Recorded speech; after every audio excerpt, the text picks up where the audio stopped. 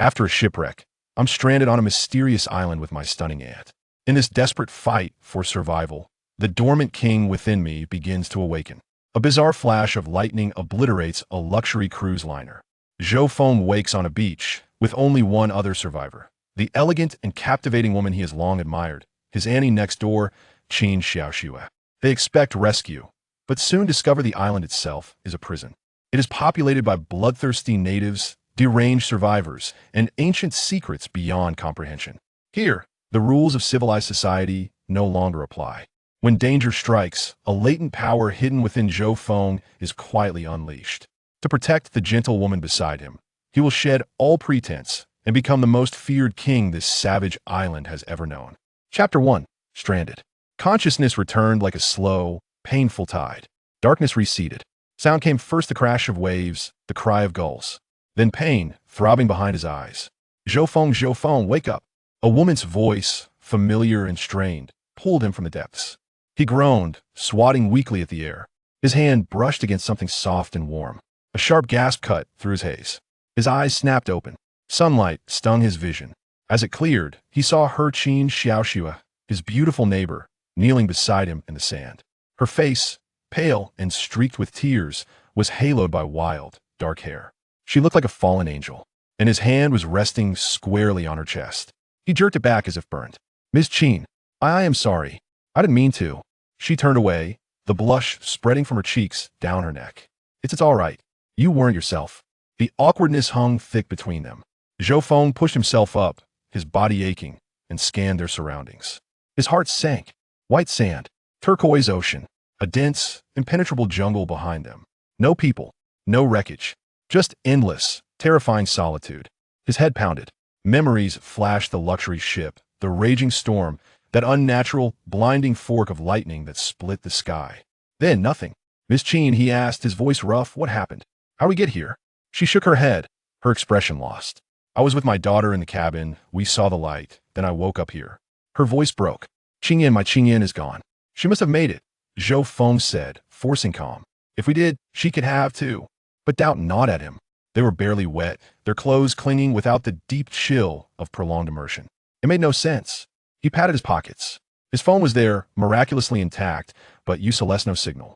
His fingers closed around something else, a smooth, cool object. He pulled out a pendant, carved from a deep, blood-red jade. Had never seen it before.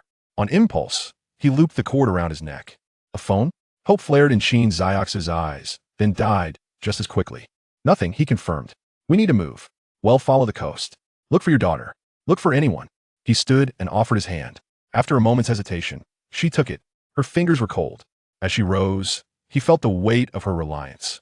This woman had admired from afar was now his responsibility. They trudged along the beach for what felt like an hour.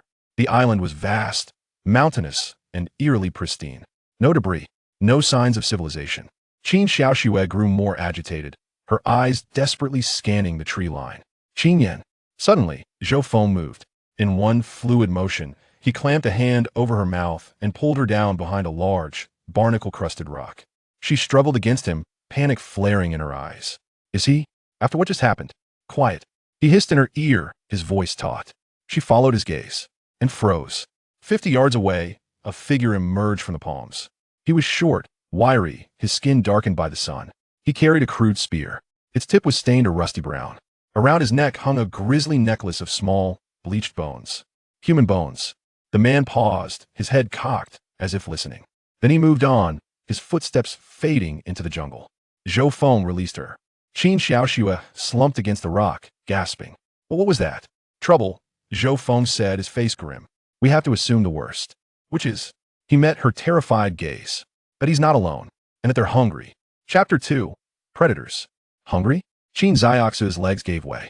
Zhou Feng caught her, his arm firm around her shoulders. The bones on his necklace, they looked human. He kept his voice low, trying to project a calm he didn't feel. "It's just a guess." It was no comfort. The image of her vibrant daughter, mixed with the savage appearance of the native, sent a wave of nausea through her. "We need water," Zhou Feng said, changing the subject. "And food.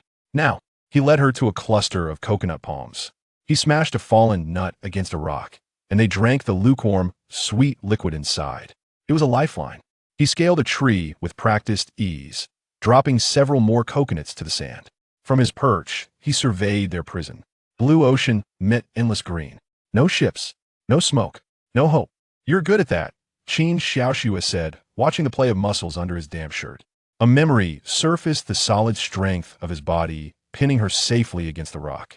A flush warmed her cheeks. My cousin taught me a few things, he said, dropping down.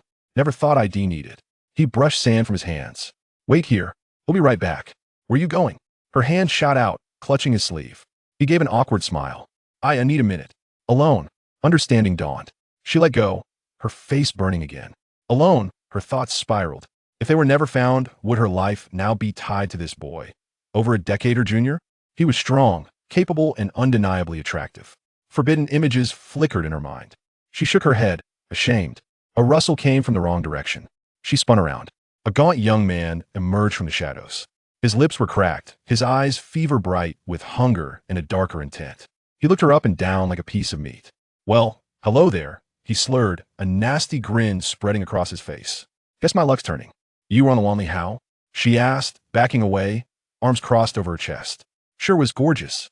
And now we're all alone. He leered. Time to get better acquainted. He lunged. Qin Xiaoxue screamed, stumbling back over a root. She fell hard. Scream all you want. No one's coming. He snarled, looming over her. A blur of motion. A sickening thud. Zhou Feng slammed into him, his foot connecting with the man's ribs. The attacker grunted in pain, thrown sideways into the sand. Xiao Feng. Qin Xiaoxue sobbed with relief. Zhou Feng didn't stop. He was on the man, his fists falling in a relentless, furious rhythm. The man, already weakened, could only curl into a ball, howling. I yield. Please. Stop. I'm sorry. Zhou Feng stood, chest heaving. Get out of here. If I see you again, I want stop. His voice was a low growl, his eyes promising violence. The man scrambled away, but at a distance, he turned back. His face was a mask of pure hatred. You're dead. You hear me? You're both dead. Zhou Feng watched him vanish, his fists still clenched. Mercy was a luxury this island couldn't afford. Xiao Feng, her voice was small. Then her arms were around his waist, her face pressed against his back. He felt her tears soak through his shirt. Thank you, thank you. He stood rigid for a second before relaxing, his hand covering hers. In that moment, his need to protect her was an absolute, physical force. His body, however, had a more immediate reaction. He felt her stiffen. She whispered, her voice thick with embarrassment. She pulled away as if shocked, her face crimson. Oh, God. Sorry, he stammered, the heat rushing to his own face. They stood apart, unable to meet each other's eyes, the air between them charged and uncomfortable. Chapter 3. The Lure of Fire. The silence stretched, broken only by the jungle's buzz. That man, Qin Xiaoxue, finally ventured. Do you think he might have seen Qin Yin? She regretted the question instantly.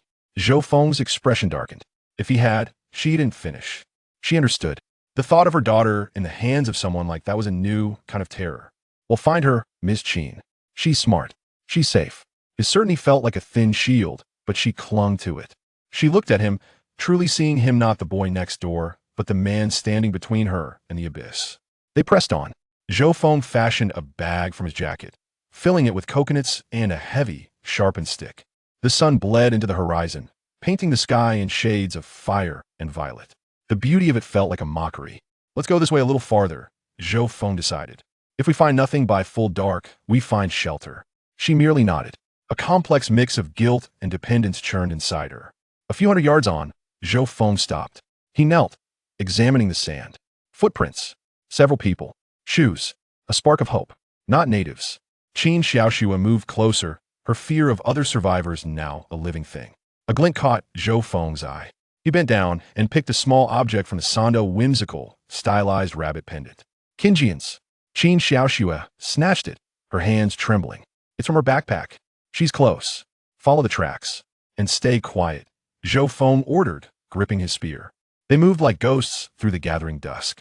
Just as the last light began to fail, they saw a flicker of firelight. Zhou Feng pulled her into the cover of thick ferns. They crept forward, their breaths held. The scene by the fire sent a jolt of adrenaline through them. 7 people huddled around the flames. The smell of roasting fish made Zhou Feng's stomach clench. And there she was by Qin Yin, sitting apart, knees drawn to her chest. She looked terrified, but unharmed. Qin Xiaoxue nearly cried out. Zhou Feng's hand tightened on her arm in warning. Look! His eyes swept the group.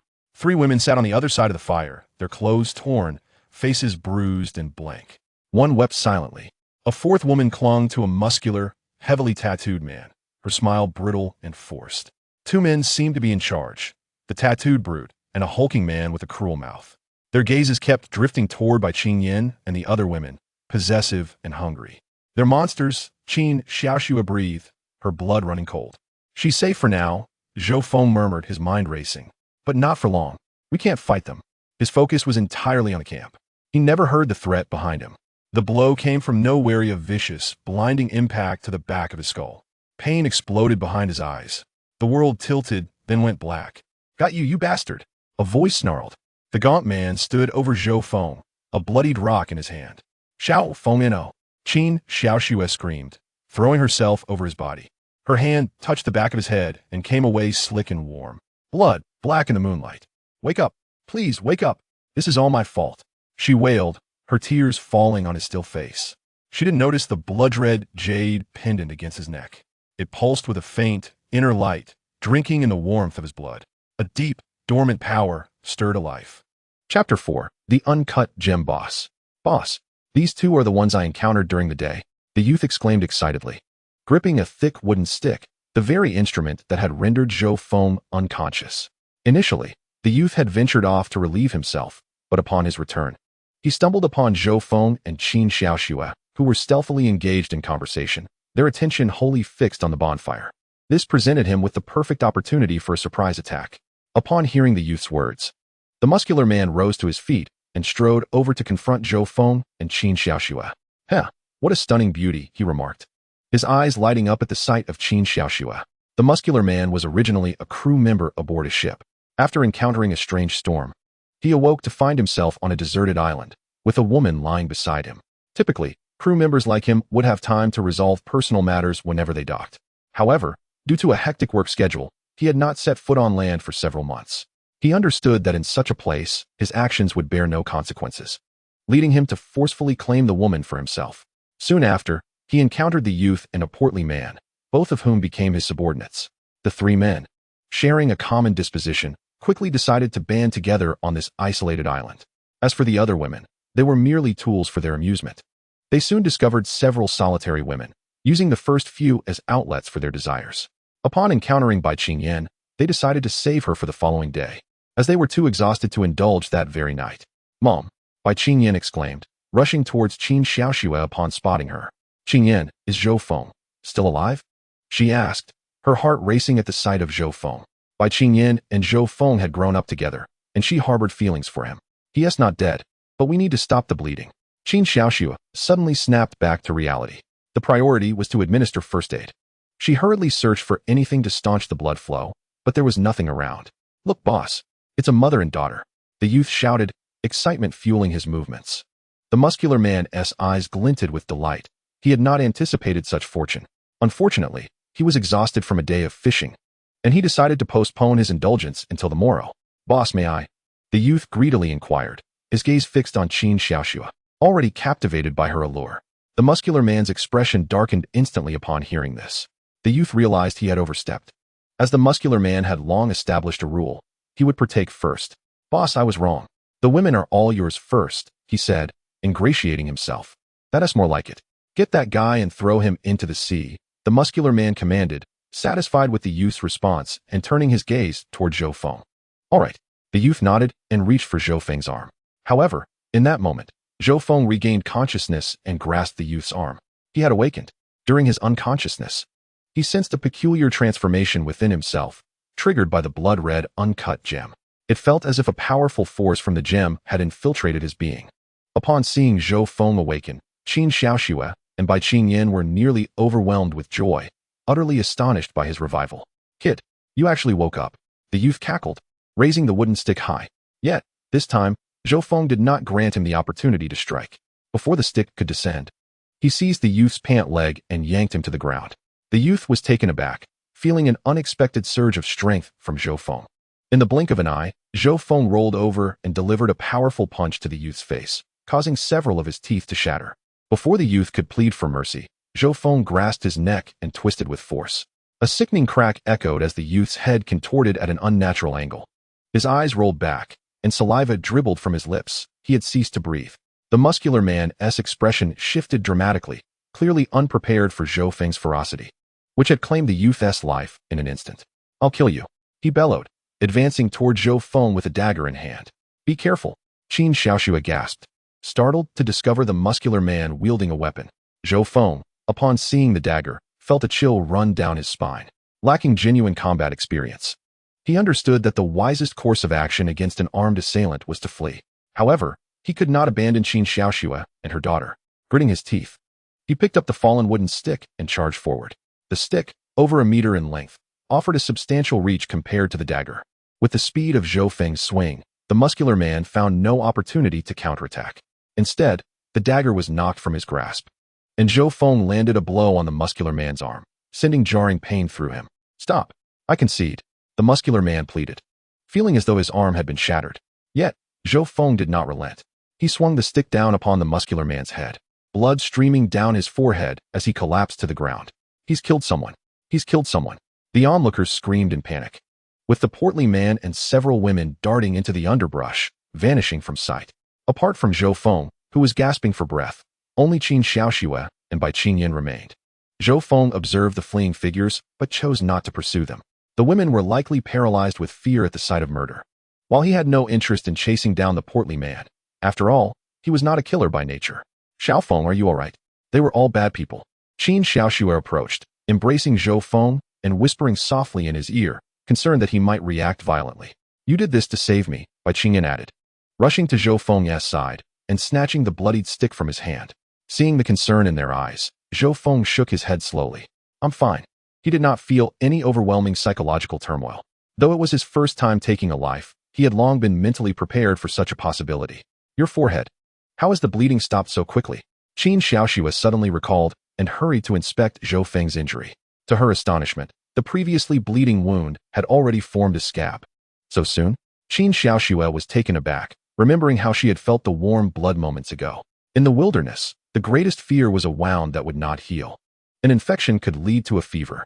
I don't know," Zhou Feng replied, shaking his head. Subconsciously, he reached for the jade pendant around his neck. Chapter 5. The Mutation. Zhou Feng felt that everything happening to his body must be connected to this jade pendant. Moreover, this pendant did not belong to him. It had mysteriously appeared in his pocket after he regained consciousness. What could possibly be the explanation? However, Zhou Feng could not dwell on these thoughts now as he inspected the young man and the muscular man, only to discover both had ceased to breathe. They were truly dead. The power he had felt coursing through him moments before had been terrifying.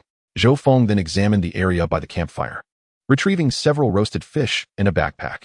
Although he did not know to whom the backpack belonged, it contained many useful items, including 2 lighters and some snacks. Of course, he did not forget to take the muscular man's dagger as well. "Let us leave this place." Zhou Feng turned to Qin Xiaoxue and her daughter, stating firmly. "All right." Qin Xiaoxue nodded vigorously. With 2 corpses now on the ground, they dared not linger any longer. Ultimately, Zhou Feng decided to return to the location where they had initially harvested coconuts. He was wary of leading Qin Xiaoxue and her daughter into unfamiliar territory.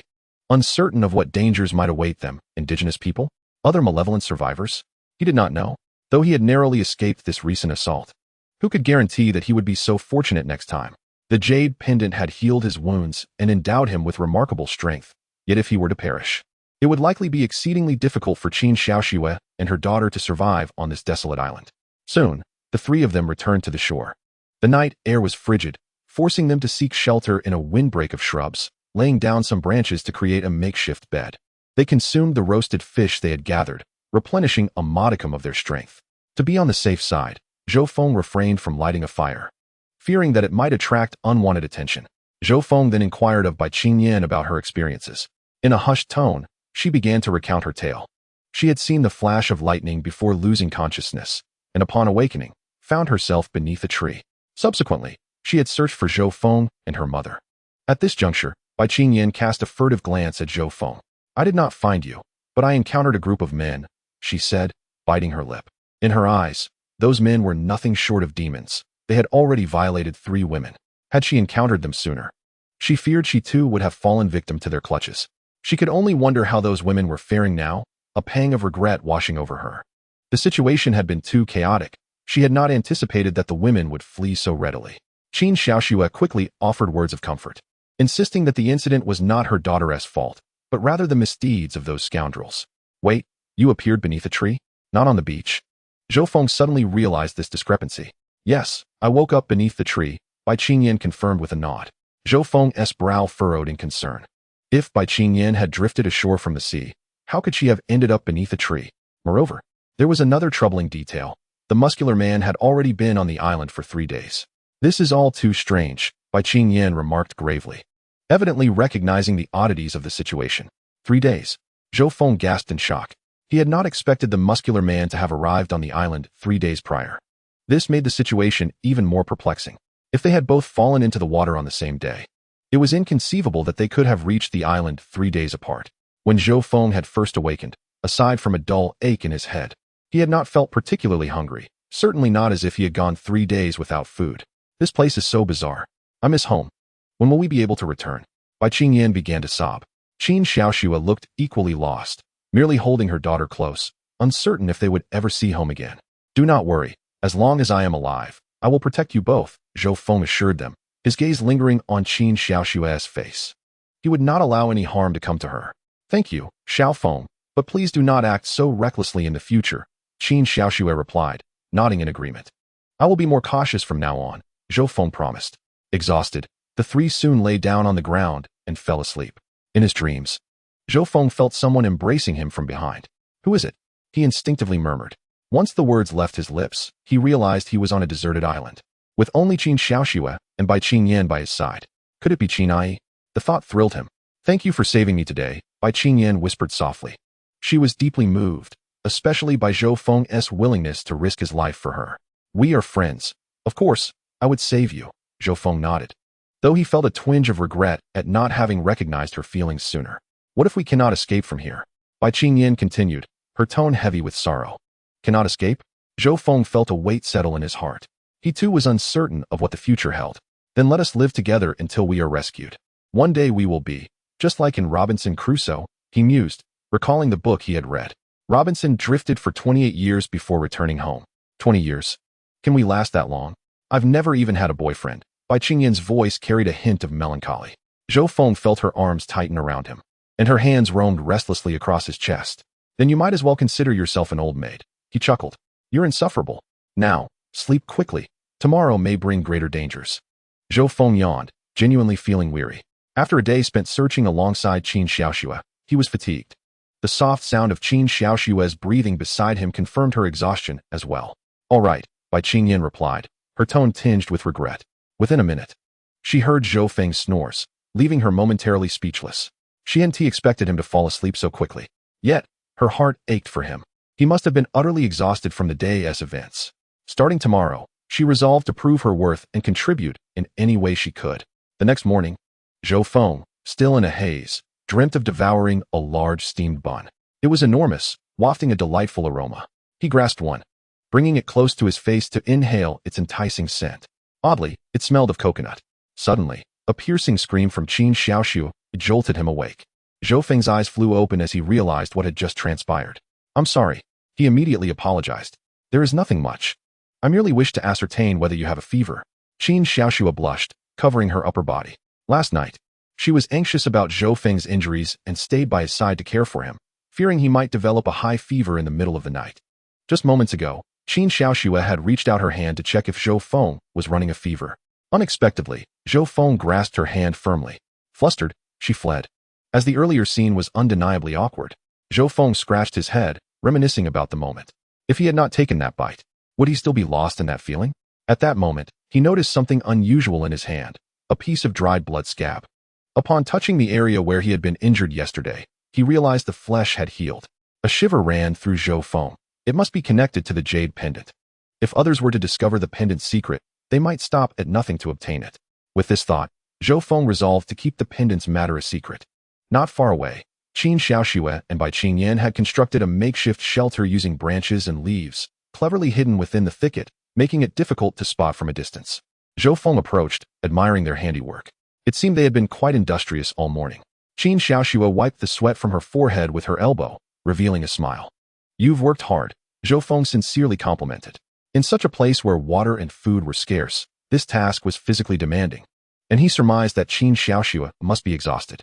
His gaze then fell upon her. Her white t-shirt was already soiled. You're only concerned about your mother and not about me?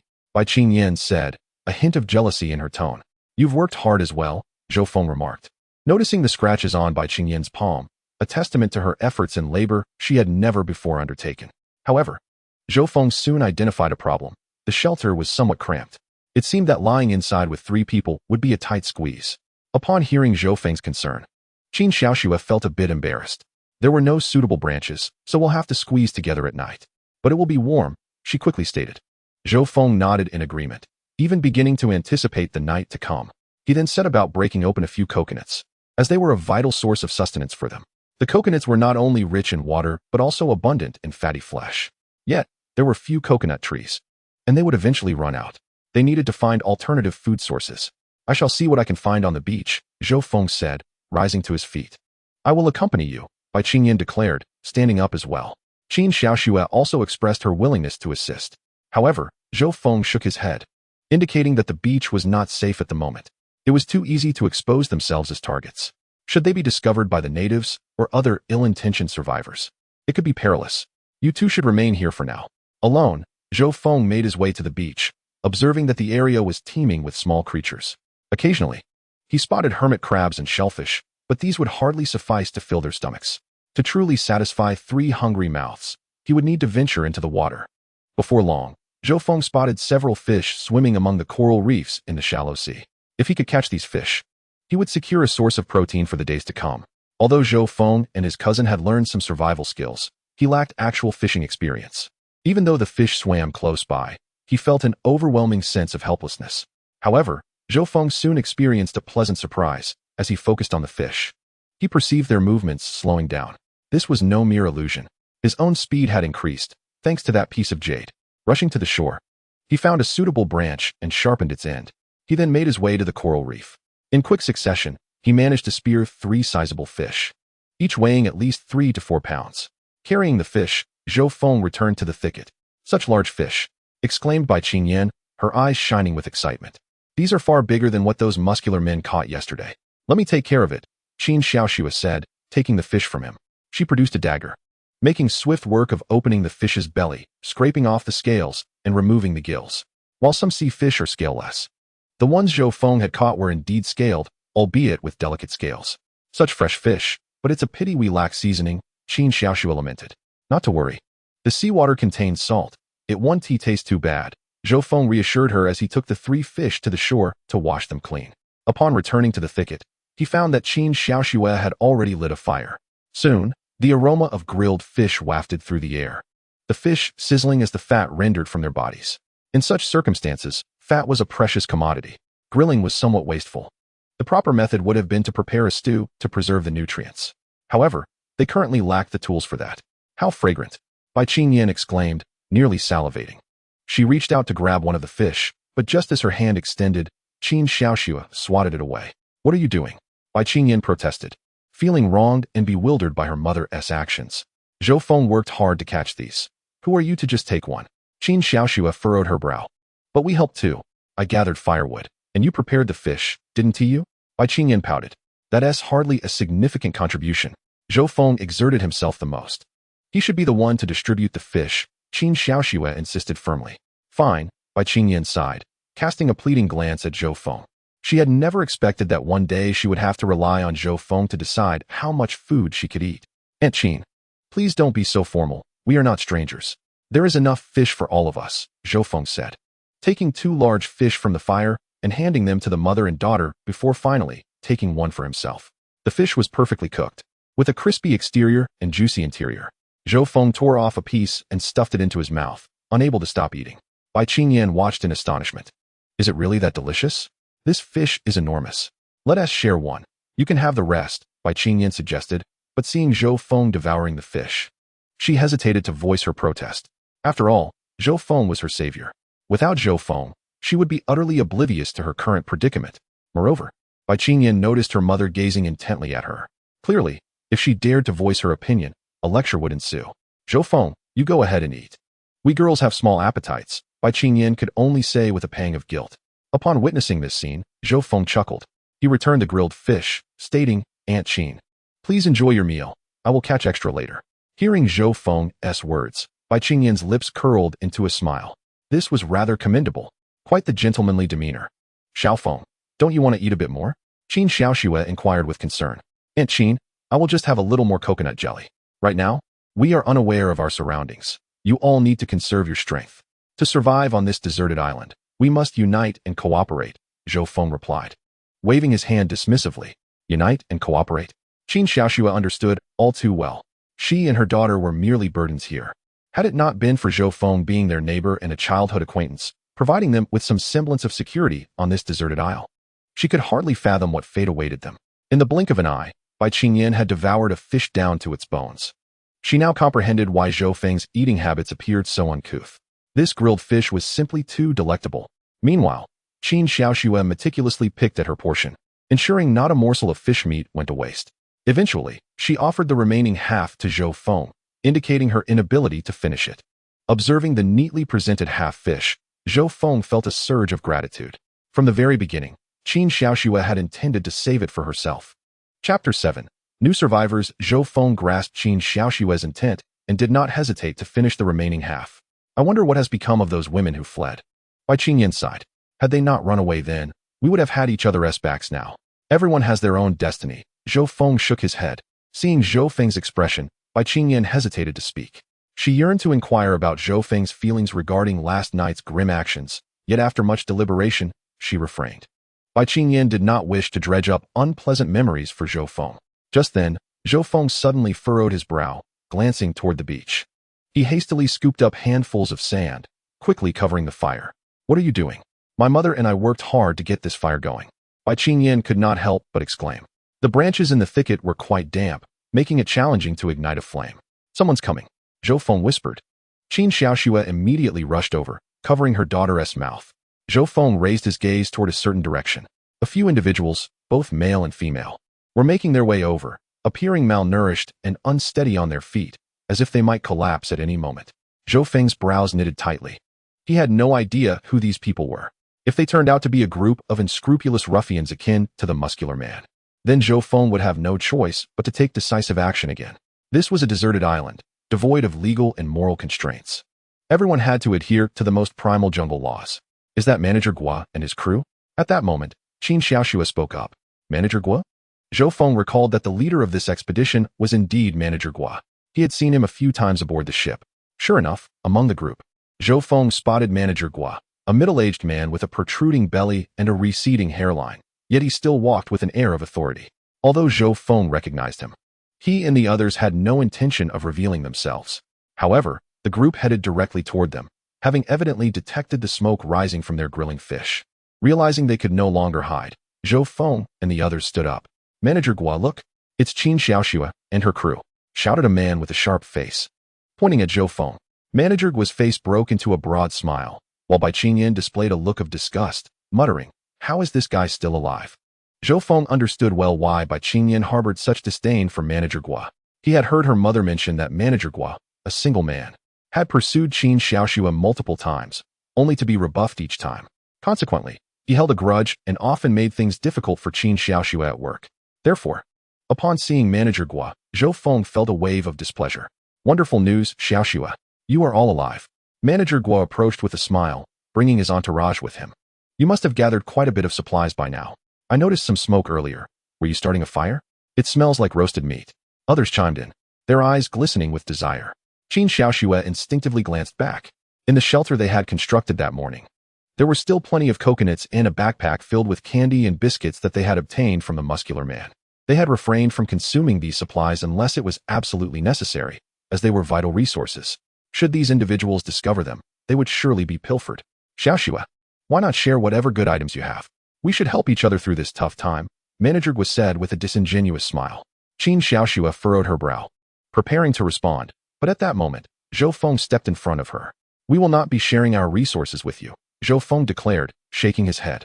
Upon hearing this, Manager Gua's smile faltered. The sharp-faced man beside him pointed an accusatory finger at Zhou Feng. Who do you think you are? What gives you the right to speak here? Zhou Feng retorted coldly. Then you can speak to it. He raised a gleaming dagger in his hand. In this situation, the dagger was far more persuasive. Manager Gua and his crew instinctively took a step back. However, their stomachs growled with hunger, and they were unwilling to let this opportunity slip away. You are Zhou Feng, right? You are related to one of our employees, so we are essentially family. We shouldn't be so selfish. Manager Gua resumed his insincere smile. Zhou Feng scoffed at this notion. Family? What era are we living in to still play such games? If you are willing to share food with us, I will personally ensure you a position at our company. Manager Gua continued with a narrowing gaze. The job market is tough. Many graduates from prestigious universities can barely earn a few thousand. Think carefully. This opportunity may only come once. The others echoed his sentiment, urging Zhou Feng to seize the chance and not to regret it. Zhou Feng found their attempts amusing. It appeared that Manager Gua indeed possessed a knack for leadership, particularly in the art of making grand promises. Enough with the chatter. Whether we can survive and leave this place is a pressing concern. Hurry and leave, Zhou Feng said coldly. Upon witnessing Zhou Feng's unwavering demeanor, Manager Gua's face flickered with annoyance. This deserted island does not belong to you. What harm is there in us remaining nearby? His gaze shifted towards Qin Xiaoxue and her daughter, inquiring whether they would consider joining his side. Manager Gua had a total of 7 individuals with him, 4 men and 3 women, thus holding an advantage in numbers. We will stay with Zhou Feng and will not join you. Qin Xiaoxue resolutely shook her head. Zhou Feng had saved her daughter, and there was no way she would betray him at this moment. You can entertain yourselves, Bai Qingyan added, sticking out her tongue at the group. Manager Gua snorted coldly, and a few of his companions wandered off to find a spot to rest. What if they refuse to leave? What if they come to steal our food? Bai Qingyan expressed her concern. That would be courting death, Zhou Feng replied, twirling a dagger in his hand. He was confident he could handle them without relying solely on the knife. If trouble arises, I will fight alongside them, Qin Xiaoxue declared, her teeth clenched. She was genuinely worried about Manager Gua and his crew, fearing they might become as savage as the muscle-bound men they had encountered earlier. Zhou Feng, it's bad. They are heading towards the coconut trees, Bai Qingyan suddenly exclaimed, pointing towards the coconut trees. Chapter 8. Workplace rules on a deserted island. Zhou Feng followed her gaze and noticed the 2 men had arrived beneath the coconut tree, pondering how to bring the coconuts down. Ignore them, Zhou Feng waved dismissively. He had already gathered a considerable number of coconuts, and there were only a few left on the tree. Ignore them? Bai Qingyan said anxiously. In her eyes, those coconuts represented their vital food supply and essential source of fresh water. What do you suggest? Should I go over and tell them that I planted the coconut tree, and they cannot touch it?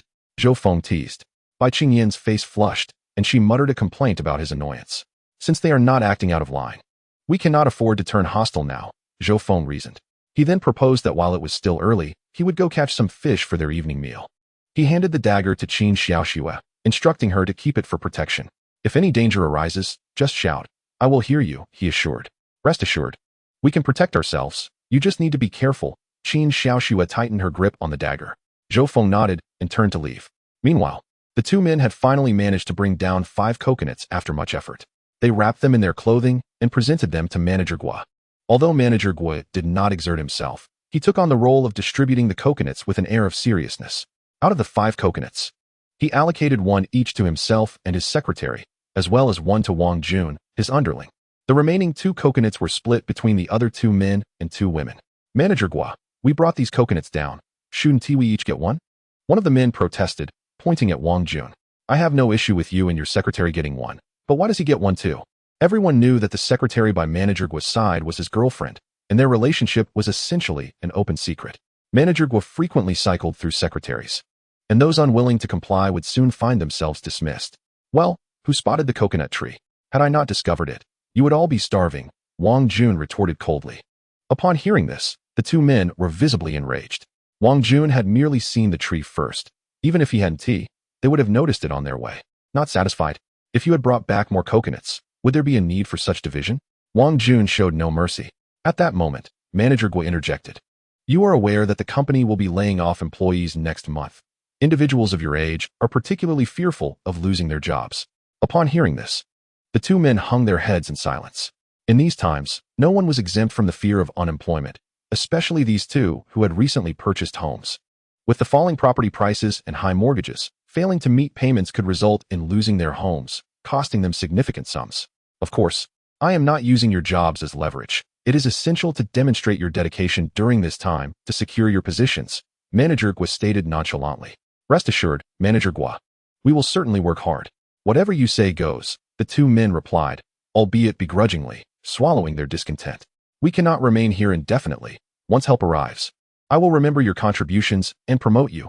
Manager Gua smiled. Wang Jun nodded in agreement. The news of the cruise ship disaster must have spread by now. The world is surely searching for us. In just 3 to 4 days, we shall return, Wang Jun added. The two men ceased their complaints and began prying open the coconuts. Soon, they were enjoying the coconut water and flesh, appearing much revitalized. Manager Gua, look over there. Wang Jun exclaimed, his eyes widening as he gazed towards the beach. What are you making such a fuss about? Manager Gua replied irritably. However, when he turned to look, he was left speechless. They all saw Zhou Feng approaching with several large fish in tow, heading towards the thicket. Where did that guy catch those fish? Manager Gua's eyes widened in astonishment. They had just awakened the previous day and had consumed very little food, still feeling the pangs of hunger. Seeing Zhou Feng carrying fish ignited their excitement. Which direction did he come from? Wang Jun pointed. Let us go. We should catch some fish too. Manager Gua rose to his feet. At that moment, a soft voice interrupted. Manager, can we rest for a moment? We don't have any strength left. The speaker was Li Ran, Manager Gua's secretary, possessing a distinctively glamorous appearance, reminiscent of a typical internet celebrity, with an exaggerated figure that felt somewhat artificial. All right, you can rest for a bit, Manager Gua nodded. Upon hearing this, the other two women expressed their discontent, claiming they were also fatigued and that fishing was a man's job. They felt their presence would be of little use. If you do not join us, you will miss out on any fish we catch. Manager Gua's expression turned cold. The demeanor of Li Ran was starkly different from before. The two female employees began to inwardly criticize her. Scoundrel. It was precisely because they refused to accept the unspoken rules that they suffered such treatment. Looking again at Li Ran, sitting on the ground with an air of entitlement, their irritation only grew. However, at that moment, they realized that their arms could not outmatch the thigh, and they could only helplessly rise. One of them felt a tinge of envy for Qin Xiaoxue, who did not have to toil to catch fish, as there were others to do it for her. Manager Gua and his team arrived at the coral area of the shallow sea, and indeed, they spotted numerous fish swimming about. Their excitement quickly morphed into disappointment, for they soon realized that they were utterly incapable of catching any fish. Among them, none possessed the skill to catch fish, not even a fishing enthusiast. Manager Gua pondered various methods, and even attempted to craft a spear like Zhou Feng. However, the wooden spear held no power in their hands. Ultimately, they could only collect a few shells to take back, which were insufficient even to fill a gap between their teeth. You didn't catch any fish? I saw Zhou Feng bringing back several, Li Ran remarked, unable to conceal her disappointment upon seeing Manager Gua and his team return empty-handed. Manager Gua felt a twinge of frustration.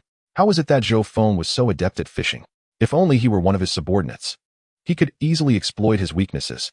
Yet, Zhou Feng seemed devoid of any vulnerabilities. Furthermore, judging by Zhou Feng's earlier demeanor, it was unlikely he would share his catch with them. How did Zhou Feng manage to catch those fish? A man sighed. They wouldn't simply divulge their secrets. That was their stable source of sustenance. Manager Gua squinted. Were he in Zhou Feng's position, he too would refrain from revealing such information to others. If all else failed, perhaps they could resort to theft. Wang Jun, feeling somewhat impatient, chimed in. He has a dagger.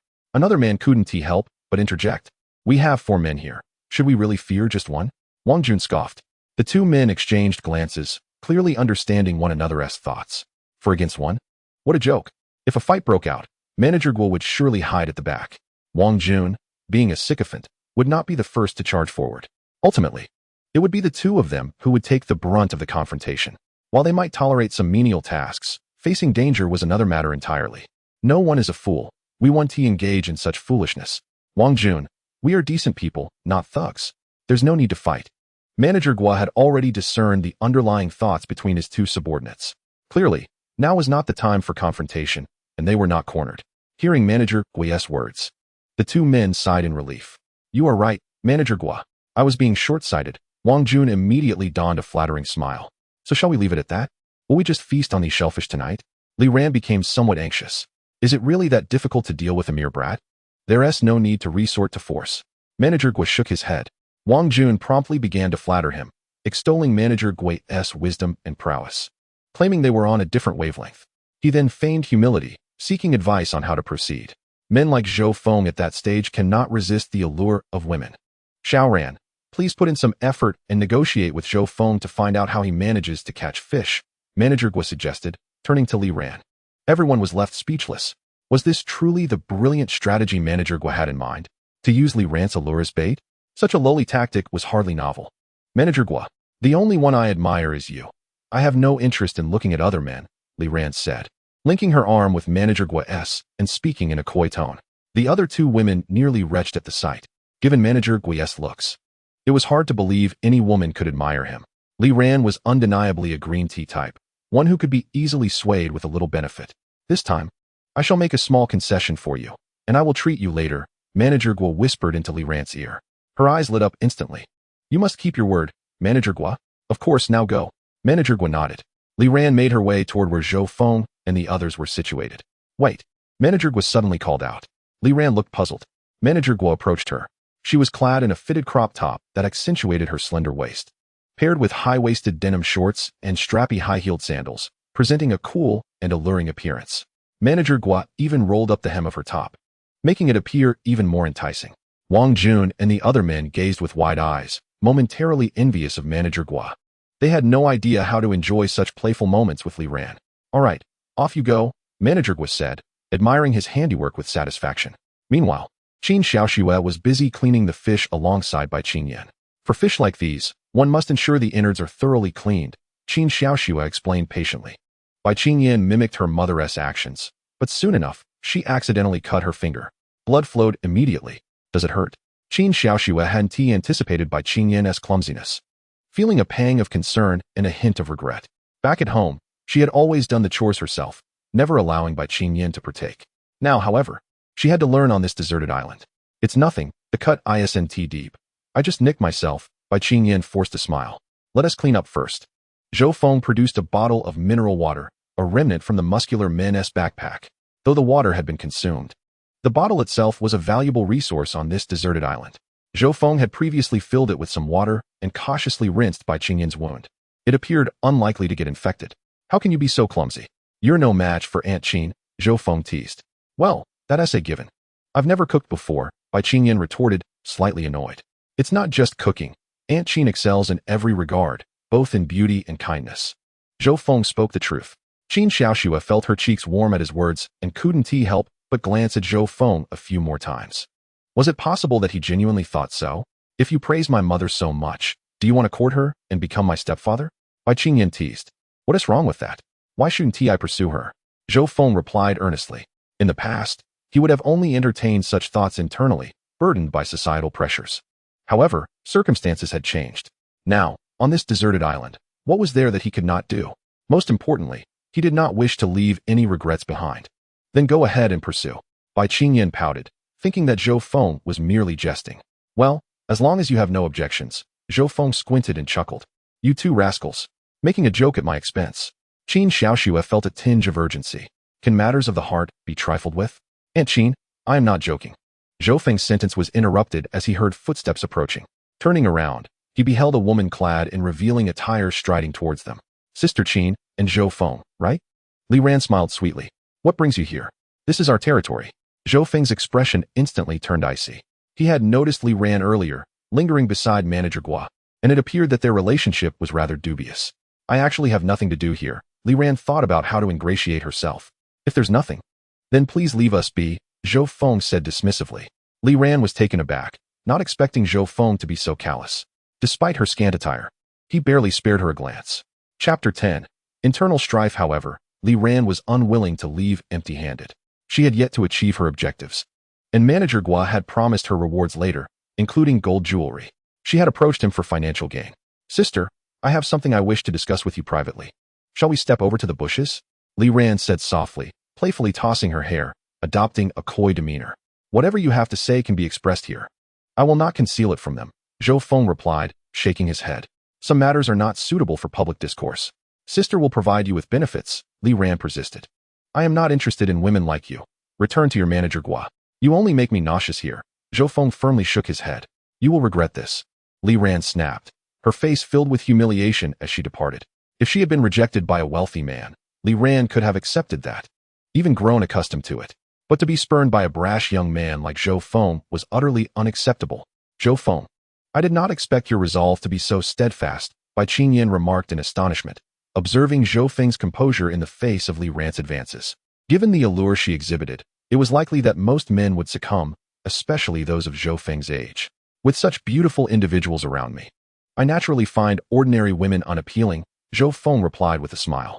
Humph, flattering with your words, Bai Qinyan huffed, yet her heart swelled with joy. Moments ago, she had been worried that Zhou Feng might be led away by Li Ran, oblivious to what might transpire in the bushes. What exactly is Li Ran here for? Qin Xiaoxue furrowed her brow slightly. What does it matter? As long as she does not disturb us. Zhou Feng shook his head. Meanwhile, Manager Gua stormed back, fuming upon seeing Li Ran. What is going on? He inquired. That Zhou Feng wouldn't even listen to me. He simply told me to leave. Li Ran sulked, sitting on the ground in frustration. He is not interested in you? Wang Jun expressed surprise. He had long coveted Li Ran, especially in her enticing outfit, but could not fathom that someone would be indifferent. That guy is surrounded by two vixens. He must be utterly captivated by them, Li Ran speculated with bitterness. Wang Jun suddenly realized this could very well be true, as Qin Xiaoxue was indeed far more beautiful than Li Ran and enjoyed greater popularity in the company. Manager Gua, what should we do now? All eyes turned to Manager Gua, awaiting his guidance. First, gather food. I will devise a plan later. For now, we should ensure our safety here. Manager Gua waved impatiently. Gather food? Where are we supposed to collect food? The others looked bewildered. What are you all standing there for? You lot go. Wang Jun pointed at the remaining individuals. The two men and two women exchanged glances, resigned to stand up. They headed towards the beach to collect shellfish. Splitting into two groups, two of the men walked along the same path, grumbling as they trudged beneath the trees. Let us leave the work to us, Yang Wei grumbled. What can we do? He is the manager. We have to endure it, Fan Jian sighed. It seems we will be the ones doing all the dirty work from now on, Yang Wei complained. Since yesterday, they had essentially been reduced to mere servants, catering not only to one person but also to Wang Jun and that vixen. It's maddening to be under the thumb of Manager Gua, Fan Jian remarked. They felt powerless, knowing that one word from him could cost them their jobs. Yet, they were also expected to serve Li Ran. Why should that be? They had not even touched a hair on her head. She had not called upon them during her leisure, yet expected them to toil. Even worse, Wang Jun barked orders at them. Let us endure for a few more days. Once rescue arrives, perhaps we will even receive compensation, Yang Wei suggested, drawing a large SOS signal in the sand with a stick. They had drawn several such signals along the way. This maritime disaster may not be so simple, Fan Jian remarked, narrowing his eyes. Not so simple. Yang Wei was taken aback. Think about it. How could so many people drift to this island and emerge unscathed? Fan Jian spoke slowly. They too had suddenly awakened on the beach, initially believing themselves to be the sole survivors, only to encounter Zhou Feng and others. This was indeed peculiar. After all, Manager Gua and Li Ran occupied luxury suites on the upper deck of the cruise ship, while they were confined to the economy class below. If a calamity had befallen them, the odds were they would have perished. Yet now, Qin Xiaoxue and her group were unharmed. What do you mean? There may be some peculiar circumstances at play. In any case, rescue will not come swiftly. Fan Jian remained lucid. But didn't Team Manager Gua say, what they meant was to instill hope in us, so we would obey their commands. Fan Jian scoffed. Those scoundrels. Yang Wei finally grasped the situation, realizing he had been played all along. With this in mind, he turned to confront Manager Gua, but was stopped by Fan Jian. What are you planning to do? Fan Jian asked. Of course, I'm going to settle this score. I will make that fellow pay. Yang Wei clenched his fists, seething with indignation. Make him pay? What can you possibly do? You can't kill him, can you? Fan Jian shook his head. Yang Wei faltered, his spirit deflating. As Fan Jian had pointed out, he could not become a murderer over such trivial matters. Is it worthwhile to confront Manager Gua? It hardly seems so. We cannot simply be at a disadvantage while he, with his secretary, enjoys himself. Yang Wei could not help but voice his frustration. We might be working, but the crux of the matter is that none of us possess outdoor survival skills. We are bound to go hungry. Inevitably. It will be us who suffer first, Fan Jian remarked solemnly. At that moment, Yang Wei's stomach grumbled, prompting him to nod in agreement. Despite having gathered a fair amount of supplies, their share was meager. Let us part ways. If the two of us unite, how could we possibly starve? Yang Wei declared. Part ways? Are you content to leave like this? Have you not always fancied Li Ran? Fan Jian smirked knowingly. Chapter 11. Rebellion. Yang Wei blushed and quickly waved his hands. However, his actions had already betrayed him.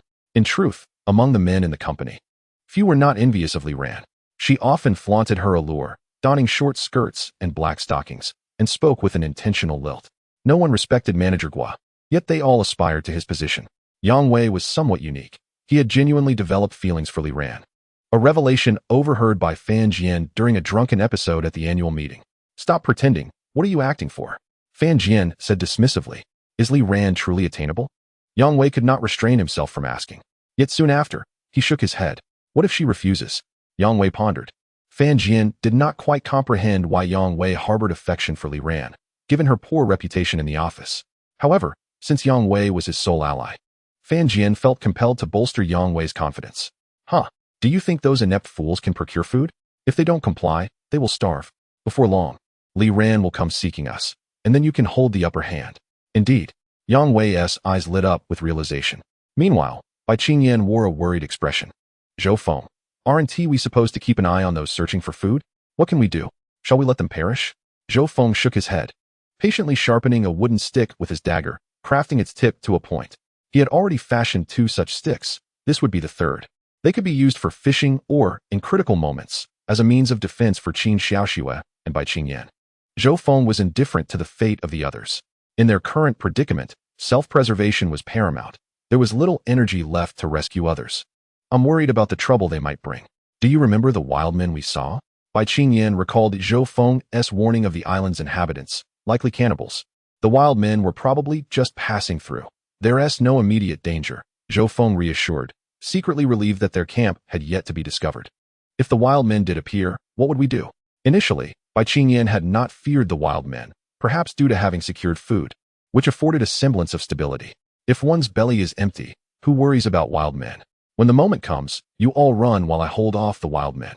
Qin Xiaoxue interjected, busy reinforcing their camp by laying branches on the ground to avoid sleeping directly on the earth.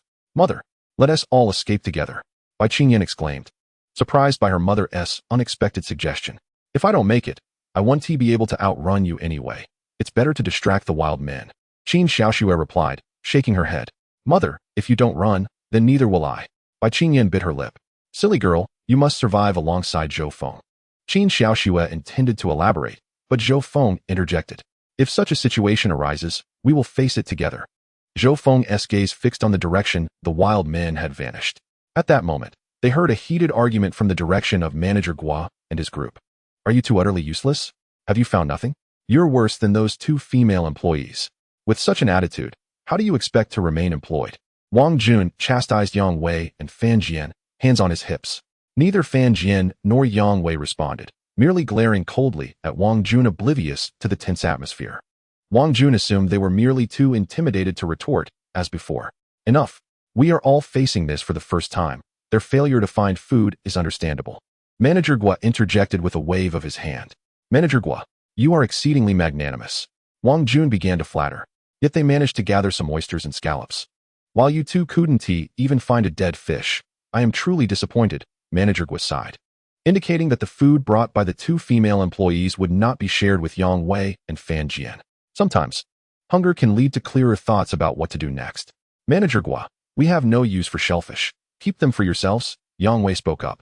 Manager Gua's expression shifted slightly, having detected a note of defiance in Yang Wei's tone. "What do you mean by that, Yang Wei?" "Nothing much. Merely that from now on, we shall act independently. This is not the company, and you cannot command us," Fan Jian scoffed. Before Manager Gua could respond, Wang Jun jumped in as usual. "Are you plotting a rebellion? One word from Manager Gua could cost you your jobs." Bang! Yang Wei suddenly landed a powerful punch into Wang Jun's abdomen, causing him to collapse to the ground, curled up like a shrimp. "You scoundrel! I have found you displeasing for quite some time." Yang Wei, unsatisfied, delivered 2 more kicks. "Do not resort to violence. Please, calm down." Li Ran attempted to intervene, but she dared not approach, fearing she might be caught in the fray. "Now, you have a choice. Will you follow Manager Gua and Wang Jun? Or will you side with us?" Yang Wei addressed Li Ran and the other 2 female employees. They had discussed this on their way. The 2 female employees could also make a case for themselves, having been diligent in their work. However, Yang Wei's gaze remained fixed on Li Ran.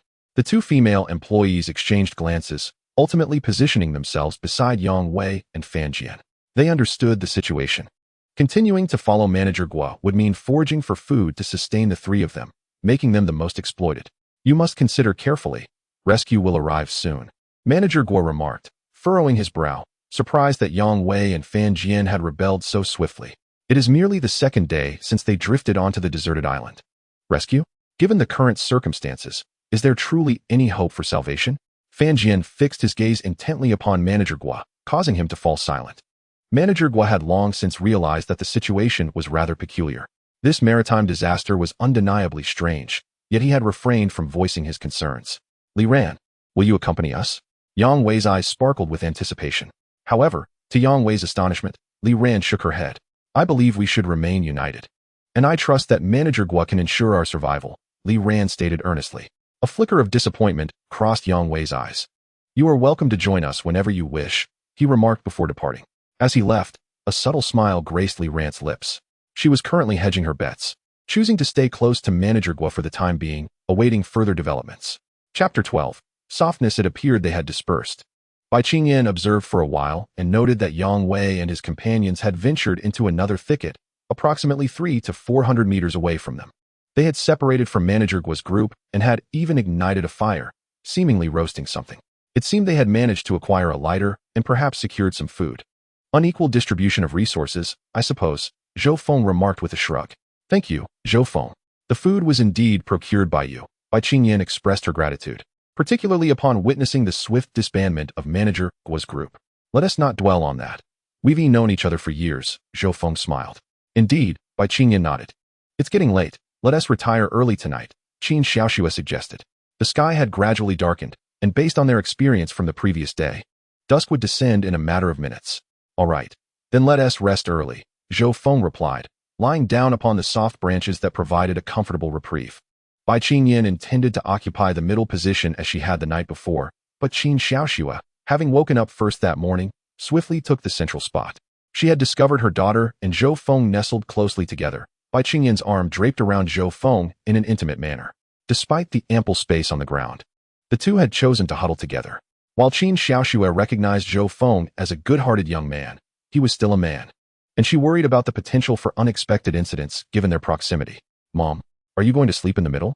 Bai Qingyan asked, surprised. Yes. You should sleep on the side, Qin Xiaoxue replied, her face flushed, hesitant to mention the previous night's events. However, she was confident that as long as she occupied the middle position, nothing untoward would occur.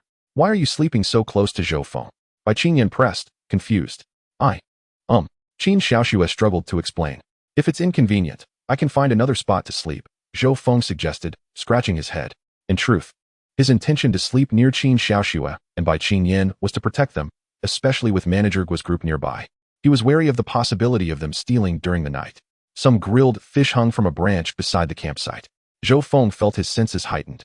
Even in slumber, he would be alert to any disturbances. There's nothing inconvenient about it. Let us rest, Qin Xiaoxue said, lying down. Seeing her mother remain silent, Bai Qingyan had no choice but to recline as well. Gazing at Zhou Feng on the opposite side, she felt a pang of disappointment. She cherished the closeness they had shared the previous night. After an indeterminate period, Qin Xiaoxue sensed a strong arm draped over her abdomen, holding her tightly, accompanied by Zhou Feng's rhythmic breathing. After a few attempts to shift, she resigned herself to the situation, finding herself smiling helplessly. Zhou Feng's restlessness was somewhat amusing, yet the embrace felt rather pleasant. When Zhou Feng opened his eyes, dawn was breaking. His first realization was that he was indeed holding Qin Xiaoxue. This revelation stirred something within him. Had he maintained this position throughout the night, and had Qin not rejected him? As this thought crossed his mind, his fingers instinctively squeezed a few times, feeling the softness of her abdomen, devoid of excess flesh, emanating warmth. Qin Xiaoxue murmured. Reluctantly, Zhou Feng released her. Unaware that Qin Xiaoxue had already opened her eyes, her expression a mixture of emotions. Zhou Feng's unintentional actions from the previous night had been rather bold, yet this morning, Qin Xiaoxue felt relieved that he had not proceeded further and instead stood up to gaze into the distance. After several minutes, Qin Xiaoxue pretended to awaken, while Bai Qingyan remained in a drowsy state. Xiao Feng, what are you doing? She inquired, noticing him standing at the edge of the thicket, peering into the distance. I'm watching those people over there. They're catching fish, Zhou Feng replied, squinting. It was Yang Wei and Fan Jian, who had been stationed in the coral area since early morning. Though they lacked spears, they had ingeniously crafted a wooden fish trap, likely set the previous night with bait to attract smaller fish. Now, they were assessing their catch. As they pulled up the trap, Cheers erupted, indicating success. Fish had indeed entered the trap. The two women nearby joined in the jubilant celebration, signifying they would not go hungry. Although a single trap might yield a meager catch, multiple traps would provide a stable food source. What if they deplete the fish supply? Qin Xiaoxue expressed her concern. Zhou Feng chuckled lightly. There are plenty of fish in the sea, and we cannot solely rely on them. We must seek other food sources. His smile reassured Qin Xiaoxue, providing her with a sense of comfort. However, Zhou Feng himself felt uncertain. He was unsure if a consistent food source could be found. Yet, in front of Qin Xiaoxue and by Qin Yan, he could not display his confusion, for it would only instill greater fear in the two women. Meanwhile, on the other side, Manager Gua and his group stood on the beach, observing as Yang Wei and Fan Jian successfully caught several fish. That scoundrel Fan Jian. He can actually weave fish traps. Previously kept hidden, Wang Jun gritted his teeth in frustration. Manager Gua's expression was equally grim. Since the previous night, they had scarcely eaten anything. After Fan Jian and the others departed, they attempted to forage for food, but found nothing before darkness fell, resulting in a night spent with empty stomachs. Witnessing Fan Jian and his companions' bountiful harvest only intensified Wang Jun's resentment. Manager Gua, we need a plan. I am quite hungry, Li Ran implored, shaking Gua's arm. Gua exchanged a glance with Wang Jun. In the past, he would have sent Wang Jun to search for food, but now, with Wang Jun being his only companion, driving him away would yield no benefit. Let us venture into the thicket and see if we can find any sustenance, Manager Gua suggested cautiously. Chapter 13. All these fish are ours. Venture into the thicket? Li Ran furrowed her brow, glancing towards the bushes. She had an unsettling feeling that something dreadful lurked within. Relying solely on fish cannot sustain us for long. There may be wild fruits in the thicket, and we desperately need fresh water, Manager Gua elucidated. Their sole source of fresh water was the coconuts they had collected the day before. Furthermore, was speculated that there might be inhabitants on the island. Once they established contact with the residents, hunger would no longer be an issue. Indeed, Manager Gua is quite astute, Wang Jun continued to praise. Let us gather our belongings and depart. Manager Gua began to collect their items. When Yang Wei and the others had left the previous day, they had taken most of their possessions, leaving little for Gua and his group. Li Ran hesitated momentarily, but decided to follow Manager Gua, as they had yet to encounter any danger. Deep down, she was reluctant to remain on the island and preferred to take a chance. Zhou Feng also noticed Manager Gua and his group moving deeper into the thicket. What are they up to? Qin Xiaoxue inquired curiously. They must be hoping for better luck in the woods since they found nothing on the beach, Zhou Feng speculated. But aren't there wild people in there? Should we notify them? Qin Xiaoxue couldn't help but exclaim, feeling it was her duty to warn them as colleagues. Zhou Feng nodded. Though he harbored no fondness for Manager Gua and his team, it was unwise to watch them walk into danger without a word of caution. There are other survivors on the island, some of whom are no different from beasts. It is perilous, Bai Qingyan had unexpectedly joined them. Upon hearing this, Zhou Feng instinctively touched the back of his head, where the scar had faded, and even his hair had grown back. Yet, the sensation of near death was an indelible memory. He approached Manager Gua and the others. What are you planning, young man? Wang Jun's displeasure was evident at Zhou Feng's approach. However, as Zhou Feng continued forward, Wang Jun instinctively took a few steps back, remembering the punch he had received from Yang Wei the day before, which still caused him discomfort. Are you going into the thicket? Zhou Feng directed his question at Manager Gua, recognizing that he was the most authoritative among the three. Indeed, remaining on this beach holds no promise, Manager Gua affirmed. Did you not mention there was a rescue team? Wouldn't it be easier to be spotted on the beach? Zhou Feng replied coolly. Rather than becoming angry at Zhou Feng's mockery, Manager Gua simply smiled and extended an invitation for Zhou Feng to join their team. Join you? I have no interest in that. I merely wish to inform you that this island is home to wild people who may resort to cannibalism. Zhou Feng recounted his encounter with the wild folk. He also mentioned having seen other survivors from the ship who enslaved their fellow survivors. However, he refrained from disclosing that he had killed 2 of them. You're spinning tales. How could there be wild people on this island? Wang Jun dismissed the notion, convinced Zhou Feng was merely trying to frighten them. Thank you, young brother. We'll be cautious, Manager Gua replied politely. However, once Zhou Feng departed, Manager Gua's expression shifted to one of disdain. Wild people? Is he trying to fool us? He wouldn't go out of his way to deceive us, Li Ran interjected, unable to fathom Zhou Feng's motive for tricking them. The reason is simple. He doesn't want us to leave. He desires us to be on the brink of starvation before we seek his help, at which point we would become his slaves. Manager Gua snorted dismissively. So that is his true nature. Wang Jun nodded in agreement. Li Ran was momentarily taken aback, believing Zhou Feng to be a better person than that. Nevertheless, as she watched Manager Gua and Wang Jun proceed into the thicket, she hesitated before ultimately following them. They didn't heed your warning? Qin Xiaoxue observed as Manager Gua and his group resolutely entered the thicket without a trace of hesitation. They do not believe me, Zhou Feng shrugged. In fact, after he turned to leave, he overheard Manager Gua's words. We have done all we can. Qin Xiaoxue sighed in resignation. However, we should also contemplate migrating into the woods. Zhou Feng spoke in a low voice. Why? Is it not sufficient here? Bai Qingyan expressed her trepidation regarding the woods. Zhou Feng succinctly analyzed their predicament. They were currently facing a shortage of fresh water, and the remaining coconuts were insufficient. It was imperative to find fresh water within the woods. Moreover, the beach might not be the safest location. The open space made them vulnerable to discovery. Then where shall we go? Qin Xiaoxue earnestly inquired. Zhou Feng pointed in a direction. I spotted what seemed to be a cliff over there near the coconut trees.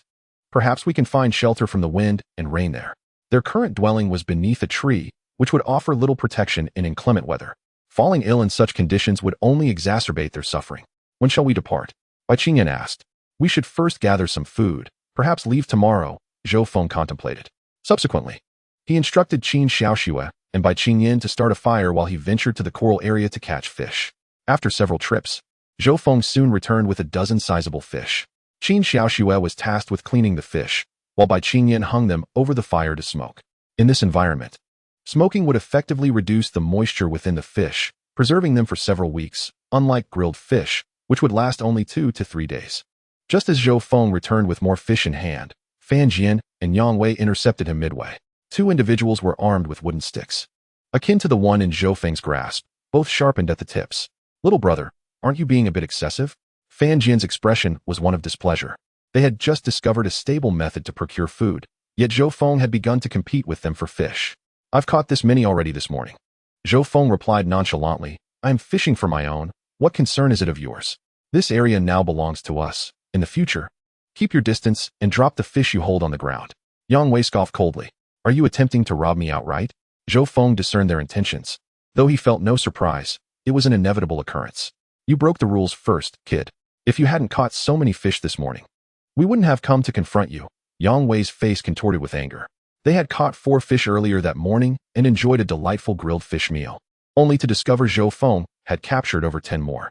It infuriated them, making them feel that Zhou Feng was deliberately opposing them. What rules exist on this island? Enlighten me, Zhou Feng chuckled. Since arriving on this island, it was the first he had heard of any rules. Spare us the pleasantries, hand over the fish, or we shall take everything you own. Fan Jian threatened venomously. If you have the ability, come and take it yourself. Zhou Feng narrowed his eyes defiantly. Fine. You asked for this. Yang Wei roared, swinging his stick towards Zhou Feng. Observing this, Zhou Feng shook his head inwardly. Despite his lack of combat experience, he understood that weapons were not wielded in such a manner. To defeat an enemy, one must strike at the head. Yang Wei's movements appeared to Zhou Feng as if in slow motion, posing no threat whatsoever. He raised his stick and thrust it forward. Ah! Yang Wei cried out, clutching his abdomen in agony. The fabric around his waist had been torn, blood flowing freely. You! Fan Jian panicked, holding his stick, hesitant to advance. Though it was merely a superficial wound, infection on a deserted island could prove fatal. Should you continue to seek your demise, I would not hesitate to kill you. After all, I have taken a life before. Zhou Feng's gaze was icy. What? The revelation that this individual had killed before left Fan Jian's complexion pale. Understanding Zhou Feng's intent in that moment, he realized the boy was not merely bluffing. But when had he taken a life? Was it after arriving on this island or prior? By the time Fan Jian regained his composure, Zhou Feng had already departed with the fish. Rushing to Yang Wei's side, Fan Jian assessed the injury, his expression growing even graver. Zhou Feng had not held back. Yang Wei bore a wound over 10 centimeters long, blood pouring from it. Am I going to die? I haven't even touched a woman yet, Yang Wei lamented. Although they had parted ways with the 2 female employees and manager with the previous night, Yang Wei and his companions had refrained from any extreme actions, believing they were among acquaintances. I'll bandage you up. Fan Jian, lacking any first aid knowledge, could only remove Yang Wei's shirt to staunch the bleeding. Meanwhile, when Zhou Feng arrived at the camp, he discovered Qin Xiaoxue and Bai Qingyan both wielding sticks. What are you 2 doing? Zhou Feng asked, astonished. We saw you were in trouble and wanted to help, Bai Qingyan asserted resolutely. Zhou Feng could only chuckle in exasperation. Rest assured, they are no match for me. He waved his hand dismissively. Those two were merely putting on a fierce front, far inferior to the muscular men they had encountered before. Zhou Feng, are you hurt? Qin Xiaoxue approached Zhou Feng, scrutinizing him closely, even lifting his shirt. This made Zhou Feng quite bashful. Zhou Feng, why is your face so red? Bai Qingyan asked, puzzled. Qin Xiaoxue paused, realizing Zhou Feng was embarrassed. Only then did she withdraw her hand, a smile creeping into her heart. In previous encounters, Zhou Feng had not displayed such a reaction when their bodies accidentally touched. It seemed this boy was capable of feeling shy as well. Auntie Qin, worry not. I am fine. Zhou Feng cleared his throat. What was that scream earlier? Qin Xiaoxue inquired. Zhou Feng quickly recounted the events, explaining how Yang Wei had initiated the conflict and brought it upon himself. Those fish are not theirs. What right do they have to steal? Bai Qingyan exclaimed indignantly, subsequently grumbling about how Fan Jian and his companions were inferior to Manager Gua, who at least had not attempted to steal from them. Zhou Feng, however, did not perceive Manager Gua as particularly noble. He simply had not reached that point yet. In such an environment, the darkest impulses of the human heart could be ignited. Former friends and colleagues could easily assume entirely different facades. By evening, Zhou Feng had prepared over 10 smoked fish. If consumed sparingly, they could last 3 to 4 days. He packed all the smoked fish into his backpack, along with essential items such as his dagger and lighter. These were now his most treasured possessions. That morning, Zhou Feng caught a whiff of a delightful fragrance, inhaling deeply. Upon opening his eyes, he found himself holding Qin Xiaoxue. Auntie, you smell so wonderful. Zhou Feng blurted out instinctively. Qin Xiaoxue was still drowsy. She had not slept well the previous night. Plagued by nightmares of Yang Wei and his group seeking revenge on Zhou Feng, leaving him bloodied and battered. It was only in the latter half of the night that she finally found restful sleep. Of course, throughout the night, Zhou Feng's arms had remained around her, leaving her bemused. If they were to survive and return home, Qin Xiaoxue would surely inquire with her friends whether Zhou Feng had always been so restless in his sleep. After a few moments, Qin Xiaoxue realized what had just occurred. Zhou Feng, release me, she whispered urgently. Fortunately, Bai Qingyan was not nearby. She must have gone to the restroom. Moreover, the dawn light was too dim to discern the surroundings. Otherwise, if discovered, Qin Xiaoxue would have been at a loss for an explanation. Auntie Qin, I don't want to let go. Zhou Feng tightened his embrace. Zhou Feng, what do you mean by that? Qin Xiaoxue stammered, confused by Zhou Feng's sudden declaration. Auntie, I like you. Zhou Feng confessed softly. Hearing those words made Qin Xiaoxue's heart flutter. She had never anticipated hearing such words from Zhou Feng's lips. And he also likes you. Qin Xiaoxue feigned calmness. Even though she understood that Zhou Feng did not mean it in that way, she chose to act as if she were oblivious. I have liked you for a long time. I just didn't have the courage to confess back then. But now that I'm on this island, I've realized how fragile life is, and I don't want to leave any regrets. Zhou Feng whispered into Qin Xiaoxue's ear. Chapter 15, Twisted Ankle. In truth, Zhou Feng's embrace of Qin Xiaoxue that night was intentional. He wanted to gauge her reaction. It seemed that Auntie Qin did not harbor any resentment, which gave him hope. You child, Qin Xiaoxue thought Zhou Feng must have succumbed to the overwhelming pressure since arriving on the island, leading him to such thoughts. She could empathize. After all, Zhou Feng bore the responsibility of their lives. Auntie, please consider becoming my girlfriend, Zhou Feng continued. The idea of becoming Zhou Feng's girlfriend was utterly implausible for Qin Xiaoxue. She had never entertained such notions, even in her dreams. Just then, she heard footsteps approaching. It was Bai Qingyan returning from afar. They had to walk over 100 meters to the restroom, as decorum dictated a separation of the sexes. The mere sound of footsteps made her feel bashful. Zhou Feng, let go of me, Qin Xiaoxue urged anxiously. Their current position was far too intimate. Zhou Feng was nearly pressed against her. Auntie, please just think about it. Zhou Feng recognized that Qin Xiaoxue would not agree to be his girlfriend outright. He needed to grant her time to contemplate. All right, I'll consider it, Qin Xiaoxue relented, feeling a wave of relief when Zhou Feng immediately released her. Thankfully, their daughter had not witnessed the moment. The footsteps drew nearer as Bai Qingyan returned to the campsite. Are you still asleep? She mumbled, before lying down on the ground and covering herself with leaves to rest. Although they had enjoyed fish for the past 2 days, Bai Qingyan felt drained and believed her nutritional needs were still unmet.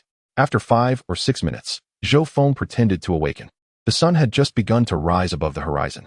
Qin Xiaoxue got up as well, yet she no longer dared to glance at Zhou Feng too often. Feeling his gaze was particularly intense.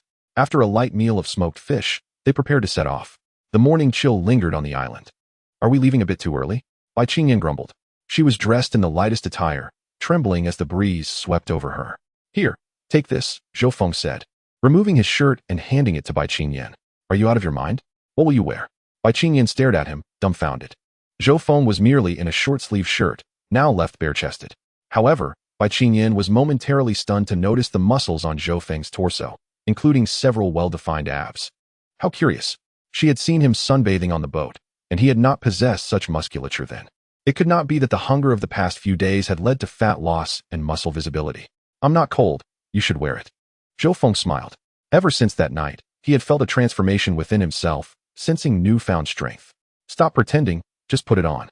I'm not that cold, Bai Qingyan insisted, refusing to let Zhou Feng remain bare-chested, and quickly tossed the shirt back to him. All right then, Zhou Feng nodded and donned the shirt once more. Xiao Feng, where did you get that jade pendant? Qin Xiaoxue inquired, noticing the object hanging around Zhou Feng's neck. A friend gave it to me, Zhou Feng replied, intending to say he had discovered it in his pocket upon awakening on the island. However, he was uncertain of the significance of the red jade, so he opted to remain silent for safety's sake. A friend gave it to you, and you've worn it ever since? Do you have a girlfriend? Bai Qingyan's expression suddenly darkened. Qin Xiaoxue felt a wave of confusion and turmoil within her. Zhou Feng already had a girlfriend, yet he had spoken to her in such a manner that morning. Was he mocking her? The thought made Qin Xiaoxue falter in her steps. Oh, it's just a male classmate whose family is in jade processing. This was a scrap piece he didn't need. Zhou Feng hastily fabricated an excuse. Bai Qingyan and Qin Xiaoxue both sighed in relief. So it was just a male classmate. I thought so. I hadn't heard you mention a girlfriend. Bai Qingyan's face brightened with a smile. Qin Xiaoxue, however, kept her head bowed in silence, a faint smile gracing her lips. Unbeknownst to them, they had navigated through the thicket for an hour. Zhou Feng led the way, using a stick to clear the path and fend off any animals. After all, encountering a venomous snake lurking in the grass would spell disaster. Although over an hour had passed, they had barely progressed 2 kilometers. However, as they continued, the thicket thinned out, making the path significantly easier to traverse. Mom, why have you been lagging behind? Bai Qingyan noticed that Qin Xiaoxue kept her distance from them. Oh, Qin Xiaoxue felt apprehensive about getting too close to Zhou Feng. Perhaps she feared he would inquire about her decision regarding his proposal. Just then, Qin Xiaoxue's foot slipped on a patch of moss, and she fell to the ground. Auntie! Zhou Feng rushed forward but was a moment too late, helplessly watching Qin Xiaoxue tumble. Mom, are you alright? Bai Qingyan hurried over to check on her. My ankle seems to be swelling, Qin Xiaoxue said, glancing at her left ankle, panic evident in her eyes. How could she sprain her ankle now? Wouldn't that impede Zhou Feng and Bai Qingyan?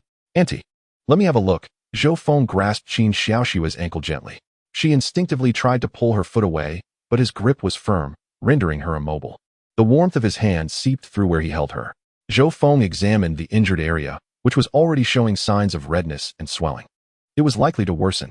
Under normal circumstances, ice would be applied now, but they lacked such resources. Zhou Feng pressed lightly on the swollen area. Ouch, Qin Xiaoxue winced. Zhou Feng, do you know how to treat this? Bai Qingyan eyed Zhou Feng with suspicion. Was he trying to take advantage of the situation? Cough. Auntie probably won't be able to walk. Zhou Feng assessed the situation. Zhou Feng cleared his throat and finally released Qin Xiaoxue's foot.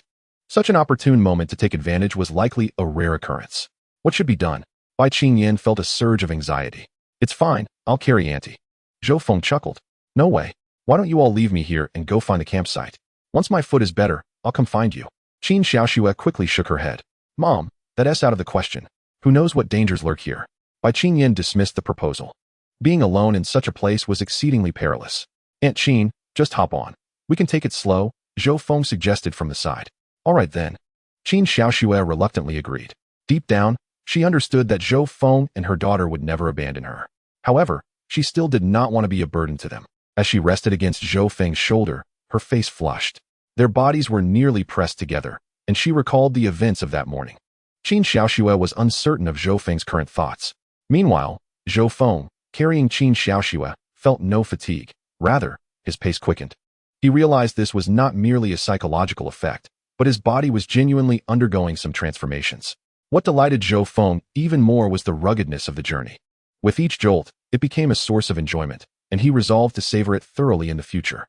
Bai Qingyan took the initiative to carry the backpack and their wooden sticks, scouting ahead. After traversing for over 2 hours, they were nearing noon. They took 2 breaks along the way and were now very close to the cliff. They were heartened to see puddles on the ground, indicating the proximity of a water source. Soon, they arrived at the foot of the cliff, where a modest cave emerged before them, extending roughly 7 or 8 meters into the rock face. There's a cave. How wonderful. And it's on the hillside. Bai Qingyan exclaimed with delight. Keep quiet. Zhou Feng urgently whispered. Bai Qingyan then realized her earlier recklessness. Who knew if the cave was inhabited by wild people? Even if not, there could be other wild animals. You both stay here. I'll take a look, Zhou Feng said as he gently set down Qin Xiaoxue. He then picked up a wooden stick and cautiously approached the cave. The cave was situated halfway up the slope, with an entrance about 5 to 6 meters wide. Although it was midday, the light was dim, obscuring the view within. Zhou Feng slowly crept closer, straining to catch any scent. Many wild animals marked their territory with smell, but thankfully, there was no pungent odor here. As Zhou Feng advanced, he noted the absence of any signs of biological activity inside the cave. It was cool within, contrasting sharply with the outside temperature, and the ceiling was spacious, at least 3 meters high. To Zhou Feng's delight, he soon discovered a small spring not far from the cave, trickling down the slope into the underbrush below. Though the flow was minimal, he tasted the water and confirmed it was fresh. Finding a place to reside was not overly challenging. The true difficulty lay in locating fresh water. The process of purifying spring water was considerably simpler than that of stream water. Zhou Feng quickly assisted Qin Xiaoxue and Bai Qingyan into the cave. Upon discovering the fresh water, both women were elated. Throughout their journey, fresh water had been in short supply. They had only brought some coconut water and had to ration it carefully. Can we drink this spring water? Bai Qingyan, parched from the long trek, inquired. It should be fine. I've already tasted it, Zhou Feng assured her. Then I'll have some. Bai Qingyan couldn't contain herself, kneeling to drink a few mouthfuls of the refreshing water. She then filled a bottle and handed it to Qin Xiaoxue. This water is a bit sweet, Qin Xiaoxue exclaimed after taking a sip, unable to hide her admiration. Let us eat something first. Zhou Feng retrieved grilled fish from the backpack. Qin Xiaoxue and Bai Qingyan shared one, while Zhou Feng devoured two. Just as Zhou Feng set down the grilled fish, he suddenly froze, noticing a gleam on the nearby rock wall. Upon closer inspection, he realized it was not a glow but rather something reflecting light from a distance. Get down, Zhou Feng quickly warned. Qin Xiaoxue and Bai Qingyan were startled, unsure of Zhou Feng's sudden tension, but they complied and crouched down. Zhou Feng observed the reflection for several minutes, noting it remained still, which relieved him. It suggested that whatever it was, it posed no immediate threat. He gestured for the two to rise, then turned his gaze toward the source of the light. Deep within the trees to the north, several hundred meters away, something was glimmering through the leaves. What is that? Bai Qingyan also noticed. I'm not certain. It could be some kind of metal, Zhou Feng pondered aloud. Only metal would emit such a shine. Regardless of what it was, Zhou Feng felt compelled to investigate, given its proximity to their cave. I'll go with you. Bai Qingyan eagerly volunteered. This isn't a leisurely excursion, and you need to look after Aunt Qin, Zhou Feng replied, shaking his head. If both of them left, what would happen to Qin Xiaoxue? Her ankle was still swollen. You both go. I'll be fine on my own. If anything happens, I'll call for help. And you'll need assistance over there, Qin Xiaoxue insisted. Zhou Feng wanted to argue further, but he found it difficult to contend with both women. Since the distance wasn't too far, he ultimately decided to take Bai Qingyan with him, assuring her that he would return promptly. Before departing, he left a dagger with Qin Xiaoxue, at least providing her with a means of defense. Zhou Feng and Bai Qingyan traversed through the trees and swiftly arrived at the gleaming object. Upon seeing what lay before them, Zhou Feng's jaw dropped in astonishment, and Bai Qingyan looked equally incredulous. Is this a helicopter? Bai Qingyan exclaimed. They could clearly see a helicopter had crashed onto the ground, its fuselage damaged. The helicopter appeared small, accommodating only 3 or 4 passengers, and it was covered in various vegetation, indicating it had been there for quite some time. The earlier gleam had emanated from a piece of glass at the front of the helicopter. There can't be anyone inside, right? Bai Qingyan's face reflected terror. I'll go check, Zhou Feng replied, shaking his head. He pushed aside the underbrush and approached the helicopter's door. Upon discovering the rusted remnants, thick layers of mud enveloped the surroundings. Witnessing this scene, Zhou Feng felt a heaviness in his heart. It appeared that the helicopter had been down for quite some time. Chapter 17. The wreckage. Bai Qingyan observed the gloomy expression on Zhou Feng's face as he emerged from the helicopter, sensing that something was amiss. What is it? Are there corpses inside? Bai Qingyan's voice trembled slightly. Although this was not her first encounter with death, the thought of decaying bodies within still made her nauseous. No, nothing at all, just this. Zhou Feng held up an object. Bai Qingyan glanced over to see a round item, approximately the size of a human head. She nearly screamed. But upon realizing what it was, she sighed in relief. It was merely a metal helmet. Thank goodness, Bai Qingyan exclaimed. Not at all. Zhou Feng shook his head. What do you mean? Bai Qingyan asked, puzzled. The existence of this aircraft proves at least two things, Zhou Feng said, raising two fingers. Firstly, this island is far more perilous than we imagined. A helicopter crashed here long ago, yet no rescue was ever attempted. Secondly, the human presence on this island may be greater than we anticipated. Zhou Feng squinted his eyes. Greater than we anticipated? What do you mean? Bai Qingyan felt a twinge of fear. Zhou Feng began to analyze the situation. Prior to this, they had believed there were only two types of people on the island, the survivors from the shipwreck and the indigenous tribes. However, this helicopter suggested that perhaps survivors had been here long before them, perhaps aboard this very helicopter. Not only were there no bodies discovered, but valuable items were also conspicuously absent, seemingly all taken. Zhou Feng even noted that the helicopter's fuel tank had been pried open. What shall we do now? Bai Qingyan exclaimed in a panic. First, we must consider how to survive. Zhou Feng began to respond, but was interrupted by a scream emanating from the cliffside. Ah, it's Qin Xiaoxue. Zhou Feng immediately dashed towards the sound, with Bai Qingyan trailing behind, praying that her mother was unharmed. Upon reaching the base of the cave, Bai Qingyan was out of breath, but relief washed over her when she saw Qin Xiaoxue unharmed. Mom, are you all right? Bai Qingyan hurriedly asked, internally worrying that her mother had encountered some sort of insect. I'm fine, it's over there. Qin Xiaoxue pointed towards a tree in the distance. Bai Qingyan looked over and saw Zhou Feng standing nearby, and beneath the tree lay a person. While I was tidying up the cave, I heard commotion outside. Qin Xiaoxue began to explain, but as she instinctively glanced away, she noticed a bloodied figure staggering towards them. This prompted Qin Xiaoxue to scream, a prearranged signal. However, to her astonishment, the figure collapsed to the ground, motionless.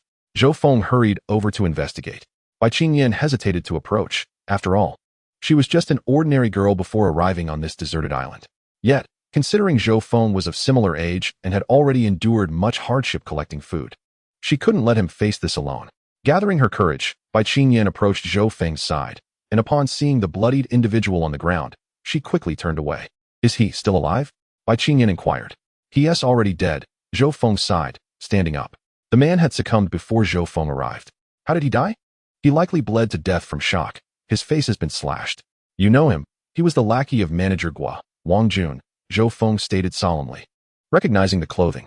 What? It's him. Bai Qingyan took another look at the body, realizing the attire was familiar. What happened to them? What about the other two? Bai Qingyan's voice quivered slightly. I don't know, but it certainly can't be anything good, Zhou Feng replied, gripping the corpse's ankles. With Wang Jun now out of the picture, it was unlikely the other two would fare any better. However, the priority was to conceal the body. Zhou Feng quickly hid Wang Jun's remains in a thicket. Lacking tools, he could do little to obscure the body. Once back in the cave, Zhou Feng recounted the incident to Qin Xiaoxue. Although she often dismissed Wang Jun as merely manager Gua's subordinate, hearing of his death brought the harsh reality of the island crashing down upon her. Yet, at that moment, their safety was paramount. I believe this location remains secure for now, Zhou Feng concluded. Upon examining Wang Jun's body, he noted marks on the wrist where ropes had once bound him, indicating an escape from captivity. Wang Jun must have fled quite a distance to reach this spot, possibly collapsing several times along the way. Yet his pursuers had not caught up. The cave contains precious freshwater, and considering Aunt Qin's injured ankle, we should remain here for now, Zhou Feng added. After all, with Qin Xiaoxue's injury, any attempt to leave would be arduous, especially since Zhou Feng had no knowledge of safer locations. What should we do then? I'm sorry. I've been a burden, Qin Xiaoxue replied apologetically. Aunt, please don't say that. We are family, Zhou Feng said earnestly. Family. Upon hearing this, Qin Xiaoxue recalled Zhou Feng's earlier confession, realizing that the boy genuinely wished to be a part of their family, to become her husband. Meanwhile, Bai Qingyan misinterpreted the sentiment, believing they shared a long-standing acquaintance as neighbors. Just then, a cacophony of bird calls erupted nearby. Zhou Feng turned to see a mountain chicken perched on a branch in the distance. We have meat, Zhou Feng exclaimed with uncontainable joy, though capturing the chicken posed a challenge.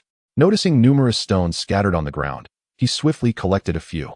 Subsequently, a swift strike was directed towards the mountain chicken. Thud!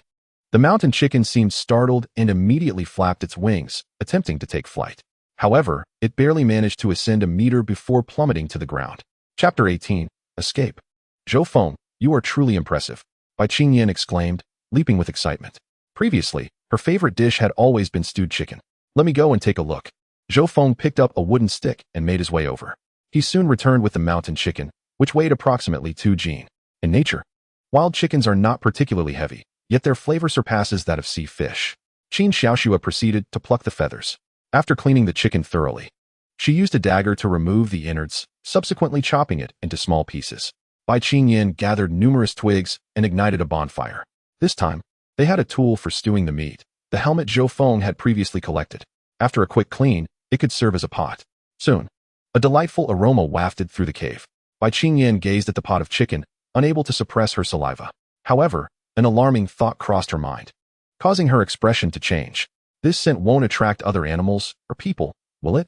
If it was merely animals, Bai Qingyan wouldn't be overly concerned. The real issue was humans. Zhou Feng shook his head. The aroma will only travel a few dozen meters. Humans do not possess such keen noses. If animals are drawn here, it could serve as an additional meal for us. As long as they are not large carnivores, I am confident I can handle them. Moreover, it is unlikely that such large creatures inhabit this island. That's a relief. Bai Qingyan sighed with relief, as the image of Wang Jun's corpse frequently surfaced in her mind. The chicken had been stewing for over 2 hours and had finally reached a tinder, falling off the bone stage. Although the three of them now had a pot, they lacked bowls. They could only find broad leaves to temporarily substitute for bowls. Although they also lacked chopsticks, 2 random twigs sufficed. The pot of chicken was quickly devoured, despite the absence of salt and other seasonings. It had been several days since the three had enjoyed a proper meal. Each of them became visibly gleeful, ultimately licking the pot clean. Only 1 chicken leg remained. Aunt Qin, you should have this chicken leg. It will help you recover faster, Zhou Feng insisted, handing it to Qin Xiaoxue. My ankle isn't hurting as much now. You should eat it. Qin Xiaoxue attempted to return the chicken leg. However, Zhou Feng stood up, evading her. With her injured legs, Qin Xiaoxue could not chase after him. Witnessing this scene, Bai Qingyan couldn't help but stifle a laugh. What are you laughing at, child? Come eat. Qin Xiaoxue offered the chicken leg to Bai Qingyan. No. You have it, mama. Bai Qingyan quickly refused.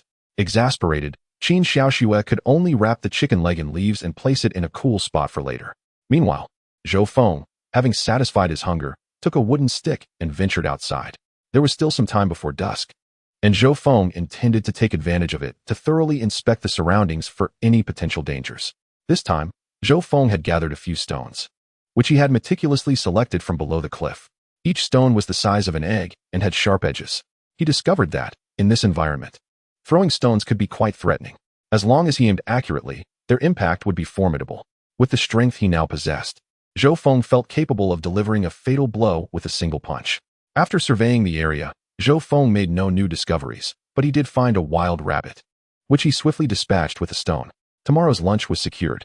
Before returning to the cave, Zhou Feng aimed to check on Wang Jun's corpse. However, upon parting the underbrush, a chill ran down his spine.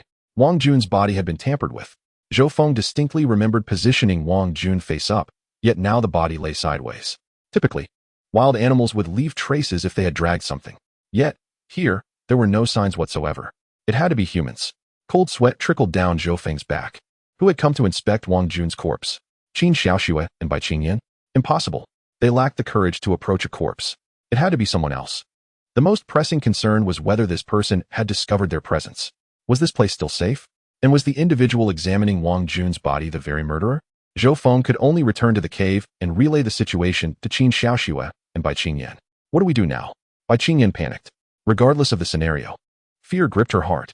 I have an idea. It might be the only option at this point, but it requires some sacrifice. Zhou Feng spoke slowly. Sacrifice? What kind of sacrifice? Bai Qingyan inquired. Xiao Feng, whatever your idea is, we will follow you. Qin Xiaoxue asserted firmly. They had survived this far entirely due to Zhou Feng. She was willing to make any sacrifice. After all, Qin Xiaoxue had previously suggested taking a back seat. I need you to take off your clothes. Zhou Feng scratched his head. You rogue, Bai Qingyan exclaimed, flustered. In the face of danger, Zhou Feng was thinking of this, and he wanted them to join in. Did he want to indulge himself before facing peril? Did he wish to experience the pleasures of women before death? If Zhou Feng had made such a request to her alone, Bai Qingyan thought she might have considered it. But now he wanted them all involved. How could this be possible? Xiao Feng, you must have some other motive, right? Qin Xiaoxue's face flushed. She suspected a misunderstanding. Zhou Feng could not possibly be that kind of person. This island is fraught with danger. If we leave now, we might inadvertently wander into an even more perilous situation. It would be wiser to remain here. Therefore, I propose we use your clothes to create a decoy and place it in the cave as bait, Zhou Feng explained, nodding. Upon realizing Zhou Feng's true intention, Bai Qingyan felt a wave of relief wash over her. I'm so sorry, Zhou Feng, I didn't think of it that way. I thought you were just being a rogue. As bait? So you intend to stay here? Qin Xiaoxue grasped Zhou Feng's plan. He meant to face the danger alone. Yes. You should head over to the helicopter. It should be safer there, Zhou Feng affirmed. Moreover, it won't be cold inside the helicopter at night. Then let us proceed. Qin Xiaoxue took the lead. Chapter 19, Surprise Attack. In truth, while on the ship, Zhou Feng had seen them in their bikinis. Yet, bikinis were fundamentally different from their current attire. As Qin Xiaoxue commenced, Bai Qingyan promptly removed her t-shirt. Zhou Feng cast a few glances at Qin Xiaoxue, then quickly turned his head away. In this desolate wilderness, the allure was somewhat overwhelming. There was no need for embarrassment. Who knew when they might leave this place? Qin Xiaoxue, noticing this, smiled instead. Indeed, it was nothing to be overly concerned about. Bai Qingyan's cheeks flushed. Zhou Feng scratched his head and turned back around, feeling that there was nothing inappropriate in their conversation. If he were to be overly sensitive, it would only render the situation awkward for both women. Moreover, in such an environment, clothing would suffer significant wear and tear. It wouldn't be long before they would have to fashion garments from leaves. When night falls, you two should slip over discreetly, Zhou Feng suggested. He was uncertain if they were being observed, and this seemed the safest course of action. Agreed. Qin Xiaoxue nodded. They then established a secret signal. If Qin Xiaoxue found herself in danger, she would shout her name toward the sky. Zhou Feng would promptly come to her aid. As they were merely a few hundred meters apart. And if you encounter danger? Bai Qingyan inquired. If I find myself in peril, I will ignite this pile of firewood. Zhou Feng replied, gesturing to a large stack of wood beside the cave. It was the same wood that Bai Qingyan and he had previously gathered, originally intended for kindling. Once ablaze, it would undoubtedly create a towering flame visible from their location. While Zhou Feng could shout to signal, such an action would be too obvious. Should enemies appear, they would certainly realize that others were nearby. Understood. Bai Qingyan nodded. If Zhou Feng were in danger, their capabilities would likely be insufficient to assist him. Simply not being a hindrance would be the best outcome. Soon, darkness enveloped the land. Bai Qingyan supported Qin Xiaoxue as they stealthily made their way toward the helicopter under the cover of night. Zhou Feng handed Bai Qingyan a dagger for self-defense. He armed himself with a fish spear and numerous stones scattered on the ground. A girl like Bai Qingyan wielding a wooden stick possessed minimal combat capability. It would hardly incapacitate an opponent. Holding the dagger, however, provided a semblance of threat. As he watched the two depart, Zhou Feng picked up a dummy crafted from branches and weeds. He then retrieved the neatly folded t-shirt that Qin Xiaoxue had left behind. Grasping the garment stirred an unusual feeling within him. Instinctively, he brought it closer to his nose. Despite having been worn for several days, it bore no unpleasant odor. Rather, it exuded a familiar scent, reminiscent of the mornings he had experienced in recent days. This is inappropriate, Zhou Feng murmured to himself before draping the t-shirt over the dummy. A faint glow flickered within the cave, casting shadows that rendered the dummy nearly indistinguishable from reality. Zhou Feng positioned the two dummies deeper inside, obscuring them further. He then scattered small stones around the cave's rocky walls. Once his preparations were nearly complete, Zhou Feng closed his eyes and lay down to rest within the cave. In such circumstances, resting early was crucial for maintaining one's vitality. Otherwise, enduring until the early hours would lead to extreme fatigue. Time passed unmeasured until faint sounds began to emerge from outside. Creak, creak. Someone was treading upon the stones. Zhou Feng abruptly opened his eyes, straining to listen intently to the movements around him. The sound ceased abruptly, leaving him to wonder if it had merely been a figment of his imagination. However, 2 minutes later, the noise resumed, echoing with the same creaking. Someone was slowly approaching the cave, and there were multiple footsteps, 3 in total. Zhou Feng felt an overwhelming sense of relief, grateful for his preparations. Otherwise, they would have faced dire consequences. These intruders clearly harbored ill intentions. Silently, Zhou Feng rose and concealed himself in the corner of the cave. This particular spot was advantageous. Only upon entering and turning around could one discover Zhou Feng's hidden presence. Soon, the 3 figures stealthily reached the cave's entrance. Throughout their approach, they exchanged not a single word, evidently aware of their task. They advanced straight toward the dummies on the ground. Zhou Feng observed them closely from behind. These 3 were not wild men, but unmistakably modern individuals. Albeit dressed in tattered clothing with disheveled hair, clearly not recent survivors of a disaster. Each of them brandished a spear, aiming to strike the dummy. Witnessing this scene, Zhou Feng felt a surge of anger. Had they been attacking real people inside the cave, The outcome would have been either death or severe injury. With a fierce roar, Zhou Feng seized a wooden stick and charged forward. One of the assailants expressed confusion, sensing that the figure they attacked was not human. In the next moment, he let out a blood-curdling scream as Zhou Feng's stick pierced his body, pinning him against the rocky wall. The man howled in agony, blood pouring from his mouth. Bastards! There's an ambush. The other two assailants quickly turned around. Zhou Feng, having discarded the stick, lunged at one of them, landing a punch squarely on his face. Crack! The man's nasal bone shattered, and Zhou Feng knocked him to the ground, where he writhed in pain. Zhou Feng then shifted to the side, narrowly avoiding a spear thrust from behind. He turned to face the last standing assailant, a disheveled man appearing to be in his late 20s. Zhou Feng bent down to pick up the spear from the ground, causing the attacker to panic. Let us talk this out. The assailant stammered, swallowing hard. Talk it out. You didn't consider that when you attacked. Zhou Feng growled in a low voice. The assailant's expression shifted slightly as he watched Zhou Feng lift the spear. Wait. I have valuable information. I'll trade information for my life. He pleaded, raising his hands. Ho Chuan, if you dare spill this, the boss won't spare you. Another assailant said, clutching his face. Zhou Feng, without hesitation, thrust the spear into the chest of the man who spoke. The assailant convulsed a few times before falling still. Witnessing this, Ho Chuan gasped in fear. The person before him was formidable. Chapter 20, Interrogation. If you divulge everything you know, I may spare your life. Zhou Feng turned to Ho Chuan, swallowed hard. What do you wish to know? What is the name of this island? Who are you, and how did you arrive here? Zhou Feng inquired. In truth, Zhou Feng harbored a multitude of questions, and thus he opted to commence with the most straightforward inquiries. We are unaware of the island's name.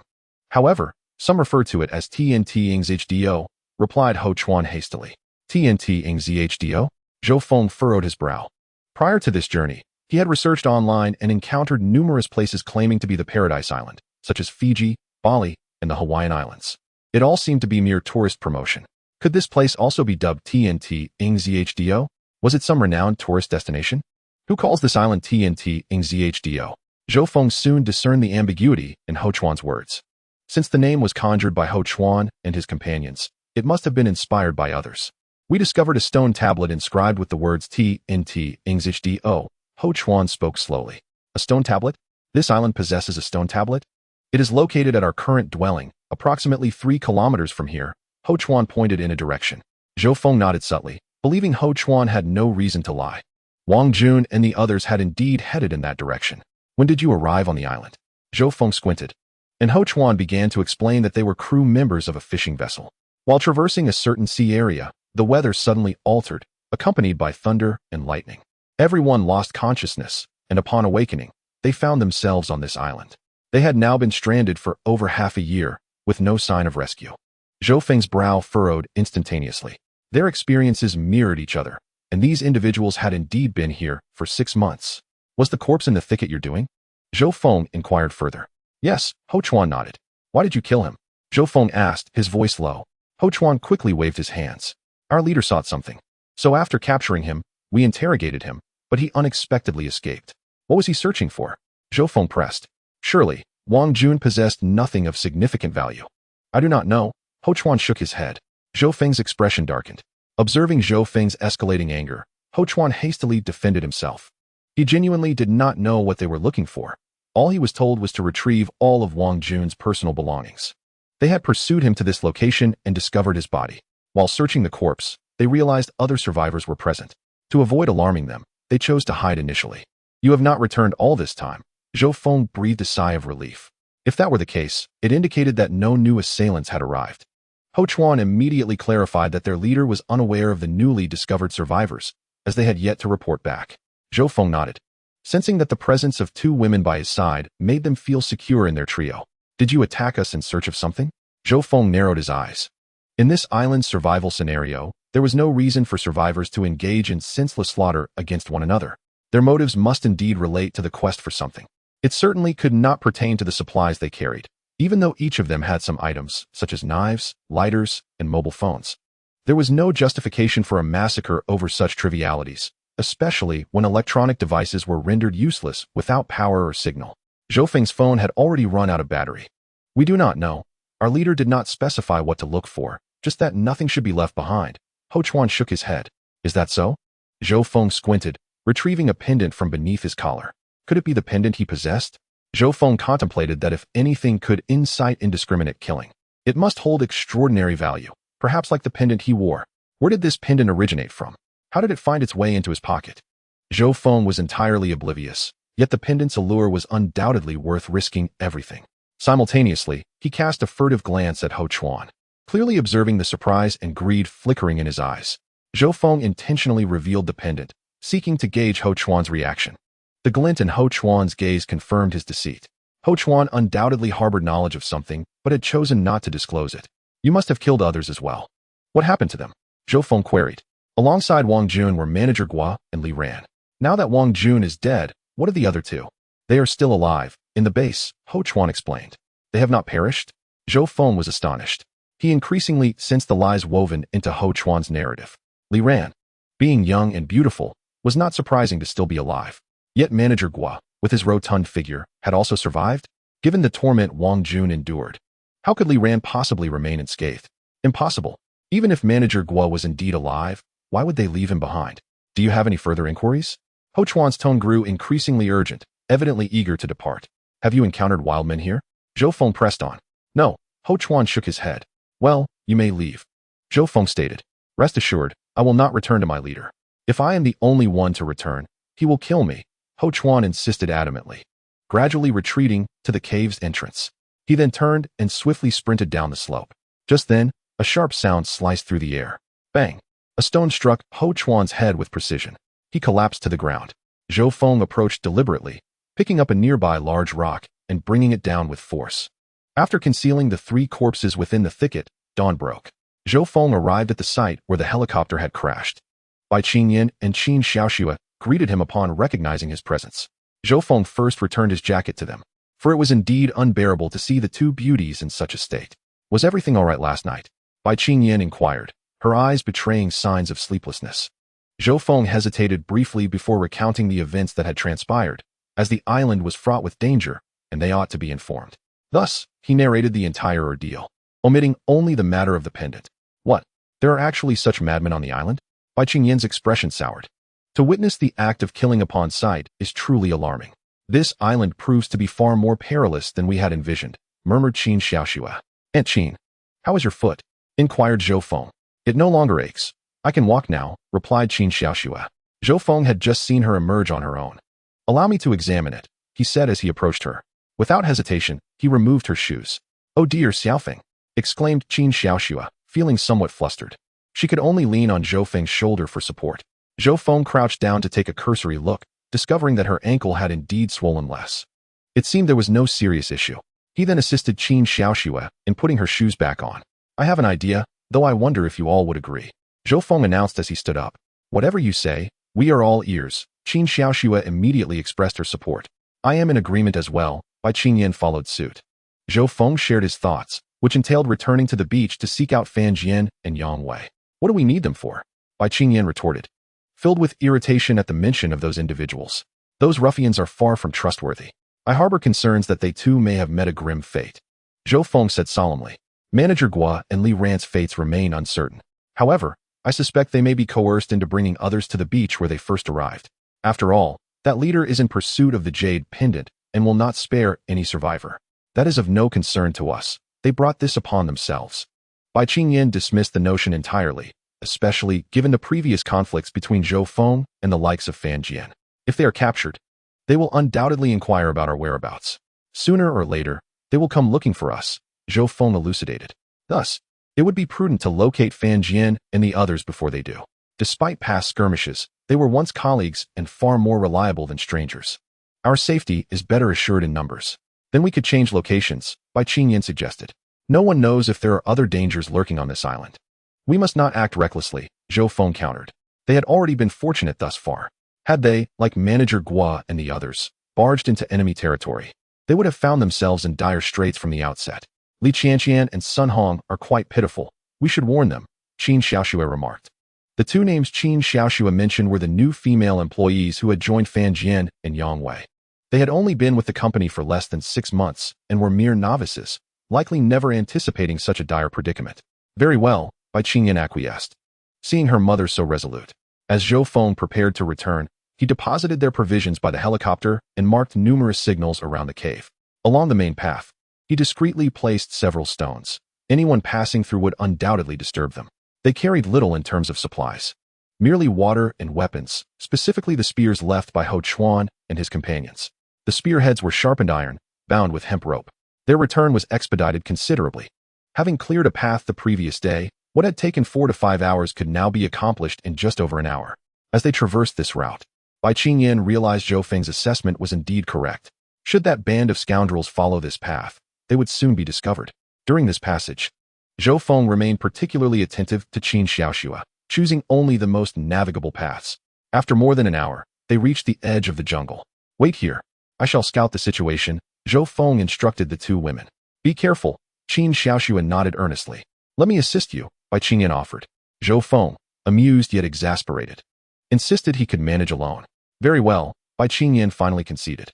Zhou Feng crouched at the jungle's edge, his vision and hearing considerably heightened. He quickly spotted the encampment established by Fan Jian and the others. Upon observing the scene, he could not help but gasp in shock.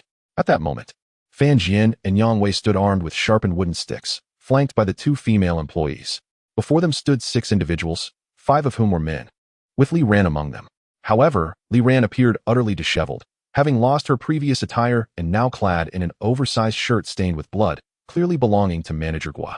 The bloodstains suggested that Manager Guo was in dire straits. "Huh, you think you can resist with those sticks?" grinned a dark-skinned man, revealing himself as Wu Wenrong, the leader mentioned by Ho Chuan. "Boss, let us just kill them. Those 2 girls look appealing." Another man brandished a spear, identical to those wielded by Ho Chuan's group. "Not yet. Let us converse with them. After all, I still need to find something." Wu Wenrong waved dismissively. "We harbor no hatred towards you. Why do you wish to kill us?" Fan Jian's face was ashen. Yang Wei's demeanor was even worse.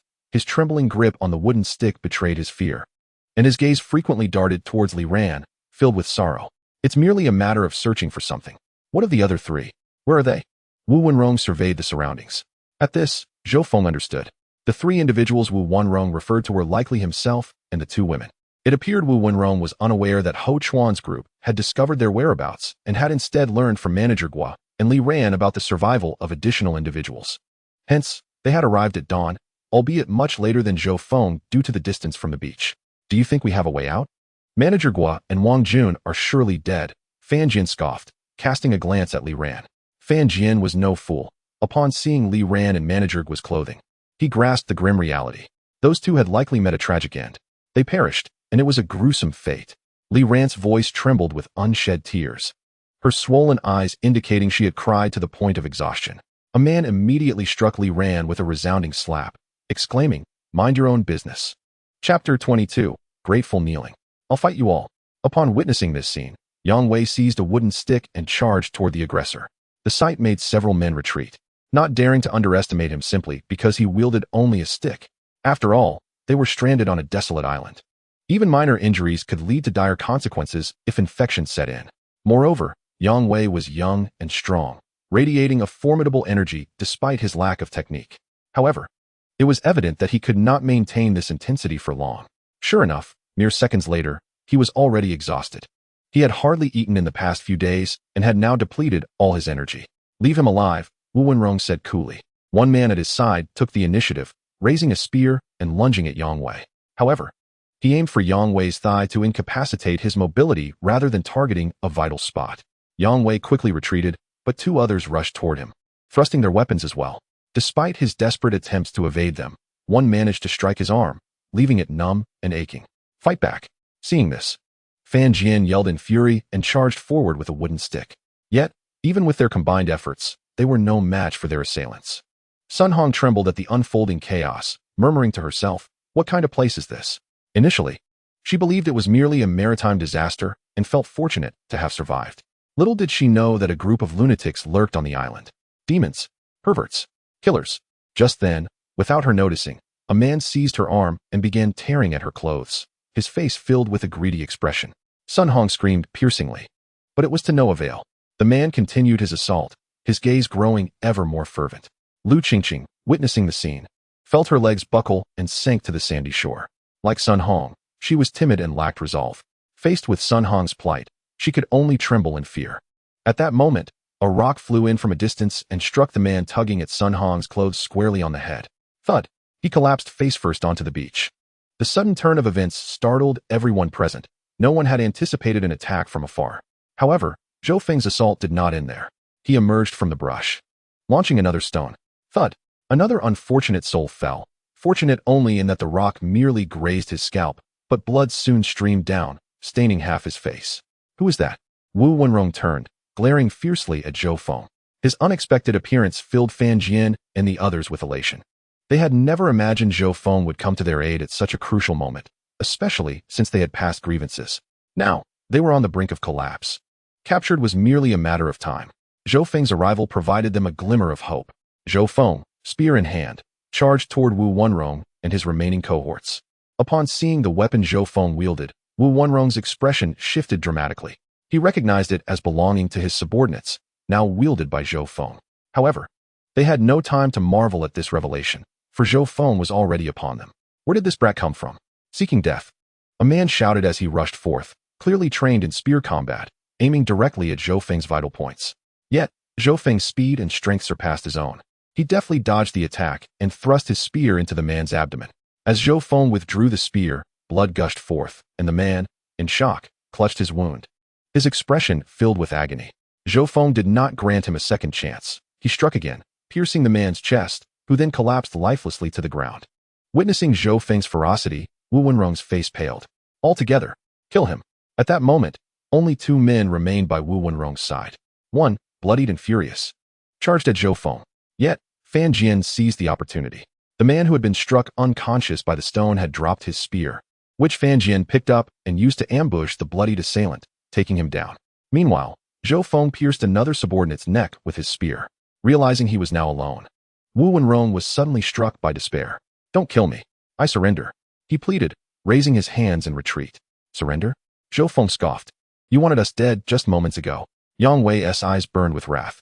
Now you talk of surrender? What a joke. You don't understand the situation on this island. I can provide you with invaluable information if you spare my life. Otherwise, you'll surely perish here. Wu Wenrong continued to beg. Hearing his words, both Fan Jian and Yang Wei were tempted. Wu Wenrong was correct. They knew little about the island's true nature. They had assumed it was a deserted isle, only to find themselves surrounded by so many others. Wu Wenrong and his men appeared to have resided here for quite some time and likely had significant knowledge of the island. Perhaps we should keep him alive for now, Fan Jian suggested, signaling subtly. He intended to extract information from Wu Wenrong before dealing with him later. However, Yang Wei's gaze was fierce. Fueled by the events surrounding Li Ran, he could not forgive Wu Wenrong for the harm inflicted upon her. I truly possess crucial information. This island is not as simple as you think. Wu Wenrong attempted to assert his worth once more. Just then, a piercing scream escaped him as a spear pierced his chest. Wu Wenrong turned in disbelief at Zhou Feng, who had unexpectedly turned on him. You killed him, Fan Jian exclaimed, astonished. Initially, he had planned to spare Wu Wenrong's life. Do you think he will reveal the truth? He could very well attempt to flee at the first opportunity. Keeping him alive poses a risk, Zhou Feng replied, shaking his head. Most importantly, Zhou Feng had already gleaned certain information from Ho Chuan and doubted Wu Wenrong could provide anything of value. The sole piece of vital intelligence is that Wu Wenrong is searching for something. What could possibly motivate Wu Wenrong to hunt down survivors indiscriminately? Zhou Feng suspects that what Wu Wenrong seeks is the jade pendant he bears. However, Zhou Feng understands that Wu Wenrong would never disclose this matter. To kill is to kill. This is a favorable outcome. Yang Wei gritted his teeth. At that moment, Qin Xiaoxue and Bai Qingyan arrived, brandishing spears. Having followed Zhou Feng out of concern for his safety. Unfortunately, upon their arrival, the battle had already concluded. Zhou Feng took action and dispatched the individual who had been knocked unconscious. There was no need to leave any survivors. This marked the first time Fan Jian and Yang Wei engaged in a life-or-death struggle. Yet, their emotional responses were rather muted. The myriad events on the deserted island had left them somewhat numb. Sister Qin, Sun Hong, and Lu Qingqing cried upon seeing Qin Xiaoxue. It's all right. It's good that you're safe, Qin Xiaoxue quickly reassured them. Why did you bring her here? At this juncture, Fan Jian, seizing a spear from the ground, bellowed angrily at Li Ran. During the skirmish, Li Ran had remained in hiding. Now, confronted by Fan Jian's wrath, her composure shattered. I had no choice. If not, just kill me too. I don't wish to live anymore, she pleaded. Speak. Why did you betray us? Fan Jian continued to roar. Seeing this, Yang Wei rushed to grasp Fan Jian's arm, attempting to defend Li Ran. Fan Jian was taken aback, not expecting Yang Wei to harbor feelings for Li Ran, even going so far as to speak in her defense at this critical moment. Enough. Do not torment her any further. Manager Guo and Wang Jun have likely already revealed everything. Zhou Feng interjected, approaching the scene. His words bore a semblance of leniency toward Li Ran. Indeed, Manager Guo must have divulged the information long ago. Upon hearing Zhou Feng's statement, Fan Jian begrudgingly lowered the spear. Zhou Feng had just saved their lives. Fan Jian could not oppose him now. Furthermore, he recognized the truth in Zhou Feng's words. Just by observing Li Ran and Manager Guo's attire, it was evident that Manager Guo was likely in dire straits. Individuals like Manager Guo would certainly betray them, having already disclosed their whereabouts. Leaving Li Ran alive might only serve to guide them. Can I stay? Li Ran gazed at Zhou Feng with pleading eyes, unwilling to embrace death. Zhou Feng frowned, evidently troubled. I can take care of her, Yang Wei hastily offered, drawing near to Li Ran and gently wrapping his arm around her. Li Ran was momentarily taken aback, clearly surprised by Yang Wei's support in this dire situation. Tears streamed down her cheeks as she leaned against him. Let us first attend to the bodies and see if we can find anything of value on them. If not, we shall cast them into the sea, Zhou Feng commanded. Initially, he had intended to extract information from Li Ran regarding the events that transpired, but upon witnessing her current state, he decided to postpone his inquiries. Upon hearing Zhou Feng's directive, Fan Jian and the others sprang into action, including Sun Hong and Lu Qingqing, who had begun to regard Zhou Feng as their leader. They commenced the examination of the corpses strewn across the ground. Zhou Feng approached Wu Wenrong's side and began to search his body for the jade pendant or any similar items. After a thorough inspection, he found nothing of value and ultimately resolved to dispose of Wu Wenrong's corpse in the sea, just like the others. The shoreline was rocky, devoid of sand, ensuring that the bodies would not wash ashore again. Once this task was completed, Fan Jian and the others produced grilled fish to share with Zhou Feng and his group. They had prepared a bounty of over a dozen fish, alongside some oysters and crabs, representing their entire food supply gathered the previous day. Their original plan had been to ration the food, consuming a modest portion each day. However, after this harrowing experience, they were utterly exhausted, both physically and mentally, and urgently needed sustenance to recuperate. During the meal, Zhou Feng inquired about what had transpired after they departed the beach. Li Ran, now stabilized emotionally, nestled beside Yang Wei, began to recount the events. After leaving the beach, they had ventured in a specific direction and soon encountered a man who greeted them warmly. This individual was one of Wu Wenrong's subordinates, who deceived them into following him to Wu Wenrong's lair, where they were met with a nightmare. Li Ran described the indignities she suffered while Manager Guo and Wang Jun were subjected to brutal torment, revealing everything they knew. Throughout her narration, Yang Wei held her hand, providing her with encouragement to share her ordeal. Later, Wang Jun inexplicably managed to break free and escape, leaving his current whereabouts unknown. As for Manager Guo, he succumbed to excessive blood loss. With a sigh, Li Ran expressed her indifference towards Manager Guo, viewing everything as mere transactions. My, how resilient Li Ran is. Bai Qingyan whispered to Qin Xiaoxue. I can't even imagine how I would cope in such a situation. To be alive now is already a blessing, Qin Xiaoxue remarked. Sighing softly, any woman enduring such experiences deserves empathy. At that moment, Yang Wei stood up. Zhou Feng, we owe you an apology for our previous actions, he declared, kneeling before Zhou Feng and bowing his head. Observing this, Fan Jian followed suit, bowing his head in acknowledgement. Had it not been for Zhou Feng's timely intervention, they would have likely faced dire consequences. Sun Hong and Lu Qingqing, witnessing this display, wished to do the same, aware that Li Ran's fate could easily become theirs. However, they were stopped by Qin Xiaoxue and Bai Qingyan. No need for such formalities. Zhou Feng, disliking this gesture, urged them to rise. You all stand up. We are familiar with one another. Previous misunderstandings were trivial. Why did you return? Fan Jian inquired with a puzzled expression. I encountered several others and learned that they might be searching for you. If I hadn't intervened, they would undoubtedly have followed the trail to find you, Zhou Feng candidly explained. Upon hearing this, Fan Jian lowered his head, revealing a sense of guilt. After Zhou Feng's departure, he had indeed followed the path Zhou Feng had taken for a distance. If Wu Wenrong had tortured him, Fan Jian feared he might have succumbed as well. This thought compelled him to glance at Li Ran, realizing that his earlier hostility towards her had been excessive. Now, I have a proposal, Zhou Feng continued. Chapter 23, We Join. Speak your mind. We shall heed your words, Fan Jian said, lifting his head. Although the young man before him appeared to be 7 or 8 years his junior, Fan Jian had already come to realize, through previous events, that Zhou Feng far surpassed him in every aspect. And what about you all? Zhou Feng's gaze swept across the others, Yang Wei, Li Ran, Sun Hong, and Lu Qingqing. We will follow your lead, they quickly replied. At this moment, we must unite for our survival. I shall take on the role of leader, and I will arrange your tasks, Zhou Feng stated solemnly. But can you be impartial? Lu Qingqing interjected, recalling how Manager Gu had exploited them in the past. No, there is no absolute fairness in this world. I can only strive to ensure everyone survives. Zhou Feng shook his head. He neither painted grand illusions nor issued threats. He merely spoke the truth. I mean, in terms of food, can it be more equitable? Lu Qingqing pressed on, biting her lip, as the discomfort of hunger gnawed at her. That is not feasible. We currently lack a stable food source, so those who contribute more shall receive more, while those who contribute less will receive less, Zhou Feng explained. If that's the case, then I shall join this team. Lu Qingqing nodded, satisfied with the answer. I will join too. Count me in. The others chimed in, recognizing the necessity of a leader in such dire circumstances. Very well, our immediate task is to scout Wu Wenrong's base and seize their supplies. Zhou Feng narrowed his eyes. According to Li Ran's description, there were no other individuals at Wu Wenrong's base. Indeed, I hadn't considered that. Fan Jian exclaimed, slapping his thigh. Those fellows have lived on the island for over 6 months. They must have amassed a considerable stockpile. Then let us commence our mission, Zhou Feng declared. Rising to his feet, neither Fan Jian nor Yang Wei bore any serious wounds. The injury Zhou Feng had inflicted on Yang Wei was now healing without any signs of inflammation. Wu Wenrong's group had left clear traces on their path, making it simple to follow their trail, especially with Li Ran as their guide. After approximately an hour of trekking, Li Ran pointed in a direction. Over there. There's a river.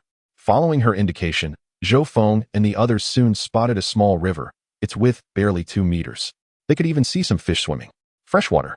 Fan Jian's eyes sparkled with delight. The presence of freshwater signified the potential for establishing a base here.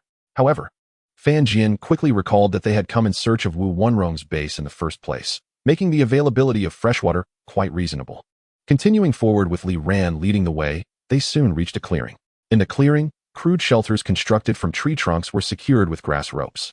Though rudimentary, these shelters provided protection from the wind and rain, their triangular forms adorned with thick layers of leaves and grass. They were built at the foot of a gentle slope, shielded from the harsh winds.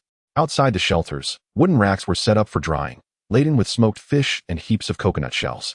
Zhou Feng even noticed several strips of cured meat hanging, glistening with coarse salt. So much food. And meat. Bai Qingyan exclaimed, nearly drooling. Even after having just eaten grilled fish, she still felt a pang of hunger. Where did they acquire the salt? Did they boil seawater to extract it? Zhou Feng mused, stepping closer to examine it. It must be sea salt, as it carried a hint of fishy aroma. Yang Wei approached the cured meat for a closer inspection. What are you doing? Zhou Feng should be the one to distribute these, Fan Jian warned, furrowing his brow. I know. I'm just trying to identify the type of meat. It looks like wild boar or something else, but definitely not human flesh, Yang Wei replied cheerfully. You can identify meats? Li Ran asked in surprise. Most people lack such discernment. My uncle sells pork, so I've become familiar with it from helping him at his shop during holidays, Yang Wei shrugged. Yang Wei, I didn't know you were so knowledgeable, Li Ran said, wrapping her arm around his. Yang Wei chuckled, feeling a bit bashful. Bai Qingyan rolled her eyes at the display, thinking it too easy to charm men. What about Manager Gu's body? Zhou Feng emerged from one of the grass huts, having found only basic living supplies within, mostly wooden items and a makeshift iron pot, likely fashioned from a sheet of iron. It appeared that Wu Wenrong and his group typically cooked together. Fortunately, the hut was well ventilated, devoid of any peculiar odors. They hung Manager Gu's body over there. Li Ran pointed in a direction, her face pale. Why would they do that? Yang Wei asked, puzzled. I heard they believe it can attract prey, Li Ran explained. Attracting prey? That's ruthless. Zhou Feng narrowed his eyes. They don't even spare a dead body. While they haven't resorted to cannibalism, it's close enough. The scent of blood could lure many carnivorous animals. Now that they were aware of Manager Gu's whereabouts, they could not leave the body hanging. If possible, it should be buried. You all clear out the huts. We will stay here from now on, Zhou Feng instructed, then decided to check on Manager Gu's body. I'll go with you.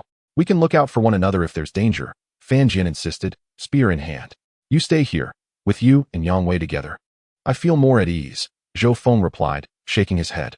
Despite Li Ran's assurance that there were no other living beings around, it was wise to exercise caution. All right, Fan Jian conceded. Xiao Feng, please be careful. Don't act recklessly like before, Qin Xiaoxue expressed her concern. I will, Zhou Feng chuckled, finding it amusing that this was not the first time Qin Xiaoxue had cautioned him. Did she truly see him as a child? No. Zhou Feng resolved to prove to Aunt Qin that he was indeed a man upon whom she could rely without concern. Grasping his spear, Zhou Feng strode towards the location indicated by Li Ran. Bloodstains intermittently marked the ground, and Zhou Feng's keen sense of smell detected the metallic scent of blood in the air. After traversing approximately 700 or 800 meters, he came upon the lifeless body of Manager Gu beneath a few trees. The sight of the corpse caused Zhou Feng to involuntarily gasp in shock. Manager Gu was hung upside down from a tree, suspended over 2 meters above the ground. His body bore numerous wounds, rendering him unrecognizable, with several deliberate gashes marring his flesh. The ground was soaked with dripping blood, and there were tracks of animals that had evidently been drawn to the scene by the scent. Zhou Feng approached, intending to lower the body, but soon noticed something amiss on the ground beneath it. The earth was slightly raised in a large area, differing in color from its surroundings. Zhou Feng quickly deduced that there was a trap, one evidently designed not for humans but for animals. Cautiously, he advanced, grasping the grass covering the ground and yanking it away to reveal a deep pit beneath. This pit measured over 2 meters in length and nearly 2 meters in depth, with several sharpened wooden stakes protruding from the bottom. Falling into such a trap would certainly result in severe injury. The stakes bore dark red stains, indicating that the trap had ensnared its prey on multiple occasions. Zhou Feng shook his head in disapproval. It was a clever trap, yet the means of attracting prey were despicable. He surmised that Wu Wenrong and his companions had utilized such tactics to hunt animals, resulting in the dried meats hanging from the wooden frame. It was clear that not every catch was human. There must have been other animal carcasses as well. Gazing into the deep pit, Zhou Feng mused that it would serve well to conceal Manager Gu's body, though he felt it was a pity to use such a place for a human. Nevertheless, they could learn to craft similar traps for hunting animals in the future. He gathered a few stones to partially fill the pit, preventing the body from being impaled if it fell. Then, he carefully lowered the rope binding Manager Gu, inching it down until it reached the pit's depths. Zhou Feng reflected somberly. Manager Gu had often exploited his employees, likely leading many to fantasize about hanging him from a lamppost. Yet, unexpectedly, he found himself suspended from a tree, the outcome equally grim. After severing the rope, Manager Gu's body tumbled into the pit. Lacking a shovel or similar tool, Zhou Feng used his hands to scoop some earth over the corpse, lightly covering it before adding some weeds for concealment. Completing this task, Zhou Feng did not return to the camp. Instead, he wandered the surrounding area, recalling Ho Chuan's words about a stone tablet nearby, which might hold significance. However, after searching for over half an hour, he found no trace of the tablet and reluctantly returned to the camp. As he entered, several individuals approached him. "Boss, did you see Manager Gu's body?"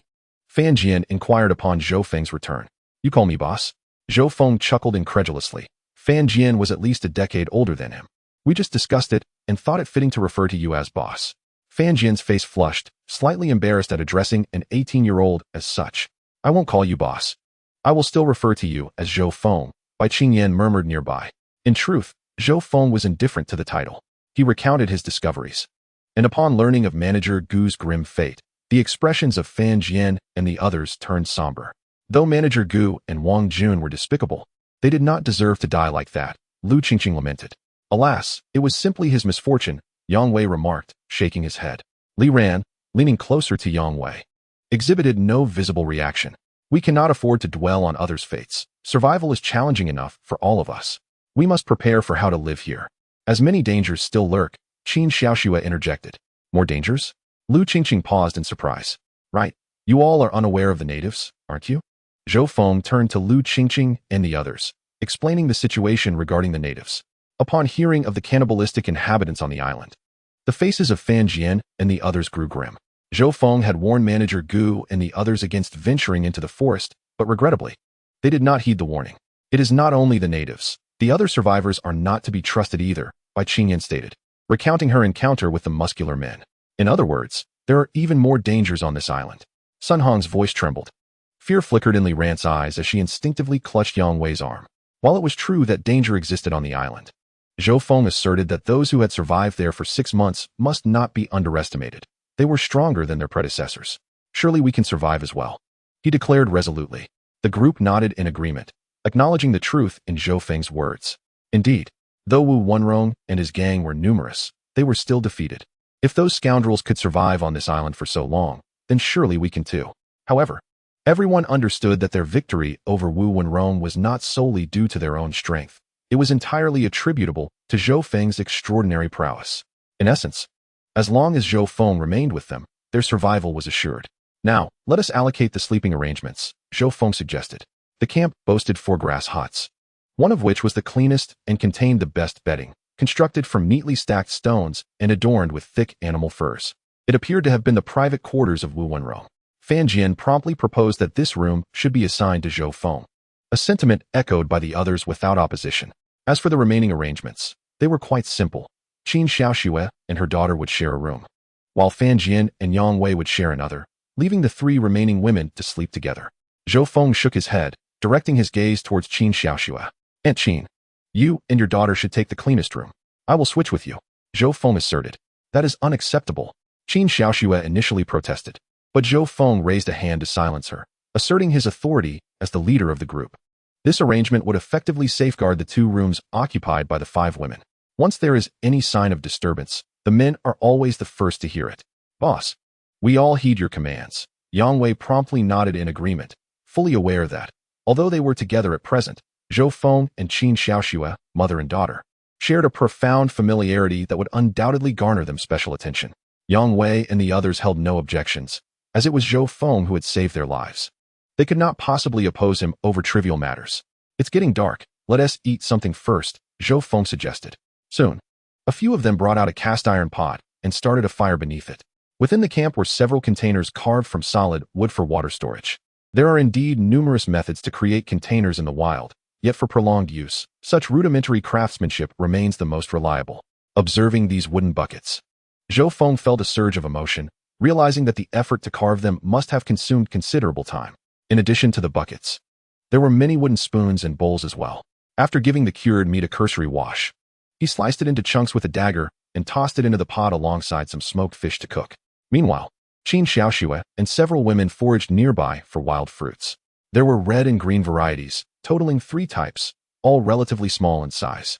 Are these wild fruits edible? Fan Jian asked with a skeptical tone, knowing that it is best to avoid consuming unknown items in the wilderness. The ground around here is littered with fruit pits from these very wild fruits, Qin Xiaoxue replied, having noticed the remnants upon her arrival. The others had already tested their edibility. Aunt Qin, you are truly remarkable, Zhou Feng exclaimed, taking the initiative to bite into one of the wild fruits. It was quite sour and slightly astringent, yet devoid of any peculiar taste. We sampled them while picking, Bai Qingyan chimed in cheerfully. In the future, we must exercise caution with unfamiliar foods, Zhou Feng nodded in agreement. Before long, the pot's contents were ready. Zhou Feng used a wooden spoon to serve each person a generous bowl, filled with a rich, creamy broth. This broth was entirely derived from the fat of the cured meat. Under normal circumstances, many would find both the broth and the cured meat unpalatable, with some deeming the flavor unpleasant or excessively salty. Nevertheless, this meal was devoured with great enthusiasm, and ultimately, every drop of broth was consumed. The reason was simple. On this deserted island, the cured meat was likely the most nutritious sustenance available, rich in fats and salt. Thus, everyone mentally reassured themselves. Akin to how ordinary fruits can be transformed into gourmet delicacies through exaggerated promotion. A television program abroad once conducted an experiment where instant noodles were served in a Michelin-starred restaurant, receiving high praise from most patrons who believed that such a prestigious establishment would only serve exquisite food. Following the meal, everyone retired to their respective quarters for rest, with the exception of Zhou Feng. Seizing the opportunity while Bai Qingyan ventured into the nearby grove, Zhou Feng approached the door of Qin Xiaoxue's room. Aunt Qin, there is something I wish to discuss with you. Could you step outside? Now, Qin Xiaoxue felt an inexplicable quickening of her heart. Yes, Zhou Feng nodded. Xiao Feng, you can speak here. Qin Xiaoxue's voice barely rose above a whisper. I would like to have a serious conversation. It will be inconvenient once Bai Qingyan returns. Zhou Feng insisted, shaking his head. All right, Qin Xiaoxue acquiesced, standing up. The two made their way to a secluded area of the grove, several hundred meters from the camp. Aunt Qin, how have you considered what I mentioned last time? Would you be my girlfriend? Zhou Feng turned to face her. Xiao Feng, I think perhaps your emotions are a bit heightened due to our sudden arrival on this deserted island. Please think it over carefully, Qin Xiaoxue replied slowly. She had pondered how to respond to this question for quite some time. Aunt Qin, I am serious. I have liked you for a long time. Zhou Feng stepped closer, now less than a meter apart. Qin Xiaoxue was taken aback, realizing that she had never noticed these feelings before. Do you dislike me? Zhou Feng asked in a low voice. How could that be? Qin Xiaoxue quickly shook her head. Having been close friends with Zhou Feng's mother and having watched him grow up, she had always liked him, never harboring any ill feelings. So you do like me? Zhou Feng's eyes sparkled with surprise. It's not that simple. It just doesn't seem appropriate. Qin Xiaoxue's gaze instinctively drifted away. Aunt Qin, how can you know it's inappropriate if you don't give it a try? Zhou Feng asserted, stepping forward and gripping her shoulders, compelling her to face him. Xiao Feng, you. Before she could finish, Zhou Feng closed the distance between them. Qin Xiaoxue felt her mind go blank. This boy was audacious beyond belief, boldly leaning in for a kiss. Yet, to her astonishment, she offered no resistance, her body melting into Zhou Feng's embrace. Time seemed to stretch indefinitely until she finally tapped on Zhou Feng's chest, gasping for breath. They parted, a glistening thread of connection severed between them. I'm sorry, Aunt Qin. I was too excited. Zhou Feng's gaze was intense, instinctively licking his lips. He had come to understand a profound truth. If one desires something, it is best to take the initiative. At that moment, Qin Xiaoxue's heart raced wildly, as if she had never experienced such feelings before. Was it possible that she had developed feelings for Zhou Feng? Yet their age difference lingered in her mind. Someone is coming, Zhou Feng suddenly exclaimed. Is it Qin? Qin Xiaoxue tensed, hastily distancing herself from Zhou Feng, fearing that Qin had noticed their absence and had come searching for them. If her daughter witnessed this moment, Qin Xiaoxue would be at a loss for an explanation, well aware of Qin's fondness for Zhou Feng. To her surprise, Zhou Feng pulled her back into his embrace. Qin Xiaoxue felt her heart nearly leap from her chest. Did Zhou Feng intend to confront her daughter? How would Qin perceive her? However, it was not Qin. It was merely the sound of footsteps belonging to a man. Zhou Feng squinted, focusing on a distant direction. He heard the sound of footsteps crunching on branches. That was certainly not the sound of an animal. Qin Xiaoxue was taken aback. A man? Was it Fan Jian or Yang Wei? They had no reason to come here, did they? When Qin Xiaoxue realized that Zhou Feng was looking in a direction that was not towards their camp, her face turned pale.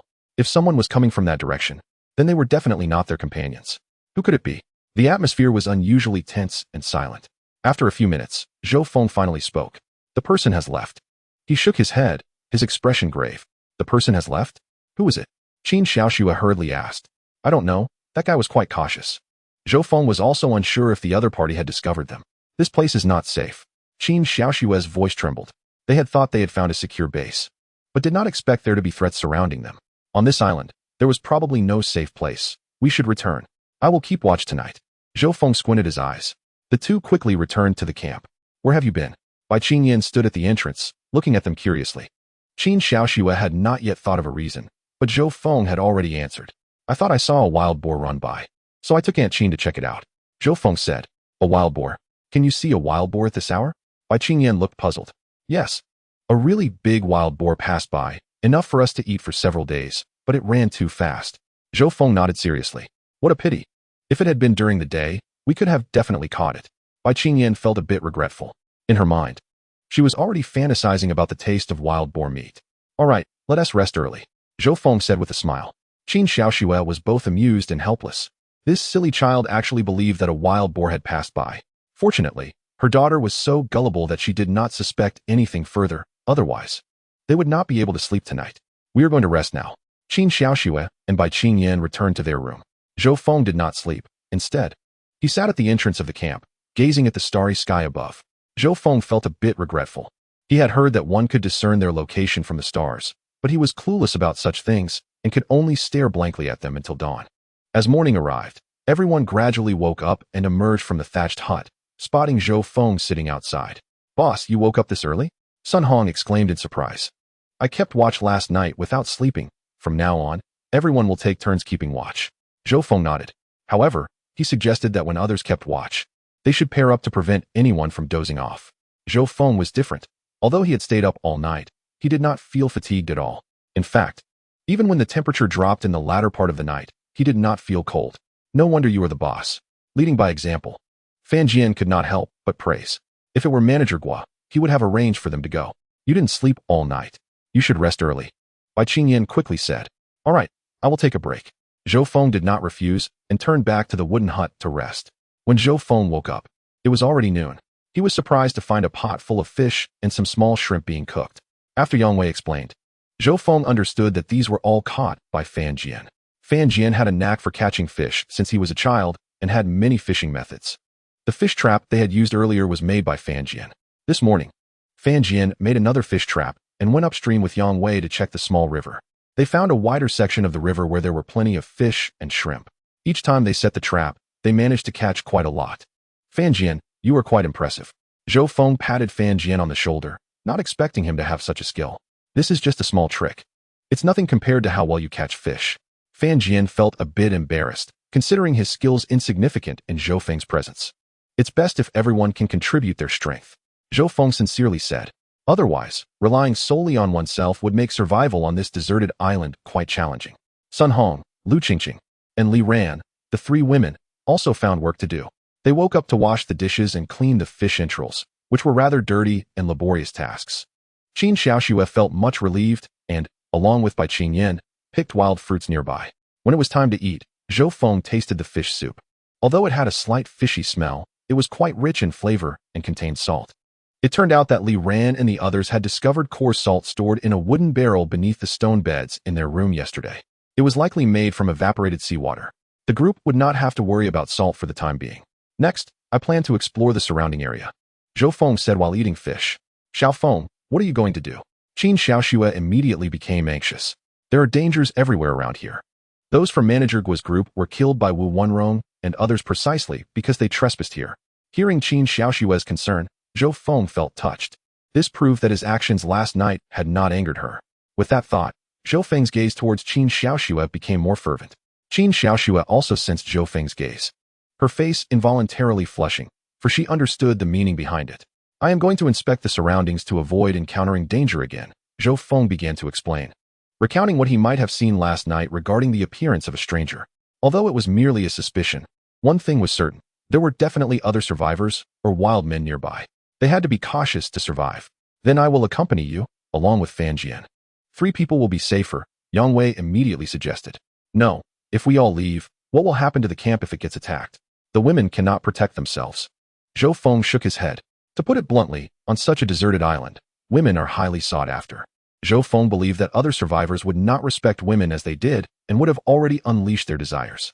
Hearing this, Yang Wei instinctively glanced at Li Ran. The real danger on the island came from the natives. Zhou Feng squinted. The combat strength of the natives would undoubtedly be much stronger. Other survivors on the island were nothing compared to the natives. What concerned Zhou Feng even more was the possibility of even greater dangers on this island. With that thought, he involuntarily grasped the pendant hanging inside his collar. Was there truly only one of these pendants? Were there others on the island with similar items? What if there is someone like oneself, with physical prowess enhanced in every aspect? Would one be able to contend with such a rival? Indeed, you ponder deeply. And you are correct. Fan Jian nodded in agreement, simultaneously admiring Zhou Feng for his farsightedness. After their meal, Zhou Feng commenced his exploration towards the west. Based on his previous observations, it appeared that they were situated in the central northern region of Tiantang Dao. The advantage of this location was likely its abundant resources. But the drawbacks were more pronounced. Aside from the beach to the north, other areas might be fraught with enemies. Zhou Feng's intentions were not solely to scout for adversaries. He also sought the stone tablet mentioned by Ho Chuan. However, he dared not venture too far, merely surveying the vicinity, yet regrettably, he found little of worth. In the ensuing days, with an ample supply of food, the mood within the camp noticeably brightened. The most significant transformation was observed in Li Ran and Yang Wei. Likely due to Li Ran's injuries healing, the two had ventured into a thicket the previous night, emerging more affectionate than ever. However, a minor incident occurred. Fan Jian expressed his desire to pursue Lu Qingqing, only to be met with a firm rejection, as Lu Qingqing stated she had a boyfriend. This left Fan Jian in an awkward predicament, as he also sought to win over Sun Hong, who responded with palpable disdain. Both women discerned that Fan Jian was merely seeking companionship on the island rather than harboring genuine feelings for them. With food in abundance, they no longer felt the need to depend on anyone. Fan Jian, feeling somewhat helpless, resigned himself to this reality. Zhou Feng also yearned for an opportunity to engage privately with Qin Xiaoxue, yet she remained vigilant, often accompanied by Bai Qingyan, thwarting Zhou Feng's chances. Nevertheless, he was unwilling to surrender his aspirations. However, an unexpected incident occurred that afternoon. Fan Jian and Yang Wei returned from fishing more than an hour later than usual, with Yang Wei supporting Fan Jian, whose face bore the marks of a beating, blood staining his forehead. He appeared disoriented and fainted upon returning to the camp. Yang Wei, too, was not in better shape, his body marred with injuries. Yang Wei, Li Ran exclaimed upon seeing his condition, bursting into tears, her sorrow evident. Zhou Feng and the others were moved by the sight, as it was the first time they witnessed Li Ran in such distress, clearly overwhelmed by genuine emotion. I'm fine. It's just Fan Jian, Yang Wei reassured, his expression etched with concern. Zhou Feng approached to assess the situation, concluding that their injuries were superficial, with only minor abrasions and bleeding that had already ceased. Hearing Zhou Feng's words, the group exhaled in relief, though they were still taken aback by Fan Jian's state and the mystery of what had transpired. Zhou Feng frowned as Yang Wei clenched his teeth in fury. We encountered other survivors upstream. They seized our fish basket and the fish we caught, and they assaulted us. Fan Jian was badly beaten for resisting. Zhou Feng inquired about the number of assailants. It was known that both Yang Wei and Fan Jian had gone fishing armed with spears, 7 or 8 of them, particularly domineering. Yang Wei nearly choked on his anger. 7 or 8. Zhou Feng urged Yang Wei to calm down and recount the events slowly, encouraging thorough details. He also instructed Qin Xiaoxue and the others to prepare lunch, opting for the stored provisions. Yang Wei gradually regained his composure and recounted their experience. They had ventured upstream as usual to fish, but while preparing to return with a substantial catch, they were ambushed by a group of 7 or 8 individuals who encircled them. They were then presented with 2 choices: to join the assailants and return to their camp, where, they claimed, resources were plentiful, including food and women. Yang Wei continued. So why didn't you go over there? Zhou Feng inquired, intrigued by the implication that the other camp had a larger population. Boss, you saved our lives. We couldn't betray you so shamelessly, Yang Wei replied earnestly, though he also admitted a degree of hesitation, expressing doubt about the truthfulness of their claims. There was a genuine concern that if they went over, they might end up as forced labor or worse. Zhou Feng was taken aback by Yang Wei's honesty, recognizing the wisdom in not readily trusting others on this desolate island. Once Yang Wei finished recounting, Fan Jian regained consciousness, still dazed. Having been kicked repeatedly in the head by several individuals, his injuries were grievously severe. Sun Hong brought a bowl of water to Fan Jian, assuring him, "Rest easy. I shall resolve this matter. I will confront them shortly." Zhou Feng addressed Fan Jian. "I may have acted impulsively. Perhaps we should avoid conflict." Fan Jian shook his head. "There are too many of them. We encountered at least 7 or 8. Who knows how many are at their base? We can assist, but we must wait for Fan Jian and Yang Wei to recover," Lu Qingqing pondered. "Indeed, our numbers are too few," Sun Hong concurred. The sentiment was that seeking immediate vengeance felt premature. They decided to heed Zhou Feng's counsel, as Qin Xiaoxue believed his choices were driven by sound reasoning. "The rationale is simple. We are no longer safe," Zhou Feng asserted solemnly. "Not safe?" Sun Hong was taken aback. "Indeed, the enemy is cunning. They are likely tracking us," Zhou Feng affirmed. "That is impossible. We were cautious on our way back." Yang Wei interjected, having deliberately taken a detour to avoid detection. "No, you have been monitored for some time," Zhou Feng replied slowly. Chapter 28. Retaliation. "You have been monitored for some time?" Yang Wei exclaimed in shock. Zhou Feng recounted the events of that night, when he noticed figures lurking nearby, which had prompted his decision to have everyone keep watch. From the direction, it seems likely they sent scouts from that base. Zhou Feng squinted towards the east. "In other words, we have long been discovered." Yang Wei felt a cold sweat trickle down his back at the thought of having been under surveillance for days. They likely refrained from attacking out of fear of Wu Wenrong and his crew, unaware that our camp has changed hands, Zhou Feng explained. However, this attack was merely a test. If we had not reacted, they would undoubtedly have escalated their encroachment upon our territory. Next time, those individuals may directly appear before us. Zhou Feng remarked slowly. Sun Hong and Lu Qingqing, both women, turned pale as they understood the grim fate that awaited them should they fall into the hands of those people. It would undoubtedly be particularly tragic, likely akin to the ordeal of Li Ran. "Zhou Feng, what shall we do?" Bai Qingyan inquired anxiously. "At this juncture, we must prepare for 2 contingencies. If the situation turns dire, we shall retreat and abandon this place for the cave," Zhou Feng replied. Just yesterday, he had taken the opportunity to visit the cave, which was merely 3 kilometers away. Some of their belongings remained untouched there, indicating that it was still a safe haven. Although the cave was somewhat rudimentary, it provided safety. Zhou Feng nodded, then proceeded to instruct the women to gather items such as grass ropes, ensuring they could swiftly pack and leave without a trace. Fan Jian and Yang Wei were tasked with guarding the camp. Despite their injuries, they were the only ones Zhou Feng could rely on in a critical moment. It was futile to expect Qin Xiaoxue and the other women to defend themselves with weapons, as it would only excite the enemy further. Armed with a spear and a backpack filled with stones weighing around 30 to 40 pounds, Zhou Feng made his way upstream along the river. The quality of the backpack, salvaged from a muscular man, was commendable. An ordinary bag would have been crushed under such weight. These stones served as Zhou Feng's weapons, and he had been honing his throwing skills over the past few days, even managing to hunt a few pheasants. He was confident that, with these stones, he could contend with even 20 or 30 adversaries. After more than half an hour, he arrived at the location where Fan Jian and the others were fishing. In the distance, he spotted 3 individuals using a wooden fish trap to catch fish, with a basket made of branches nearby, filled with a considerable number of fish. Recognizing the fish trap as his own, Zhou Feng called out from the riverbank, "Hey, that belongs to me." The 3 men turned around, their faces filled with terror. However, upon realizing that only Zhou Feng had approached, their expressions transformed into smiles. "Your belongings? What connection do you have with those 2 useless fellows?" One of the taller men sneered. At this distance, Zhou Feng could have easily dispatched all 3 of them, especially since he noted that their weapons were merely sharpened sticks. However, he did not wish to reveal his true capabilities just yet. "Where is your leader? I wish to speak with him," Zhou Feng said calmly. The tall man laughed derisively, stepping out of the water to confront Zhou Feng. Zhou Feng discerned that this man stood at least 1.9 meters tall. "I wish to have a word with your leader," Zhou Feng reiterated. "Who do you think you are to warrant such a meeting?" The burly man retorted, then suddenly lunged forward, throwing a punch aimed at Zhou Feng's face.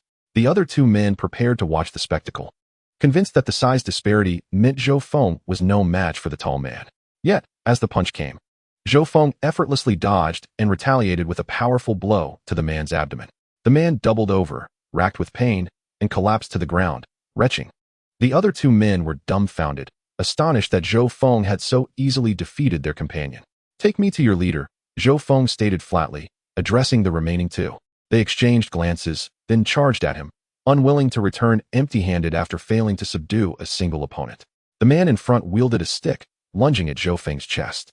With a cold smirk, Zhou Feng sidestepped the attack, grasped the man's wrist, and with a sharp twist, he heard a crack. The man cried out as the stick fell to the ground. Zhou Feng then struck the man's chin with a punch, sending him flying. The last man, overwhelmed with fear, stood frozen, clutching his stick in confusion, unable to fathom Zhou Feng's strength. Zhou Feng did not spare him either. He delivered a swift kick to the man's face, leaving a prominent shoe print as he collapsed, blood streaming from his nose. "If you wish to live, stand up," Zhou Feng commanded coldly. Hesitant, the 3 men eventually rose, devoid of any thoughts of resistance. They understood that Zhou Feng could effortlessly end their lives if he so desired, and they were baffled by the presence of such a formidable individual who surpassed even their leader in strength. "What about the others?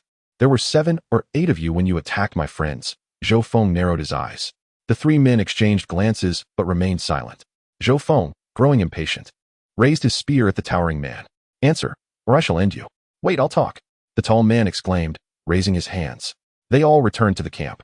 Zhou Feng pressed further. "You've been watching us for quite some time, haven't you?" The tall man hesitated. In the next moment, Zhou Feng's fist struck his nose, causing him to stagger back, blood pouring forth. "You," the tall man exclaimed, filled with rage and humiliation. It was clear that, despite being 3 against 1, Zhou Feng had focused solely on him. He glanced at his companions, who kept their heads down, silent, indicating that even if Zhou Feng were to kill him, they would not intervene. "I demand answers." The tall man gritted his teeth, recounting the events as Zhou Feng had surmised. They had discovered Fan Jian and Yang Wei 2 days prior, and had been covertly tracking them, leading to their ambush. "So you are aware of our base's location?" Zhou Feng said, narrowing his eyes. "Not at all. We don't know." They hurriedly responded. "There are so many of you. We dare not provoke you. We merely wish to seize this location." The tall man quickly waved his hands. "So many of us." Zhou Feng silently nodded, realizing that these individuals had indeed misunderstood the situation. They probably believed that they were all associated with Wu Wenrou. "Take me to your leader," Zhou Feng commanded. "Follow me." The tall man gestured as he began to walk in a specific direction. "You two, stick close to him," Zhou Feng instructed the other 2. The remaining pair promptly followed suit, while Zhou Feng trailed behind the 3 of them. After traversing alongside the river for over half an hour, approximately a kilometer in distance, They turned right upon passing a tree. Zhou Feng noticed that the trunk of this tree bore a triangular symbol, marked in the direction they were headed. Observing this, Zhou Feng nodded to himself, concluding that this was likely a marker left by the group to prevent getting lost in the jungle. However, this also indicated that by following these signs, one could locate their base. After another 10 minutes or so, they arrived at an open area, only a few hundred meters from the beach. Zhou Feng's gaze immediately fell upon a camp, where at least a dozen individuals were bustling about, both men and women, all engaged in constructing a barrier made from branches to enclose a large area, thereby preventing wild animals from entering. However, the structures inside were quite rudimentary, merely constructed from branches and topped with large palm fronds, providing only minimal warmth during the night. Protecting against wind and rain? That was utterly impossible. A slightly heavier downpour would likely obliterate these makeshift shelters. Yet, this was understandable, as the survivors appeared to be well-dressed, clearly remnants from the Wanli ship, having only arrived here a few days prior. Most of their energy was presumably spent searching for food, leaving little time for constructing proper housing. As they neared the base, the three exchanged glances and simultaneously dashed toward it. Enemies! Enemies! They shouted in unison. The urgent cries sent the camp into a frenzy. Everyone immediately assumed a defensive posture, particularly the men within the base, who emerged wielding wooden sticks, while the women huddled together, trembling in fear. However, there was one exception among the women, a tall, sun-kissed skin woman who exuded a model-like presence and bore the striking features of a mixed heritage. What is going on? The woman furrowed her brows. That guy? He is here to stir trouble. The tall man quickly gestured. The other two mirrored his actions. The woman's expression turned icy. With a swift kick, she struck the tall man in the stomach. He cried out in agony, collapsing to the ground. Witnessing this, Zhou Feng couldn't help but frown. What was happening? Was this woman the leader of the base? It seemed implausible, although Zhou Feng could discern that she possessed a certain level of combatability. Likely having practiced some form of martial arts, her physique clearly did not align with that of a professional fighter. The disparity between genders transcended mere strength and stature. Who allowed you to bring him here? Do you not comprehend the consequences? The woman ground her teeth. The tall man curled up on the ground, barely managing to lift his head, on the verge of tears, lamenting his misfortune. First, he was beaten by Zhou Feng, and now he was facing the wrath of the leader's sister, Tang Fu. However, the subsequent events brought a sigh of relief to the tall man, for Tang Fu did not spare the other two, delivering them harsh blows as well. After dealing with several individuals, Tang Fu finally turned her attention to Zhou Feng. What is your name? Are you also a survivor from the Wanli ship? Tang Fu inquired. Hand over the people, Zhou Feng coldly replied, refusing to answer her question. Who are you referring to? Tang Fu asked, clearly puzzled and unable to grasp the meaning behind Zhou Feng's words. Those who harm my friends must be handed over. I intend to teach them a lesson, Zhou Feng stated. At this declaration, several men present erupted in laughter, astonished that this sudden newcomer dared to confront them. A bald man stepped forward, excitedly gesturing. I was the one who struck your two useless friends. As he boasted, another fellow lay on the ground, cradling his head, further fueling the bald man's enthusiasm. Yet, in the next moment, a stone flew through the air and struck his shoulder with a resounding thud. Crack! Ah! The bald man screamed, and the camp fell silent, all eyes wide with shock as they gazed at the swelling injury on his arm. It was evident that the area struck by the stone had begun to swell significantly, potentially indicating a fracture. In such a scenario, should a fracture occur, the situation would become even more dire. You! Tang Fu glared furiously at Zhou Feng. Meanwhile, several others, unable to contain their eagerness, charged toward Zhou Feng, who maintained a distance from them. Instead of fleeing, he readied the stones he had prepared and hurled them forward with great force. Bang! Bang! Bang! The first few attackers fell to the ground, writhing and wailing in pain. The sight left the others gasping in shock, retreating in haste, no longer daring to advance. Tang Fu was left dumbfounded, unable to believe that a single individual could instill such fear in their group. Chapter 30, One-on-One. Who among you is not afraid of death? Step forward and test your mettle, but next time, I shall aim for your heads, Zhou Feng declared coldly, retrieving several more stones from his backpack. Tang Fu's expression soured further. She had not anticipated that Zhou Feng alone could deter their entire group. They found themselves at a loss for options. Charge. Judging by Zhou Feng's demeanor, he was not an easy target to pursue. We struck two of yours. Now you've harmed so many of us. That should suffice as even, right? Tang Fu gritted her teeth. Zhou Feng surveyed the injured, noting their condition was far worse than Fan Jian's. And what compensation will you provide us? Zhou Feng added. Compensation? Tang Fu was taken aback, astonished that Zhou Feng would even demand compensation after inflicting injuries on so many of their members. It was you who took the initiative to seize the fish. So it seems only reasonable for you to compensate us, Zhou Feng stated calmly. But you have beaten our people so severely. Do you intend to offer any compensation? Tang Fu suppressed her anger. They brought this upon themselves, Zhou Feng scoffed. Tang Fu felt her temper rising. What kind of logic is this? However, she quickly regained her composure, for perhaps there was no logic to begin with. Everything was a matter of brute force. At that moment, a man emerged from a nearby straw hut. Zhou Feng immediately recognized him as another mixed-blood individual. Brother, Tang Fu exclaimed upon seeing the man, visibly relieved. What happened? Tang Cheng squinted at Zhou Feng. The surrounding crowd began to chatter simultaneously, explaining the situation. You possess some skills, but if you seek compensation, it will not be so simple, Tang Cheng warned, cracking his knuckles with a sharp sound, clearly a warning to Zhou Feng. Then you shall never know peace. I can ensure that you cannot even leave your camp, Zhou Feng replied without a hint of hesitation. Tang Cheng scrutinized Zhou Feng, slowly nodding. I believe you have that capability, but I propose a duel between us. If you defeat me, I shall grant you satisfactory compensation. However, if you lose, you must join my camp and serve as my subordinate. Tang Cheng was the leader of this camp.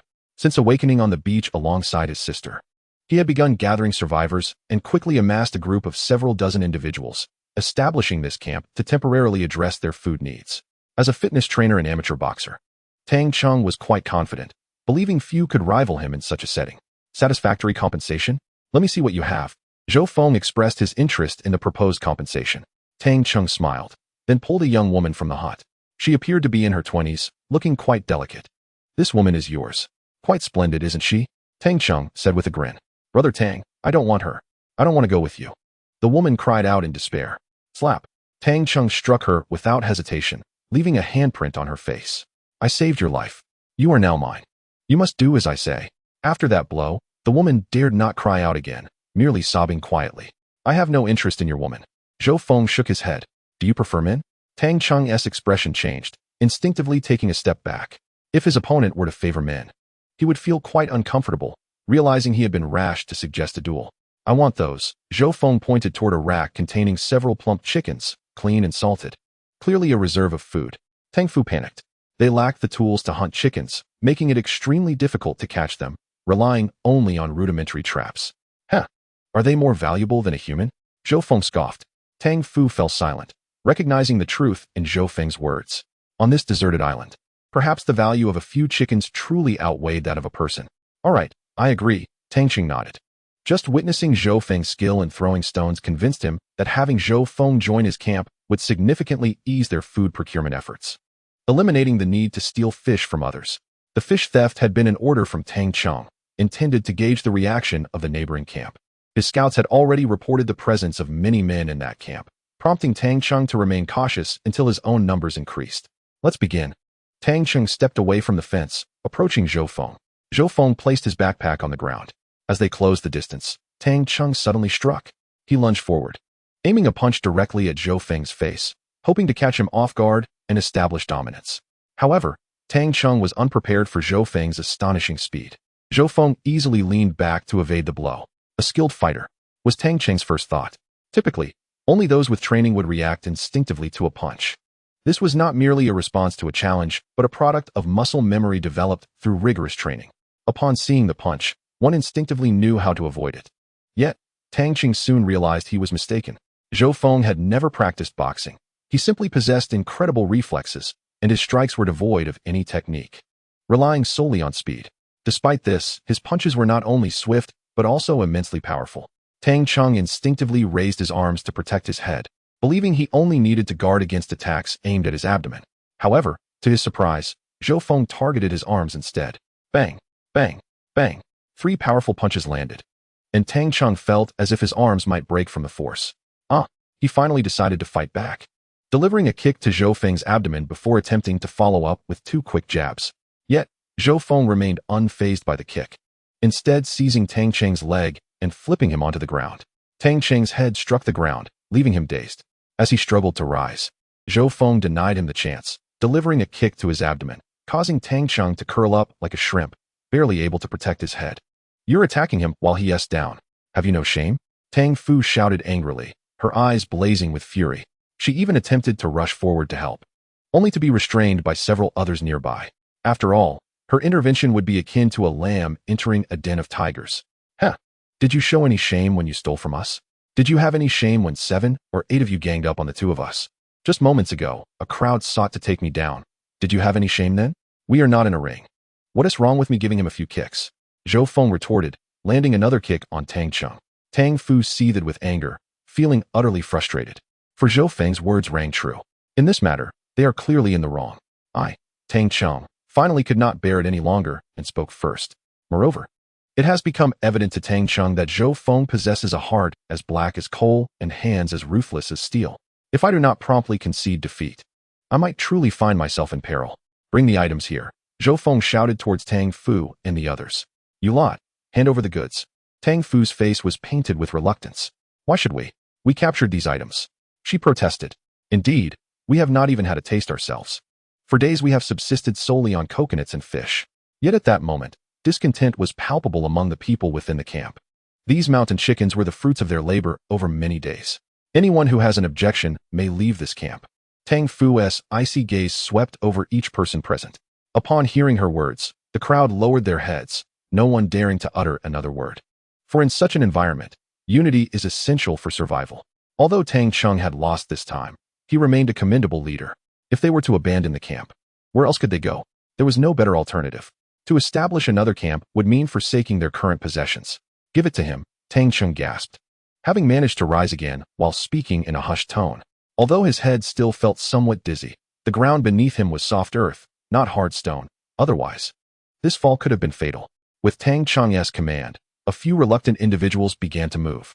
They fetched a stick and tied the mountain chickens to it, then lifted it to present to Zhou Feng. The latter effortlessly hoisted the stick, appearing remarkably unburdened. Brother, what I said earlier still stands. You are always welcome here. Tang Cheng stated solemnly. Not interested, Zhou Feng shook his head and turned to leave. Brother, are we just letting him go like that? Tang Fu clenched her fists, her expression one of frustration. What else can we do? Tang Cheng sighed bitterly. We cannot ignite a full-scale war. Zhou Feng alone is difficult enough to contend with. What would happen if we engaged in an all-out conflict? I shudder to think of the potential losses. More importantly, I am unaware of how many men he commands. That guy? Tang Fu's eyes brimmed with resentment. Zhou Feng returned to the camp carrying the mountain chickens. The sight of the chickens on his back left the crowd momentarily stunned. Where did you acquire these? Did you catch them? They wondered aloud. These are freshly cured items given as compensation by those men, Zhou Feng explained. Compensation? They must be rather kind then, Bai Qingyan remarked with a puzzled expression. Impossible. Xiao Feng, what did you do? Qin Xiaoxue perceived the truth. This cannot be. They must have offered it willingly. Zhou Feng recounted the entire event. Boss, you are truly remarkable, Yang Wei exclaimed, his eyes gleaming with admiration. He had not anticipated Zhou Feng's fighting prowess to be so formidable. Thank you, boss. Fan Jian expressed deep gratitude. Zhou Feng even avenged us. Do you think those ruffians will seek trouble again? Sun Hong voiced her concerns. They lack the audacity. But we must remain vigilant and arrange for patrols outside, Zhou Feng replied gravely. Arrange patrols? The group was troubled. Their numbers were already scant, a mere 8 souls. Now, they had to gather food, patrol, and keep watch at night. Even while fishing, they needed to tread carefully to guard against potential attacks. Everyone, do not panic. We have sufficient food to sustain us for a while. There is no need to hoard excessively at this moment. Our safety is paramount. Zhou Feng began to reassure the group. Although he was uncertain about this island of paradise, it appeared to be a tropical locale, unlikely to experience sudden temperature drops. Should such a day come, they would address it then. For now, their safety held the utmost importance. Zhou Feng subsequently organized that food collection would require at least 3 individuals per group, while he would personally oversee the patrols. He held faith that the others would not stir up any trouble. Dinner consisted of fruits and 2 mountain chickens, alongside a pot of stew. The mountain chickens on this island were relatively small, each weighing less than 2 pounds. After the innards were removed, the portions shrank even further. With 8 people sharing 2 chickens, each individual received a meager serving. Nevertheless, this meal was exceptionally satisfying, especially since the mountain chickens were not caught by their own hands. Once dinner concluded, everyone retired early for the night. Zhou Feng, Fan Jian, and Sun Hong each possessed mobile phones. Yet they had long since run out of battery and were useless. In the absence of entertainment, it was easy to drift off to sleep. especially after a day of hard labor and not being fully satiated. However, Zhou Feng tossed and turned, unable to find slumber. He eventually stepped out of the grass hut, glancing toward Qin Xiaoxue's room. This night, Bai Qingyan and Sun Hong were on watch, thus not present in the room. They were stationed on a nearby hillside, where visibility was better and they could monitor their surroundings. This meant that Qin Xiaoxue was alone in her room. Zhou Feng hesitated at the entrance, contemplating. The curtain was merely a mat of grass, offering no real security, yet providing some protection from the night wind and a semblance of privacy. Should he wish to enter, he need only lift the curtain. Ultimately, however, Zhou Feng returned to his own quarters. This could have been a chance to connect with Qin Xiaoxue, yet if she continued to rebuff him, he would be at a loss. What Zhou Feng did not anticipate was that shortly after he returned to his room, someone pushed the door open. It was none other than Qin Xiaoxue. "Aunt Qin?" Zhou Feng remarked with a look of surprise. "Xiao Feng, I have come to agree to what you proposed last time," Qin Xiaoxue said, her cheeks flushed. Chapter 32. A fortuitous encounter. Zhou Feng did not immediately grasp her words. Was the previous conversation regarding food collection or some other task? Once he realized that Qin Xiaoxue had come to him late at night, it was clear that her intentions were far beyond mere trivialities. She wished to become his girlfriend. "Aunt Qin, is it true? Are you willing to be my girlfriend?" Zhou Feng asked, brimming with excitement as he sprang upright from the bed. "It is true, but we must agree on two conditions." Qin Xiaoxue gently nodded and took a seat beside Zhou Feng. "Aunt Qin, please go ahead." Zhou Feng eagerly replied. Whatever conditions Qin Xiaoxue proposed, he would certainly comply. "First, you must not let Qin Yin know," Qin Xiaoxue said, her face glowing with embarrassment. "If my daughter discovers that I have agreed to be Zhou Feng's girlfriend, I would be at a loss for how to face her." "That is no problem." Zhou Feng hesitated for a moment, but eventually nodded. The camp's space was limited. If they wished to avoid Bai Qingyan, it would indeed be quite challenging. At present, Qin Xiaoxue has agreed to become Zhou Feng's girlfriend, which has filled him with immense excitement. However, he hesitates to make further requests for fear that she might retract her acceptance. Additionally, he is aware that they must refrain from any physical intimacy. Qin Xiaoxue's voice, barely louder than a mosquito's, reassures him, "Aunt Qin, please be assured, I will not impose." Zhou Feng's heart swells with joy. Simply having Qin Xiaoxue acknowledge their relationship is enough to satisfy him. However, he is still puzzled. But Aunt Qin, why? He cannot fathom why Qin Xiaoxue has suddenly consented to be with him. "Seeing you leave today made me realize, if you were to leave and not return, I would carry that guilt for a lifetime. One must not live with regrets. You have assisted me so much, and I should offer you this chance. Moreover, I find you very appealing," she says, her voice trailing off to a whisper. Zhou Feng beams at her. In truth, Zhou Feng does not wish to take advantage of her vulnerability or coerce her into a relationship under duress. However, he is unable to suppress his feelings. "Aunt Qin, rest assured, I will not disappoint you. I will bring you happiness," he declares earnestly, grasping her hands. Tears shimmer in Qin Xiaoxue's eyes.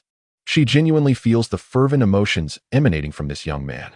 It is a warmth she has never experienced before. Her previous marriage lacked deep emotional connection, as her husband was reserved and never expressed his feelings. "Aunt Qin, may I kiss you?" Zhou Feng gazes into her eyes. "I thought I mentioned we cannot take that step," she replies, momentarily taken aback. "But a kiss doesn't count as crossing that line. You never said we couldn't kiss. And besides, we have kissed before," Zhou Feng counters. "I am not prepared for that." Qin Xiaoxue blushes. However, before she can finish her sentence, Zhou Feng leans in, and their lips meet. The sensation fills her mouth, making it difficult to breathe. Yet, unlike before, she finds herself embracing this feeling. Zhou Feng's arm encircles her waist, and he seeks to deepen their connection. At that moment, a voice interrupts. "Mom, I'm so hungry. Are there any wild fruits left?" Bai Qingyan pushes aside the curtain and enters. Earlier, Qin Xiaoxue had concocted an excuse to speak with Zhou Feng, but now Bai Qingyan finds them in an intimate position. Qin Xiaoxue quickly pushes Zhou Feng away. "What are you two doing?" Bai Qingyan exclaims, her eyes wide with surprise. Although she did not witness them kiss, the scene was undeniably suggestive. "Ah, nothing." Zhou Feng coughs awkwardly. He had heard Bai Qingyan approaching but thought she would merely pass by, never expecting her to walk in. While Qin Xiaoxue may be reluctant for Bai Qingyan to know about their relationship, Zhou Feng believes that living together inevitably leads to the truth being revealed, and it might be better to confront it sooner rather than later. "I will check on Zhou Feng's scar." Qin Xiaoxue hastily invents a reason. "Check a scar? In this room?" Bai Qingyan questions suspiciously. The moon shines brightly outside, but inside the thatched cottage, it is dim, making it nearly impossible to see. "To examine a scar, one should do it in daylight," she adds. Recognizing Bai Qingyin's skepticism, Qin Xiaoxue discreetly nudges Zhou Feng, signaling him to cover for her. I felt a bit of pain earlier. Aunt Qin helped me rub it, Zhou Feng says, cradling his head. You're not getting sick, are you? Bai Qingyin asks, suddenly anxious, pressing her hand to Zhou Feng's forehead. You do feel a bit warm, she exclaims. What should we do? Bai Qingyin's concern is palpable. They have no medicine. And if one falls ill, they must endure it. I don't think it's serious, Zhou Feng scratches his head. The warmth on his forehead is simply from the prolonged closeness with Qin Xiaoxue. Really? Then why does your head hurt? Bai Qingyin inquires, puzzled. Perhaps it's a lingering effect from the injury I sustained last time, Zhou Feng offers as an excuse. Do take care. Bai Qingyin appears genuinely worried. After exchanging a few more words, Zhou Feng reluctantly exits the room, feeling dissatisfied that if Bai Qingyin had not returned unexpectedly, he might have progressed further with Qin Xiaoxue. He is certain there will be another opportunity. The following morning, Fan Jin and Yang Wei remain in the camp, both recuperating from their injuries. Yang Wei is able to assist with minor tasks, but Fan Jin's injuries are more severe, prompting Zhou Feng to advise him to rest. Fan Jin feels grateful for this consideration, not expecting to receive care for his injuries in such circumstances. Zhou Feng carries a wooden bucket filled with small fish and shrimp into the forest, intending to set traps to catch small animals. His traps are rudimentary, crafted from rope, representing one of the simplest yet most effective traps. As he moves through the forest, he sets traps wherever he notices signs of animals, baiting them with the fish. Soon, he finds himself without any more traps, leaving him to rely on chance. Just as he prepares to return, he hears a scream nearby. Chapter 33. Wild Boar. Zhou Feng quickly deduces that the commotion does not originate from his camp. Rather, it is coming from the direction of Tang Cheng's group. Have they encountered trouble? Regardless of the situation, Zhou Feng resolves to investigate. He sprints through the thicket and soon witnesses the unfolding scene. One man and 3 women are confronting a massive wild boar, its weight exceeding 200 pounds. Such a formidable creature is indeed a rare sight. With long, sharp tusks and blood-red eyes, the wild boar fixates on the 4 individuals. Zhou Feng recognizes the mixed-race beauty. Tang Fu, who is visibly shaken, realizing they had only intended to fetch water but found themselves in grave danger. Calm down. We need to think of a solution. Tang Fu urges, gripping a wooden stick tightly. The others also clutch makeshift weapons, but upon seeing the imposing boar, 2 of the women abandon their sticks and flee. You guys, Tang Fu exclaims, her urgency palpable. In a moment of dire urgency, it was unexpected that these 2 individuals would be the first to flee. Let us also make our escape, exclaimed another man, who then dashed in a different direction. Although he spoke of us, the man showed no hesitation in his solitary flight. Curse them. Tang Fu was infuriated. These 3 scoundrels. What filled her with despair was that the wild boar did not pursue the trio, but instead fixated its attention on her. Left with no choice, Tang Fu turned to flee, only to face an even more despairing sight. The wild boar was charging after her. Tears nearly welled in her eyes as she grappled with the bewildering reality of why the creature was following her. Coincidentally, her escape route led directly to where Zhou Feng was located. As the wild boar lunged towards her thigh, Tang Fu could not suppress her instinct to glance back. Her face contorted with terror. If the beast were to knock her down, she would surely meet her demise there. Just then, Zhou Feng intervened, emerging from behind a tree, brandishing a spear aimed at the wild boar. The creature, with its tough hide and thick flesh, should have been impervious to Zhou Feng's rudimentary weapon. Yet, astonishingly, the spear struck the wild boar's eye. The excruciating pain drove the beast into a frenzy as it charged towards Zhou Feng, who swiftly dodged aside. However, clinging to the spear meant he was still knocked to the ground. The wild boar, now with one eye blinded, fled in a panic and collided violently with a tree, crashing to the ground in a convulsion before falling still. Are you all right? Tang Fu called out, glancing at Zhou Feng on the ground, hesitating whether to help him up. Had he not appeared just in time, she would have been doomed. Yet, memories of Zhou Feng's previous actions within the base resurfaced, leaving her resentful, especially regarding the several mountain chickens he had taken, which had significantly undermined Tang Cheng's authority. As Tang Fu wrestled with her conflicting emotions, Zhou Feng had already risen. This wild boar is mine. Do not think of claiming it, he declared, advancing towards the creature. Uncertain if it was unconscious or dead, he prudently extracted the spear from its eye socket and, drawing a dagger, severed its throat, allowing its blood to flow freely onto the ground. While boar blood is rich in vitamins and beneficial for invigorating the spirit and replenishing blood, there was no means to process it now, and it would regrettably go to waste. Most critically, the bloodletting would lighten the creature for transport, as Zhou Feng intended to carry it back. Tang Fu was nearly overwhelmed with anger. She had been contemplating how to express her gratitude, only to find Zhou Feng suspicious that she might covet his kill. Particularly irksome was his complete disregard for her presence as he knelt beside the wild boar.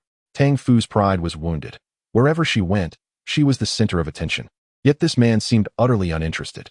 "Thank you." She ventured closer, but Zhou Feng ignored her, standing up to remove his shirt. "What are you doing?" She gasped, instinctively retreating, her hand creeping to her waist where a dagger was concealed for self-defense. "What do you think?" "I simply wish to avoid staining my clothes," Zhou Feng replied nonchalantly, aware that this was his only set of garments. If they became bloodied, he would be left with nothing to wear.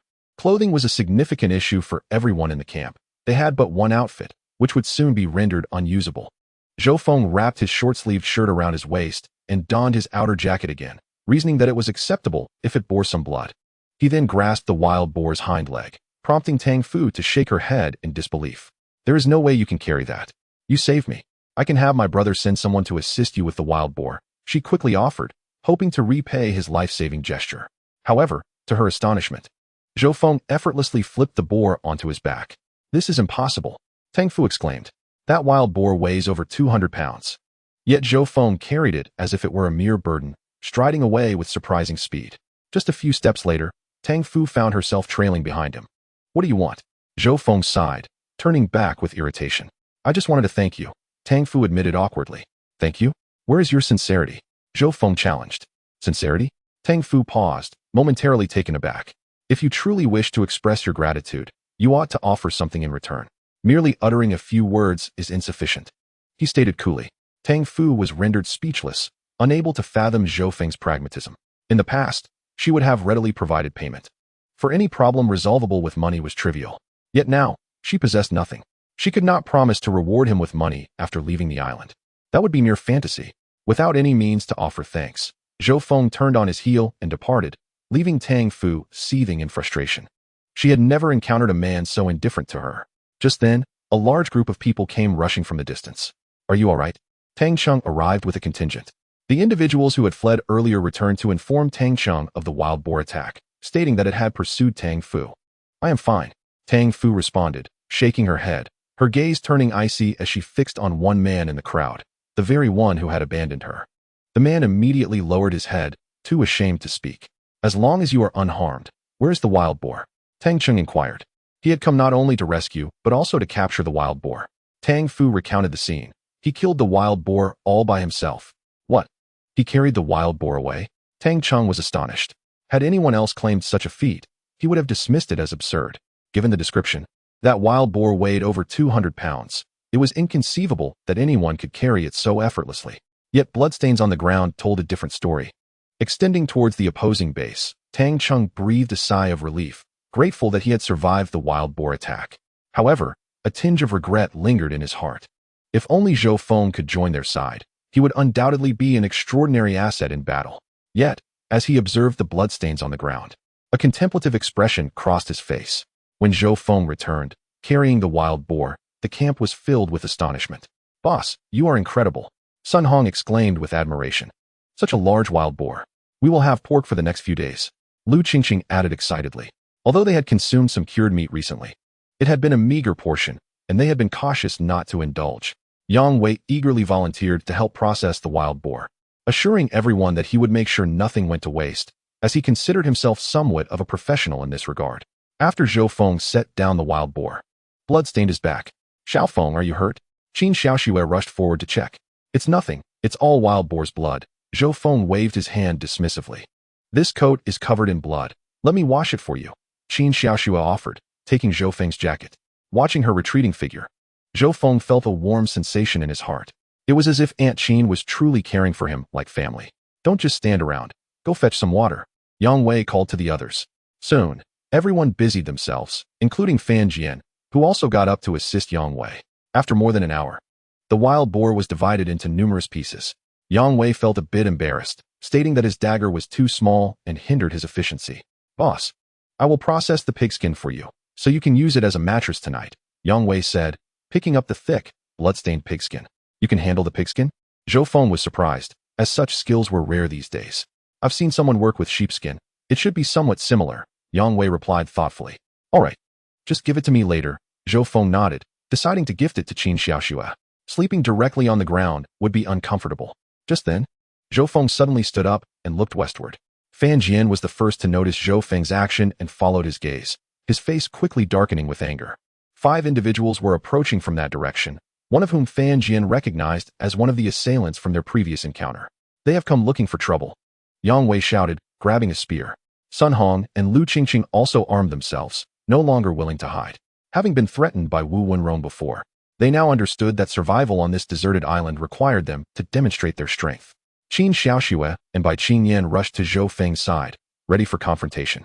Zhou Feng grasped a stone, prepared to ensure that these intruders would not leave unscathed if they harbored ill intentions. It's a misunderstanding. No need to be so tense. Tang Cheng quickly interjected. What do you want? Looking for a fight? Zhou Feng narrowed his eyes. No. We came over to thank you for saving my sister. Tang Cheng clarified, dragging something behind him. Zhou Feng then noticed a travel suitcase. What is that? He inquired. It's some clothes, Tang Fu replied. Clothes? Sun Hong and the others' eyes lit up. They had been wearing the same clothes for over 10 days, occasionally washing them, but it was quite inconvenient, especially since they were working daily, leaving their garments soiled and damaged. If they were torn, they would have no choice but to wrap themselves in banana leaves or fashion grass skirts, which would be quite impractical with both men and women in the camp. Where did the clothes come from? Zhou Feng asked. Of course, we found them on the beach. There were plenty of supplies around the area where we regained consciousness. Didn't you find anything here? Tang Cheng surveyed the camp, his eyes filled with envy upon seeing the cured meat and salted fish hanging on the wooden rack. Yet, he found it odd that there seemed to be so few men in the camp. They had approached cautiously before, and there had been more than just 4 individuals. Tang Cheng deduced that perhaps the others were simply not present. There are supplies on the beach? Zhou Feng was taken aback. The shipwreck was peculiar, not resembling a sinking vessel, but rather as if everyone had vanished from the ship in an instant, leaving resources on the shore. Why had they not encountered them? Perhaps it was merely bad luck on their part. Bring over the suitcase, Zhou Feng said, nodding. Tang Cheng and Tang Fu exchanged glances before approaching Zhou Feng together. Tang Fu opened the suitcase, revealing it stuffed with numerous brand new clothes, all neatly folded. There was likely at least one set for each person in Zhou Feng's group, though he wondered if they would fit. So now you have accepted my gratitude, Tang Fu declared assertively. Well, it's decent enough, worth a life, Zhou Feng replied, nodding. Tang Fu was infuriated by his words. What did he mean that it was worth a life? It was clearly a mockery of her worth. There was only this box of clothes. But what could she do? She couldn't offer herself in return, despite having saved her life. Tang Fu still found Zhou Feng exceedingly irritating. Allow me to formally introduce myself. I am Tang Cheng, and this is my sister, Tang Fu. Tang Cheng extended his hand towards Zhou Feng. Tang Cheng had already recognized Zhou Feng as the leader among these individuals. In Tang Cheng's eyes, it was only natural, given Zhou Feng's demonstrated abilities, that he was no ordinary person. He did not dismiss Zhou Feng simply because of his youth. I am Zhou Feng responded, shaking Tang Cheng's hand. Since the other party was expressing goodwill, there was no need for him to wear a stern expression. We might as well consider this an acquaintance born from conflict. How about we discuss cooperation? Tang Cheng suggested with a slight smile. Cooperation? Zhou Feng queried with curiosity. Exactly. We are all Huaxia people. We can survive together on this island, Tang Fu chimed in. You are Huaxia people? You certainly do not look the part, Bai Qingyan interjected, unable to restrain herself. After all, the Tang siblings' mixed heritage was evident in their appearance. We are mixed, but we grew up in Huaxia. Otherwise, we wouldn't speak Mandarin so fluently, Tang Cheng explained. Zhou Feng nodded, having suspected from the beginning that they were not pure Han. I am not interested in cooperating with you. Our resources and food far exceed yours, Zhou Feng replied, shaking his head. According to Zhou Feng's observations on that day, Tang Cheng and their camp possessed limited resources. Although there were approximately 30 individuals, their food supply was insufficient. Otherwise, they would not have resorted to stealing their fish. Even the few mountain chickens Tang Cheng had taken from them had incited their ire. This prompted a wry smile from Tang Cheng, as Zhou Feng and his companions hanging cured meats and smoked fish evoked envy. It was uncertain how long it would take to amass such provisions, not to mention the neatly divided wild boar meat lying in the adjacent clearing. The thick layer of fat atop the meat made Tang Cheng envious, for in the wild, preserving fat is of utmost importance. Yet, Zhou Feng added, we can exchange information. This notion was agreeable to Tang Cheng, who nodded in response. However, he did not truly believe that a collaboration could be established with Zhou Feng at that moment. His intention was merely to convey that he bore no malice, hoping for peaceful coexistence between the two groups. How did you arrive on this island? Zhou Feng inquired. Hearing this question, Tang Qing chuckled. Indeed, you are a perceptive individual. This is no ordinary shipwreck, he began to explain. According to the intelligence he had gathered, nearly everyone in his camp had lost consciousness around the same time. Upon awakening, they found themselves on the island. I suspect we may have encountered a supernatural phenomenon, Tang Qing added. That aligns closely with my suspicions. Are there any other suspicious elements? Perhaps concerning this island? Zhou Feng queried further. The island is vast, beyond our imagination, and it may be referred to as Paradise Island. Tang Qing squinted his eyes. Paradise Island. Fan Jian and the others expressed astonishment at this designation. Zhou Feng refrained from disclosing this information and feigned surprise, as if he were learning of this name for the first time. Paradise Island? Why is it called that? This place is hardly paradise, Yang Wei interjected. For them, it felt more akin to hell, particularly for Li Ran nearby. Not far from them stood a stone tablet inscribed with the words Paradise Island. Tang Qing pointed in its direction, indicating that it lay beneath a certain tree. Zhou Feng's heart sank as he discreetly noted the location. He had been unable to locate the stone tablet in recent days and had begun to suspect whether Ho Chuan had been deceiving him. However, it now appeared that the tablet was indeed real. He simply had not been fortunate enough to find the correct position. The critical issue now is that there are other threats on the island. Tang Qing spoke slowly. What threats? Zhou Feng inquired. To the west of our position lies another base inhabited by numerous foreigners. We have encountered them several times, and they are not very amicable. I estimate that a struggle for resources will soon commence. Tang Qing's expression turned grave. Following his statement, Fan Jian scoffed. Were they friendly when they were stealing from you? Tang Qing scratched his head awkwardly. Discussing friendliness on this island seemed rather absurd. At least we have not killed anyone. They truly have. And we have witnessed bodies being discarded from their camp. Tang Fu frowned. Discarding bodies? That could also be due to illness. Fan Jian shook his head. While these individuals may appear healthy, it does not mean others are free from ailments. Under constant hunger, it is likely that malnutrition leads to weakened immunity. That is not illness. Those bodies were tortured to death, Tang Qing clarified. Tortured to death. This revelation reminded Fan Jian and the others of Manager Gua and Wang Jun. Many survivors on this island had lost their humanity. Allow me to share our intelligence as well, Zhou Feng began to recount. He did not speak the entire truth regarding Wu Wenrong and others, but merely informed Tang Qing that there were wild men on the island, likely cannibals. There are wild men on this island. Tang Qing appeared somewhat taken aback. However, I observed the wild men heading south, so they may only visit occasionally, Zhou Feng stated. Yet, even occasional appearances of wild men signified a grim reality. Cannibals existed on the island. Tang Qing's mood grew heavy upon hearing this. Evidently, the island was far more perilous than he had imagined. Regardless, I thank you for saving my sister. However, I believe our collaboration should extend beyond mere information exchange. I hope you will give this serious consideration, Tang Qing remarked before departing with Tang Fu and the others. After they had distanced themselves, Bai Qingyan could no longer restrain herself. Zhou Feng, you were completely unconvincing when you lied earlier. Huh, that Tang Qing was equally unconvincing. Did you catch his deceit? Zhou Feng chuckled. He lied as well. Which part? Bai Qingyan's eyes widened, as she had not discerned any discrepancies in Tang Qing's words. It pertains to the other survivor camp nearby. They must possess some specific information, Zhou Feng elucidated.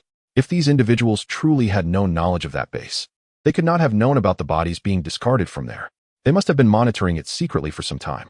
Why are you all so cunning? Bai Qingyan huffed, feeling somewhat vexed. It was frustrating to realize that despite being the same age as Zhou Feng, she appeared to be the fool. All right, everyone. Let's distribute the clothing, Zhou Feng announced, retrieving garments from the suitcase one by one. There were indeed quite a few clothes, all summer attire, which suited the island perfectly. Chapter 36. The stone tablet. The clothing was laid out before everyone.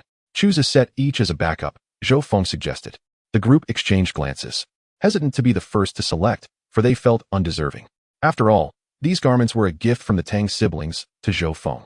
Then I shall distribute them, Zhou Feng declared, not wishing to be impolite. He began to rummage through the clothes, first selecting 2 larger outfits for Fan Jian and Yang Wei. He then chose a set for each of the 3 women, Sun Hong, Lu Qingqing, and Li Ran. The group retreated to their rooms to change, having grown weary of their current odorous attire. This one seems interesting. Why not try it on? Zhou Feng handed a camouflage outfit to Bai Qingyan. Is this camouflage gear? Bai Qingyan was taken aback. The ensemble featured short sleeves on the upper half and cropped pants below, clearly not standard military attire. Try it on and see if it fits, Zhou Feng encouraged. In a place like this deserted island, camouflage clothing would prove quite useful. All right, I will give it a try, Bai Qingyan nodded. Finally, only Qin Xiaoxue remained. Aunt Qin, feel free to select a set for yourself. Zhou Feng placed the suitcase in front of her. I will take this one, Qin Xiaoxue replied, having already set her sights on a blue t-shirt and a brown skirt. The fabric of this outfit exudes a rich texture. It suits you perfectly, and you will undoubtedly look stunning in it. Zhou Feng smiled. How annoying. Qin Xiaoxue's cheeks flushed as she turned to leave. Zhou Feng was momentarily taken aback, but then elated. Was Qin Xiaoxue's reaction a sign of shyness? There were still quite a few garments left in the box. However, several were evening gowns, entirely unsuitable for wearing on a deserted island. There were a few pieces of women's lingerie, which he could distribute among several women later. Soon, everyone had changed into their clothes. Fan Jian and the others went off to work, needing to process the pork. Bai Qingyan bounced over to Zhou Feng. Zhou Feng, what do you think of my outfit? Bai Qingyan twirled before him. Naturally beautiful, she stood about the same height as Qin Xiaoxue. Yet her figure was entirely different, more slender and elongated, embodying a youthful and vibrant allure.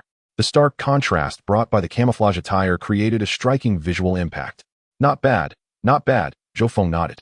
This ensemble fit Bai Qingyan perfectly. She could easily pose for a photo shoot. His taste was commendable. Thank you for helping me choose the clothes. Here is a reward. Suddenly, Bai Qingyan leaned in close to Zhou Feng. Before he could react, he felt her lips brush against his cheek. You? Zhou Feng was momentarily stunned, not expecting such an action from Bai Qingyan. Hee, I'm off to help with cooking. We'll have braised pork later. Bai Qingyan giggled and dashed away, leaving Zhou Feng somewhat dazed, touching his cheek in bewilderment. At that moment, Qin Xiaoxue emerged from the grass hut. Zhou Feng's eyes lit up. In his view, Qin Xiaoxue's attire was the most beautiful. The hem of her clothing swayed gently, resting just above her ankles, exuding feminine grace. Her hair cascaded casually over her shoulders. What are you looking at? Qin Xiaoxue's cheeks remained flushed. You're my girlfriend. What is wrong with me admiring you? Zhou Feng replied with a smile.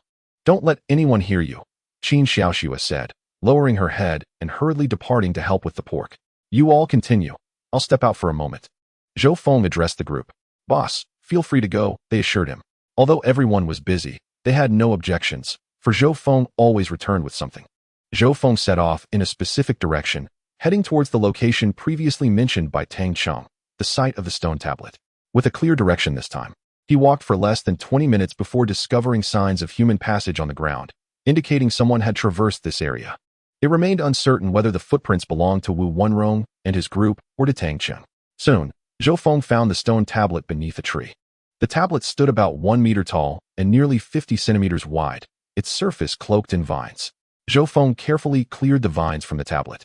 As the last hint of greenery slipped away, 4 ancient and powerful Chinese characters gradually emerged. Tian Tang, Ji Dao, Heavenly Island.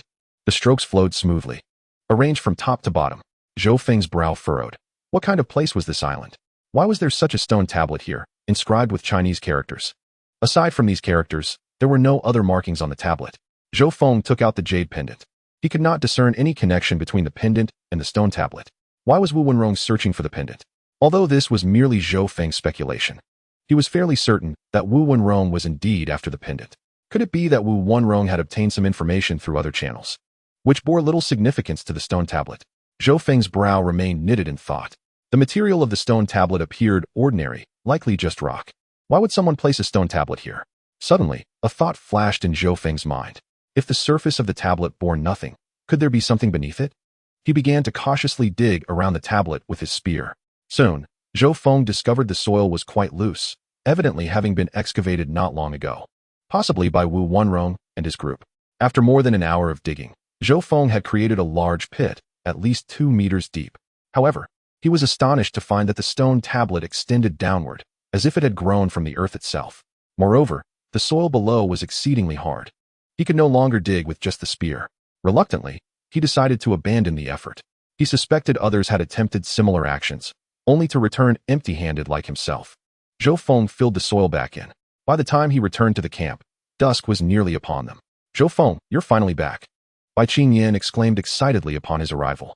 Zhou Feng then noticed the delicious aroma of meat wafting through the air around the camp. Large chunks of pork floated in the pot, thick with grease, over a crackling fire. Haven't you all eaten yet? Zhou Feng asked in surprise. I was planning to eat. But everyone insisted on waiting for you, Bai Qingyan replied, her stomach growling in response. Her face flushed with embarrassment. Witnessing this, Zhou Feng chuckled. I apologize for returning a bit late. Let us all eat together. Zhou Feng took a seat first. Sun Hong ladled the first bowl of meat for him. Zhou Feng took a bite and was met with an explosion of flavor. The pork was exquisitely tender. Each piece melted in his mouth, distinctly showcasing the meat's delicate and savory essence. Despite merely being seasoned with salt, it was already incredibly delicious. The grease had infused into the broth, warming Zhou Feng's stomach with each sip. Observing the others, they too were engrossed in their meal. We can still enjoy 2 more meals tomorrow. I've preserved the leftover pork, Yang Wei said while eating. If not preserved, the meat would likely spoil by tomorrow evening. What about the entrails? Zhou Feng inquired. Upon hearing this, Yang Wei appeared somewhat embarrassed, explaining that they had not yet processed those items. Currently, they had no seasonings, and even if they managed to clean them, they would likely be quite unpalatable. No need to trouble yourselves with that. Take them to help me set a trap tomorrow. Zhou Feng waved his hand, prioritizing the fresh meat for now. All right. Yang Wei breathed a sigh of relief. Dealing with pig entrails in such conditions was indeed quite troublesome. The next morning, Zhou Feng and Yang Wei ventured into the jungle, not far from the spot where Manager Guo's body was buried. Yang Wei held his nose, carrying a wooden bucket filled with pig entrails and intestines. 2 individuals excavated a deep pit in the ground, subsequently inserting sharp wooden stakes within it, before discarding entrails into the hollow. Uncertain of their success in capturing any creatures, Yang Wei remarked while sniffing the scent lingering on his hands, nearly retching. Let us try our luck, Zhou Feng suggested with a shake of his head. To survive here, one must employ every conceivable method. At that moment, Zhou Feng's brow furrowed as he turned his gaze toward the distance, detecting the sound of hurried footsteps, seemingly approaching the camp. Chapter 37. The corpse. What's wrong, boss? Yang Wei noted Zhou Feng's unusual reaction. Someone is heading toward our camp. Zhou Feng swiftly grasped his spear and advanced in that direction. Yang Wei, alarmed, realized that his woman was within the camp. In recent days, Li Ran had introduced Yang Wei to a tenderness he had never known before. Zhou Feng surged ahead, and Yang Wei followed closely, astonished by Zhou Feng's remarkable speed, which surpassed even that of professional athletes. Who exactly is Zhou Feng? When Yang Wei finally caught up with Zhou Feng, he found him confronting a man. Are you from Tangcheng? Zhou Feng recognized the individual as likely belonging to Tangcheng's camp. There's been an incident. Help us. The man gasped, clearly seeking assistance. What happened? Be clear. Zhou Feng demanded, his brow knitted in concern. We got into a fight. We clashed with those foreigners. The man gestured animatedly. Why did the conflict arise? Zhou Feng inquired. They lost someone and insist we are responsible. They came to cause trouble, and the boss sent me to call for your help. The man explained urgently. Upon hearing this, Yang Wei felt a surge of indignation. Help? Why should we assist you? He still harbored resentment over the beating he had endured previously. There are benefits. The boss said if you help us, there will be rewards. The man insisted. The notion of rewards piqued Zhou Feng's interest. Then we shall go and see, he declared. Even without the promise of rewards, Zhou Feng intended to investigate, for their bases were in close proximity. If Tang Cheng and his group faced ruin, they would inevitably suffer as well.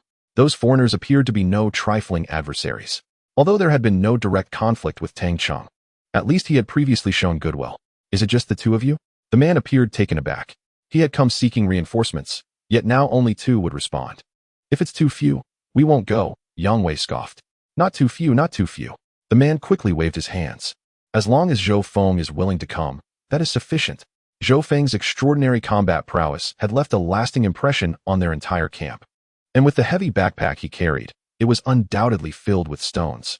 The man led the way, with Zhou Feng and Yang Wei following closely behind. Upon arriving at Tang Cheng's encampment, Zhou Feng observed a standoff. Each individual brandished makeshift weapons, yet Tang Cheng's side was outnumbered by over a dozen men. Zhou Feng's gaze swept over the opposing camp, spotting several white-skinned foreigners among them. It seemed the rival camp comprised both Caucasians and Asians. The Wan Laheo, a domestic vessel, had few foreigners aboard, primarily consisting of tourists. Among them stood a man with golden hair, seemingly the leader, engaged in an animated discussion with Tang Cheng. The 2 conversed in English, their emotions visibly heightened. Zhou Feng, with his modest grasp of the language, could discern the essence of their exchange. The foreigner was questioning Tang Cheng, who was fervently defending himself. Why did you bring only 1 person? Tang Fu, unbeknownst to Zhou Feng, had approached his side, her expression one of disbelief. Clearly, She had not anticipated Zhou Feng arriving with only a single companion. You caused trouble and expect our camp to share in the punishment? Zhou Feng shot her a sidelong glance. We offer benefits. Tang Fu bit her lip in frustration. What benefits could compel us to risk our lives? Zhou Feng shrugged. Yang Wei was moved by this exchange. Indeed, their choice of leader had proven wise, as he prioritized their safety. However, Tang Fu was incensed. You're not here to help. What are you doing? She had believed that following their previous ordeal, they had forged a bond, only to find this was not the case. Was this fellow merely a spectator? I merely came to ascertain what transpired, Zhou Feng implored, demanding more details. The man who had brought them was unaware of the full circumstances. Although Tang Fu was furious, she relayed the events to Zhou Feng. It turned out that the foreigners had discovered one of their own deceased near their camp, prompting them to suspect foul play on Tang Fu's side. They had arrived with a group, seeking retribution. Zhou Feng quietly moved closer to Tang Fu, startling her with his sudden proximity. She could even hear his breathing. Was it you who did it? He whispered. Of course not. Tang Fu was on the verge of fainting from anger, unable to believe Zhou Feng would perceive them in such a light. It must be them. This time, they went too far, Yang Wei remarked disdainfully. The corpse lies over there. If you doubt us, go see for yourself, Tang Fu directed, pointing. Zhou Feng and Yang Wei followed her gaze to discover a corpse lying between the two groups, obscured beneath leaves, rendering it indistinct from their vantage point. Stay here. I will investigate. Zhou Feng instructed Yang Wei as he moved closer. Yang Wei hesitated. To inspect a corpse in this situation? Isn't that courting trouble? However, after a moment's consideration, he gritted his teeth and trailed after Zhou Feng. After all, if anything were to befall Zhou Feng, he would have no face to return home. Even if trouble arose, they would face it together. Upon reaching the body, Zhou Feng removed the leaves covering it. As he beheld the visage of the corpse, he gasped in horror. The skull was missing, and the brain matter had vanished. Both legs had been severed, leaving only half a torso. The gruesome sight sent chills down his spine. Ugh, ugh, Yang Wei retched violently, the earlier scent of entrails unable to provoke such a reaction. But the sight before him was truly nauseating, causing him to expel his breakfast of pork. A white man turned to witness this scene, his anger palpable, feeling insulted. Cursing under his breath with an expletive starting with the letter F, his fist swung violently towards Yang Wei. Zhou Feng shouted angrily and charged at the white man. Caught completely off guard, the white man was knocked to the ground by Zhou Feng's attack. However, the white man was not willing to concede. He quickly got back to his feet and advanced towards Zhou Feng. Zhou Feng showed no mercy, unleashing a flurry of 3 punches at lightning speed, each strike landing with precision. The white man was left dazed and bleeding from his nose. The white leader, clearly taken aback, had not anticipated his subordinate would suffer at the hands of Zhou Feng. Fight back, the white man shouted in English. His men tightened their grips on their weapons, preparing to charge. Wait, it's a misunderstanding, Tang Qing shouted in haste. What misunderstanding? Today, it's either us or them. Charles's eyes blazed with fury. Initially, his men had been killed, and this only fueled his rage. He immediately gathered the bodies and sought to confront Tang Cheng and his companions. Previously, they had clashed over the theft of coconuts, and now the audacity of the opposing side to strike first was unfathomable. Did they truly fear for their lives? It must be noted that Charles's group outnumbered them. Had he not been concerned about severe losses, he would have acted long ago. These are not our camp's people. They belong to another camp, Tang Cheng quickly explained, his heart nearly breaking. His intention to seek Zhou Feng's aid was to maintain face. Yet he had not anticipated Zhou Feng would provoke the situation. Another camp? Charles's gaze turned skeptical. Clearly, he was unaware that there were other survivor camps nearby. These men were not killed by Tang Cheng and his group. Zhou Feng interjected. Remarkably, Zhou Feng was speaking in Chinese, yet to his surprise, Charles understood him. How do you know? Did you not claim to be from a different base? Charles narrowed his eyes and responded in Chinese as well. A closer inspection reveals that the cerebral tissue and thigh of this corpse are missing. It is evident that it has been used as food, Zhou Feng stated bluntly. The mention of cannibalism caused a wave of nausea among those present. Although scenes of such horror often appeared in films and dramas, they typically occurred under extreme scarcity, like being snowbound or trapped in a location. Under any circumstance where food was available, no one would resort to such an act, as the psychological burden of cannibalism is immense. Even in dire situations, most modern individuals would rather perish than commit such an atrocity. That may not be the case. Perhaps he did it deliberately as revenge against us. Charles pointed at Tang Cheng, his eyes filled with wrath. Chapter 38, Bloodstain's Revenge? Zhou Feng turned his gaze towards Tang Cheng, realizing that a conflict had already existed between Tang Cheng and Charles. This was hardly unexpected. Resources on the island were limited. Every mouthful consumed by one meant one less for another. Revenge? I suspect you orchestrated this yourself, killing your own and bringing the body here, Tang Cheng scoffed. Scoundrel! Charles's eyes widened in outrage. As tension mounted, and it appeared both sides were on the brink of another argument, Zhou Feng positioned himself between them. I have a suggestion. I wonder if you would be willing to consider it, Zhou Feng proposed. Who do you think you are? Why should we heed your words? Another white man beside Charles retorted, also speaking in Chinese. It seemed that many among Charles's group were conversant in the language. If you refuse to listen, then let the fighting commence. Zhou Feng stepped back, adopting a spectator's demeanor. Silence fell upon those present. In truth, if a large-scale conflict were truly imminent, it would have erupted long ago. There was no need for Zhou Feng's arrival. The reason they had yet to engage in battle was simple. Charles's men were reluctant to risk their lives. Despite their numbers, they were merely a hastily assembled group. No one was willing to sacrifice themselves for a dead man. Even with their numerical advantage, a true fight would likely result in significant casualties. What is your suggestion? Charles, recognizing this truth, understood that not many in his camp were eager for confrontation. Yet, with a death already on his hands, he could not ignore the matter. And he felt a twinge of apprehension towards Zhou Feng. Given Zhou Feng's display of skill, he possessed the combat prowess of several men. Should he side with Tang Cheng and his group, it would pose a considerable problem. It is quite simple. Since the individual's thigh is missing, we should search the area where we discovered the body. It is highly likely we will uncover the truth, Zhou Feng suggested. Hearing this, Charles frowned. Upon discovering the body, he had immediately brought it back without thoroughly searching the vicinity. All right, let's clarify the situation first, Tang Cheng exclaimed hastily, observing the aggressive demeanor of the opposing group. He was keen to avoid escalating the conflict. Furthermore, Tang Cheng had already deduced Zhou Feng's suspicions. Perhaps it was wild men who had slain Charles's companions and taken a portion of their bodies for sustenance. Nevertheless, Tang Cheng was acutely aware that even if he brought up the wild men, Charles's group would not believe him. Then let us search.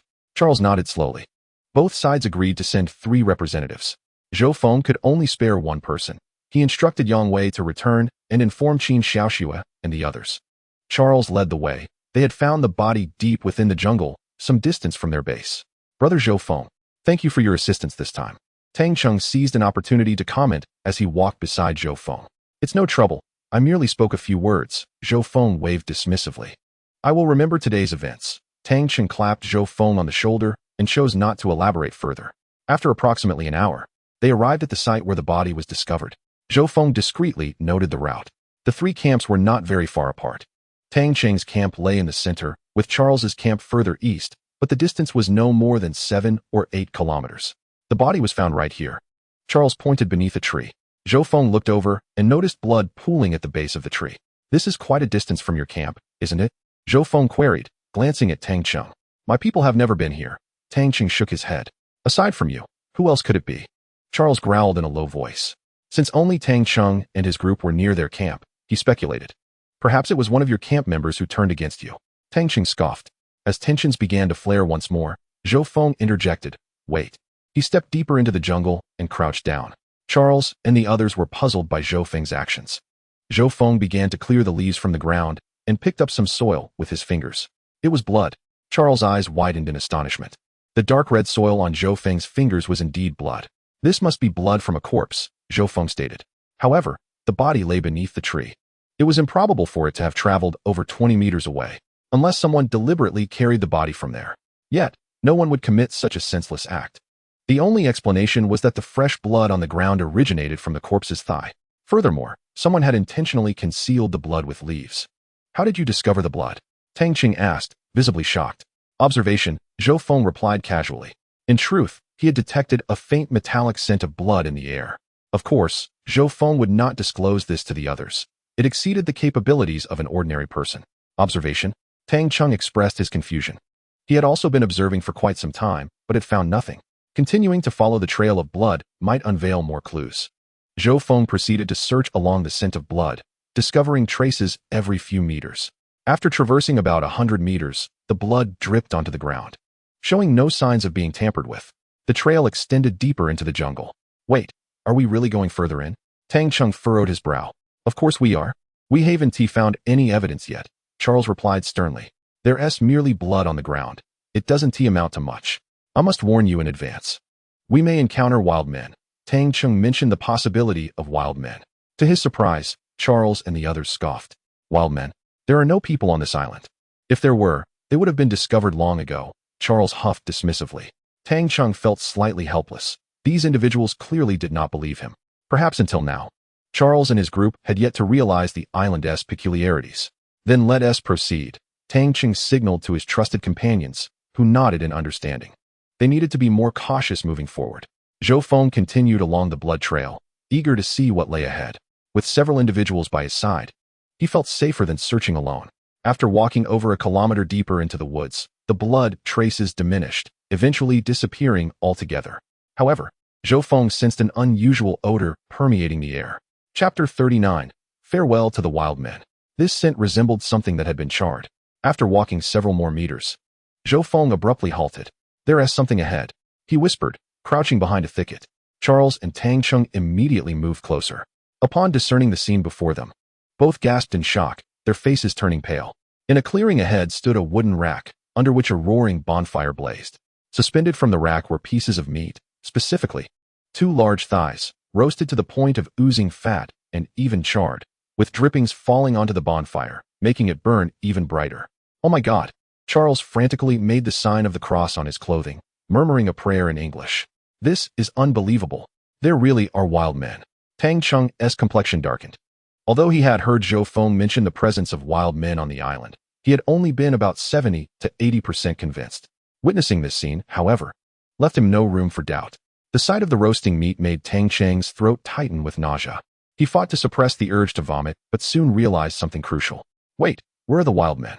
Tang Chung blurted out. They could see the bonfire, but the wild men were nowhere in sight. They must be nearby. What should we do now? Zhou Feng turned to them. Since the thighs are still on the rack, it means they haven't gone far. Let us assess the situation, Tang Chung suggested. We should leave.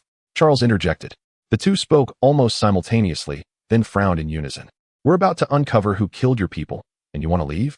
Tang Chung suppressed his anger. The matter of him being wronged was far from over. He wanted to see who was responsible for this bonfire. Were they indeed wild men? There are only a few of us. They are a horde of demons. Tang Chung thought. Charles merely wished to vacate the area, insisting that if they returned, they should at least bring more people. There's movement. Zhou Feng raised his hand. Upon seeing his gesture, the others immediately fell silent. Soon, noises emerged from the opposite thicket. 2 wild men appeared, clad in animal skins and wielding spears. To Zhou Feng's shock, they dragged 2 male corpses behind them. The corpses were clad in modern clothing, suggesting they were also survivors, albeit unfortunate ones whose garments had been torn to shreds. Zhou Feng glanced at Charles and Tang Chung, both of whom shook their heads. These were not individuals from their camp. Zhou Feng understood that these must be other survivors who had faced misfortune at the hands of the wild men. The thought of this made Zhou Feng grateful that upon awakening on the beach, they had not encountered the wild men. Yet, he felt reassured, believing that even if they had encountered them, his mysterious jade pendant would afford him protection. The wild men remained oblivious to their presence, preoccupied with handling the 2 corpses. Their first action was to smash the skulls with nearby stones. One wild man laughed as he eagerly tasted the flesh with his dirty hands. At this moment, a white man standing behind Charles could no longer contain himself and vomited. No one blamed him. After all, it was impossible for anyone to endure such a sight without reacting. However, the sound attracted the wild men's attention. They immediately stood up, emitting strange cries and charging toward them with their spears raised. Fight! Tang Chung sprang to his feet, and the others followed suit. Clearly, they had divided into 2 factions. Zhou Feng was surprised to see Tang Chung and his group standing alongside him, appearing as if they were united in their struggle. Yet, only Tang Chung understood that among those present, Zhou Feng possessed the greatest combat prowess, which was why they stood with him. Nevertheless, the 2 wild men, seeing 7 of them, remained undeterred. The expression on the face showed no trace of fear. Instead, it exuded a sense of excitement, causing the cries to become even more jubilant, reminiscent of a hunt. Clearly, they regarded Zhou Feng and his companions as prey. At such a close proximity, Zhou Feng had no time to retrieve a stone and instead brandished his spear in response. Although both parties wielded spears, the wild men's weapons were distinct, featuring sharpened stone tips and multiple layers of animal hide wrapped around them. Upon contact, the iron tip of Zhou Feng's spear was bent. To Zhou Feng's astonishment, the wild man possessed considerable strength, nearly causing him to lose grip on his spear. However, the wild man opposite him displayed a look of surprise on his dark face, evidently not anticipating that his prey would possess such formidable strength. The creatures he had hunted previously had all been quite feeble, which explained why he and his companion had dared to charge directly. Yet, the wildman's astonishment was fleeting. He soon lunged forward with his sharp stone spear aimed directly at Zhou Feng's chest. Meanwhile, Tang Cheng seized the opportunity, striking the wildman's thigh with his spear. Tang Cheng was astute, realizing that he could not strike a vital area due to the wildman's defenses. As expected, the wildman winced in pain, causing his movements to slow. Zhou Feng promptly seized the chance to grasp the middle of the spear. The wildman widened his eyes, attempting to retract his spear, but Zhou Feng's strength proved superior. With a powerful tug, he pulled both the wildman and his spear towards him. Others swiftly capitalized on the opportunity, piercing the wildman's chest. Even in death, the wildman did not relinquish his weapon, his eyes filled with unwillingness. Zhou Feng then glanced toward Charles and the others, only to find that they had been forced back by another wildman. One white man had been impaled in the arm, blood streaming profusely. No one dared to advance and confront the wild man, allowing him to maintain the upper hand. Witnessing this scene, Tang Cheng felt a sense of relief, grateful that he had chosen to remain with Zhou Feng. Indeed, having Zhou Feng nearby significantly increased their chances of safety. Zhou Feng wrested the stone spear from the wildman's grasp and advanced toward the remaining wildman, who, upon noticing the death of his companion, fled without hesitation. Zhou Feng furrowed his brow and immediately decided to pursue him. The wild man moved swiftly through the jungle, yet Zhou Feng was even faster, nearly sprinting. In the blink of an eye, the two disappeared from Tang Cheng and the other's view. "Boss, what should we do?" one of his subordinates inquired. Tang Cheng hesitated, glancing at Charles and the others. "Are you going to pursue? There might be other wild men. Perhaps we should retreat for now," Charles replied, still shaken. Had it not been for Zhou Feng's intervention, they would likely have perished at the hands of the wild men. The combat capabilities of the two sides were not on the same level. The wild men resembled trained warriors, while the spears in the hands of Charles and his companions seemed like mere toys. "We must silence this wild man, otherwise, we could all be in danger." Tang Cheng spoke gravely. Charles paused, then nodded through clenched teeth. "Let us pursue." Tang Cheng and the others hurried in Zhou Feng's direction. After trailing for several hundred meters, they spotted Zhou Feng standing at the base of a tree. "Where's the wild man? He hasn't escaped, has he?" Tang Cheng gasped. "If that wild man were to get away, it would spell endless trouble." "Look up," Zhou Feng pointed upwards. Tang Cheng and the others raised their heads to find the wild man perched atop the treetops, at least 10 meters off the ground, fixating on them intently. How did that fellow climb up such a smooth trunk? Zhou Feng was equally astonished by the wildman's agility. The wild man scaled the tree with remarkable speed, akin to a gecko, suggesting he was accustomed to climbing. "What do we do now? Are we going to just wait him out?" Charles appeared bewildered. "Not to worry, my little brother possesses a unique skill," Tang Cheng replied with a smile. "Unique skill?" Charles and the others were puzzled. "Let me give it a try," Zhou Feng said, retrieving a stone from his backpack. Your backpack is filled with stones," Charles exclaimed in astonishment. He had always thought Zhou Feng carried only tools, unaware that he was lugging a bag of stones all along. This meant Zhou Feng had been carrying this weight while keeping pace with them and even forcing the wild man into the tree. Such tremendous strength was indeed formidable. "I picked them up along the way." Zhou Feng held the stone aloft, preparing to aim at the wild man. The wild man, upon seeing the stone, displayed an expression of fear. With a swift motion, Zhou Feng hurled the stone, striking the wildman's arm. The wild man emitted a series of strange cries. "This is bad. He must be calling for help." Tang Cheng panicked. The wildman's cries were clearly not those of pain, but rather a plea for assistance. Meanwhile, Zhou Feng had already launched a second stone, which struck the wild man squarely on the head, knocking him unconscious and sending him plummeting from the treetops. The wild man fell from a height of several meters, landing on the ground, blood oozing from his mouth and nose. He was undoubtedly dead. Tang Cheng cautiously prodded the wildman's body with his spear and confirmed the grim conclusion. Zhou Feng bent down to examine the wildman's corpse, noticing that his face and arms were adorned with some unknown pigment, depicting a sun pattern. The previous wild man had also borne similar markings. This was likely a cultural practice. Zhou Feng had heard that some primitive tribes, particularly in various African nations, still adhered to shamanistic beliefs, with some individuals believing that body markings could bestow strength. Others, in more extreme cases, resorted to cannibalism, reflecting a philosophy of sympathetic magic. "This is my companion, Charles. What is your name?" Charles approached Zhou Feng. "Zhou Feng. Thank you." If it weren't for your timely intervention today, we would likely have met our demise, Charles expressed sincerely. Before Zhou Feng could respond, Tang Cheng interjected, clearly displeased. Now you understand. It was not I who killed your people, Tang Cheng stated coldly. It's a misunderstanding, Charles retorted with a smirk. A misunderstanding? Is that all it takes to dismiss it? Tang Cheng huffed. Charles merely shrugged, seemingly uninterested in Tang Cheng's grievances, since no significant damage had occurred. This infuriated Tang Cheng and his companions. Let us dispose of the bodies of these two wild men, Zhou Feng proposed. No problem. Both Charles and Tang Cheng nodded in agreement. No one knew whether the wild man had companions nearby. They soon discovered a cliff in the vicinity and proceeded to push the wild man's corpse over the edge. Subsequently, they returned to the wild man's makeshift camp to deal with the other bodies, finding a suitable place to bury them. As they gazed at the meat roasting over the campfire and the unfortunate survivors with shattered skulls, a few individuals, including Charles, felt the urge to vomit. However, even Tang Cheng found no time to mock Charles, as his own stomach churned. I believe it is essential for everyone to share intelligence. If anyone spots a wild man, they should inform others in the camp, Zhou Feng suggested. I have no objections, Charles nodded, aware that his camp had suffered casualties, indicating that it might be the most perilous. I have no objections either. Tang Cheng, preoccupied with survival, had no desire to continue arguing with Charles. Have you seen the other two survivors? Zhou Feng inquired once more. No, I haven't, Tang Cheng confirmed after careful consideration. I haven't seen them either, Charles shrugged. Since none of them recognized the survivors, it was likely that they were from another base or solitary survivors, though no one could ascertain which.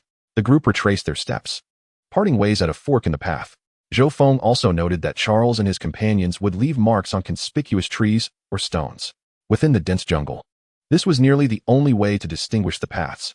However, Tang Cheng's group marked their trail with triangular shapes, pointing sharply towards their camp, while Charles's group opted for a more straightforward method using arrowheads to indicate their base's location.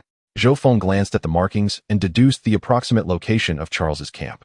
After spending some time together, Zhou Feng felt that Charles and his companions were not the sort to be considered rogues. Otherwise, they would have clashed with Tang Cheng's group much earlier. Tang Cheng mentioned that within Charles's camp, they would discard the injured and deceased, implying there were other reasons for their actions. Brother, how about coming to my camp for a bite to eat? Tang Cheng extended an invitation. Perhaps another time. I won't go today, Zhou Feng replied, shaking his head. After the tumult, darkness had already descended. During the day, it was easy to get lost in the jungle, let alone at night, when finding one's way back was nearly impossible. All right then, next time, I will treat you well, Tang Cheng lamented slightly. Chapter 41. Bathing. If Zhou Feng had not intervened, the consequences would have been dire. A violent clash would have undoubtedly resulted in significant casualties. And the most crucial point was that they were not the ones who had killed. It would have been a tragic misfortune to die because of this. Zhou Feng returned to the camp. Boss, how are things over there? Yang Wei was the first to approach. The others, armed and vigilant, had been waiting, ready to assist Zhou Feng at a moment's notice. The misunderstanding had been resolved, and Zhou Feng shared the details about the wild men. Upon hearing that a few unfortunate survivors had been killed by the wild men, Fan Jian and the others wore grim expressions. Even though Zhou Feng had previously informed them about the presence of wild men in the area, hearing it directly was a different kind of shock. Noticing the somber mood, Zhou Feng reassured them, there is still some distance between our camp and the wild men. He noted that Charles's camp was even closer to the wild men. If a large-scale attack were to happen, it would likely strike Charles's group first. Hearing this, everyone visibly relaxed. After a light meal, with nightfall approaching, Zhou Feng retreated to his room. Qin Xiaoxue and Bai Qingyan approached him. Xiao Feng, come with us for a moment, Qin Xiaoxue said. It's already dark. Where are you going? Zhou Feng asked, puzzled. To bathe, Bai Qingyan replied. Bathe? Isn't there a place near the camp? Zhou Feng blinked, finally noticing that both women were carrying wooden buckets containing a change of clothes. During this period, they had been bathing in creek water, rinsing off thoroughly. As long as they announced it in advance, no one would intrude. Just rinsing off isn't sufficient. We women need to wash properly. During the day, Sun Hong and the others discovered a bathing spot and have already been there. If it weren't for the darkness, who would want you to accompany us? Bai Qingyan pouted. All right, let's go together, Zhou Feng nodded, rising. He couldn't help but glance at Qin Xiaoxue, who felt his gaze and blushed, shooting him a sidelong glance that seemed to say, you little rascal, what are you thinking? As the three walked side by side, Bai Qingyan inquired, Zhou Feng, are you not afraid when facing the wild men? No, not afraid, Zhou Feng replied after a moment's thought, realizing he genuinely felt no fear. Why is that? Bai Qingyan pressed further, intrigued. Perhaps it's because I stopped being afraid after taking a life for the first time? Zhou Feng scratched his head. He believed it was also related to the jade pendant. Ever since the mysterious power of the pendant entered his body, many aspects of him had changed. Make sure you don't sustain any injuries in the future, Bai Qingyan expressed her concern. She had heard that many soldiers developed post-traumatic stress after leaving the battlefield due to prolonged mental strain. She assumed Zhou Feng must be under significant stress during this time. If that day comes, you all can comfort me, Zhou Feng smiled. If it does happen, I will accompany you to seek treatment. Bai Qingyan nodded earnestly. Zhou Feng was somewhat taken aback, not expecting Bai Qingyan to say such a thing. He was genuinely touched by her words. It's all right. Xiao Feng won't be like that. He is a dependable man. Qin Xiaoxue tossed her hair, smiling slightly. Bai Qingyan looked at her mother with a hint of curiosity. As they conversed, they had already walked a kilometer away from the camp. Right here. Bai Qingyan pointed ahead. Zhou Feng looked over and realized they had arrived at a branch of the creek, where a pond about 7 to 8 meters wide had formed. Is it safe to bathe here? Zhou Feng asked, curious, as it was too dark to see the entirety of the pond. Don't worry. The bottom is all stones. It's not dangerous, and the water only reaches our waists, Bai Qingyan assured him. During the day, Sun Hong and the others already went down. All right. You two go ahead and bathe, Zhou Feng nodded. Turn around. Don't look at us. And get a bit farther away, Bai Qingyan said, somewhat exasperated. They certainly couldn't bathe in front of Zhou Feng. He almost forgot. Zhou Feng chuckled awkwardly and turned away, walking over 100 meters into the distance. From this position, nothing could be seen. Once Zhou Feng left, Qin Xiaoxue and Bai Qingyan quickly submerged themselves in the water. They both intended to soak for a while longer, having not had a proper wash in ages. Oh no, Zhou Feng wouldn't peek, would he? Bai Qingyan mumbled, glancing in Zhou Feng's direction. He shouldn't. If he wanted to do something bad on this deserted island, we would have suffered long ago. Qin Xiaoxue expressed her confidence in Zhou Feng. Moreover, they had been on the island for nearly half a month. Despite Zhou Feng confessing his feelings multiple times, he had never forced himself on them. At most, he merely wished to kiss her. However, it seemed Zhou Feng's hands had been a bit restless on several occasions. In truth, there was nothing wrong with looking. Bai Qingyan whispered softly. She felt Zhou Feng had been through a lot lately and deserved a bit of reward. Suddenly, Qin Xiaoxue let out a shriek. What is the matter? Bai Qingyan hurriedly asked. A snake! A snake! Qin Xiaoxue cried in terror, pointing at the creature gliding towards them from the shore. It was a snake, about a meter long, its body entirely black and flicking its tongue incessantly. Qin Xiaoxue continued to retreat, but the more anxious she became, the more slippery her footing felt. Her feet slipped on the stones, barely preventing a fall, while the snake drew nearer. Get away, get away! Bai Qingyan, in a panic, could only splash the water in a bid to drive the black snake away. However, this only seemed to provoke it further. The snake quickened its pace, rising partially out of the water, mouth agape as it lunged toward Qin Xiaoxue. At that moment, a figure sprinted from afar, seizing the snake's tail with a fierce grip. It was Zhou Feng. The snake missed its target but did not relent. Instead, it coiled back and sank its fangs into Zhou Feng's hand. Damn! Zhou Feng exclaimed, feeling a piercing pain in his hand. He immediately tightened his grip around the snake's neck and hurled it against a nearby rock. With a thud, the snake struck the stone, leaving blood in its wake, and after rolling twice on the ground, it lay still. Chapter 42. Unconsciousness. Xiao Feng. Xiao Feng, are you alright? Qin Xiaoxue rushed to Zhou Feng, disregarding her own situation. Zhou Feng initially intended to assure her that he was fine, but he caught sight of the bite on his hand. Within mere seconds, the area had already turned a deep shade of blue. It was indeed a venomous snake. To Zhou Feng's bemusement, his gaze inadvertently wandered to Qin Xiaoxue. It was the first time he had seen her upper body, and she truly was a sight to behold. Noticing Zhou Feng's stare, Qin Xiaoxue instinctively covered herself with her arm, though it could only partially shield her modesty. Let us get on shore first, Zhou Feng urged, covering his hand. Once ashore, Qin Xiaoxue and Bai Qingyan quickly donned their clothes, while Zhou Feng hastily wrapped his wrist with a piece of fabric, attempting to prevent the poison from spreading. However, it seemed futile. His arm was already mottled with bruises. Xiao Feng! Xiao Feng! Qin Xiaoxue began to sob. The poison had evidently entered Zhou Feng's system. Oh no! Is Zhou Feng alright? Bai Qingyan's face was filled with fear, tears brimming in her eyes. Let us head back for now. Zhou Feng gritted his teeth, feeling his head grow dizzy. The three of them made their way back to camp, but halfway there, Zhou Feng felt his strength wane. He stumbled and fell to the ground. Xiao Feng! Qin Xiaoxue knelt beside him, tears streaming down her face. Aunt Qin, Zhou Feng grasped Qin Xiaoxue's hand, feeling his breath quicken. What do you want to say? Bai Qingyan inquired from the other side. The words I like you. Zhou Feng lingered on his lips when he suddenly felt darkness envelop him and lost consciousness. In his daze, Zhou Feng sensed that Fan Jian and others had arrived to lift him. Time passed, and he felt someone attempting to feed him water with a spoon. But his body remained unresponsive, completely numb, as if his spirit had departed from his form. He struggled to open his eyes but could only manage a tiny slit. Through the narrow gap, he glimpsed a hazy figure before him. The person tried once more to feed him water, but it merely trickled down his cheek. After a moment's hesitation, they decided to drink a sip themselves before bringing their lips close to his. Zhou Feng instinctively sucked in the moisture. The person appeared startled, not expecting his eagerness, but they continued to assist him. Soon, the process was repeated, and after 4 or 5 attempts, Zhou Feng slipped back into unconsciousness. When he finally opened his eyes, the room was shrouded in darkness. His first thought was that he had gone blind. However, he soon relaxed upon realizing it was night. He raised his hand to wave in front of his face, feeling his strength returning. Just as he lowered his hand, he touched a mass of hair. Someone was leaning by his bedside. His movement roused the person beside him. Xiao Feng, you're awake. Qin Xiaoxue's excited voice called out. Aunt Qin, Zhou Feng exclaimed in surprise, not anticipating that the person beside him was Qin Xiaoxue. How do you feel? She immediately grasped his hand. I feel a bit hungry. Zhou Feng replied with a wry smile. There's food here. Qin Xiaoxue quickly retrieved something from nearby and handed it to him. What is this? Zhou Feng asked. Feeling its smooth texture, his vision had improved enough to discern the items in the room. It appeared to be a piece of fruit. This is papaya. It was sent by Tang Fu, Qin Xiaoxue explained. Papaya. They actually found papaya.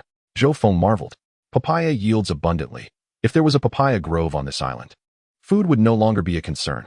He took a bite, savoring the rich flavor accompanied by a delightful aroma and abundant juice. In just a few bites, he devoured a large piece. Seeing this, Qin Xiaoxue handed him 2 more pieces. Once he finished, she expressed concern. You've been unconscious for 3 days. You shouldn't eat too much. 3 days. I was unconscious for 3 days? Zhou Feng exclaimed in astonishment. Everyone thought you were on the brink of death. The serpent that bit you is said to be a Haimamba, Qin Xiaoxue remarked. After Zhou Feng fell into a coma, Bai Qingyan went to summon Fan Jian and the others. Upon bringing Zhou Feng back, Fan Jian and the others retrieved the snake. Yang Wei believed the snake bore a striking resemblance to a Haimamba. In such dire circumstances, even if one were aware of the snake's identity, there was little to be done. There were no hospitals nor anti-venom available, leaving them helplessly watching Zhou Feng lie on the sickbed. Zhou Feng found it peculiar. A Haimamba snake? Wasn't he that a creature of the African savanna? Yet, upon reflection, the strange occurrences here were far too numerous for a mere venomous snake to be of concern. Initially, the situation was dire. Your face had turned dark, and you even began to spit blood. Everyone was deeply saddened, but since yesterday, your complexion started to return to normal. Qin Xiaoxue recounted these events, tears unable to be restrained. Zhou Feng, witnessing this, felt a pang of heartache and gently wiped the corners of Qin Xiaoxue's eyes. Aunt Qin, please don't cry. See, I'm fine. Zhou Feng smiled broadly. Qin Xiaoxue nodded softly. So, you were the one taking care of me all along. Zhou Feng turned to her. It was me. That little girl Qin Yan said she would take care of you, but she hardly knows how to care for anyone. Qin Xiaoxue replied with a wry smile. Qin Xiaoxue sensed that since arriving on this island, Bai Qingyan seemed to have matured significantly, eager to shoulder more responsibilities. However, in Qin Xiaoxue's eyes, her daughter remained a child. Were you the one who fed me water? Zhou Feng asked softly. Well, the situation was special. Qin Xiaoxue averted her gaze. I'm thirsty now. Could you help me with water again? Zhou Feng licked his parched lips. You were just able to eat papaya by yourself. Please feed me a bit more. I beg you. Zhou Feng longed for that taste. All right. Qin Xiaoxue did not refuse. She approached with a mouthful of water. Zhou Feng once again felt that sensation, this time being more proactive, his hand resting on Qin Xiaoxue's waist. Yet, she did not push him away. Chapter 43. The survivors' remaining supplies. Qin Xiaoxue held Zhou Feng's neck for several minutes. All right, you should rest a little longer. She abruptly pulled away and fled the room. Zhou Feng couldn't help but smile wryly, glancing at his palm, recalling that touch. He wondered when Qin Xiaoxue would agree to him. However, Zhou Feng also felt fatigued and turned over to sleep once more. When he awoke again, it was likely noon. Zhou Feng examined his bitten right hand. The 2 shallow bite marks were nearly indistinguishable now, and the surrounding skin appeared normal. His gaze fell upon a makeshift stone table beside him. where several pieces of cut papaya lay, presumably left by Qin Xiaoxue, who worried he might go hungry. After consuming the papaya, Zhou Feng lifted the curtain and stepped outside.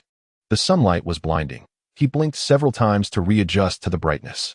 "Boss, you're awake. You really are awake. I told you my mom wasn't hallucinating." The others surrounded Zhou Feng, exclaiming their relief. "I'm sorry to have worried everyone." "I'm fine," Zhou Feng observed their expressions, feeling a surge of gratitude for their genuine concern. "If it had been me, being bitten by a venomous snake would certainly mean death," Fan Jian remarked.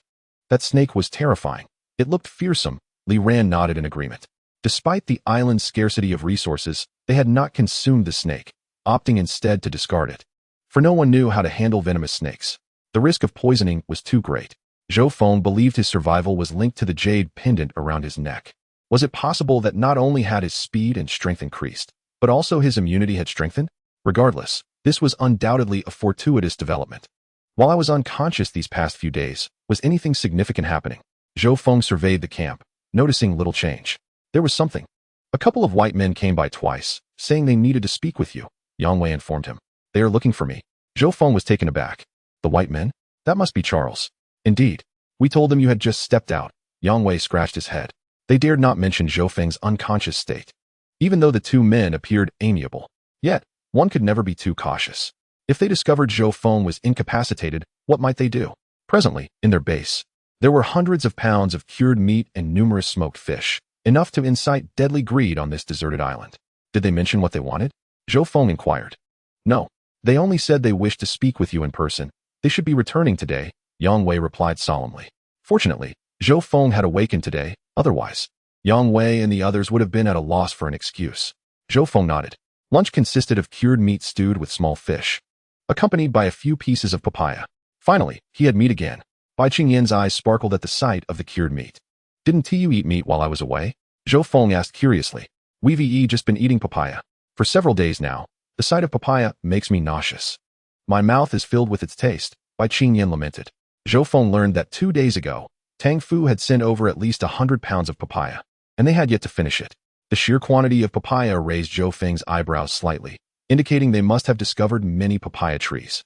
During his previous visits to Tang Cheng's camp, he had not seen any papaya. Now they had received over 100 pounds. "Tang Fu wants to see you. What is your relationship with her?" Bai Qingyan suddenly fixed her gaze on Zhou Feng. "Perhaps she has taken a liking to me. I saved her last time, and she might wish to repay me in kind." Zhou Feng chuckled, lowering his head to sip his soup. "That is not acceptable," Bai Qingyan exclaimed in alarm. Zhou Feng looked at her in surprise, wondering what had caused her distress. Bai Qingyan hesitated, resolutely unwilling to let Tang Fu steal Zhou Feng away.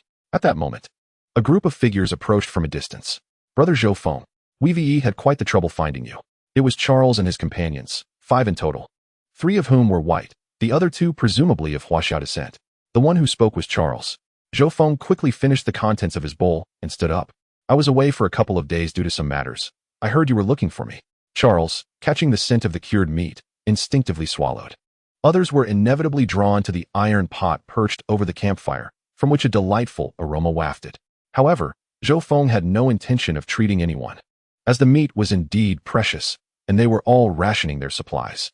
"Indeed, we have come to discuss a potential collaboration," Charles nodded. "Collaboration? What sort of collaboration?" Zhou Feng inquired with curiosity. Previously, Tang Cheng had approached him regarding a partnership to merge their camps, but Zhou Feng had declined. He did not expect Charles to come forth again. Charles glanced at the individuals behind Zhou Feng and offered a slight smile. "This information is rather significant. I would like to speak with you privately." "No problem," Zhou Feng nodded in agreement. He then led Charles to the edge of the camp, where they could converse without fear of being overheard by others. Zhou Feng found it somewhat peculiar, as Charles should have been well aware that whatever he was about to reveal could not prevent Zhou Feng from sharing the information with his companions. Was Charles wary of his own people? "In fact, near my camp, my people discovered a cave filled with a plethora of supplies," Charles whispered. "A cave filled with supplies?" Zhou Feng furrowed his brow. "How is that possible? That cave is quite expansive. Indeed, it harbors a significant amount of goods. I believe there may have been survivors on this island prior who collected these resources and stored them in the cave.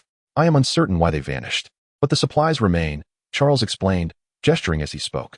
His command of the Chinese language was not particularly adept, hence his explanations were rather slow.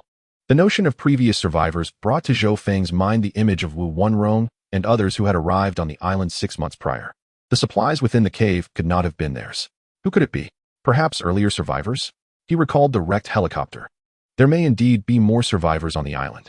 If the cave contains so many supplies, why do you not take them for yourselves? Zhou Feng asked. To be candid, it's because there are bears in that cave, both a large one and a small one. Charles did not conceal this fact. If it weren't for those bears, we would have extracted the supplies long ago. A mother bear with her cub is particularly dangerous and rarely strays far from her territory. Bears.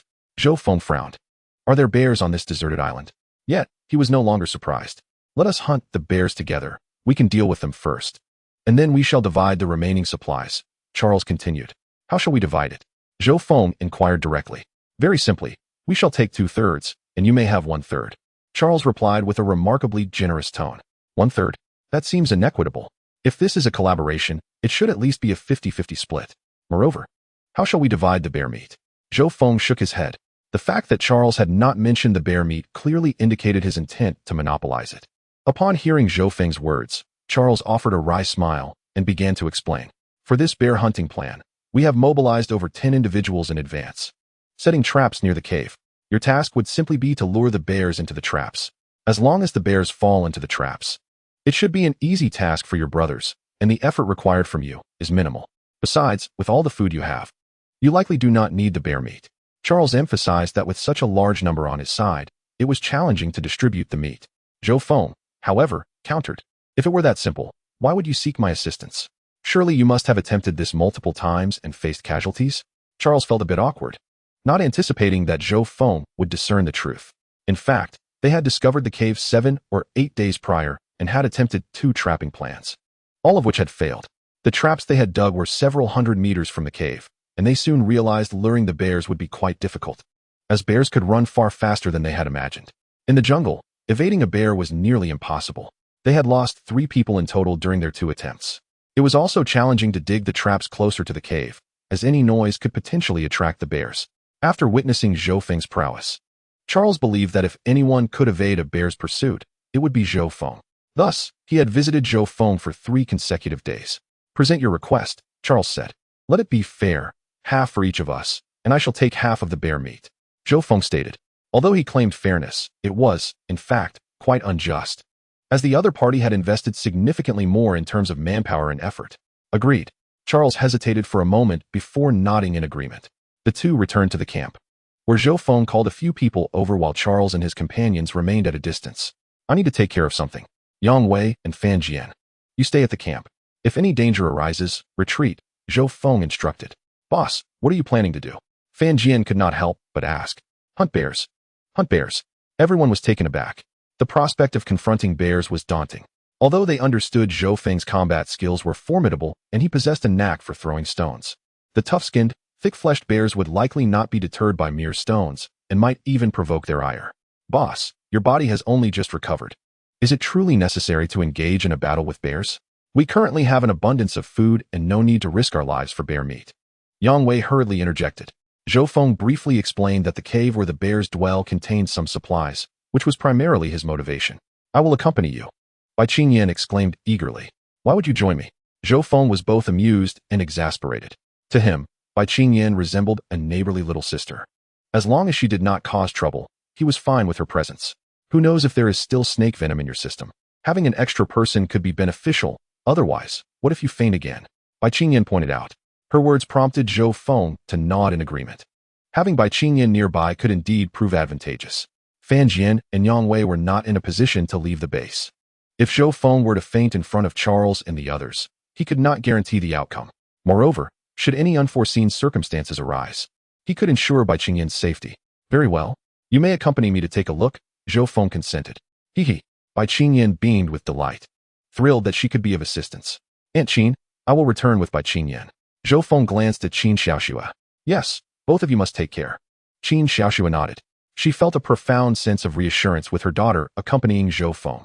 However, when Charles beheld Zhou Feng and Bai Qingyan before him, his expression appeared somewhat awkward. Brother, you brought only one woman? Charles inquired. That's sufficient, Zhou Feng replied. Very well, let us proceed. Charles chose not to question further. The group headed eastward. As they journeyed, Charles elaborated on the bears they were to confront. There were two black bears, one large and one small. The larger bear stood nearly 3 meters tall and was exceptionally fierce, known for its volatile temperament. The smaller bear seemed relatively docile and easier to handle. Zhou Feng's target was the larger bear. If they could lure the big bear into a trap, they need not worry about its escape. Is your trap reliable? Zhou Feng questioned. Despite the bear's massive size, it was also a remarkably agile creature, capable of climbing trees. A conventional trap might allow it to escape, rendering their efforts futile. Rest assured, brother, we have dug a sizable pit. Charles gestured with his hands. The pit is at least 5 meters deep. It is lined with sharp stakes. Should the bear fall in, it will undoubtedly sustain severe injuries and will not be able to climb out. Moreover, our men are armed with spears surrounding the area. If the bear attempts to emerge, we shall directly pierce its eyes, Charles added. With such dual precautions, there was little to worry about. Zhou Feng nodded, acknowledging the thorough preparations. However, if they could not lure the bear, their efforts would be in vain. Midway through their journey, Charles instructed his subordinates to return to the camp and summon reinforcements.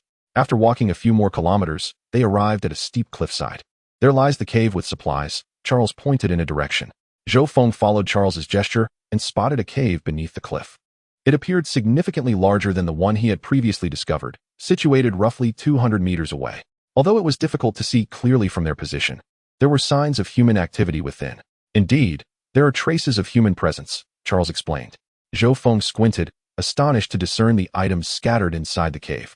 He spotted an iron pot, a kitchen knife, and, most notably, 2 wooden boxes within the cave, likely containing numerous valuable items.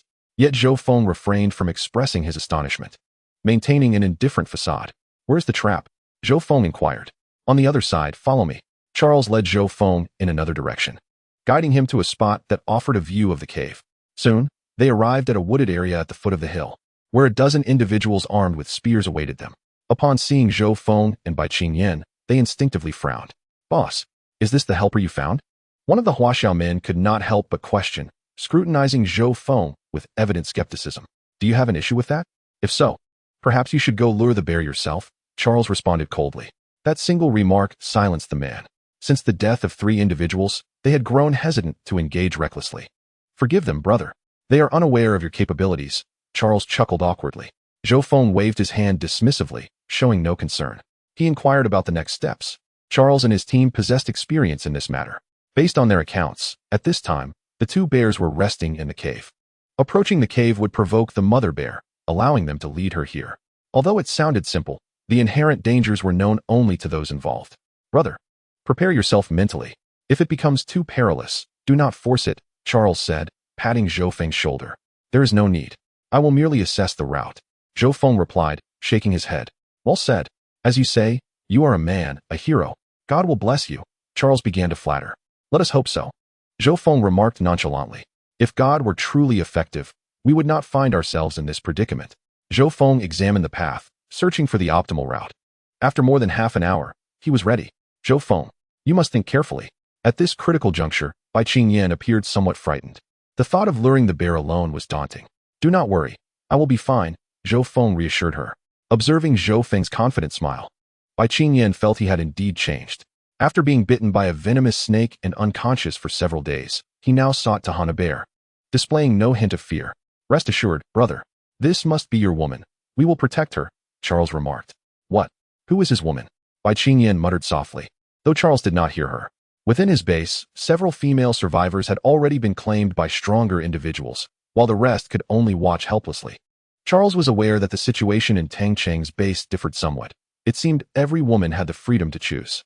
In Charles's view, the few women at Zhou Feng's base likely had some connection with him, given his formidable strength. Zhou Feng approached within several dozen meters of the cave's entrance, where a foul odor wafted towards him. Clearly, the bears had defecated at the cave's mouth. Such a stench would deter many animals from approaching. Zhou Feng patted his backpack, containing only stones and a dagger. However, against a bear, a dagger would be of little use. A bow and arrow would have been advantageous for hunting from a distance. Yet it appeared none among the survivors possessed the skills to craft powerful bows capable of taking down a bear. Hey, hey, Zhou Feng called out. But the bear inside the cave did not emerge, not even lifting its head. Zhou Feng furrowed his brow, suspecting that Charles and his team had acclimatized the bear to human presence in its territory. In the bear's eyes, they were likely perceived as mere food. However, Zhou Feng had his own methods. He retrieved a stone from his backpack and hurled it fiercely into the cave. Thud! An anguished cry from a little bear echoed within. It was unclear where the stone had struck. The mother bear, enraged, charged out of the cave. In an instant, she spotted Zhou Feng standing at a distance, and thus began a standoff between man and bear. Moments later, the mother bear sprinted towards Zhou Feng, who promptly turned and fled. The bear's speed was astonishing, completely disregarding the treacherous terrain beneath her paws. Zhou Feng knew that even the slightest misstep could lead to his demise. However, he managed to maintain a safe distance from the black bear. To his surprise, the bear, upon noticing Zhou Feng's escape, slowed her pace and halted. Zhou Feng understood then that the bear did not wish to stray too far from her cub. Realizing this, he decided to halt as well and approached the bear instead. Whoosh! He flung another stone, this time hitting the bear squarely on her back. The bear, further incensed, turned and resumed her pursuit of Zhou Feng. He dashed away, swiftly arriving at the trap's location, where the others had already hidden themselves. Zhou Feng leaped over the trap, rolling twice upon landing. While the bear remained oblivious to the significance of this action, all it saw was its prey down on the ground. With an excited roar, the bear continued its chase. When the bear stepped onto the camouflaged ground, her massive frame plummeted into the pit. Roar! The next sound was one of agonizing cries. Zhou Feng rose, approaching the edge of the trap, only to find that a wooden stake had pierced through the bear's abdomen. The bear quickly succumbed, showing no signs of the struggle he had anticipated. Brother, you are incredible. At that moment, Charles and the others emerged, gathering near the cave's entrance to inspect the scene. Zhou Feng, you nearly scared me to death, Bai Qinyan exclaimed as she stepped forward, scrutinizing Zhou Feng from head to toe. Witnessing his roll on the ground had made her heart leap into her throat, fearing he had fallen. Only later did she comprehend that Zhou Feng had been luring the bear. Zhou Feng smiled reassuringly at her, signaling that he was unharmed. He then turned his gaze toward Charles and the others. Now that the bear is dealt with, let's venture into the cave. I am quite eager to discover what treasures lie within. However, before he could finish his sentence, he noticed an eerie smile spreading across Charles's face. Suddenly, Charles lunged forward, forcefully pushing Bai Qinyan from behind. Ah! She gasped in surprise, not expecting anyone to shove her. As she teetered on the brink of falling into the trap, Zhou Feng instinctively reached out to catch her. But in the next moment, several individuals standing beside him simultaneously shoved him forward. With one hand gripping Bai Qinyan, Zhou Feng found himself unable to evade, and together they tumbled into the pit. Bang! Zhou Feng tightly embraced Bai Qinyan, ensuring they landed atop the black bear's corpse without rolling further down. Were it not for the bear's body, they would have been impaled by the wooden stakes. Blood! Blood! Bai Qinyan raised her hand, noticing it was smeared with crimson stains. Her body trembled involuntarily. Do not worry. It is the bear's blood, Zhou Feng assured her, grasping her hand. Earlier, Bai Qinyan's hand had brushed against the bear's face, coming into contact with the blood. Zhou Feng wondered why Bai Qinyan was holding back her tears. When she looked up, she saw the shameless grins of Charles and the others. Charles, what do you mean by this? Zhou Feng stood up, coldly glaring at him. It was just an accidental slip of the hand, Charles replied with a smirk. Now pull us up. Zhou Feng's expression remained impassive. Charles chuckled without responding, and they exchanged stares. Why do you wish to harm us? Zhou Feng inquired. It's simple. Your camp has food and women, Charles retorted, his gaze fixated on Bai Qinyan. On the Wanli cruise ship, the ratio of men to women was imbalanced. The number of female tourists was already fewer than that of their male counterparts, compounded by the presence of numerous staff members. In Charles's camp, there were over 80 individuals, among whom only a handful were women, and their quality varied. However, Charles had noticed that Zhou Feng's camp boasted 5 women, all of whom were strikingly beautiful, along with a plentiful supply of meat hanging on racks, far surpassing their own living conditions. Had it not been for his apprehension regarding Zhou Feng's strength, Charles would have acted long ago. Is this why you intend to kill us? Zhou Feng narrowed his eyes. And not only that, you demanded half of our spoils for this bear hunt. That infuriated me. You brought this upon yourself. Charles gritted his teeth. Without me, you would never have been able to handle this bear. Zhou Feng shook his head, asserting that his price had been reasonable. It was merely that Charles was unwilling to make any concessions. I concede that. But it is a pity that there are no rules here. Everything is mine now. Charles sneered, then turned his attention away from Zhou Feng to address the surrounding individuals. Let's take this guy down. He can't resist in the pit. Try not to kill the girl. We all want a taste of her. With that command, had Charles not pushed Zhou Feng into the trap, he would not have had the confidence to turn against him. After all, he had witnessed Zhou Feng's ferocity when dealing with the savages. even with a dozen men on their side. Charles estimated they would lose 5 or 6 in a direct confrontation. As the others closed in, they suddenly displayed expressions of terror. They had just witnessed Zhou Feng springing up, seizing Charles by the ankle. They could hardly believe their eyes. Zhou Feng, standing atop the soft corpse of the black bear, had leaped to such heights. This was a 5-meter deep pit. Even with the bear's body beneath him, this leap was astonishing. Charles had not anticipated Zhou Feng's remarkable agility. Caught completely off guard, he was yanked down. "Help me!" Charles cried out in panic, desperately grasping at anything within reach, but only managing to clutch a few tufts of grass. In the next moment, he plummeted into the pit, landing heavily atop the black bear. There, he found himself staring into Zhou Feng's icy gaze. "Wait, this is a misunderstanding," Charles protested as he spoke. The hand reached toward the waist, where a dagger rested at Charles's side. He aimed to strike first, yet Zhou Feng's hands were already advancing toward his face. In that moment, time seemed to slow for Charles. He could only watch helplessly as Zhou Feng's fingers pressed against his eye sockets. A chill ran down his spine as he realized Zhou Feng's intent. "No!" Bang! Ah! Charles emitted a harrowing scream as his eyes were brutally crushed. Fortunately, this agony did not last long. Crack! Zhou Feng swiftly twisted Charles's neck, his head nearly rotating a full 180 degrees. "Ah!" Bai Qingyan widened her eyes, letting out a cry of horror. The scene was overwhelmingly gruesome. Those standing above the pit could not help but retreat one by one. No one had anticipated that Charles would meet such a gruesome end. What was even more shocking was Zhou Feng's sudden leap.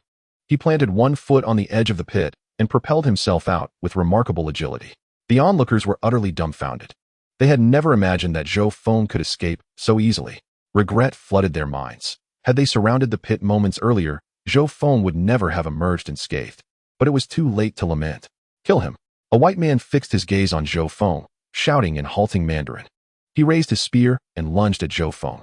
Zhou Feng waved his hand, clutching a handful of dirt. The white man had not anticipated such a tactic. In an instant, the sand flew into his eyes. "Ah!"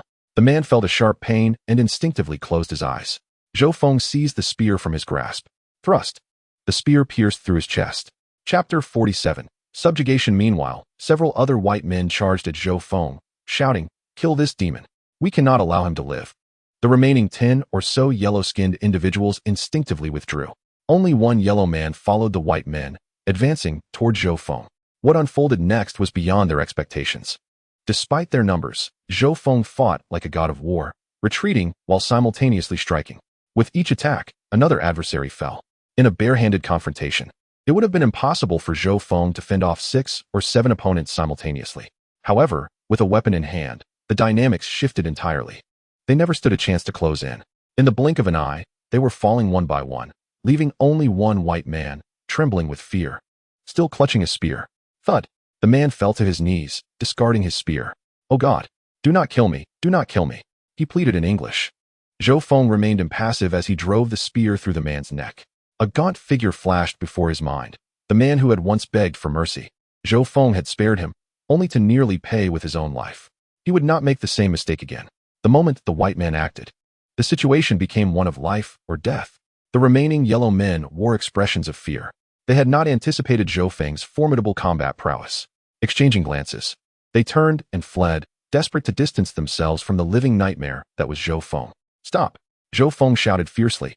Most of them froze in place, trembling. Only 2 individuals fled deeper into the forest, too terrified to return to the camp, wishing only to vanish from Zhou Feng's sight. Whoosh! Zhou Feng retrieved 2 stones from his backpack and hurled them, both men collapsing under the impact. One had run over 100 meters, but was still struck on the head. "Bring those 2 over here," Zhou Feng commanded coldly. The remaining 9 hurried to retrieve the fallen men. Zhou Feng then adjusted the spear's direction and handed it to Bai Qingyan, who was still trembling. After several attempts, she finally managed to grasp the spear. Feeling a surge of strength, she was pulled upward. Bai Qingyan remained seated on the ground. Though this was not her first encounter with death, the shock from this experience was entirely different. It's all right, Zhou Feng said, crouching down to comfort her. "Zhou Feng, I'm so sorry, Bai Qingyan cried, feeling guilty for involving him. "Silly girl. Your safety is all that matters," Zhou Feng said, kissing her forehead. Gradually, Bai Qingyan regained her composure, wiping her tears and suppressing the urge to cry further. This was not the time for sorrow. "I am fine now." She took a deep breath. "That's good." Zhou Feng nodded, helping her to her feet. He was somewhat surprised by her quick recovery. Most young girls would likely have cried for a long time in similar circumstances. Meanwhile, the others returned with the two fleeing individuals. Are they still alive? Zhou Feng inquired. They are alive. They still breathe. Someone responded immediately. Kill them, Zhou Feng stated flatly. What? The crowd gasped in shock at his command. If you do not obey my orders, you will be the ones to perish. Zhou Feng's gaze turned icy. Upon hearing this, the group hesitated no longer, gritting their teeth as they picked up the spears lying on the ground and lunged at the two men's chests. Bai Qingyan instinctively turned away, unwilling to witness the bloody scene. Now, I offer you a choice. Obey my command or leave and never show yourselves before me again. Zhou Feng declared. We pledge our loyalty to you. We were all coerced by Charles. He was a god in the camp. We could not resist. The men quickly fell to their knees. They dared not risk the second option. What if Zhou Feng turned against them? Stand up and tell me about your camp. Zhou Feng gestured for them to rise. The men stood up, exchanging uncertain glances, unsure how to respond. When did Charles decide to take action against me? Zhou Feng prompted. Just now. When the black bear fell in, he intended to kill you. However, Charles must have informed those white men long before. These white individuals are indeed his confidants. It appears that these few have opened the floodgates of their grievances against Charles, articulating their discontent with unrestrained candor. According to their accounts, within the camp, whites are regarded as superior, enjoying greater access to provisions and the privilege of choosing women. The scant dozen women present in the camp have been claimed by them. The remaining individuals are relegated to the status of second-class citizens. Why do you not resist? Zhou Feng furrowed his brow, observing that the number of yellow-skinned individuals in the camp seemed to surpass that of the whites. Initially, we were the majority. Many of us joined later. The rules have been established, and no one dares to defy them. Those who have resisted have been silenced. Their voices dwindled, and they lowered their heads in shame. Zhou Feng now comprehended why Tang Cheng stated that upon witnessing Charles's camp, one might find the dead discarded. These were the rebels. Zhou Feng had previously been naive, believing that having rescued Charles and his companions from the savages would elicit goodwill from Charles. The human heart is treacherous.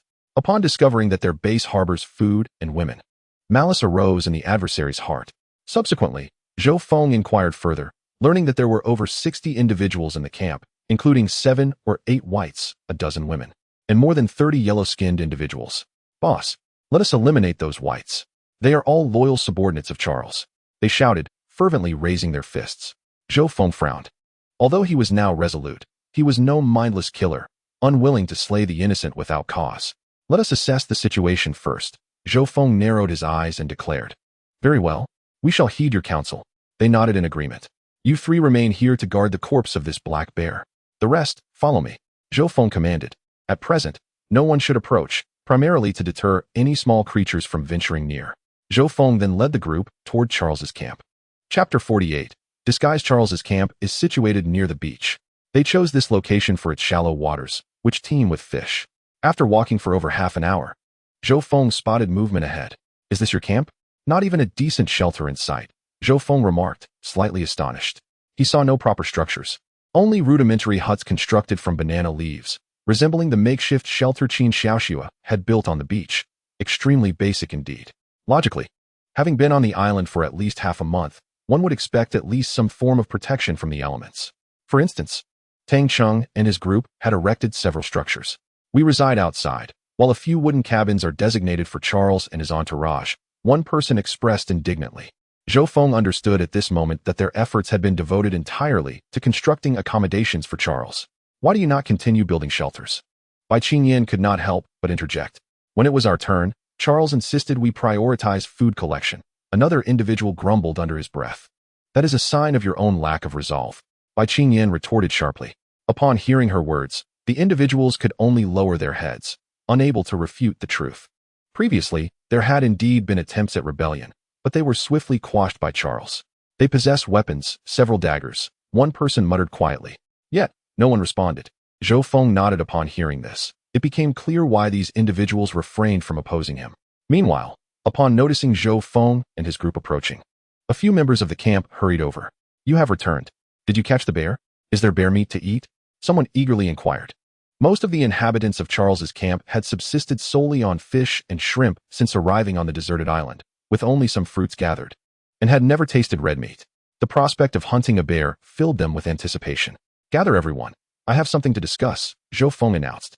Who are you? Someone questioned, unfamiliar with him. I am here to relay a message from Charles. Summon everyone.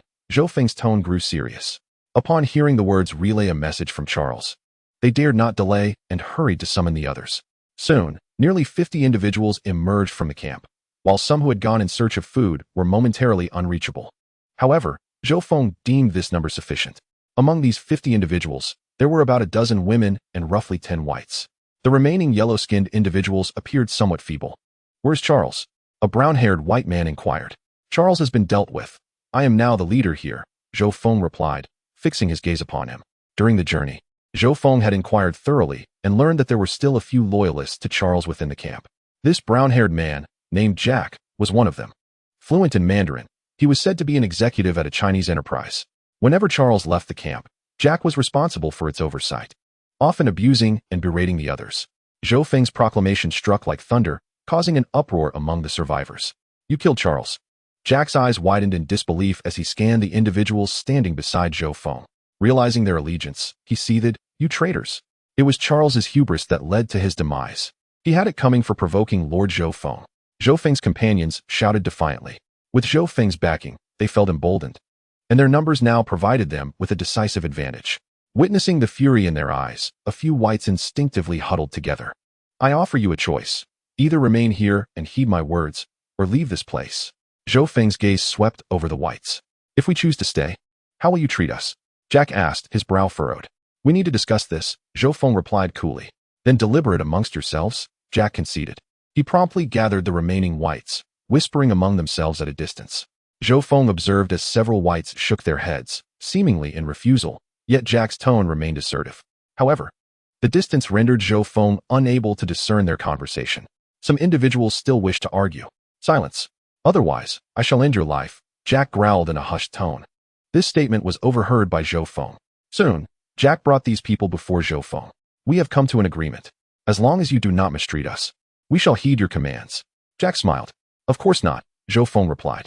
My name is Jack, he said, stepping forward to extend his hand. Zhou Feng reciprocated the gesture. Just as their hands clasped, Jack's expression turned menacing. Attack! Jack gripped Zhou Feng's hand tightly, while his other hand drew a dagger from his waist, thrusting it forcefully towards Zhou Feng's abdomen. Simultaneously, 3 Caucasians behind Jack lunged into action. One of them brandished a dagger, aimed directly at Zhou Feng's chest, while the other 2 attempted to tackle Zhou Feng's legs. Everyone was taken aback, astonished at Jack's sudden aggression, save for one person, Zhou Feng. He had anticipated that Jack would not relent so easily. In a flash, Zhou Feng's gaze sharpened. He sidestepped deftly, evading Jack's dagger, and simultaneously delivered a powerful punch to Jack's face. Crack! A scream of agony erupted as Jack's nasal bone shattered, his face contorted in pain. The other assailant with the dagger closed in, but Zhou Feng's reflexes were lightning fast. He seized Jack's arm and, using him as a shield, positioned him in front of himself. Just as the dagger struck, a dull thud resonated as the dagger embedded itself deeply into Jack's chest. Ugh! Jack fixed a defiant glare at the assailant who had dealt the fatal blow, his eyes filled with resentment before he collapsed heavily onto the ground. As for the 2 who had tried to seize his legs, Zhou Feng leapt into the air, delivering precise kicks that struck their chests. They fell to the ground like kites severed from their strings. In Chapter 49, The Rules, only the assailant who had killed Jack remained, his legs trembling. It was supposed to be a meticulously planned assassination. 4 against 1, and yet they had failed. Eliminate them, Zhou Feng coldly commanded. Only then did those behind him react, brandishing their spears as they charged forward. Spare me. It was all Jack's idea. This Caucasian fell to his knees, pleading for mercy, internally cursing Jack for suggesting that eliminating Zhou Feng would allow them to regain control of the base, an utterly impossible endeavor. However, his pleas were in vain, as his body was instantly pierced. The 2 individuals Zhou Feng had kicked attempted to rise and resist, but they too were swiftly overwhelmed and slain. Even Jack's lifeless body did not escape unscathed, as someone delivered several final blows to vital areas. Boss, what shall we do with those remaining? Someone raised a spear, aiming at the 6 remaining Caucasians, who trembled in fear. They did not retaliate. Let them go, Zhou Feng waved his hand. Not all Caucasians are accomplices of Charles and Jack. Furthermore, Zhou Feng had overheard that these individuals had been coerced by Jack. Thank you. These survivors, having escaped death, expressed their relief, with some even collapsing to the ground in tears. If you do not wish to stay here, you may choose to leave, Zhou Feng added. The Caucasians exchanged glances. Finally, the one who spoke Mandarin stepped forward. He appeared youthful, likely under 30. We choose to remain. In truth, we do not agree with Charles's actions. He is a devil. But you are different. You are not like Charles. We are willing to stay here and will follow your lead. Zhou Feng subsequently learned that his name was Bruce.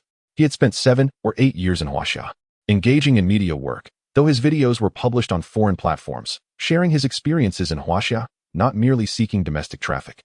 Bruce and a few others had been ostracized in the camp for refusing to align themselves with Charles, though their treatment was somewhat better than that of the average person.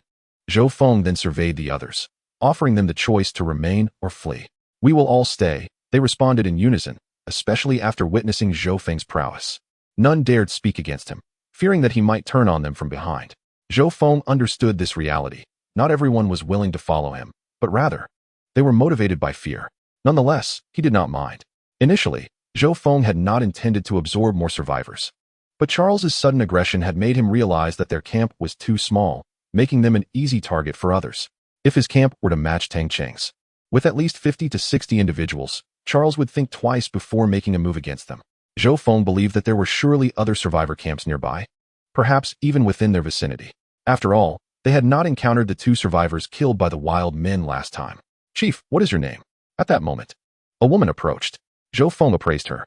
She wore a sports tank top and denim shorts, showcasing her long, fair legs. Most striking was her face, with exquisitely refined features that struck Zhou Feng as oddly familiar. Internet celebrity face, by Qin Yan muttered softly. Zhou Feng then understood his sense of familiarity. The woman before him possessed a classic internet celebrity visage, marked by evident surgical scars, a product of cosmetic enhancement. Zhou Feng, however, preferred authenticity over artificiality. I am Zhou Feng. How about I become your woman? I will ensure your utmost comfort. The woman leaned in, gently wrapping her arm around Zhou Feng's, deliberately rubbing against him.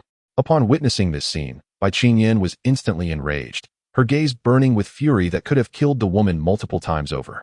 Not interested. Zhou Feng withdrew his arm and addressed everyone in the camp. I am not Charles. From this moment forth, all interactions between men and women in the camp must be consensual. Should anyone violate my rules, these corpses shall be your fate. Zhou Feng pointed at the bodies on the ground. Upon hearing these words, the dozen or so women erupted into tears of relief. This period has undeniably been a source of humiliation and torment for them. In the presence of Charles, they possessed no semblance of freedom, reduced to mere commodities. The other men in attendance, aside from a few who bore expressions of disappointment, collectively sighed in relief. They had harbored concerns that Zhou Feng would, like the previous Charles, allocate women directly, making it exceedingly difficult for them to find partners. Unlike the current situation, where there exists a fair competition among all. Boss, I adore you. Allow me to be your woman. Yet, the women were reluctant to relinquish their aspirations so easily. With pitiful eyes, they gazed at Zhou Feng. One among them was Tian Bing, who had previously been Charles's woman. Someone nearby quietly introduced her to Zhou Feng, who then comprehended why Tian Bing was so insistent on becoming his woman. Perhaps she had previously relished the comforts of being with Charles, never having to seek sustenance for herself. I was a streamer. I can dance and sing. Tian Bing fervently attempted to showcase her talents. I have already stated my disinterest. Zhou Feng replied, furrowing his brow. Tian Bing was taken aback, sensing Zhou Feng's impatience. If she continued to pursue him, the outcome could be dire. Clear away these corpses and find a place to bury them in the distance, Zhou Feng instructed, gesturing towards the bodies on the ground. We cannot simply discard all these corpses into the sea. It is more prudent to bury them to prevent the spread of disease. Immediately, some individuals commenced the task. Concurrently, Zhou Feng, along with 7 or 8 others, returned to the location of the trap. The 3 men stationed there remained vigilant. Upon learning that Zhou Feng had successfully taken control of the camp, they too breathed a sigh of relief, for their fates had long been intertwined with his. Zhou Feng's immediate task was to begin butchering the bear meat, a chore that did not require his direct involvement. Someone descended with a dagger, methodically slicing through the carcass of the black bear. In the blink of an eye, chunks of bear meat were hoisted up with ropes. Chapter 50, The Feast. All the bear meat was tied with grass ropes, intended to be brought back to the camp. Zhou Feng, meanwhile, ventured alone to the vicinity of the cave. Roar, roar, he called out, but received no response. Cautiously, he proceeded inside, discovering that the cub was no longer there. It had likely fled. The cave was foul-smelling. Yet it bore numerous signs of human habitation. The ground was strewn with grass mats, likely remnants of several beds. Regrettably, most of the items had been trampled by the black bear. However, in the corner, several pots remained intact, and 2 kitchen knives lay scattered on the ground. Zhou Feng's gaze was drawn to 2 wooden boxes within the cave, which contained items of genuine interest to him. Each box was approximately 1.5 meters high and 2 meters long, specifically designed for maritime shipping.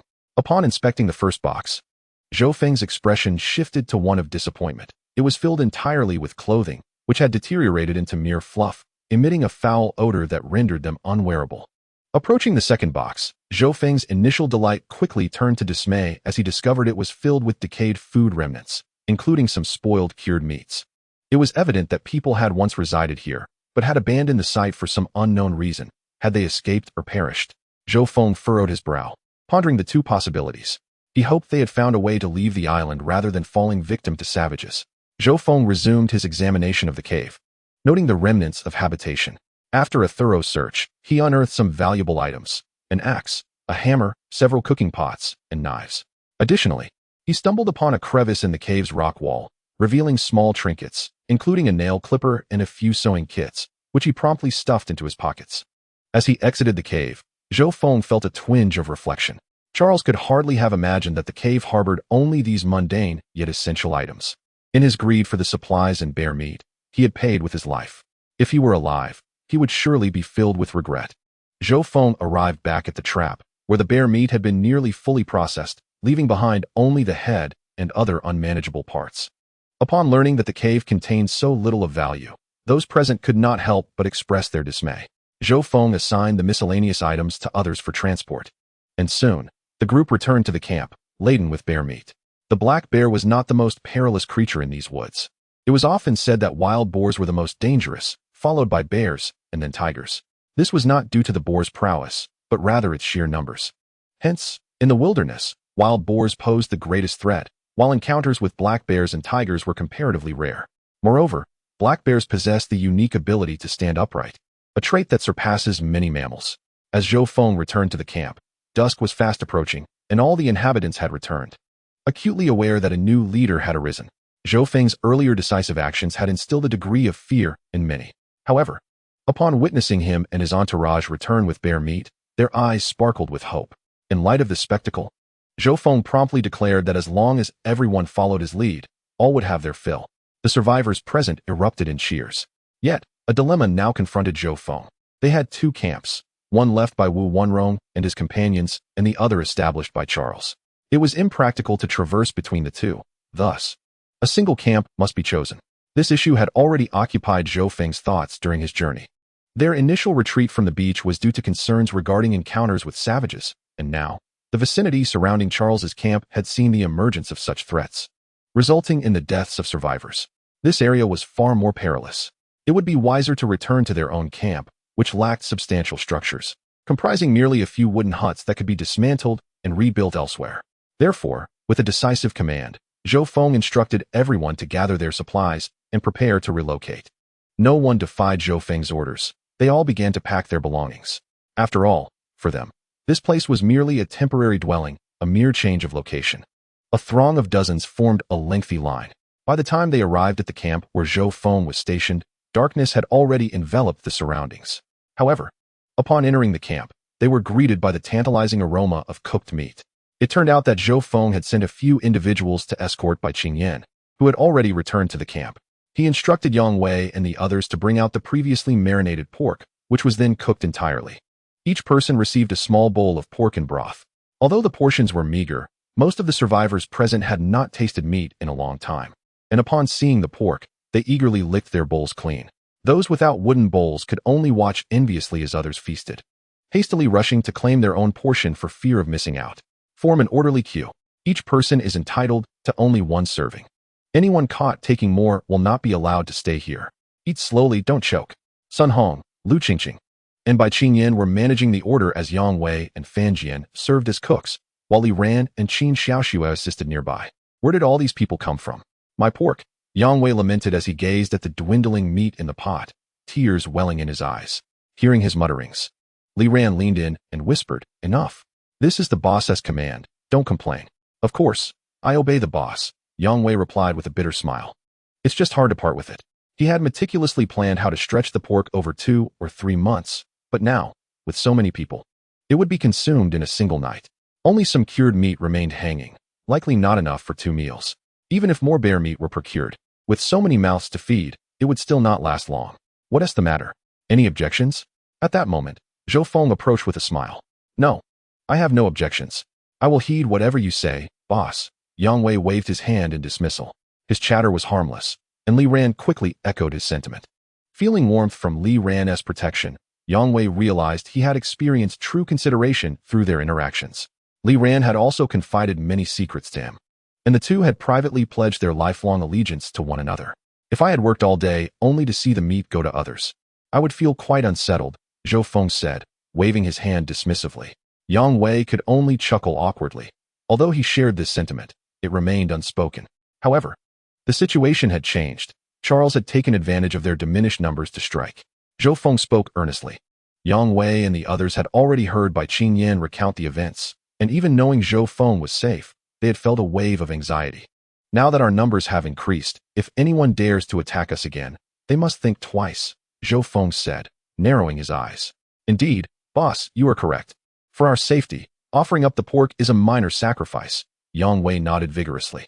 The thought of Zhou Feng's demise and the impending threat from Charles's group sent shivers down his spine. He was determined to prevent Li Ran from suffering any further. Share these thoughts privately with Fan Jian and Sun Hong, Zhou Feng advised, patting Yang Wei's shoulder. It is better to clarify certain matters. Not a problem, Yang Wei replied. As the crowd finished their meal, Zhou Feng addressed those seated on the ground. Tonight, everyone will make do under the trees. We will resolve housing issues tomorrow. Thank you, boss. We're fine with that. We can endure for as long as necessary, as long as there is food, they responded, having previously faced only oppression in Charles's camp, where they dared not hope for housing, merely wishing to avoid hunger each day. Soon, they began to arrange their sleeping area for the night. Zhou Feng let out a sigh of relief. After a long day, he too felt fatigued and sat down to rest. You must be hungry. I see you haven't eaten. Qin Xiaoxue approached with a bowl of meat. Zhou Feng noticed it was a bowl she had carved herself since arriving at the camp, having made one for both him and Bai Qingyan. Qin, I had forgotten. I didn't eat anything while busy with various matters, Zhou Feng realized, having been preoccupied with ensuring no one got lost on the way. The enticing aroma of the meat finally reminded him that he hadn't eaten since the morning. Oddly enough, he did not feel weak or fatigued. As he accepted the bowl from Qin Xiaoxue, he began to eat. On the island, chopsticks were abundant, which explained why every soldier from each nation needed to master their use. Qin Xiaoxue sat beside Zhou Feng, smiling at him, which made him feel slightly bashful as he wolfed down his food. Slow down. I've saved 2 bowls for you. I'll bring them right over, she said, standing to head inside. All right, Zhou Feng replied, slowing his pace. Soon, Qin Xiaoxue returned with another bowl of meat. After finishing, Zhou Feng patted his belly in satisfaction. Qin, you are truly wonderful to me. I heard Qingyan say you saved her again. Otherwise, she would surely have perished. Qin Xiaoxue gently shook her head. Fortunately, Bai Qingyan was with me. Otherwise, who knows what might have happened. Zhou Feng recalled the scene of Charles's attack, and even now, cold sweat trickled down his back. Had Bai Qingyan not been present, the outcome could have been drastically different. Thank you. And in the future, when it's just the 2 of us, please don't call me Qin. Aren't we more than just friends now? Qin Xiaoxue blushed. Then what should I call you? Zhou Feng pondered, unsure of a suitable name other than Qin. I don't know, Qin Xiaoxue replied, feeling it was a bit odd for him to continue calling her given their age difference. Let us go with Xiaoxue, Zhou Feng proposed decisively. That works, she nodded, though it still felt a little strange given their age disparity. Noticing her flushed cheeks, Zhou Feng felt his own breath quicken. Xiaoxue, I want to kiss you. Without responding, Qin Xiaoxue closed her eyes. Overjoyed, Zhou Feng leaned in for the kiss. This time, Qin Xiaoxue was exceptionally proactive. Zhou Feng could sense a stark contrast from before. What are you doing? A voice suddenly came from behind. Zhou Feng and Qin Xiaoxue hurriedly separated. He turned around to find Bai Qingyan, who was holding a bowl of meat and staring intently at Zhou Feng. Qin Xiaoxue quickly stood up, wishing to explain. Could it be that something had gotten into her eye again? Bai Qingyan's face was filled with anger, as she had clearly seen the 2 of them embracing just moments ago. Zhou Feng scratched his head, unsure of how to explain. Zhou Feng, you scoundrel! Bai Qingyan exclaimed before turning to leave. Qin Xiaoxue rushed after her, leaving Zhou Feng in a state of confusion. However, he felt that it was not necessarily bad to break this layer of tension early on. After all, He could not keep hiding things from Bai Qingyan. It was just a matter of time before she accepted the truth. Zhou Feng believed it would not take long, especially since Bai Qingyan had narrowly escaped death that day. It was somewhat regrettable that Qin Xiaoxue had been so proactive this time. The next morning, Zhou Feng woke up to find that everyone else was already awake. Many were busy preparing bear meat, while others gathered firewood. "Everyone, please stop what you're doing and listen," Zhou Feng said. All work ceased, and every gaze turned towards him. "Starting today, we will implement a system of labor distribution and establish roles." This had been Zhou Feng's plan the previous night. When no one spoke up, Fan Jian took the initiative to ask, "Boss, how will this distribution work?" Zhou Feng began to outline his proposal. The people in the camp would be roughly divided into hunting, gathering, fishing, and labor groups. The labor group would handle cooking and other camp chores. Distribution would be based on labor outcomes. "I have a question. Will this distribution be fair?" A survivor raised his hand to speak. Zhou Feng looked at him. The man appeared to be quite elderly, likely around 60 years old. "There is no fairness here. Those who work less will receive less food, and it will be of lower quality," Zhou Feng stated directly. Upon hearing this, murmurs spread through the crowd, especially among the older individuals and women, who felt that this plan was unfair to them, as they could hardly compete with the younger members in terms of physical strength. The younger individuals, on the other hand, were eager to avoid supporting others. At that moment, Fan Jian also stood up. "This is not modern society. Everyone here struggles to fill their stomachs. If you want food, you must work harder." "Exactly. Those who do not wish to stay here can leave now." Zhou Feng nodded in agreement. After this declaration, no one dared to speak up again. Leaving now would be akin to seeking death.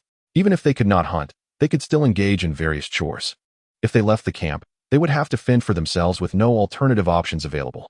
Zhou Feng proceeded to appoint team leaders. Fan Jian would lead the fishing group, Yang Wei the hunting group, Sun Hong and Lu Qingqing the gathering group, while Qin Xiaoxue and Li Ran would be in charge of the labor group. All were Zhou Feng's trusted allies. When he made these announcements, no one opposed him.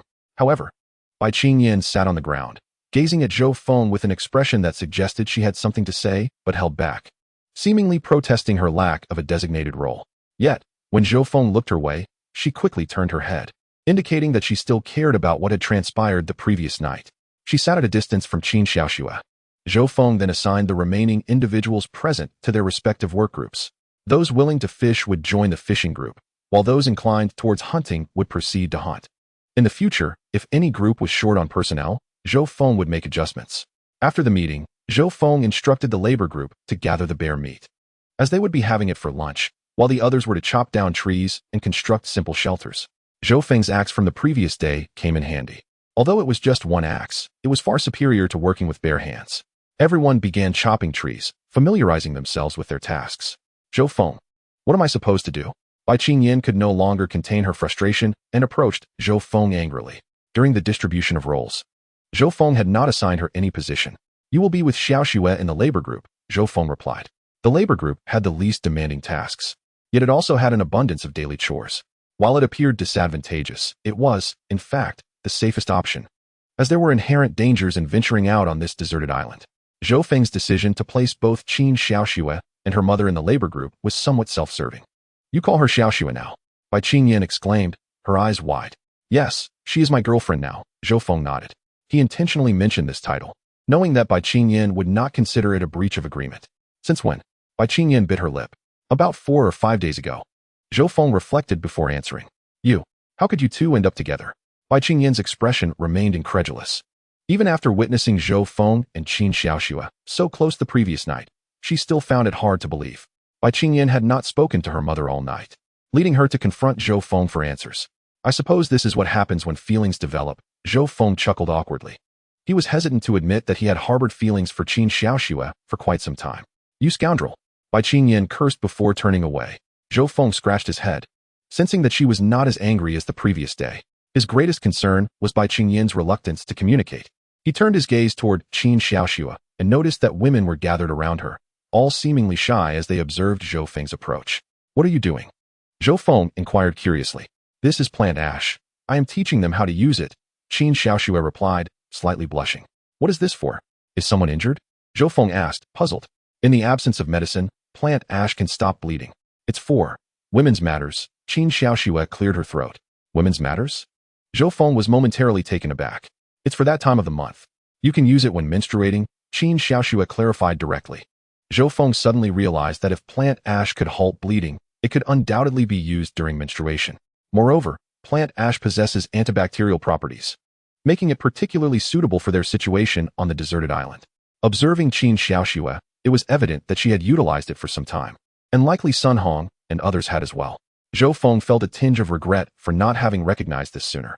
Yet he understood the oversight given the multitude of matters occupying his mind each day, where certain details inevitably slipped through the cracks. Boss, you seem quite oblivious to women. Have you never had any experiences with them? Perhaps I could enlighten you, remarked the women around him, some gazing at Zhou Feng with envy, especially Tianbing, who had been intently watching him from the crowd, her expression contemplative. Enough of this nonsense. We still have work to do, Qin Xiaoxue interjected sternly.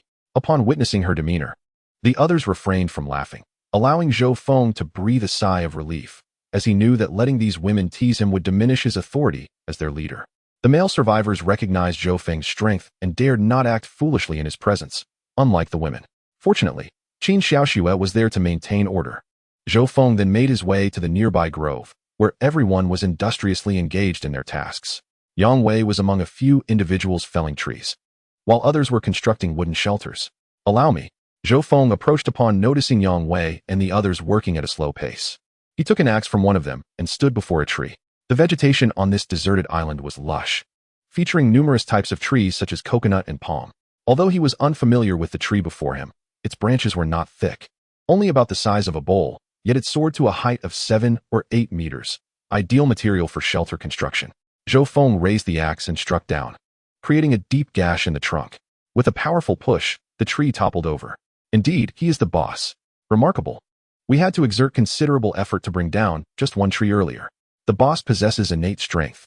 Those nearby immediately praised him. Just a trivial matter. Zhou Feng waved his hand dismissively, continuing toward the next tree. Within an hour, he had felled over 20 trees. The camp now housed more than 70 individuals, making approximately 10 shelters sufficient for their needs, as they did not need to consider luxuries. Only shelter from the elements mattered. No one knew how long they would be staying there. Boss, Tang Cheng is looking for you. Someone called from afar.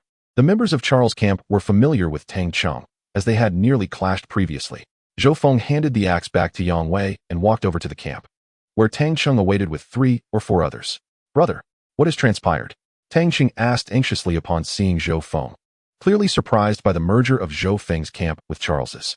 I had to eliminate Charles, as he intended to harm me, Zhou Feng disclosed without reservation. Tang Cheng gasped at this revelation, fully aware of the combat prowess of Charles' group. The fact that Zhou Feng managed to turn the tables on him astonished him. How many lives were lost during this ordeal? How perilous was it? Tang Cheng had already assessed the situation within the camp. He noticed only a few white individuals remaining, indicating that most had perished. Wiping the sweat from his brow, he felt relieved that their previous conflict had been resolved, or else the consequences could have been dire. Now that your camp has grown so large, have you considered the possibility of collaboration? Tang Cheng suggested. Collaboration? What sort of collaboration? Zhou Feng inquired, intrigued. Previously, Tang Cheng had proposed merging their camps, but Zhou Feng had declined. Now, it seemed there was even less reason to consider such an alliance. We should form a mutual defense alliance. Should either party encounter difficulties, the other must come to their aid. We must also uphold our prior agreement regarding intelligence sharing, Tang Cheng articulated, having prepared this proposition beforehand. With Zhou Feng's camp now housing over 20 more individuals than his own, Tang Cheng yearned to bind their fates together. Observing Zhou Feng's hesitation, he pressed on. Forming an alliance does come with its costs. I can share with you a valuable location. Tang Cheng spoke with an air of mystery. You mean the Papaya Grove? Zhou Feng responded without hesitation. How did you know? Tang Cheng exclaimed, astonished. Zhou Feng smiled knowingly. After Tang Cheng had generously gifted him a bounty of papayas previously, he suspected that Tang Cheng had discovered a vast grove. Is the Papaya Grove extensive? Zhou Feng inquired. It's not far from here, and there are an abundance of papayas, Tang Cheng confirmed. So, even without your guidance, we would soon uncover it. Zhou Feng remarked with a smile. Tang Cheng scratched his head, feeling somewhat embarrassed, as it was indeed true. The grove would inevitably be discovered by Zhou Feng and his group. Should a competition arise over the Papaya Grove, Tang Cheng dared not confront Zhou Feng. Thus, he decided to offer the location in hopes of creating goodwill. What I propose regarding the alliance is that we must jointly safeguard the Papaya Grove from other survivors encroaching upon it, Tang Cheng candidly stated. Resources like the papaya grove must be claimed. They could not allow others to stake a claim. Let us first have a meal, and then you can take me to see the papaya grove, Zhou Feng concluded. All right. Tang Qing nodded, as it was now mealtime. The bear meat had been simmering for several hours. Zhou Feng invited Tang Qing and his companions to join him for a taste. I've heard bear meat is delectable. I must try it. Tang Qing expressed his curiosity. However, upon taking his first bite, he furrowed his brow. The bear meat was tough and slightly sour, with an unpleasant odor upon entry. Though it was not inedible, the flavor left much to be desired.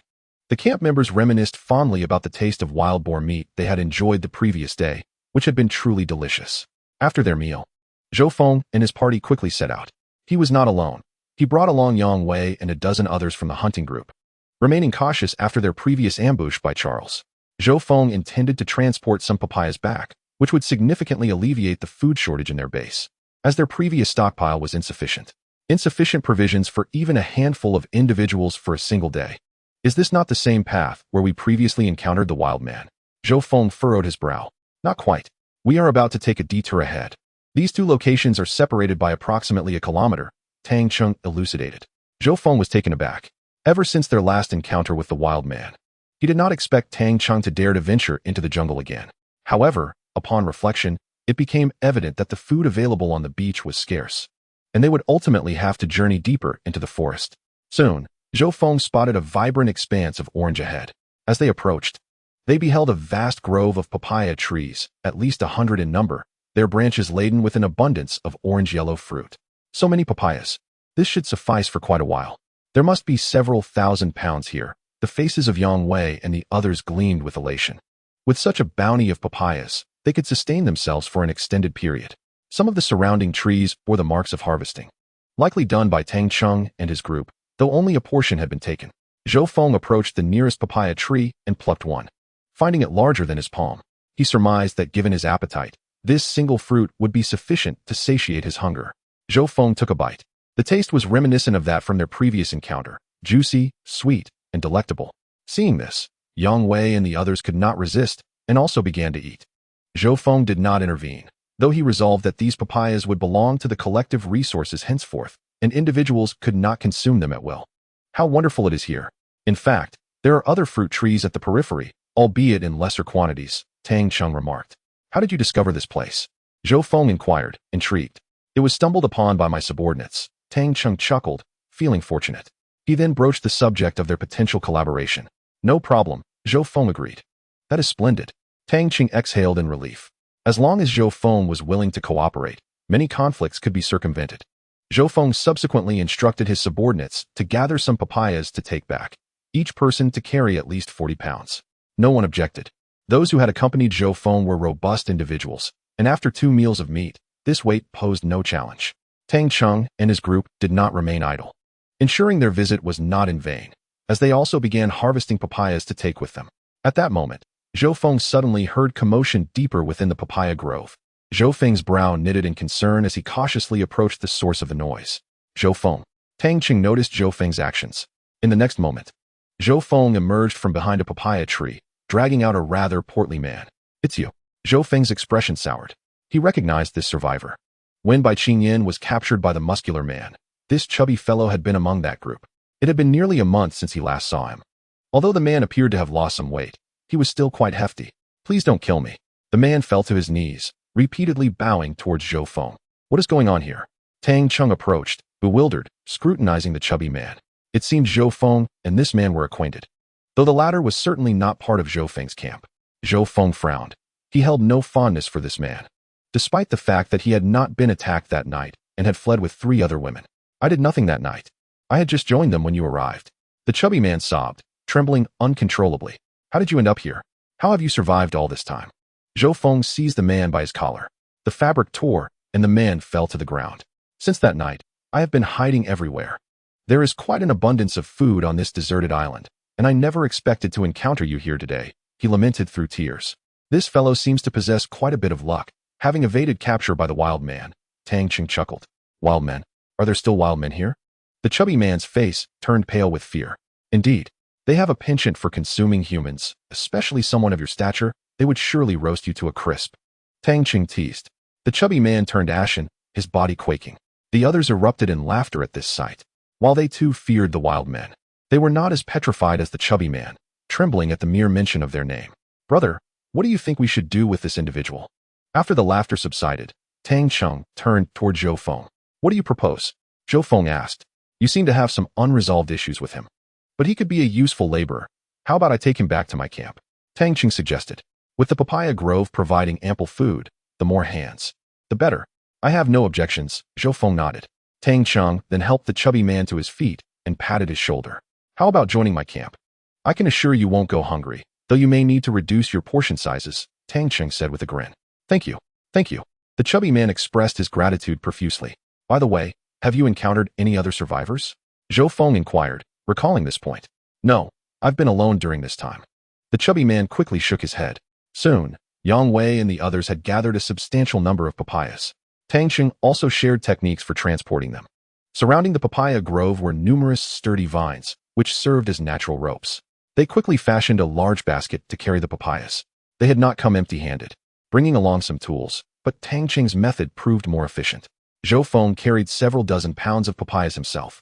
Had he not been concerned about the strength of the ropes, he could have easily carried 200 pounds. Witnessing Zhou Feng hauling papayas, the others were invigorated, each striving to carry as much as possible. Upon returning to the camp, the sight of such a bounty of papayas prompted cheers from all the survivors.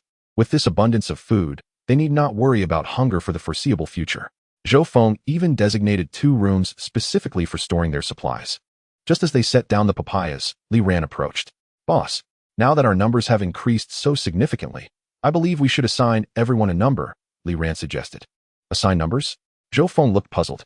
"It's akin to employee IDs. This would facilitate management since we hardly recognize one another," Li Ran explained. "Most individuals in the camp are still strangers. Distinguishing individuals solely by name and appearance proves to be exceedingly challenging." "This indeed is a commendable notion," remarked Zhou Feng, casting an appreciative glance at Li Ran, who possessed considerable management experience. "Furthermore, we ought to establish our own points system, whereby individuals can earn points through daily labor, which can subsequently be exchanged for sustenance," Li Ran added. Zhou Feng grasped the concept. Points essentially function as currency, providing convenience and facilitating trade amongst us. Otherwise, merely distributing rewards daily would pose a significant challenge, as it would be impractical to allocate food each day. Allowing them to exchange points for superior provisions would enable the accumulation of unused points. Ideally, we would possess tangible currency, but for now, we shall simply keep a record. Li Ran concluded. The camp contained a few notebooks and pens, not in abundance, but sufficient for a while. "This task shall be entrusted to you. You will be responsible for recording the points, ensuring accuracy, and requiring daily signatures," Zhou Feng nodded. "Any discrepancies in the points record could incite unrest. And we must also guard against those with ulterior motives.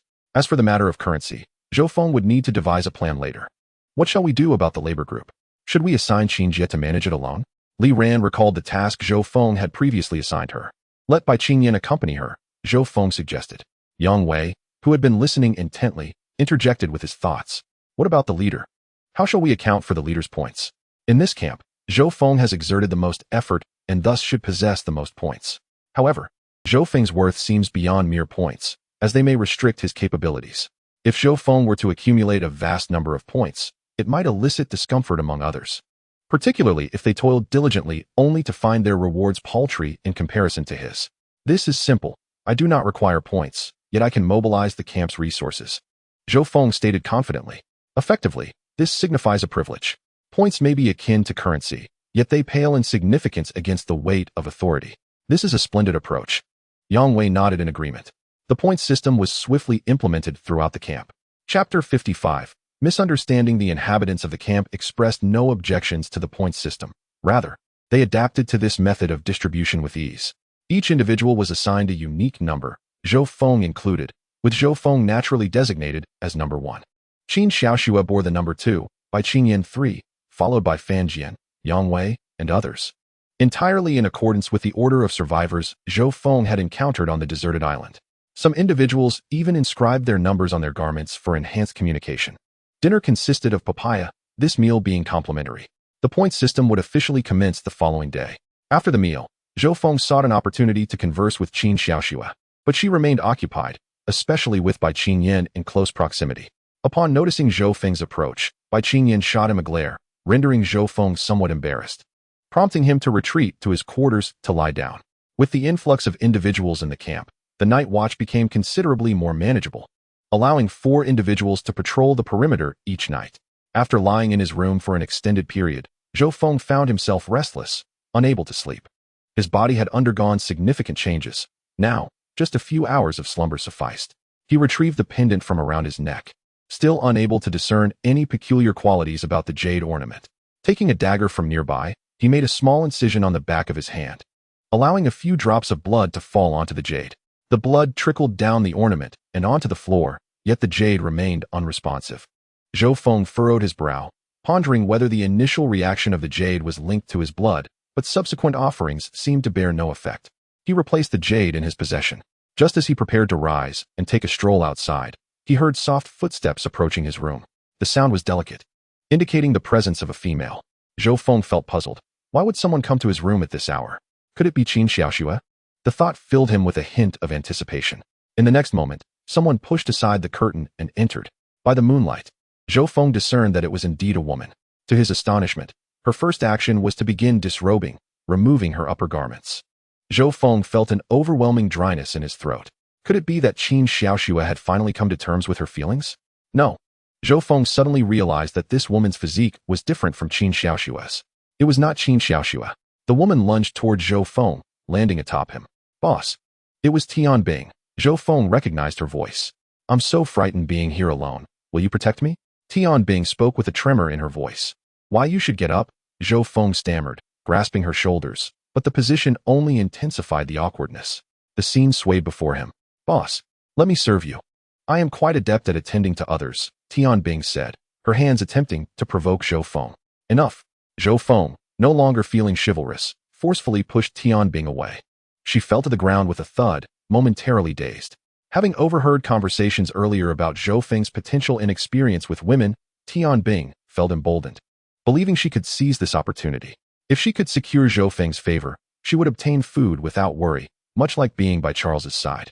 However, Tianbing never anticipated Zhou Feng's outright rejection. Was it because she was not attractive enough? Or did he disdain her? Quickly put your clothes back on, Zhou Feng instructed, tossing her garments toward her. After a moment's hesitation, Tianbing complied and donned her clothing. I will treat today as if it never occurred. If you dare to enter again, do not blame me for being unkind, Zhou Feng warned sternly. Had Tianbing succeeded, word might spread, leading to a multitude of visitors at his door each night. Boss, I just wish to survive. Tianbing paused at the door, turning back, tears streaming down her cheeks. This was not feigned. They were genuine tears. We will all survive, Zhou Feng replied solemnly. He was unaware of Tianbing's past, yet on this desolate island, many circumstances were beyond one's control. Tianbing nodded softly, turning to depart. However, just as she exited, a voice called from outside. Oh, is that Bai Qingyan? Zhou Feng froze, astonished that Tianbing would encounter Bai Qingyan upon her exit. Surely Bai Qingyan would not misconstrue the situation. What Zhou Feng could not have anticipated was. Bai Qingyan directly lifted the grass curtain and entered. What were you doing with that woman just now? She questioned, hands on her hips.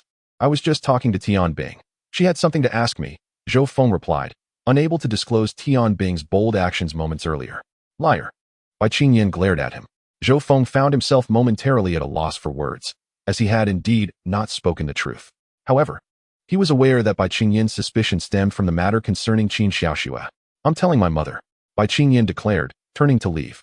Zhou Feng hurried after her, entering the room alongside her. Upon seeing the two enter, Qin Xiaoxue sat up quickly, her voice laced with concern. What happened? She asked, fearing something was amiss. Mom, Zhou Feng is a flirt. He has a woman in his room and is not sincere with you at all, Bai Qingyan immediately reported. Zhou Feng noticed the confusion that flickered across Qin Xiaoxue's face upon hearing this, which tugged at his heart.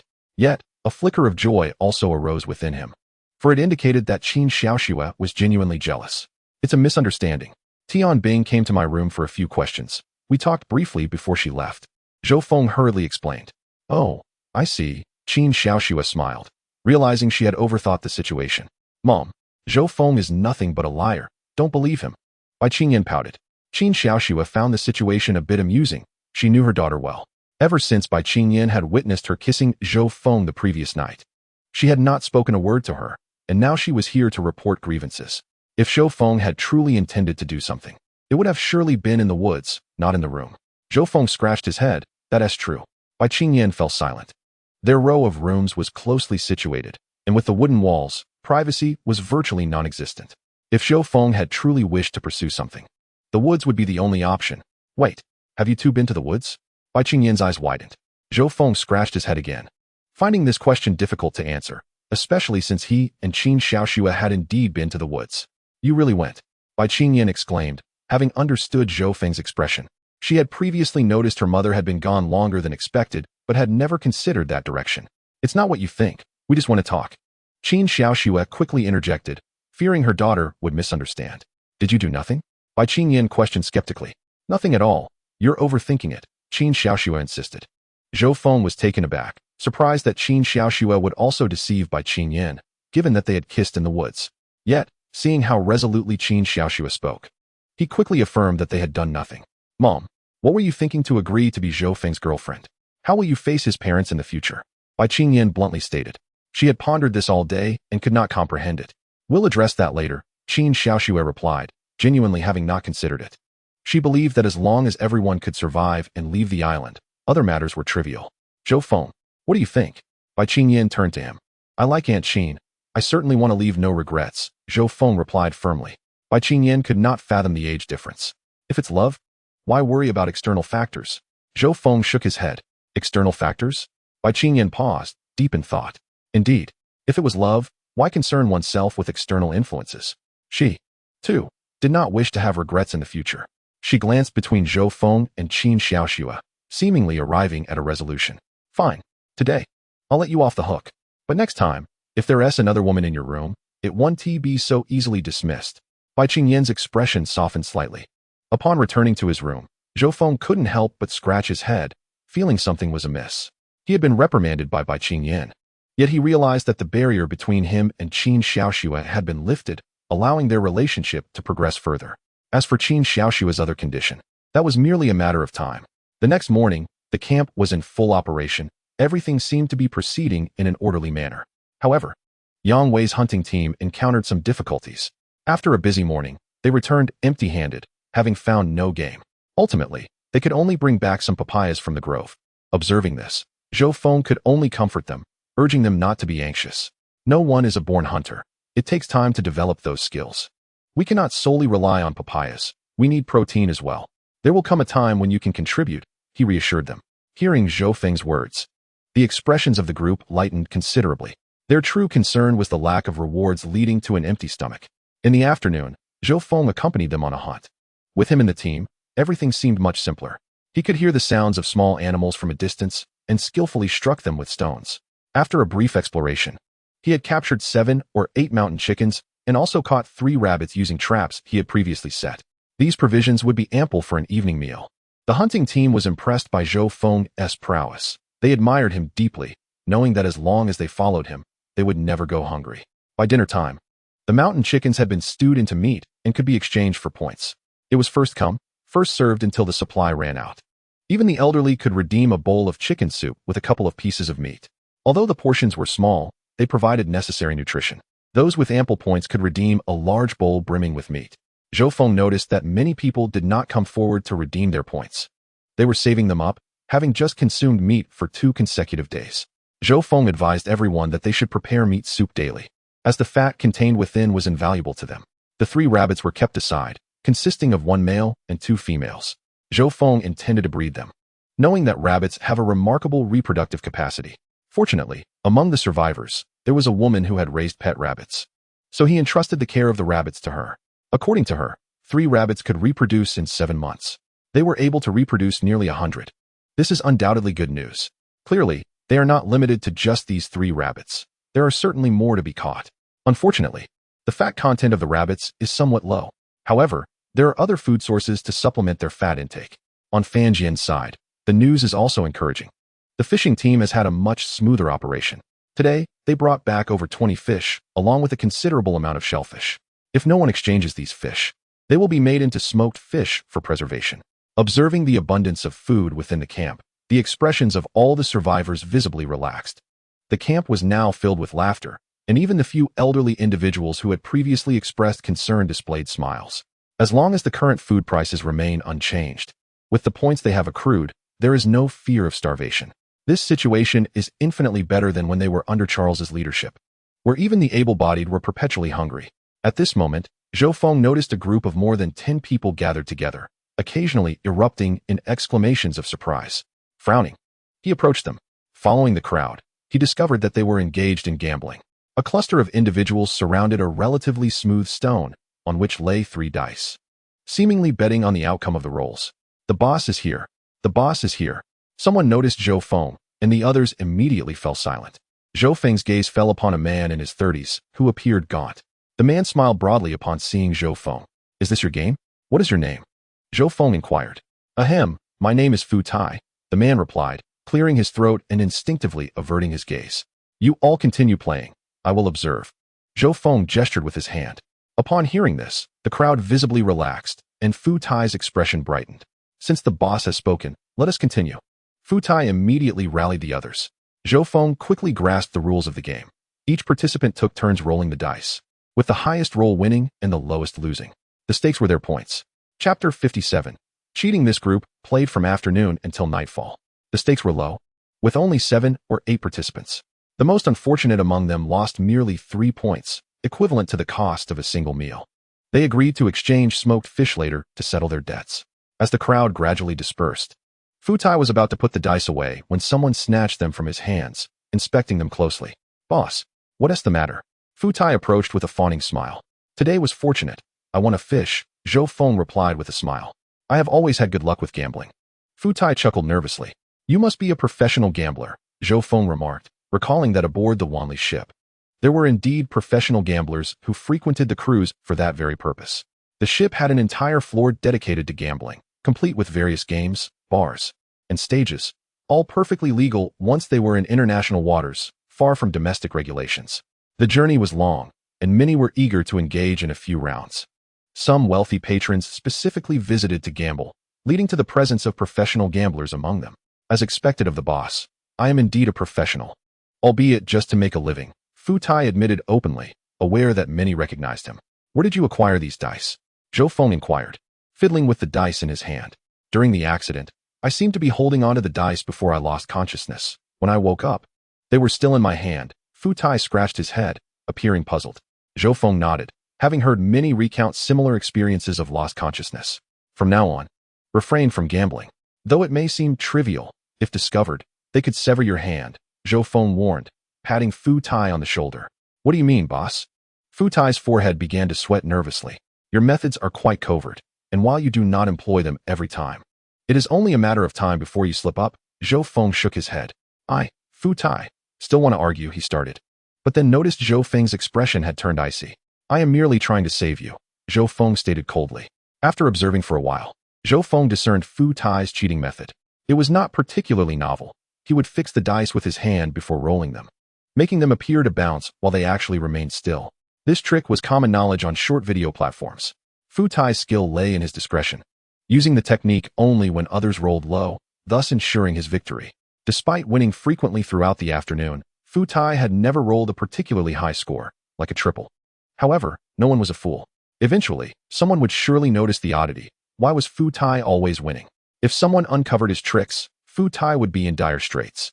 In the camp, food held more value than money. I understand. Fu Tai wiped sweat from his brow, now certain that Zhou Feng had uncovered his scheme. You should discard these dice, Zhou Feng said, crushing them in his hand. With a crack, he opened his palm, revealing a pile of plastic with 3 iron beads for weight. Upon witnessing this, Fu Tai gasped in shock, realizing the quality of the dice and how Zhou Feng had effortlessly crushed them. Thank you, boss, for sparing my life. Thank you. Fu Tai finally grasped the gravity of the situation. If Zhou Feng had exposed him earlier, he might have faced a brutal fate at the hands of the others. Zhou Feng had spared him. Get some rest. Work hard tomorrow. Zhou Feng nodded, dismissing Fu Tai. In truth, Zhou Feng did not oppose a little entertainment in the camp. After all, there is a saying about finding joy amidst hardship. However, gambling was an entirely different matter. If things escalated, it could result in tragedy. Zhou Feng returned to the wooden house, entering Qin Xiaoxue's room, only to find Bai Qingyan there as well, who kept her gaze fixed on him, making him feel somewhat awkward. After a brief chat, he excused himself. He had initially intended to deepen his relationship with Qin Xiaoxue, but Bai Qingyan acted like an oversized third wheel, remaining close to her. Zhou Feng was at a loss, deciding to seek another opportunity to converse with Qin Xiaoxue in private. The next day, Yang Wei, as per usual, took a group for hunting in the morning and went to pick papayas in the afternoon. However, trouble arose in the afternoon. Yang Wei and over a dozen others hurried back, carrying nothing with them. Zhou Feng happened to be inside the camp.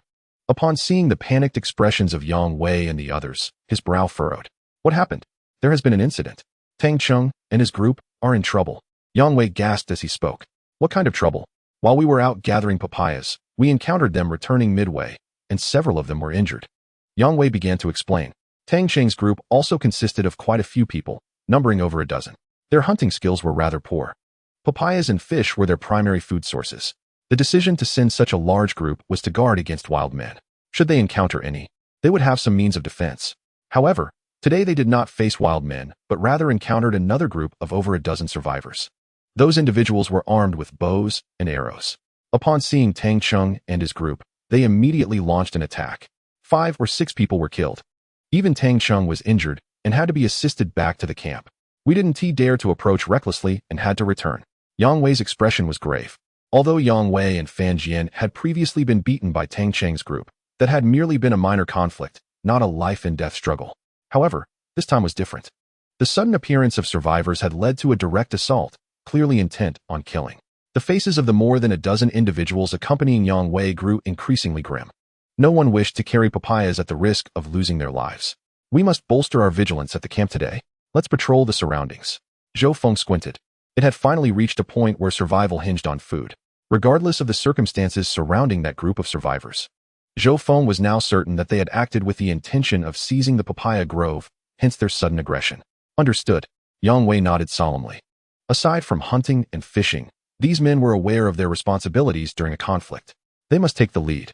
You few come with me. Let us first go see Tang Cheng. Zhou Feng casually selected several people. Chapter 58. The commission. Zhou Feng chose 4 individuals, among whom was Fu Tai. Soon, Zhou Feng led his companions to Tang Cheng's camp. Upon seeing Tang Cheng, Zhou Feng could not help but gasp in shock. An arrow had pierced his left shoulder, with a purple liquid seeping from it, the nature of which was unknown. Zhou Feng felt a pang of concern. Could it be some form of toxin? This island surely harbored some poisonous plants. Beside him, Tang Fu was weeping profusely. Why are you crying? I'm not dead yet.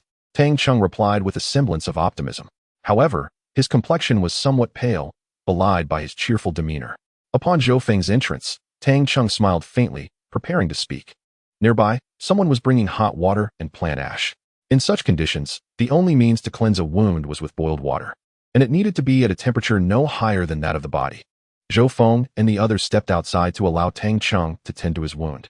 Soon, anguished cries echoed from within. Tang Fu emerged in tears. This surprised Zhou Feng, as he recalled Tang Fu as a rather fierce woman. He had not expected her to dissolve into tears at her brother's injury. However, upon reflection, it was understandable. Given the current medical conditions, it was uncertain whether Tang Cheng would survive this ordeal. Many a general had succumbed to arrow wounds in ancient times. Although modern medical knowledge had advanced, the conditions here were exceedingly poor. After a few more minutes, someone called for Zhou Feng to come inside. He instructed the others to wait outside and entered the makeshift shelter alone. He noticed that Tang Cheng's shoulder was wrapped in white cloth, likely sterilized with boiling water. Tang Cheng's complexion appeared even more ashen than before. He waved his hand, dismissing the others, leaving just Zhou Feng and himself. What happened? Zhou Feng asked. Sitting on a nearby stone that served as a bench, Tang Cheng sighed, his expression far from the ease he had exhibited in front of Tang Fu. It was clear he had been putting on a facade in front of his sister. He recounted the details of the incident, similar to what Yang Wei had said, but with additional specifics. The assailants had attacked them without warning while they were gathering papayas. They had been completely unaware, resulting in 4 deaths and 2 injuries, including himself. Tang Cheng gritted his teeth, evidently unwilling to accept being so easily outmaneuvered by others. What infuriated him further was that they had no previous enmity. The attackers had struck out of the blue with lethal intent. Had they been after the papaya grove, there might have been room for negotiation. Are these arrows poisoned? Zhou Feng inquired. I don't know, but it's quite possible the wound could become infected, Tang Cheng replied with a bitter smile. Within their camp was a medical student. Though not a qualified doctor, he possessed some knowledge of wound care.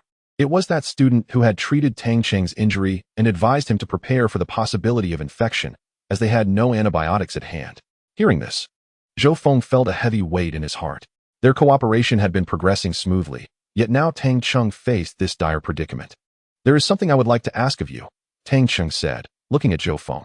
"Speak freely," Zhou Feng replied, eager to know what Tang Cheng had in mind. "Please take care of my sister. I don't want her to perish here. Her temper is quite fierce. Many in the camp harbor grievances against her, but because I am here, no one dares to voice them." Once I am gone, Tang Cheng's expression was grave. He was well aware of his sister's temperament. "I can take her with me," Zhou Feng nodded. "There is no issue with that. Then I can rest easy." Tang Cheng exhaled in relief.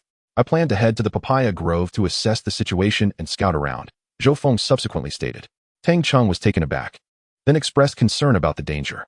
That group may still be in the papaya grove, potentially lying in wait for them to return. "If we do not go, they are likely to come to our camp next." Zhou Feng spoke with a somber tone. Upon hearing this, Tang Cheng nodded, recognizing the validity of Zhou Feng's words. The papaya grove was crucial and must not fall into the hands of the enemy. Moreover, this was no longer just about the papaya grove. It had escalated into a matter of life and death. The enemy would continue to close in. "I will call a few people to assist you," Tang Cheng said. Rising and stepping outside, Zhou Feng followed suit. Tang Cheng quickly gathered several individuals, those who had escaped with him and remained uninjured. Zhou Feng intended to venture into the papaya forest, and Tang Cheng suggested that everyone accompany him. Having had prior experience, these individuals could provide assistance. However, to Tang Cheng's surprise, as soon as he spoke, there was immediate dissent. "Isn't this just sending us to our doom, boss? We barely escaped with our lives last time. We can't go again," they protested, clearly reluctant to face the peril once more. The opposing group was numerous and armed with bows and arrows. Encountering them again surely meant a dead end. Tang Cheng's expression shifted as he realized that these individuals were openly defying his command. Given his current injuries, his authority had diminished. "Fine. Since none of you are willing to go, I shall accompany Zhou Feng," he conceded, nodding slowly. It was a reluctant decision. "Brother, you cannot go. Your wound is infected, and you shouldn't move." Tang Fu intervened, her face paling at the thought of her brother's perilous journey, equating it to a death sentence. "It's just a quick trip," Tang Cheng reassured, waving his uninjured arm. "No, I want to allow you to go," Tang Fu insisted. Her teeth clenched. "Since none of you are willing, I will take a few people with me," Zhou Feng began, but before he could finish, someone raised their hand. "I'll go. I'm not afraid to return." Zhou Feng looked over, surprised to see it was the chubby newcomer, Su Kai, who had joined Tang Cheng's camp just 2 days prior. "Su Kai, thank you for your willingness," Tang Cheng sighed in relief. If no one had stepped forward, he would have had no choice but to go alone. "I'll go too." Tang Fu bit her lip. "You cannot go. It's none of your business," Tang Cheng frowned. "But Zhou Feng is here. He is quite capable. Regardless of your objections, I am determined to join," she declared resolutely. Tang Cheng sighed, knowing he could not dissuade her, and turned to Zhou Feng with a pleading look. Zhou Feng nodded in agreement, allowing Tang Cheng to breathe a sigh of relief. Soon, the group set forth towards the papaya forest. With Tang Fu and Su Kai included, Zhou Feng's party now consisted of 7 individuals. Although Zhou Feng maintained his composure, his companions were visibly apprehensive, for they lacked his combat prowess. Along the way, they inquired of Su Kai about the nature of their adversaries, and more critically, how he had managed to escape unscathed when 4 had perished and 3 were injured. Su Kai scratched his head, somewhat embarrassed. "Perhaps I was just lucky, and the others were inexperienced with their bows. They simply didn't hit me." The group couldn't help but marvel at his remarkable fortune. "Su Kai, why do you dare to join us again? Aren't you afraid of dying?" Zhou Feng asked. "Of course, I fear death. However, Tang Cheng accepted me and provided food. I wish to repay his kindness," Su Kai replied earnestly. Zhou Feng frowned, contemplating Su Kai's words. It was peculiar that after surviving alone in the jungle, he felt indebted enough to risk his life for gratitude. Sensing Zhou Feng's scrutiny, Su Kai turned away, appearing somewhat sheepish. "You don't need to feel that way. Everyone, please be cautious." Tang Fu chimed in, moved, as she reminded the group to stay close together. Zhou Feng asserted, "This way, I can ensure everyone has safety." With their adversaries wielding bows, he was armed with stones. Typically, bows would be more formidable, yet in this wilderness, Zhou Feng doubted their craftsmanship would yield particularly effective weapons. He recalled Tang Cheng's account of their close encounters. They had been within 20 to 30 meters, likely because anything beyond that would exceed their effective range. The group nodded in agreement, and Tang Fu positioned herself almost against Zhou Feng, seeking his protection. Zhou Feng contemplated voicing that such closeness was unnecessary but refrained, remembering Tang Cheng's earlier request. Instead, he began to query Su Kai for more details. Su Kai's responses mirrored Tang Cheng's. Just as they were nearing the papaya forest, Su Kai suddenly exclaimed, "Wait, my stomach hurts." "Your stomach hurts?" "Here?" Fu Tai replied incredulously. "We're almost there. Why don't you go ahead?" Su Kai scratched his head. "You're not scared, are you?" Fu Tai teased. "I'm not scared. I've just eaten too many papayas these days. I'll be back in no more than 2 minutes." Su Kai grimaced, clearly in distress. "Then go," Zhou Feng said. Waving him off, Su Kai dashed into the foliage, disappearing from sight. At that moment, Fu Tai leaned in closer to Zhou Feng, whispering, "Boss, there is something off about this guy." Zhou Feng furrowed his brows. Su Kai's behavior was indeed suspicious. In our line of work, the most crucial skill is not deception but the ability to read others, Fu Tai cautioned, remaining low-voiced. As they approached the papaya forest, their vigilance heightened. They frequently glanced towards the trees, wary of an ambush. Yet Su Kai was different. He kept casting furtive looks towards Zhou Feng, a clear sign of his unease, indicating that he was more wary of Zhou Feng than any hidden adversary. "I understand," Zhou Feng nodded slowly. He had already harbored suspicions about Su Kai, and Fu Tai's observation only solidified his concerns. This chubby fellow has something to hide. Just as he pondered this, Su Kai re-emerged from the thicket. "I'm back. Let us go," he announced. "Su Kai, what were you doing?" Zhou Feng inquired coolly. "I was just taking care of business." Su Kai chuckled nervously. Zhou Feng stepped forward and landed a punch squarely into Su Kai's stomach. Taken by surprise, Su Kai doubled over in pain, gasping. "What was that for?" he protested, as Tang Fu rushed to shield Zhou Feng. The conversation between Fu Tai and Zhou Feng was secluded from others, and Tang Fu remained oblivious.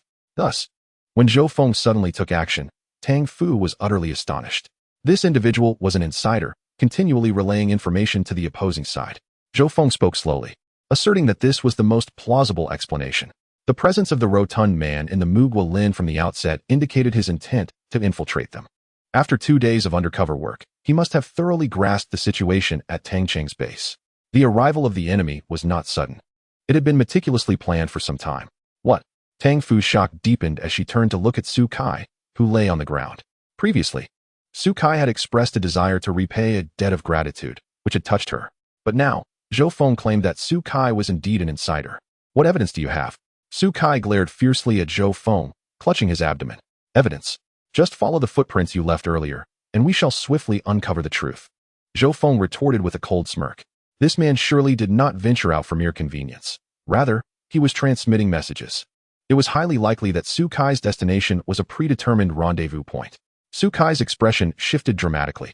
"Such a traitor should be eliminated immediately. Let's skin him alive." Fu Tai seized a dagger to intimidate. "Hold him down. Let us commence with the skinning." Zhou Feng nodded approvingly as Fu Tai and the others closed in. Wait. I'll tell you everything." Su Kai's face contorted in terror as he screamed repeatedly. Fu Tai dismissed his pleas and grasped Su Kai's head tightly. "To skin him, we must begin at the head." He grinned wickedly. "Medicines. They have medicines in their camp. Antibiotics and anti-inflammatory drugs." Su Kai cried out in despair. Upon hearing Su Kai divulge valuable information, Fu Tai finally paused. "Their camp? Who are they? How many are there? Where's the camp located?" Zhou Feng stepped closer to Su Kai. "They are the ones who attacked Tang Cheng. I was forced." Su Kai's face was a mask of distress. "Answer my questions." Zhou Feng frowned, unwilling to engage in idle chatter with Su Kai, for he harbored no belief in his words. The notion of being forced was dubious. Su Kai must have reaped substantial benefits from his actions. Just then, Zhou Feng heard the sound of an arrow slicing through the air. He spun around, spotting an arrow racing towards Tang Fu. "Watch out!" Zhou Feng shouted, lunging to tackle Tang Fu. She was taken aback, feeling Zhou Feng's body pressing down on her. Confused, she attempted to push him away until she saw the arrow was past them and embed itself in the ground. Realizing what had transpired, Zhou Feng had saved her yet again. Zhou Feng quickly rose to his feet, acutely aware that he must retaliate immediately. Otherwise, they would surely suffer heavy casualties as the enemy drew closer. He discerned the appearance of the assailant, another individual of Asian descent, preparing a second arrow. Behind him stood 5 or 6 others, clearly indicating that Su Kai had indeed alerted them. As Zhou Feng and his companions interrogated Su Kai, the latter's screams had signaled to the enemy that the rotund man had been discovered, prompting them to launch an assault. Zhou Feng hurled a stone forcefully in the direction of the assailants. The stone missed its target but struck a nearby tree, startling the group and causing them to instinctively retreat. This momentary distraction provided Zhou Feng and his companions the opportunity to conceal themselves behind the trees. Suddenly, several arrows flew towards Zhou Feng, who reacted swiftly by rolling aside. A few arrows struck the ground nearby, while another whizzed past his head. Fortunately, Zhou Feng remained unscathed. However, a scream pierced the air. It was Su Kai. An arrow had pierced his back, leaving him sprawled on the ground in agony. Unlike before, when he had managed to evade danger while with Tang Cheng, this time luck was not on his side, and the enemy showed no regard for his life as they released arrows without consideration for him. Zhou Feng took decisive action once more, this time with a focused aim rather than an attempt to intimidate. A stone struck one assailant squarely on the head, sending blood splattering as he collapsed to the ground. The remaining adversaries, taken aback, readied their bows again, launching more arrows. Zhou Feng rolled aside once more as arrows thudded into the earth around him. Another stone flew from Zhou Feng's hand, dropping yet another opponent. The enemy, clearly unprepared for Zhou Feng's formidable prowess, hesitated. Charge! A commanding voice directed. As a dozen more figures emerged from the woods, likely those who had been hidden away. Not all of them were armed with bows. Some wielded spears and charged towards Zhou Feng. Let us fight. Fu Tai emerged from behind the trees, brandishing a spear, followed closely by others. Even Tang Fu gritted her teeth, seizing a spear and joining the fray. Zhou Feng led the charge, confronting the assault of 5 or 6 individuals. With no spear of his own, he resorted to using stones as lethal weapons at such close range, each strike echoing with the sound of shattering bones. One stone struck an opponent's head, causing him to fall instantly. The stone ricocheted, hitting another adversary, who howled in pain, clutching his head as dizziness overwhelmed him. As he stumbled and fell backward, the enemy's expression shifted. They had not anticipated Zhou Feng's resilience. The situation for the others grew dire, even facing a single adversary. Fu Tai and his companions struggled to hold their ground against trained opponents who fought ruthlessly. Yet Tang Fu exhibited remarkable bravery, boldly thrusting her spear towards the enemy's vital points, embodying a willingness to fight to the death, which caused the adversaries to retreat in fear. Upon witnessing this scene, Zhou Feng comprehended the reason behind Tang Fu's insistence on coming here. She harbored a desire for vengeance on behalf of Tang Cheng. Nevertheless, Zhou Feng understood that such a path was not sustainable. Crucially, he noticed 3 individuals concealed within the forest, preparing their bows, evidently intent on launching a surprise attack. Retreat! Zhou Feng shouted. Fu Tai, who had just been clamoring for a fight, was the first to back away. The others soon followed suit. In contrast, Tang Fu appeared almost bloodthirsty, seemingly unwilling to rest until her enemies were vanquished. Zhou Feng grasped her arm firmly and pulled her away. The remaining assailants attempted to pursue them, but were met with stones hurled by Zhou Feng, compelling them to abandon their chase. After running for a distance, they realized the adversaries had not followed. Zhou Feng and the others slowed their pace. That fat fool nearly got us killed. Fu Tai gasped, cursing. The others shot him disapproving glances. This fellow had charged ahead first during the conflict, yet showed no hesitation in retreating. We were fortunate. Otherwise, we wouldn't even know how we might perish. What is there to fear? Our leader is here. Indeed, without our leader, we would likely have met our end. The others chimed in. Although only one of them had witnessed Zhou Feng eliminate Charles, the events had spread throughout the base and grown increasingly exaggerated. Zhou Feng's original strategy of tackling enemies one by one had transformed, in their accounts, into a singular confrontation against numerous foes. They relished in amplifying Zhou Feng's exploits, as it provided them a sense of security. The enemy was formidable, having undergone training. Despite Zhou Feng's recent battle, he showed no signs of fatigue. The enemies wore modern attire, tattered to a similar extent as their own, leading Zhou Feng to conclude that they were also survivors from Wanlihao. However, these individuals had received specialized training, which puzzled Zhou Feng. Why would this group invest their time in combat training instead of foraging for food? Thank you for saving me once again. Tang Fu spoke, her breath labored from the exertion. Her complexion had grown considerably pallid. Su Kai was an undercover agent, which signified that the enemy had acquired intelligence regarding their camp and their current combat capabilities. An attack could come at any moment. It's nothing. Zhou Feng waved his hand dismissively, casting his gaze towards the direction of the papaya grove. Leader, we should commence training upon our return and devise a means to procure bows and arrows, Fu Tai suggested. The present danger was not solely from Tang Cheng and his cohort. Yes, you all escort Tang Fu back first, then prepare, Zhou Feng nodded. Their camp had sufficient food reserves to last 2 or 3 days. The pressing matter now was to guard against enemy assaults. What about you, leader? Aren't you returning? Fu Tai paused, taken aback. I intend to return and investigate. Zhou Feng squinted. Leader, it's too perilous to go back with so many enemies, Fu Tai exclaimed anxiously. Should anything happen to Zhou Feng, their cornerstone of strength would be lost. I will circle through the woods. Alone, I will be safer. If we remain ignorant of their identities, we are in greater peril. Zhou Feng shook his head. This was indeed a valid point, Fu Tai considered, nodding in agreement. Now that the enemy was privy to Tang Cheng's intelligence, they were at a disadvantage, with the enemy concealed and themselves exposed. Zhou Feng, I need to speak with you privately. Tang Fu bit her lip. Very well, Zhou Feng nodded, and the two moved to a secluded spot beneath a tree. What Sukai mentioned. Those individuals have medicine, antibiotics, and anti-inflammatory drugs that could save my brother. Tang Fu's eyes glistened with unshed tears. Tang Cheng's condition was dire. Should infection occur, recovery would be exceedingly difficult. Moreover, the arrows bore an unknown substance, heightening the likelihood of infection. Tang Fu had joined Zhou Feng in hopes of avenging Tang Cheng.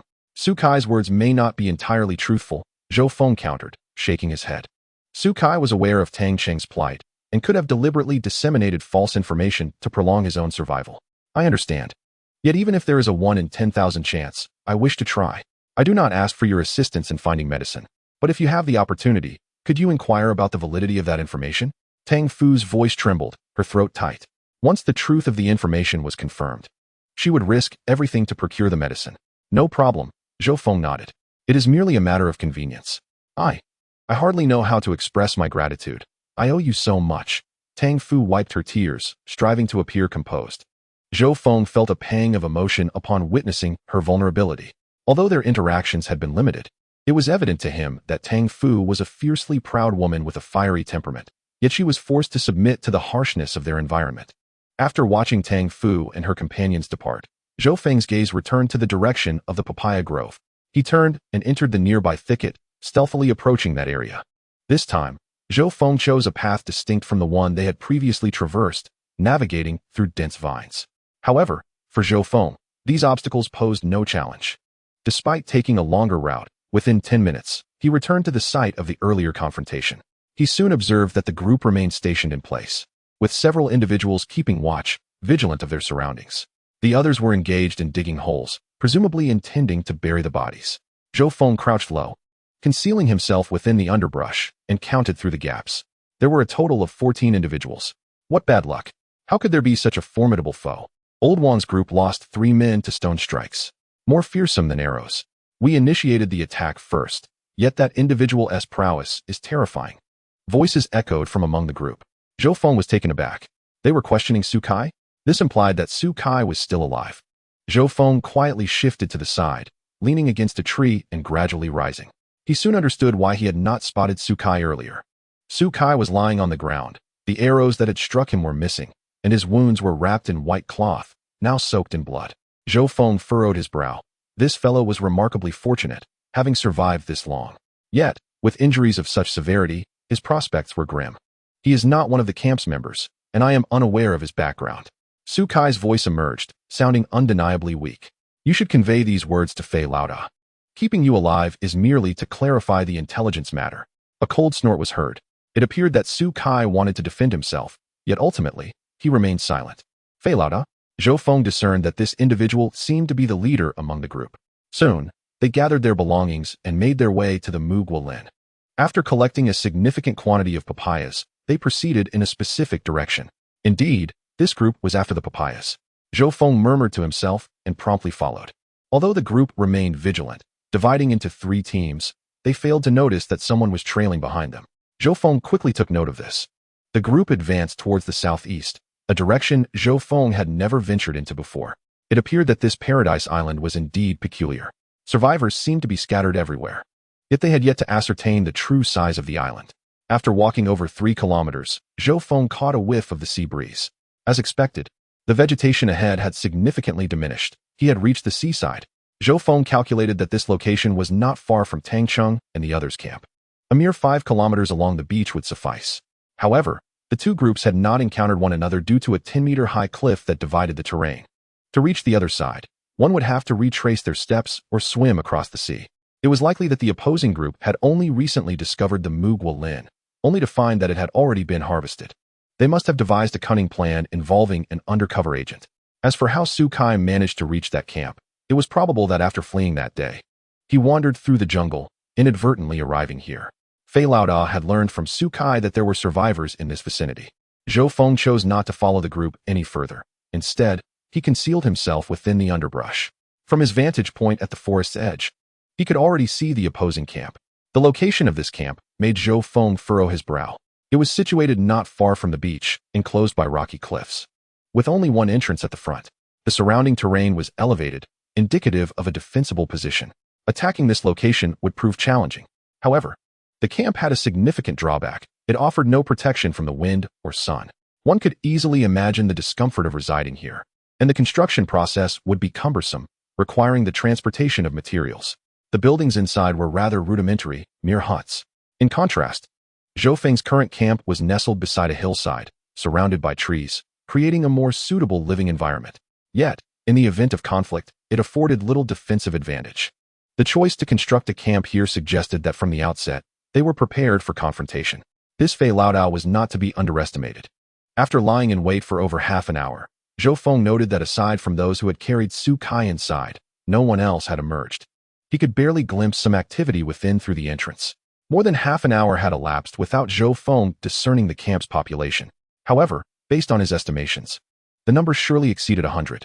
This realization tightened his brow. It posed a significant problem. He had initially intended to capture a lone individual for interrogation, but the opposing group did not operate separately.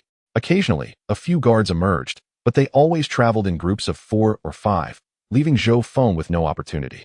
Recognizing that remaining any longer would yield no rewards, especially with nightfall approaching, Zhou Feng resolved to depart. Suddenly, he heard commotion. A group of about 10 individuals was approaching the camp, accompanied by cries. Zhou Feng glanced over to see that the source of the cries was several women. Their faces painted with terror. The remaining men wore expressions of mirth. They swiftly ushered the women into the camp. A few guards greeted them with joviality. Although Zhou Feng could not hear their conversation, he surmised the nature of the situation. These women were spoils of war, either captured from other camps or encountered survivors. Zhou Feng believed the latter to be more plausible, given that there were not 1 or 2, but 5 women. They must surely be from other camps. With over 2,000 people aboard the Wanli, it was difficult to imagine how many camps might have been established. Moreover, the island was home to previous survivors, as well as wild inhabitants. As he watched the group return to the camp, Zhou Feng turned to leave. However, he had scarcely walked 200 meters when the sky darkened ominously. Zhou Feng frowned. It was not merely dusk but the prelude to rain. During his nearly month-long stay on the island, he had lost count of the number of rainstorms. The rainfall was frequent, sometimes lasting mere minutes or extending for several hours. The longest had continued for half a day. Crack! Thunder rumbled through the sky. Soon, large raindrops began to cascade down. Zhou Feng was compelled to seek shelter beneath a tree to evade the downpour. In truth, he felt that with his current physical condition, he need not fear illness from the rain. After all, even venomous serpents had failed to claim his life. However, rain could easily lead to disorientation. On his journey, Zhou Feng had left markers on certain trees. His markers were not simple triangles or arrows, but rather haphazard doodles, with one line concealed within that bore slightly more pressure. Only Zhou Feng could decipher which line indicated the direction, an encrypted code designed to prevent others from tracing his path back to his camp. He gazed up at the overcast sky, murmuring to himself that it appeared this rain would not cease anytime soon. Suddenly, a thought struck him. Heavy rain. This presented a rare opportunity. His gaze shifted to the camp, surrounded by rocky cliffs. Under normal circumstances, entry would be impossible. Yet now, there was a potential solution. He could scale the adjacent cliffs. Although they towered 10 meters high, this was not an insurmountable challenge for him at present. He decided to give it a try. Zhou Feng emerged from the woods. Under typical circumstances, he would surely have been spotted. However, the rain served as a natural cover, rendering his movements discreet. He easily traversed the beach, cautiously making his way towards the rocky outcrops by the sea. Yet, upon arriving at this point, Zhou Feng realized the stones, rendered treacherously slick by the rain, were cloaked in a shroud of algae. Yet, undeterred by the challenging conditions, Zhou Feng resolved to press on, determined to make an attempt. He scrutinized each rock meticulously until he finally discovered a suitable foothold, a protruding stone. With utmost caution, he took his first step, placing his foot upon the rock's surface. Grasping the nearby crevices with both hands, he barely managed to stabilize himself. To his astonishment, he found that the upper stones, having weathered the elements, were not as smooth as he had anticipated. Thus, he ascended step by step, the torrential rain cascading over him. After climbing approximately 10 meters, Zhou Feng located a relatively flat spot to land. With a leap, he reached the edge of the camp. Concealed behind the rocks, he could now glimpse the camp's interior. Inside, a cluster of makeshift shelters was ingeniously constructed among the stones, conserving materials while ensuring sturdiness. Observing these shelters, Zhou Feng began to comprehend why this location had been chosen for the camp. It was likely one of the key considerations. Within these structures, flickers of firelight revealed that there were individuals present, evidently engaged in warming themselves. Zhou Feng noted that each shelter housed a dozen or more people. His initial speculation was confirmed. There were certainly over 100 individuals here. Perhaps due to the rain, conversation was scarce, and the entire camp exuded a profound stillness. Zhou Feng's gaze roamed over the shelters until it alighted upon one in the distance. Using the light emanating from within, he discerned that there appeared to be only 2 or 3 people inside. He cautiously approached the edge of the camp. As he drew nearer, he overheard snippets of conversation. "Please, I beg you, just give me 2 antibiotics, or even anti-inflammatory medication." Zhou Feng felt a jolt at the sound of Su Kai's voice. "No way. Who told you to mess things up? Someone has died here," came a hoarse reply, presumably from an older individual. "Dr. Wan, please, have mercy. I'm begging you. My wound is infected, and I've begun to run a fever," Su Kai pleaded desperately. "I've already cleaned your wound. The infection is beyond my control. You know those medications are limited," the voice sighed. Zhou Feng understood then that this shelter was designated for the ailing. Su Kai had been struck by an arrow during the day. While he had survived, his wound was now festering. He was imploring the doctor for assistance. Dr. Wan, it seemed, wished to help, but was constrained by the orders of the camp leader, Fei Laoda. Zhou Feng had not anticipated the presence of a doctor within the camp. It was uncertain whether Dr. Wan was a member of the crew aboard the Wanli ship or merely a passenger enjoying the voyage. "I'm in so much pain," Su Kai lamented repeatedly. "Sigh, just try to rest. Perhaps a good night's sleep will do you good," Dr. Wan advised before departing the shelter. Leaving Su Kai alone within, Zhou Feng watched as Dr. Wan entered another room, and, after a brief wait to ensure no one was stirring, he slipped into Su Kai's shelter. Chapter 63. Medicine in a Daze. Su Kai noticed someone entering and initially believed it was Dr. Wan returning. "Dr. Wan." The medicine, Su Kai struggled to sit up.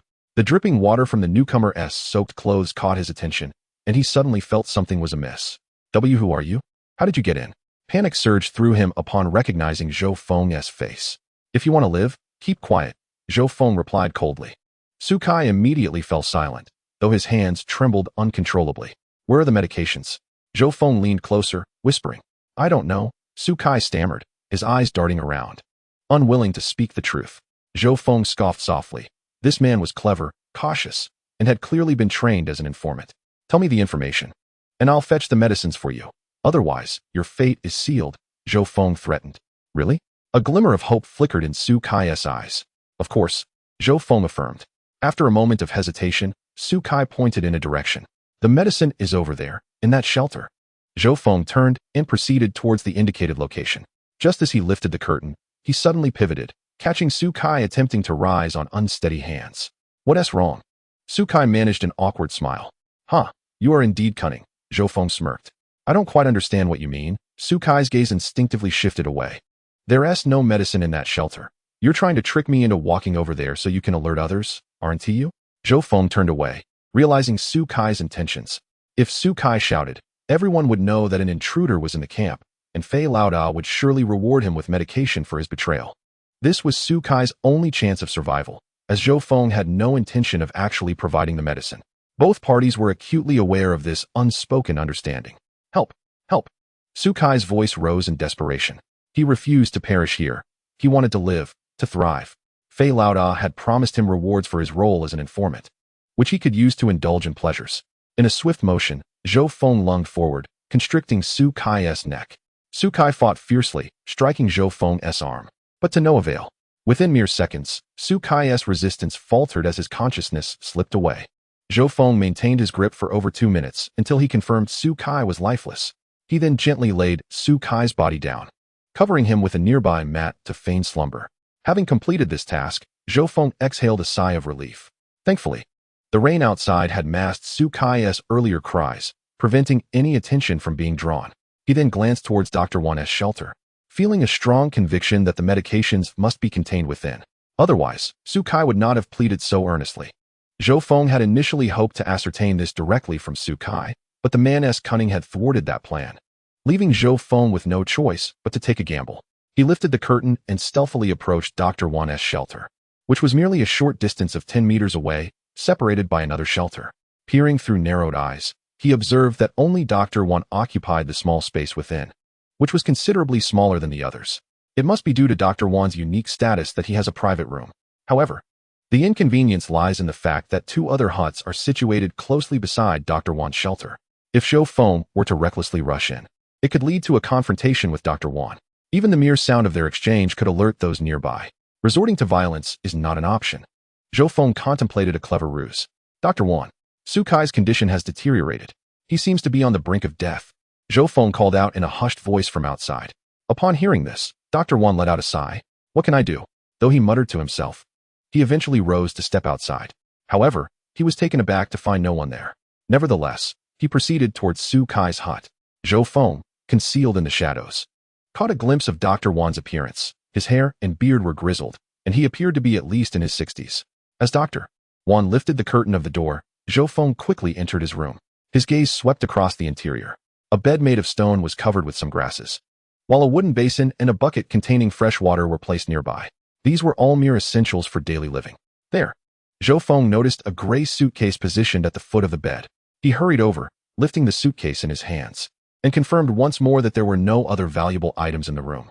This is bad. This is terrible. Su Kai has been killed. Just then, Dr. Wan finally sensed something amiss. He burst out of the room, waving his arms. Dr. Wan's cries immediately incited chaos within the camp. Many people rushed out, only to see a figure sprinting from Dr. Wan's room, clutching a suitcase, dashing toward the camp's exit. Everyone was momentarily stunned. This person's speed was astonishing. Chase him. Quick. Pursue. Shouted a scarred man from the crowd, known as Fei Lauda, Fei Juanhao. Many immediately took off after him. Yet, it was not long before they returned, heads drooping in defeat. Boss, we couldn't see him at all. His speed was too swift. We lost him the moment we entered the woods. It might not have even been a person, but rather a monster from the island. Hearing this, Fei Juanhao's expression darkened. A bunch of useless fools, a waste of space. He then turned his icy gaze toward Dr. Wan. Is the item missing? It's gone. All the medicines were inside. This is not my fault. Dr. Wan stammered, his speech faltering. It has nothing to do with you. It was that fellow from earlier, a threat. Fei Juanhao narrowed his eyes, glancing toward the jungle. Tang Fu brought over a basin of hot water, soaking a towel in it. Though it was termed a towel, it was essentially a piece of soft fabric. After wringing it out, she began to wipe Tang Cheng's forehead, placing her hand upon it. Tang Fu's heart sank. Her brother's forehead remained feverishly hot. Her worst fears had come to pass. When he returned that afternoon, Tang Cheng had displayed signs of unease, his face unusually flushed. When the rain began, he expressed a desire to rest, only to fall into a deep sleep from which he had not awakened, suffering from a high fever for several hours. With no medicine at her disposal, Tang Fu could only resort to physically cooling him down. However, she was acutely aware that such methods were of limited efficacy. The real concern lay with the infection brewing within Tang Cheng's body. At this critical juncture, one figure occupied Tang Fu's mind, Zhou Feng. He was her only hope for a remedy. Tang Fu fervently wished for news of medicine from him. Yet, with the hour growing late, she felt disheartened. Believing Zhou Feng would not arrive that night, she resolved that should dawn break without any word from him, she would venture out herself to seek medicine by any means necessary to save her brother's life. When Tang Fu was very young, her father abandoned the family, leaving her and her mother behind. Her mother passed away when Tang Fu was in junior high. It was Tang Cheng who tirelessly worked to support her through school. By the time Tang Fu attended university, they had finally begun to find their footing, with her occasionally taking modeling jobs to help financially. The journey aboard the Wanli was meant to be a vacation funded by Tang Fu's savings for her and her brother. Little did she know that calamity would befall them. The current predicament was, in many ways, a result of Tang Fu's decisions. Yet, Tang Cheng bore no grievances, reassuring himself that they would soon escape this place. Unbeknownst to her, tears began to flow from Tang Fu's eyes once more. If Tang Cheng were to die, she would be left utterly alone in this world. At that moment, there was a commotion at the door. Tang Fu quickly wiped away her tears, not wanting anyone to witness her sorrow. Having grown up without parents, she always projected a bold demeanor, wishing to convey that she was not to be trifled with. "How is Tang Cheng?" someone asked from behind her. Upon hearing that voice, Tang Fu turned around in disbelief. "Zhou Feng, you're here." She was astonished to find Zhou Feng standing behind her, arriving at such a late hour. Drenched from the rain, Zhou Feng's appearance evoked a wave of compassion and gratitude within her. He had braved the storm to bring her news. Just the thought of it made her eyes well up again. Yet, she bit her lip, forcing herself to hold back the tears. "It's bad. My brother has a fever, and there's evidence of infection on his wound." Tang Fu's voice trembled slightly. Only then did she notice that Zhou Feng was still carrying a gray suitcase. Due to the dim light of the campfire, she had not seen it before. "Let us see if there are any suitable medicines inside," Zhou Feng said, placing the suitcase on the ground. He soon discovered that it was locked with a combination. After attempting several combinations without success, he said, "There are tools in the camp. I'll go get some." Tang Fu recalled something and dashed out of the room. She quickly returned, holding a screwdriver in her hand. Zhou Feng accepted the screwdriver and, after a moment of tinkering, managed to break the lock. With a decisive snap, the suitcase sprang open. Upon discovering the contents within, Zhou Feng could not help but reveal a look of astonishment. Inside the suitcase lay a first aid kit, accompanied by numerous boxes of medicines, at least dozens in total. Zhou Feng briefly rummaged through it and found an assortment of items, including antibiotics, anti-inflammatory drugs, cephalexin, fast-acting heart-saving pills, and cold medication. He decided to administer some anti-inflammatory medication first. He opened one of the boxes and handed over a strip of pills, which contained 8 tablets, sufficient for their needs. Tang Fu promptly accepted them and administered the medication to Tang Cheng with water. Meanwhile, Zhou Feng gazed at the suitcase, lost in contemplation. Where did this suitcase come from? It seemed highly likely that it belonged to Dr. Wan. Could it be that Dr. Wan had also appeared on the island? This possibility loomed large in his mind. A question arose in Zhou Feng's thoughts. If they had all arrived on the island, then what of the Wanli ship? Where was it now? Was it still adrift in the previous waters, or had it also found its way to this strange location? Zhou Feng remembered encountering the wreckage of a helicopter in the jungle. Could the Wanli ship also be stranded somewhere? At that moment, Zhou Feng noticed Tang Fu approaching him. "Thank you," she exclaimed, tears streaming down her face, unable to contain her emotions any longer. Tang Fu understood that Zhou Feng had risked his life to procure the medication. Even after taking the anti-inflammatory drugs, recovery was uncertain and depended on Tang Cheng's own resilience. "I must return now. I will send someone over tomorrow morning." Zhou Feng closed the suitcase. "It's late. Why not stay and rest in my room for a while?" Tang Fu suggested softly, her face illuminated by the firelight, which cast a rosy glow upon her cheeks. "I need to return and inform the camp about the situation." Zhou Feng stood up and briefly relayed the enemy's intelligence to Tang Fu. The opposing force was large, numbering over 100, and they intended to rob other camps, treating women as spoils of war. Upon hearing this, Tang Fu's expression darkened. Losing the medicine would not go unpunished. And while she believed the enemy would not take immediate action that night, vigilance was essential from the following morning onward. After Zhou Feng's admonition, he turned to leave. Seeing Zhou Feng about to depart, Tang Fu felt an unexpected emptiness within her. "Wait," she called out. "What is it?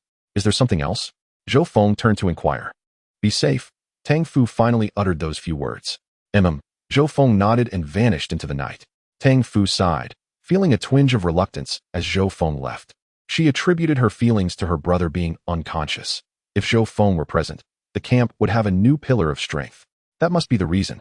Although the downpour had ceased, the path remained treacherous. Zhou Feng found himself occasionally trapped in muddy pits, prompting him to remove his shoes. He had traversed the journey in this manner, occasionally feeling a sharp pain at his feet, likely from being scraped by thorns. Nevertheless, he paid it no mind. As his recovery abilities were remarkable, minor wounds could heal overnight to their original state. As he neared the camp, several figures emerged from the nearby thicket, armed with spears. "Halt! Do not move, or we shall kill you." "It is me," Zhou Feng declared. Under the moonlight, the figures recognized him as their leader returning. "Leader, you have finally returned. We were all so worried. Some even speculated that you might have perished." They exhaled in relief. Zhou Feng frowned, surprised to learn that a mere night away had led to rumors circulating. Even if it was only speculation, it could still undermine morale. From their reactions, it was evident that fear had indeed settled in. "How many sentinels are on watch tonight?" Zhou Feng inquired. "Over 20. Fu Tai said it was your arrangement," one replied. "Yes, it was my arrangement, but there should be no trouble tonight. Let everyone return to rest. Zhou Feng gestured. Since navigating the night had proven so arduous for him, the enemy would not dare approach under the cover of darkness. They would likely wait until dawn, when the jungle's water had evaporated, to commence their actions. Understood, leader. The faces of the group brightened. After a long day of toil, they were exhausted, and the rain had just ceased. Zhou Feng returned to the camp and found Fan Jian and Yang Wei awake, accompanied by several others gathered around the central campfire, prepared to spring into action at any sign of trouble. Upon Zhou Feng's return, their expressions relaxed. He briefly shared the intelligence regarding the enemy. The grim faces reflected the weight of the potential conflict, and uncertainty loomed over the casualties that could arise from a clash. Should we negotiate with them to divide the papaya grove among our 3 camps? Someone suggested. It is too late for negotiations. Zhou Feng shook his head. If they had been willing to discuss from the outset, a resolution might have been possible. However, Feida's group had no such intentions. Seeking to monopolize the vast papaya grove, the enmity has already been established. We must fight to the end. We will follow your lead, leader, Fan Jian spoke gravely. Let us defer all matters until tomorrow. For now, get some rest. Zhou Feng waved his hand. It was indeed far too late. The group rose to leave. By the way, from now on, anyone spreading rumors that disrupt morale in the camp will have points deducted, Zhou Feng added. That's a good idea. Yang Wei applauded. Several individuals have been spreading rumors today, insisting that Zhou Feng would never return. His frustration was palpable as he considered punishing those who had instigated the unrest. Zhou Feng retreated to his room to change out of his damp clothing, which had become exceedingly uncomfortable. Just then, Qin Xiaoxue entered, carrying a wooden bucket and lifting the curtain. Ah, she exclaimed, quickly turning away. Zhou Feng felt a bit embarrassed and hurriedly donned fresh attire. Xiaoxue, you are still awake? He scratched his head. I couldn't sleep until you returned. Seeing you so dusty and disheveled, I thought I would help you clean up. Qin Xiaoxue smiled warmly. Zhou Feng chuckled, realizing that had she not come, he might have simply gone to bed without a second thought. Qin Xiaoxue dampened a towel, which was soft, yet tailored to resemble a towel. Ah, a man without a woman is simply untidy, Qin Xiaoxue muttered as she assisted Zhou Feng in wiping his face. Who says I lack a woman? Are you not my woman right now? Zhou Feng felt a wave of sweetness wash over him. You are my girlfriend, Qin Xiaoxue retorted, somewhat irritated. After all, the distinction between a girlfriend and a woman is quite significant. It's only a matter of time. Zhou Feng chuckled awkwardly. All right, it's time to wash your feet. Qin Xiaoxue placed a wooden tub before Zhou Feng. Sure. Zhou Feng removed his shoes, revealing his bare feet, as the socks had long since worn out. His sneakers, however, remained sturdy enough for the time being. To his astonishment, as he placed his feet into the tub, he noticed Qin Xiaoxue extending her hand to help him wash his feet. I can do it myself, Zhou Feng blurted out in a moment of panic. Aren't you supposed to be my man? Are you shy now? Qin Xiaoxue laughed softly. Zhou Feng indeed felt a bit embarrassed, especially since he was aware of how dirty his feet were, likely covered in mud and sand. Yet, with Qin Xiaoxue saying so, he felt he could not refuse. Your feet are covered in wounds, Qin Xiaoxue exclaimed, discovering the numerous injuries on Zhou Feng's feet. It was hard to imagine how arduous his journey back had been. It's nothing serious. My wounds heal quickly, Zhou Feng hurriedly reassured her. You've sacrificed so much for this camp, Qin Xiaoxue said, her voice trembling slightly as she gently cleaned the dirt from his feet, changing the water twice in the process. Make sure to rest well, regardless of what happens. Your health is the most important. After cleaning Zhou Feng, she stood up. Xiaoxue, are you leaving? Zhou Feng inquired. Not leaving. Am I supposed to sleep here? Qin Xiaoxue smiled. Well, that wouldn't be impossible. Stay with me. This bed can accommodate 2, Zhou Feng said, his face flushed with boldness. Qin Xiaoxue glanced towards the adjacent room, her expression revealing hesitation. When she came to help Zhou Feng tidy up, Bai Qingyan had already gone to bed. Just don't get too handsy, Qin Xiaoxue warned softly. Zhou Feng was momentarily taken aback, but soon felt an overwhelming joy upon realizing her meaning. Come, sleep here. Zhou Feng patted the space beside him. Sleep here? Are you afraid I might run away? Qin Xiaoxue giggled, covering her mouth. Zhou Feng scratched his head awkwardly. Qin Xiaoxue stepped over him and lay down beside him. As Zhou Feng felt her presence next to him, his heart raced. Although they had shared the beach before, that environment was entirely different. It was merely a makeshift camp made of palm leaves, lacking any privacy, especially with Bai Qingyan nearby. Now, however, they were in a room alone together. Xiaoxue, you are truly wonderful, Zhou Feng said as he leaned closer, inhaling the scent of her hair. Don't smell, Qin Xiaoxue said, slightly bashful, brushing her hair to the other side. Given the circumstances, they had no shampoo, and it was a miracle to be able to clean up at all. You can't touch, and you can't even smell? Zhou Feng chuckled. If you really do touch, what can I say? Qin Xiaoxue replied, her face flushed. Chapter 66. Restlessness. Since Qin Xiaoxue lay beside him, she had clearly prepared herself mentally. With a vigorous young man by her side, how could Zhou Feng behave himself? That would be more torturous than death. Indeed, Zhou Feng was overjoyed and immediately wrapped his arms around her. Xiaoxue, Zhou Feng whispered. That step is not yet possible. I'm not ready. Can you wait a moment? Qin Xiaoxue had never considered the possibility of being in a romantic relationship with Zhou Feng before. She had always viewed him as a child. Who would have thought? Xiaoxue, I truly like you. Zhou Feng confessed his feelings. His affection was genuine, not merely a fleeting impulse, and he sought to prove it. Qin Xiaoxue nodded gently. The next moment, Zhou Feng felt her drawing closer. It seemed they were indeed about to kiss. Morning arrived, and Zhou Feng stretched, waking up. Naturally, Qin Xiaoxue had risen early. Zhou Feng smiled as he reminisced about the warmth they shared the previous night. If only every day could be like this. It's only a matter of time for the two of us. Zhou Feng exited his room, only to see Bai Qingyan emerging from the adjacent room. Casting him a glare before turning to leave, Zhou Feng sighed. It appeared Bai Qingyan had noticed that Qin Xiaoxue hadn't returned the previous night. However, seeing Bai Qingyan no longer as furious as before relieved Zhou Feng, as he understood the root of the problem between him and Qin Xiaoxue was the judgment of those around them, specifically, Bai Qingyan's attitude. If Bai Qingyan were not on the island, Zhou Feng was confident that he and Qin Xiaoxue would have already taken that step. Their relationship ultimately hinged on when Bai Qingyan would accept it. The breakfast offered was once again papaya. Only at noon and night would they have the opportunity to cook, as gathering firewood required physical effort. Others had to register and exchange with Li Ran, but Zhou Feng was different. He could simply take from the storeroom. He also checked the quantity of papayas and was relieved to find that thanks to Yang Wei and the others' hard work, the storeroom was well stocked for the next 2 days. Even if the supply of papayas ran out, they could seek other food sources. For the time being, there would be no food crisis. But the papaya grove was a place they could not easily abandon. Subsequently, Zhou Feng instructed Yang Wei to take a few people to inspect Tang Cheng's camp. The safety of the camp was paramount, and hunting could be set aside for now. Shortly after Yang Wei departed with his team, Fan Jian approached Zhou Feng, holding a circular object approximately half a meter in diameter. Boss, look at what we made. Is this a shield? Zhou Feng inquired as he examined it. It was woven from fresh vines. There's a young man in our camp who knows how to weave vines, Fan Jian said excitedly. In the past 2 days, he crafted several handmade items during his spare time and even traded food with others. After learning that the enemy had bows and arrows, he initially wanted to make bows and arrows himself, but we lacked the necessary talent. So, he had a brilliant idea to see if he could weave a shield instead. While we may not have offensive weapons, having some defense is better than nothing. This morning, that young man finally completed one. Zhou Feng scrutinized the shield in his hands.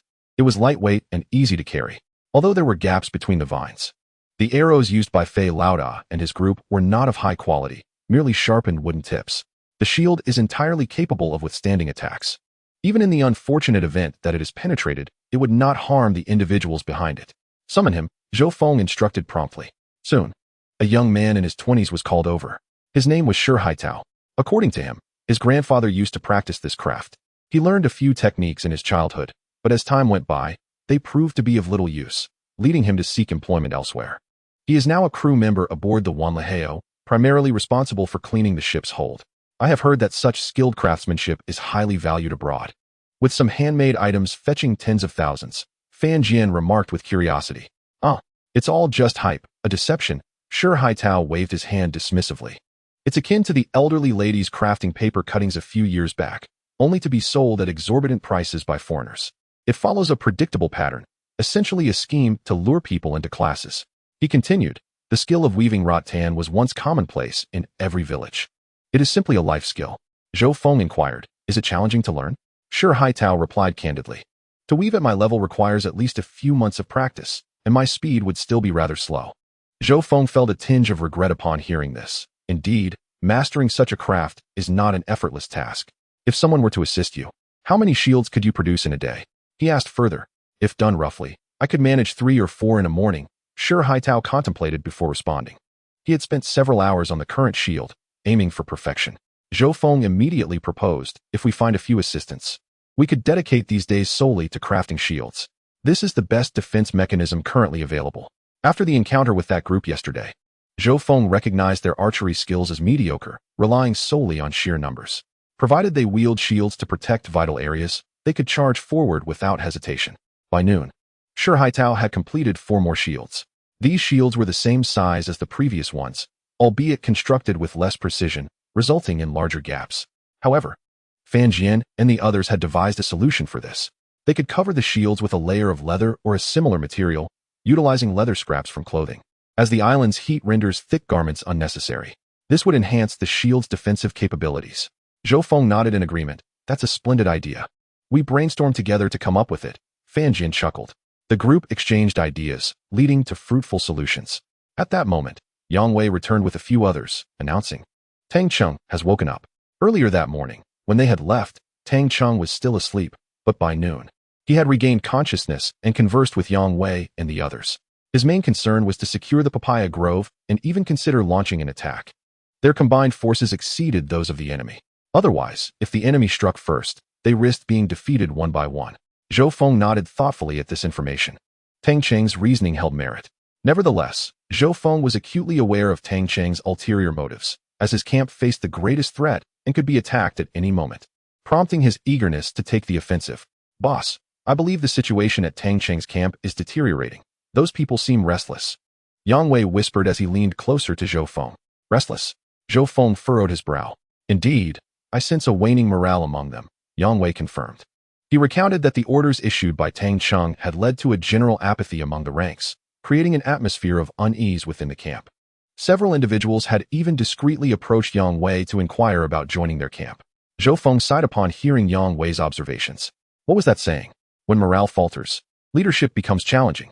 Following the casualties from the previous day, Tang Cheng's authority was gradually diminishing. Moreover, his condition had worsened due to an infection, leaving him in a state of unconsciousness. Did you promise those people anything? Zhou Feng asked. No, boss. How could I dare to promise anything without your approval? Yang Wei replied with a wry smile. I can only say that I cannot manage this situation, and I believe our camp cannot accommodate more people. The pressure of being the hunting group's leader weighed heavily on Yang Wei, even invading his dreams. The thought of additional mouths to feed was daunting. Zhou Feng acknowledged this sentiment, agreeing that a larger group was not necessarily advantageous. With so many individuals concentrated in one location, procuring food would become increasingly difficult. It might be wiser to establish 2 separate camps. The arrival of Tang Cheng's people would not guarantee an increase in combat effectiveness. Rather, it would impose a greater burden. Boss, what should we do? Yang Wei inquired. I will take a few individuals to assess Tang Cheng's camp. You all stay here for now, Zhou Feng decided. Determined to speak with Tang Cheng directly. Accompanied by 5 individuals, each wielding a shield, Zhou Feng set off. Fu Tai was among them, for his cleverness would prove advantageous. After more than an hour, Zhou Feng and his group arrived at Tang Cheng's camp. The atmosphere was peculiar as they entered. It felt lifeless and stagnant. The inhabitants were not engaged in work, but huddled in small groups, whispering among themselves. Upon seeing Zhou Feng, several individuals hurried over. Brother Zhou Feng, how about letting us join your camp? One implored. Yes, we can fish and work. We consume little. They chimed in. Zhou Feng waved his hand. My camp does not lack personnel, nor will I accept Tang Cheng's people. He found it amusing that they were older than him, yet addressed him as brother. The disappointment was palpable on their faces at his response. Ignoring them, Zhou Feng approached the shelter. You've come. Tang Fu emerged from within, her face lighting up with joy upon seeing Zhou Feng. I came to check on Tang Cheng, he replied with a nod. Come in, my brother is inside. She warmly invited. Please wait here. Zhou Feng instructed Fu Tai and the others before entering the shelter.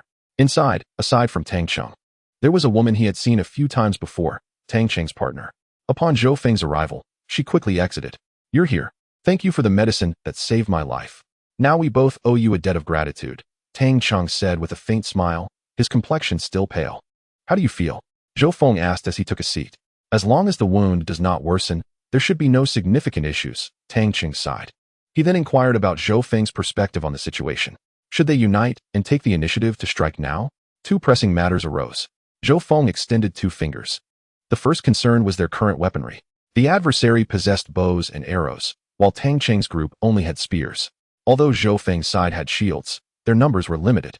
The most critical point was that Zhou Feng and his companions were unaware of how many bows and arrows Fei Laoda's group possessed.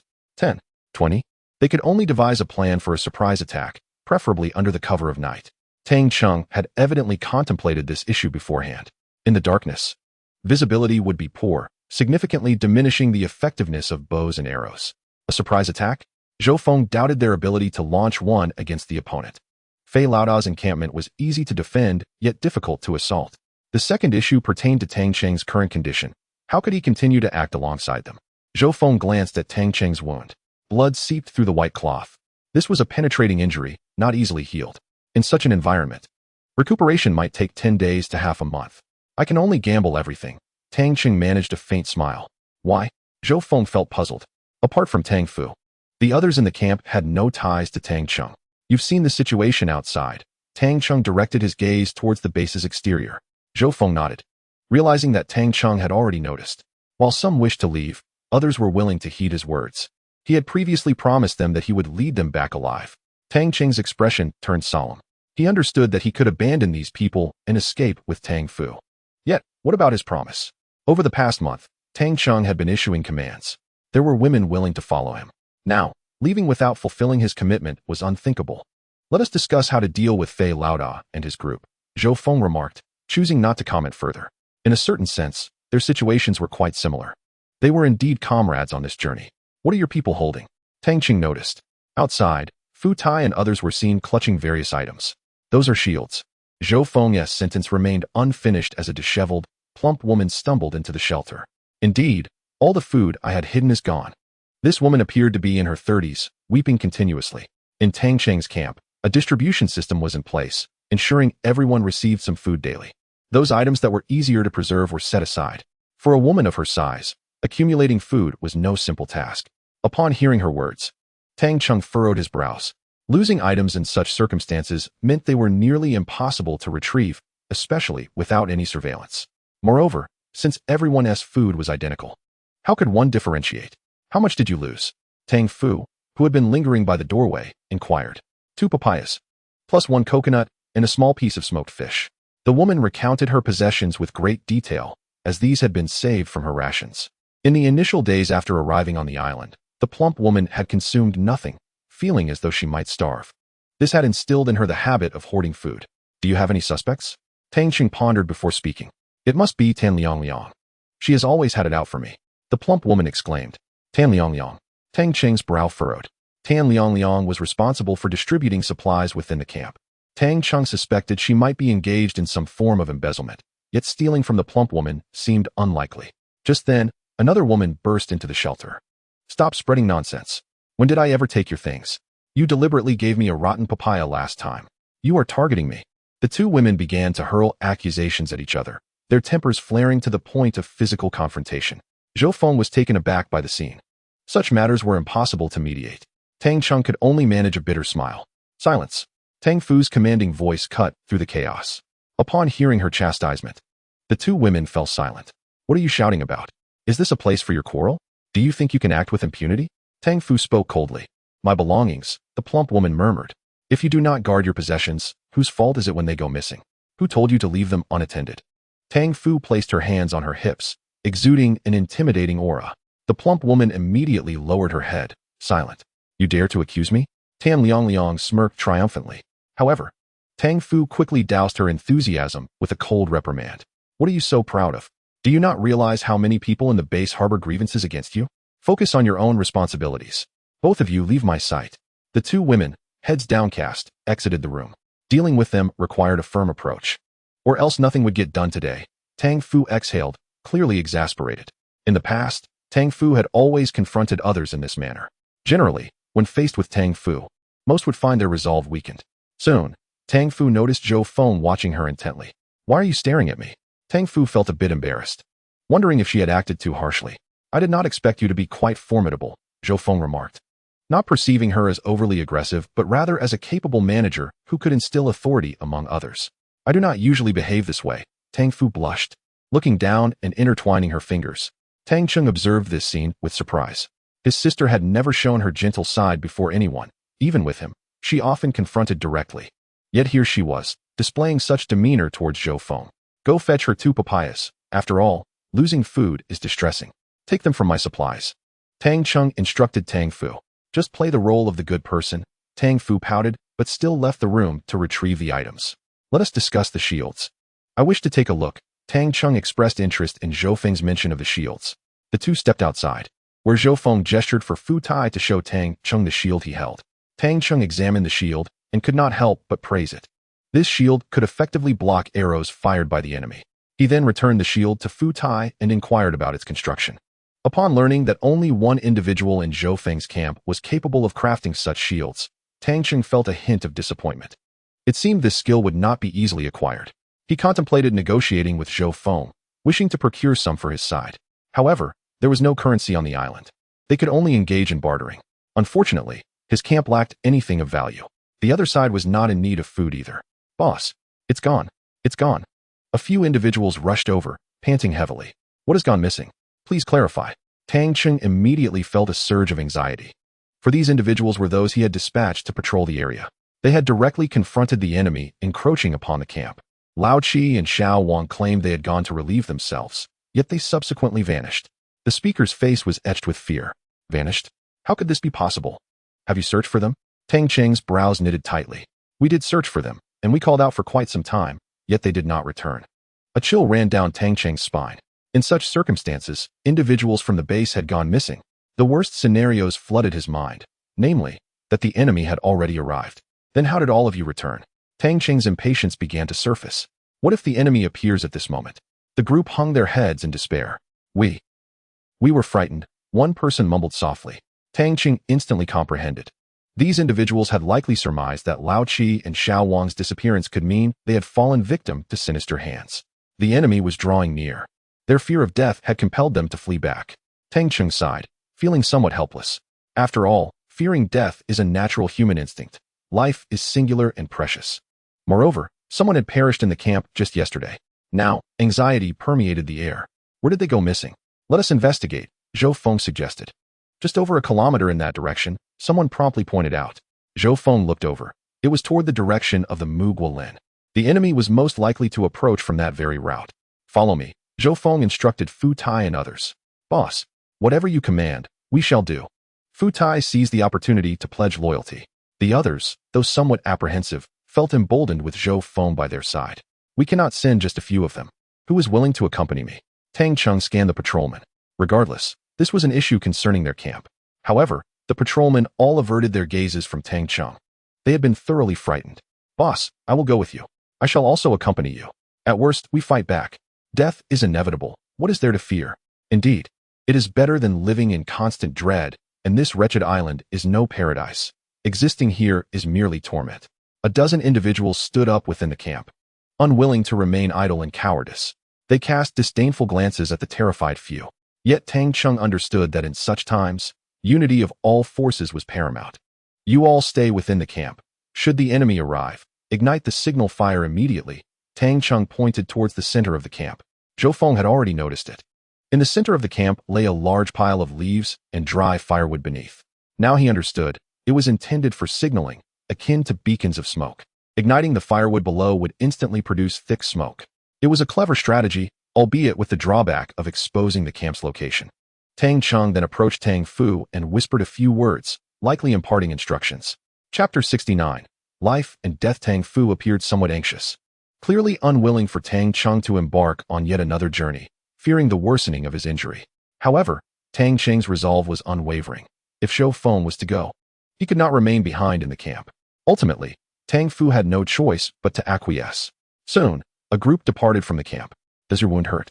I have pain relief medication over there, Zhou Feng inquired during their journey. In Wan Daifu's luggage, there are still some painkillers. I am fine. It is not too painful. Tang Cheng waved his relatively intact hand. Zhou Feng nodded. Tang Cheng was indeed a tough man. After walking for over 10 minutes, they arrived at the site of the disappearances. Not a single one of the individuals who had gone missing had come back. How are we to search for them? Fu Tai could not help but grumble, harboring dissatisfaction toward those individuals. They had entered the woods and then vanished. Tang Cheng had already grasped the situation regarding the two missing individuals. As he spoke, he prepared to venture deeper into the woods. Wait. Zhou Feng suddenly blocked Tang Cheng's path. What is it? Tang Cheng asked, puzzled. There is a scent of blood. Zhou Feng squinted. The scent of blood. Although Tang Cheng could not detect anything, he immediately became tense. Fu Tai and the others glanced around nervously, uncertain of the enemy's whereabouts. Not far, just over there. Zhou Feng pointed in a direction. The group moved cautiously deeper into the woods. After walking approximately 20 meters, they discovered two corpses in the thicket, one a middle-aged man and the other a younger individual. Neither bore visible wounds, yet their heads were gruesomely mangled from their injuries. It was evident they had been silently ambushed. The bodies are so close, yet your men failed to detect them? They clearly did not search at all. Fu Tai couldn't help but critique. Tang Cheng felt somewhat embarrassed. It seemed those individuals had not sought out their companions upon witnessing their disappearance. They had merely fled back to the camp in fright. Regardless, Fei Laoda's group had arrived. Zhou Feng squinted at the traces near the bodies. Numerous chaotic footprints were scattered about. Zhou Feng had no idea how many individuals Fei Laoda had brought this time, but the numbers were certainly not small.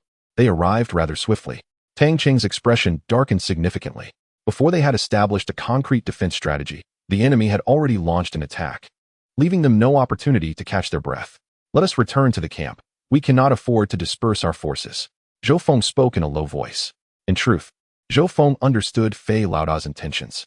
Those medications were of utmost importance to him. He surely wished to recover his losses. Then let us return. Tang Cheng nodded. Given the enemy's advantage, it was indeed wiser to stay consolidated. Fei Laoda's group could not remain hidden indefinitely. They would eventually make their move. Just as Zhou Feng turned to leave, he suddenly heard faint sounds from a distance, as if someone had stepped on a twig. It was likely just a few dozen meters away. Everyone, freeze, Zhou Feng whispered. All were taken aback and halted their steps, scarcely daring to breathe. The individuals beside Tang Cheng revealed expressions of terror.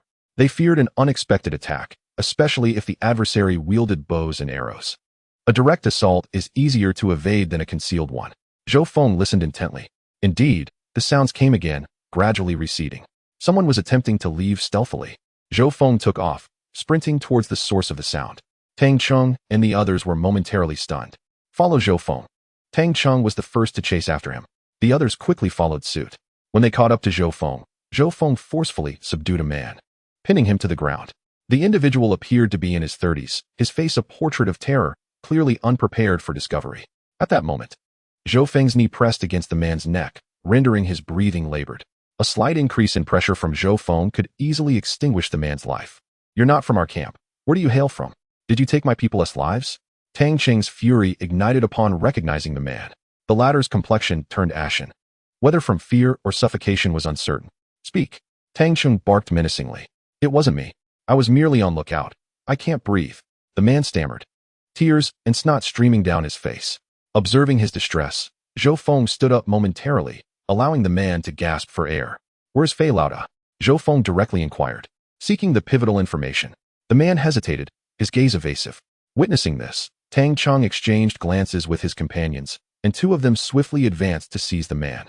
A kick from behind sent him crashing to his knees, yet his arms remained restrained. If you refuse to speak, I will make your existence a living hell, Tang Cheng declared, producing a dagger from his pocket.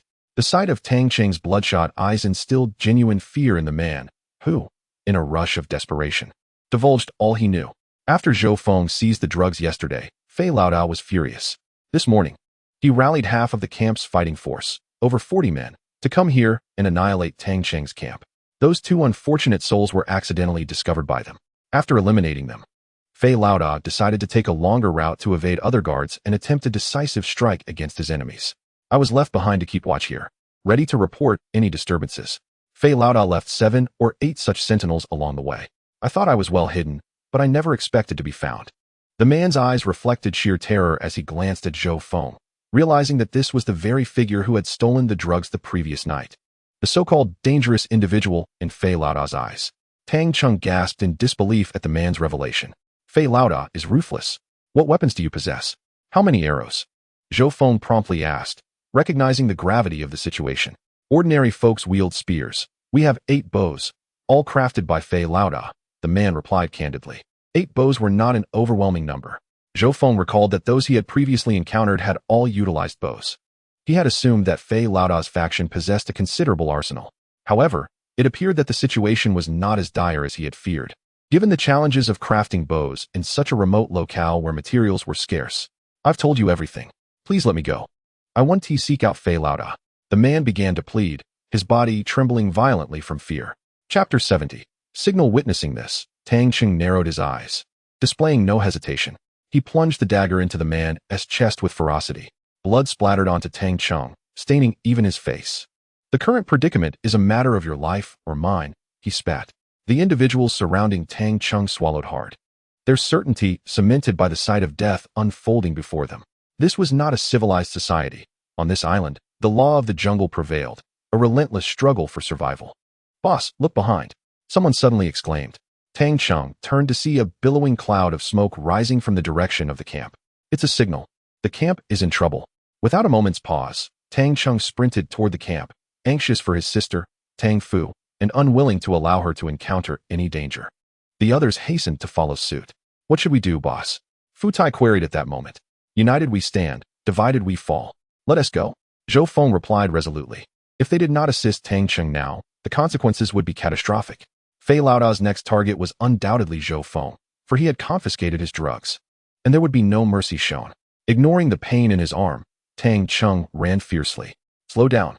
By the time you reach there, you'll be spent. Zhou Feng caught up beside him. Take it easy. Though reluctant, Tang Cheng complied, recognizing the truth in Zhou Feng's words. Reckless haste would leave him devoid of fighting strength. I'll scout ahead. Zhou Feng, full of vigor, had no such concerns. He swiftly veered into the denser thicket nearby, where the unkempt undergrowth presented a challenging terrain. But it brought him closer to the action. Upon nearing the camp, Zhou Feng beheld a chaotic melee. The air was filled with anguished cries, and a dozen corpses lay strewn across the ground, some pierced by arrows. The enemy had launched their initial assault with bows before charging directly into the fray. Tang Fu and her companions defended themselves against over 30 assailants. The battle had evidently raged for several minutes, and Tang Cheng's camp was suffering heavy losses. Even Tang Fu herself bore a grievous wound to her thigh, inflicted by a spear. Were it not for the cramped surroundings, the enemy would have already overwhelmed them. Recognizing the urgency, Zhou Feng retrieved stones from his backpack and hurled them into the fray. One struck an enemy's arm, eliciting a pained scream. Fei Laoda turned to see a figure standing amidst the trees, and although Zhou Feng had departed swiftly the night before, the silhouette had left an impression on him. Now, he was certain that Zhou Feng was the thief who had stolen his drugs. Zhou Feng, in turn, locked eyes with Fei Laoda, instinctively identifying him as the adversary. In the next instant, a stone flew toward Fei Laoda, who narrowly evaded it, only for it to strike an unfortunate soul behind him. Get him! Kill him! Fei Laoda roared at his men. Instantly, a dozen individuals surged toward Zhou Feng. Zhou Feng continued to hurl stones, toppling 3 more foes, some struck on the head and others on the knee. The remaining enemies charged forth without a hint of fear, shouting as they advanced. As they drew closer, Zhou Feng, though unarmed with a spear, reached for the dagger at his waist, his gaze icy. When the first assailant lunged with a spear, Zhou Feng sidestepped the attack, deftly countering with his dagger, severing the man's hand at the wrist. The enemy cried out in agony, dropping his spear. The onlookers were left in a state of unease, their scalps prickling at the sight before them. Zhou Feng's speed was astonishing, leaving them unable to discern how he struck. Zhou Feng. Tang Fu caught a glimpse of him amidst the chaotic melee, her voice rising with excitement. The others, seeing Zhou Feng's return, shared in her exhilaration, mistakenly believing that Tang Cheng and the others had also returned. The atmosphere became charged with anticipation.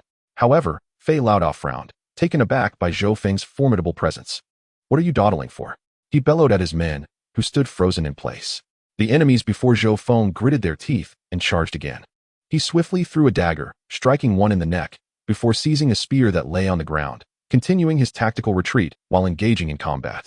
Positioned at the forest's edge, surrounded by trees, Zhou Feng skillfully utilized the terrain to his advantage, eliminating 3 more adversaries. The tenacity of their foe dissuaded them from advancing, even under Fei Laoda's relentless urging. Now it was Zhou Feng's turn to take the initiative. He lunged forward with the spear, his untrained but remarkable speed and strength far surpassing that of his opponents. To them, the spear moved like lightning, and another enemy fell, blood spurting forth as he collapsed. Witnessing this, the remaining foes turned to flee, but Zhou Feng pursued relentlessly. Suddenly, an arrow flew in from a distance, its speed and power far exceeding the projectiles Zhou Feng had previously encountered. Startled, he dodged to the side, but his left arm was grazed, a sharp pain coursing through him. A second arrow followed, prompting Zhou Feng to take cover behind a tree. Peering out, he discerned that Fei Laoda was the archer. Launching stealthy attacks, Zhou Feng narrowed his eyes. Fei Laoda's speed, strength, and accuracy were in a league of their own compared to the opponents he had faced earlier. The arrows flew with alarming velocity, posing a greater threat than stones. At that moment, Tang Cheng and his companions arrived. Charge! Tang Cheng, wielding a shield, led the charge, with others following suit, shields in hand. Those without shields sheltered behind them. Fu Tai lingered at the rear, unshielded. Zhou Feng realized that Fu Tai had given his shield to Tang Cheng. Clearly, a human shield would be more effective than the rudimentary shield crafted by Teng Man. Fei Laoda was momentarily taken aback, astonished that Tang Cheng possessed a shield. Nearby, several of his men armed with bows drew their arrows, releasing them only to have them all deflect harmlessly off the shields. The two sides collided, engaging in close combat. At the forefront, Tang Cheng fought fiercely, brandishing his dagger with fervor. Tang Cheng's reckless determination intimidated many of the enemies, especially as a sudden surge of reinforcements appeared, clearly exceeding their expectations. Uncertain if more allies awaited, Fei Laoda furrowed his brow and commanded a retreat. The others complied, turning to flee into the woods as they reached the camp's edge. You won't escape so easily. Die! Tang Fu charged out, spear in hand, but was halted by Zhou Feng's intervention. Don't pursue. There may be traps, he warned, shaking his head. If they were ambushed en route, they would stand no chance of resistance. Is this how it ends? We've lost so many. Tang Fu's eyes brimmed with tears, their side suffering over a dozen casualties, while the enemy's losses amounted to only 7 or 8, including those Zhou Feng had dispatched. We'll settle the score later. For now, we must stabilize the group, Zhou Feng insisted in a firm tone. Tang Fu gritted her teeth, still unwilling to accept the situation. However, her attention shifted to Zhou Feng's bloodied arm. You're injured, she exclaimed, her face etched with concern. Aren't you hurt as well? Zhou Feng replied with a wry smile, glancing at the gash on Tang Fu's thigh, which had torn her trousers. As she looked down, the pain surged anew. Yet a flicker of surprise ignited within her. Zhou Feng was genuinely concerned for her well-being. Let me bandage your wound and stop the bleeding, Tang Fu stated, reaching for a handkerchief from her pocket, intent on tending to Zhou Feng's injury. He tried to decline, his wounds healing swiftly, but she remained resolute, determined to assist him in any way she could. After wrapping Zhou Feng's injury, she turned to her own. Meanwhile, Tang Cheng began issuing orders, instructing others to move the bodies outside to prevent decay from causing disease. Ideally, they would burn the corpses, but that required ample firewood, which was a precious resource at the camp. The sudden attack had left everyone disoriented. Many remained seated on the ground, trembling. Only a handful responded to Tang Cheng's commands. Beginning to take action, Zhou Feng surveyed the remaining camp members and counted around 60, including a dozen women, with the rest being men. However, the sturdy men had suffered heavy casualties, leaving fewer than 20. The sight weighed heavily on Zhou Feng's heart, indicating that the camp's situation would only worsen. Yet, a more immediate threat loomed. Fei Laoda and his band could return at any moment. Tang Cheng, how are you holding up? Zhou Feng approached him, noting the blood seeping from a wound on his shoulder, likely exacerbated by his earlier exertion. It was a serious injury that would require considerable time to heal. But there was no time to dwell on it now. Tang Cheng's expression was grim. I have an idea, Zhou Feng spoke earnestly.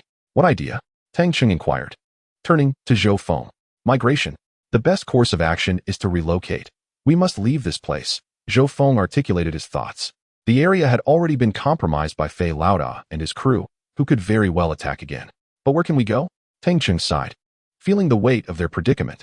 We can't abandon what we've built here. We'd have to start anew, facing the elements once more.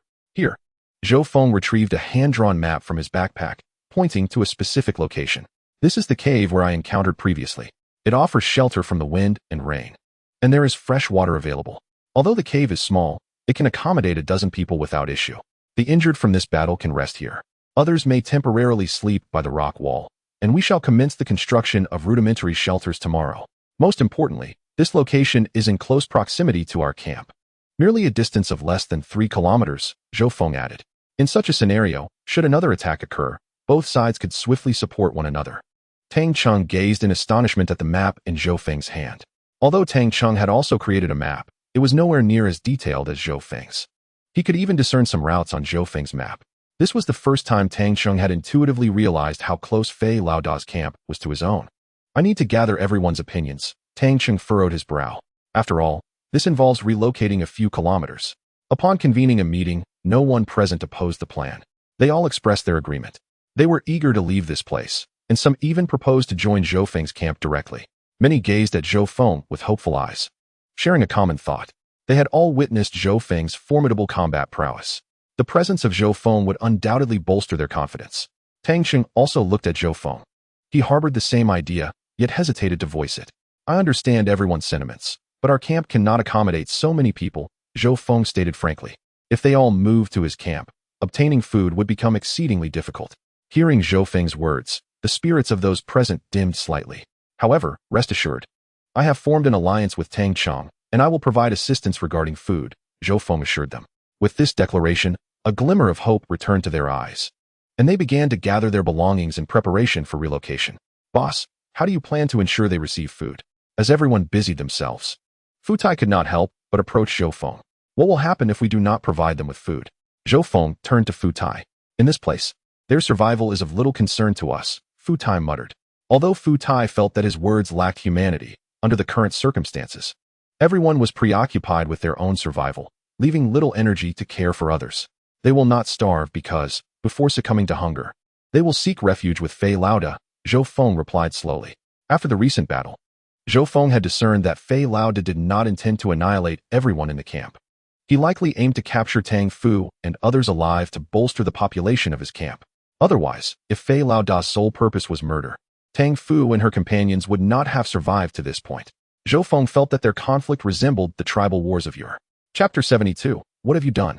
Tribal wars are characterized not only by the struggle for resources, but also by the plunder of population. The enemy's populace can be converted into slaves within one's own camp. Zhou Feng had previously witnessed the scene of Fei Lauda's people abducting several female survivors back to their camp. He speculated that a hierarchy likely existed within Fei Lauda's camp. Those of higher status would enjoy greater privileges. This would explain the fearlessness exhibited by Fei Lauda's followers, as they could relish in elevated conditions. It was only after losing several companions that they displayed signs of fear. Fu Tai suddenly grasped the situation, breaking into a cold sweat. He had never considered this angle. If they neglected the individuals from Tang Cheng's camp, those people would not perish from hunger. Instead, they would employ every means to survive, even aligning themselves with Fei Lauda, who had just killed several of their comrades. This would pose a new threat. However, boss, I have a question. Fu Tai could not help but speak up. If you have a question, feel free to express it, Zhou Feng smiled, encouraging Fu Tai to relax. With over 100 people in Fei Lauda's camp, which is still expanding, what do they eat? Fu Tai frowned. It was known that in their camp, over half the members were engaged in searching for food, barely managing to accumulate a meager supply, primarily consisting of smoked fish. But what did Fei Lauda's crew consume? Surely not papaya. They discovered the papaya grove much later than us. Indeed, what do they eat? Zhou Feng mused. They must have a stable food source. If I can discern this, perhaps I could devise a strategy against Fei Lauda.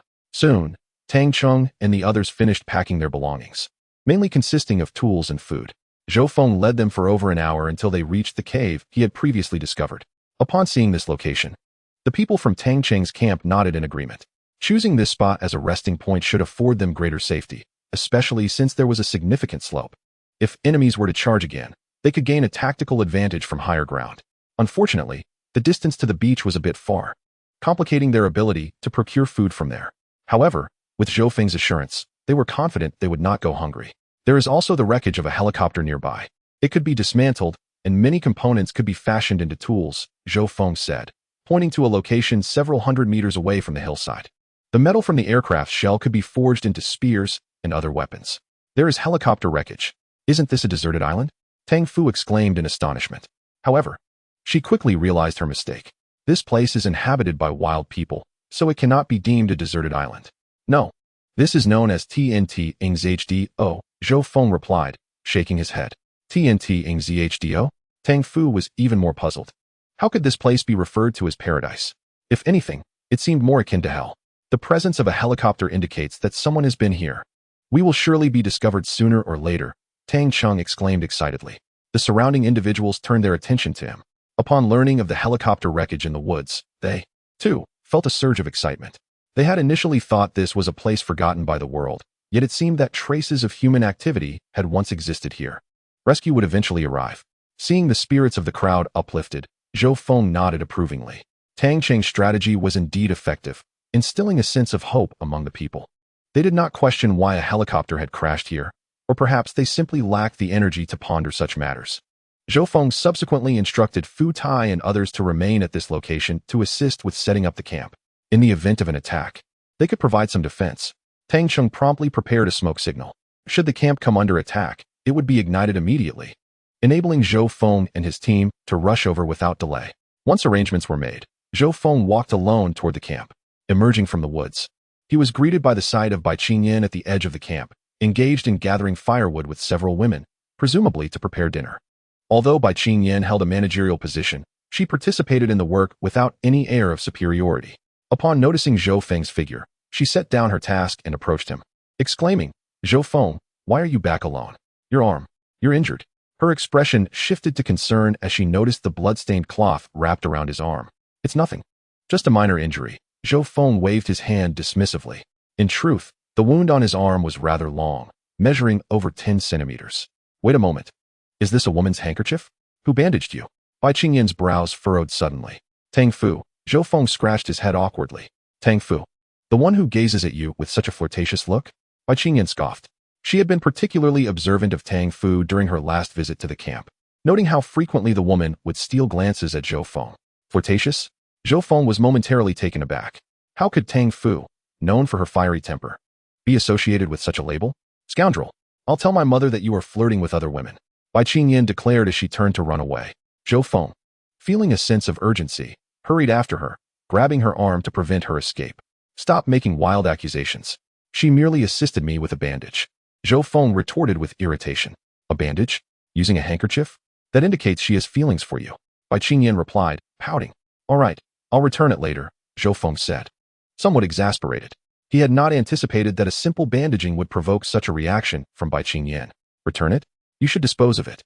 Bai Qingyan was growing increasingly agitated. Fine. Zhou Feng sighed with a wry smile. "I have a question. If you answer honestly, I might let you off this time." Bai Qingyan narrowed her eyes. "Go ahead and ask," Zhou Feng replied, puzzled by her intent. Bai Qingyan glanced around and leaned closer to whisper in his ear, "Last night, my mother didn't come back. What were you two up to?" "Nothing at all. Just chatting." Zhou Feng cleared his throat. "I don't believe you. Tell the truth." Bai Qingyan insisted, hands on her hips, clearly skeptical. Zhou Feng scratched his head, uncertain how to respond without revealing the entire truth of their intimate interactions. "Boss, what is going on?"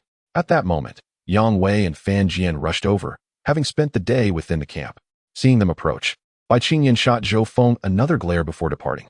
Zhou Feng breathed a sigh of relief and recounted the events to Yang Wei and the others. Upon learning that more than 10 individuals had perished on Tang Cheng's side, their expressions turned grave. "Boss, what should we do? Should we take the initiative?" Fan Jian suggested solemnly. Having recently found a girlfriend, he was now one of the core members of the camp. "Given that the enemy possesses bows and arrows, we are at a disadvantage." Zhou Feng shook his head. "Unless we follow Tang Cheng's advice and launch a night raid. However, their camp is easily defensible. A nighttime assault may not be the wisest strategy. Let's focus on defense for now," he concluded with a wave of his hand. After all, several men from Fei Laoda's group have also fallen, which should make them more cautious. Zhou Feng then instructed Fan Jian to select some elite members from the camp to accompany him to the papaya grove. Seizing the opportunity while Fei Laoda's group was away, Zhou Feng intended to gather a larger quantity of papayas and deliver some to Tang Cheng's camp, which was running low on food supplies. The prospect of aiding others did not sit well with the group, although none openly voiced their discontent, recognizing it was Zhou Feng's directive. Observing their reluctance, Zhou Feng promptly clarified the situation. Realizing that assisting Tang Cheng's group ultimately benefited themselves, they understood that neglecting to act could lead to greater adversities in the future. "Boss, we understand. It's just a matter of transporting papayas. That is nothing," they affirmed. Their gazes toward Zhou Feng shifted, as they now recognized not only his formidable combat skills and survival knowledge, but also his meticulous and strategic mindset. Initially, there had been concerns regarding Zhou Feng's youth and perceived impulsiveness, but now they felt reassured by his adept management of the camp and his ability to navigate unexpected challenges. This time, Zhou Feng led a contingent of over 20 individuals, a significant portion of the camp's elite. His confidence in bringing so many along stemmed from the belief that Fei Laoda remained unaware of their camp's location. Additionally, Zhou Feng's camp was in need of papayas, and he planned for everyone to carry extra. Upon reaching Tang Cheng's camp, they would offload half of their haul. Moreover, Zhou Feng was uncertain if the papaya grove was under surveillance, so a larger group would provide greater security. equipped with long spears and a few shields. They were prepared for any eventuality. Zhou Feng anticipated that with sufficient effort, Hai Tao would soon have over 20 shields ready for use, adequately equipping their personnel. These shields would not only serve as defense against arrows, but also protect vital areas during melee combat. After traversing for nearly 2 hours, they finally arrived at the papaya grove. Upon entering, Zhou Feng and his companions were met with dismay. "Those scoundrels!" one of them exclaimed, anger flaring as they beheld the scene before them. The grove, once home to over 100 papaya trees, now lay in ruins, with the fruits destroyed and strewn across the ground, a chaotic sight. It was evident that someone had used sticks to bring down the fruits. And the devastation did not stop there. The fallen papayas were being further destroyed, most rendered into a mushy mess, with only a few spared. The air was thick with the sweet aroma, but with the papayas lying on the ground, they would not last long. Ripe papayas could only be stored for 3 to 5 days at most, while the unripe ones would last perhaps 10 days. The degree of decay indicated that the destruction had occurred earlier that morning, likely while Fei Laoda's group attacked Tang Cheng's camp. They had first targeted the papaya grove, obliterating this vital food source. Clenched his fists, his face etched with fury. This was his inaugural visit to Mapeo Lin, yet he was met with this harrowing scene. The destruction was utterly ruthless. The loss of Mapeo meant a considerable decline in their stable food source. These scoundrels genuinely wished to drive us into a corner. Zhou Feng squinted his eyes. Finding food on the island was inherently challenging, and these rascals were so wasteful. Nevertheless, it further solidified Zhou Feng's belief that Fei Laoda and his crew must possess a more reliable food supply. Otherwise, they would not squander resources so carelessly. "We should gather what is edible." Zhou Feng took a deep breath, striving to calm himself. Although everyone was filled with indignation, they could only bow their heads and begin collecting the mapeo. Ultimately, they managed to salvage around 600 intact fruits, all relatively small, amounting to less than 1,000 jin. Zhou Feng cautioned the group against disclosing the destruction of Mapeo Lin to others, stating that it was not the right time to spread such news, as it would only incite panic. The others nodded in agreement. Soon, they arrived at Tang Cheng's camp, unloading half of the Mapeo. Upon seeing the size of the fruits, Tang Cheng sensed something was amiss and discreetly pulled Zhou Feng aside. "Has something happened to Mapeo Lin?" he whispered, lowering his voice. Previously, they had prioritized larger fruits when harvesting. Those were nearly ripe. Yet now, the Mapeo Zhou Feng brought were noticeably smaller. Zhou Feng, without concealing the truth, recounted the events regarding Mapeo Lin. Tang Cheng was understandably furious. He had initially discovered Mapeo Lin, which had promised sustenance for several months, now rendered devastated. Tang Cheng had pinned many hopes on that place. "What do you intend to do?" he asked through clenched teeth, the anger causing his injury to throb. "I plan to investigate where they source their food," Zhou Feng replied solemnly. "I will accompany you," Tang Cheng asserted resolutely. Zhou Feng glanced at Tang Cheng's shoulder, then shook his head, indicating that Tang Cheng should rest due to his injuries. Otherwise, if the wound became infected, even the best antibiotics would be ineffective. Tang Cheng could only let out a resigned sigh. "Do not mention the Mapeo incident to others," Zhou Feng reminded. The morale of those at Tang Cheng's camp was already low, revealing the destruction of Mapeo Lin might provoke unpredictable reactions. "I understand," Tang Cheng nodded, then inquired when they would set out. "I intend to seize the moment and leave immediately," Zhou Feng replied, gazing in the direction of Fei Laoda's camp. Tang Cheng felt at a loss for words. He was unable to contribute anything at this moment. "Thank you for handling the Mapeo situation," he said, patting Zhou Feng's shoulder, a resigned sigh escaping him. With only these intact Mapeo left, Zhou Feng could still set aside half for himself. Tang Cheng had nothing to offer beyond gratitude. Zhou Feng waved his hand, signaling Tang Cheng to refrain from further remarks. "Zhou Feng, how is your wound?" Tang Fu approached, her face filled with concern. "My wound is fine, and yours?" Zhou Feng inquired, glancing at the bandage on Tang Fu's thigh. He hesitated, contemplating returning the handkerchief she had given him, but then reconsidered, realizing it would expose his physical condition. His wound should have scabbed over by now, and the flesh had likely healed. He estimated he would return to normal by tomorrow. Moreover, if Bai Qinyan discovered he had returned the handkerchief to Tang Fu, he could only imagine the comments the girl might make. After a brief cleaning, there were no foreign objects in the wound, so infection was unlikely, Tang Fu remarked softly. "If it does get infected, take the medicine. If you run low, have someone fetch it for me." Zhou Feng had left 8 pills last time. Tang Cheng should still have some remaining. "Thank you," Tang Fu nodded. Tang Cheng's expression had been peculiar, but he finally succumbed to laughter. "Ha ha ha, what are you laughing at?" Tang Fu asked, puzzled. "Ha ha. Your voice is so gentle that I hardly recognize you. Tang Chung chuckled, nearly gasping for air. How annoying. Tang Fu huffed and walked away. Zhou Feng scratched his head, sensing something off in Tang Fu's gaze. Could it be that what Bai Qingyan said was true? Does Tang Fu harbor feelings for him? At that moment, Fan Jian approached to inquire when they would depart. Zhou Feng replied that they could return now, but Fu Tai and the others should remain for support. After arranging these matters, Zhou Feng made his way alone towards Fei Laoda's camp. The last time he had infiltrated during the rain, he had failed to discern the specific circumstances of the camp, merely catching a glimpse. This time, he did not intend to force his way in. He merely needed to ascertain the source of their food. Previously, he had left numerous signals on trees and stones, and with the aid of these markers and a map, he easily retraced his steps to the vicinity of Fei Laoda's camp. As night fell, there was little commotion at the camp, save for the occasional guard on watch. Zhou Feng decided to climb a sturdy tree, resting against a branch. Lying on the ground in such an environment was perilous. A lurking venomous snake could spell his doom. Despite his body's resistance to toxins, if he were to lose consciousness for several days, Fei Laoda's people would surely discover him. It was only at dawn that Zhou Feng opened his eyes, having had an uncomfortable night, unable to shift positions. However, he required little sleep to feel rejuvenated. Stretching, he prepared to descend from the tree, but he soon noticed something remarkable.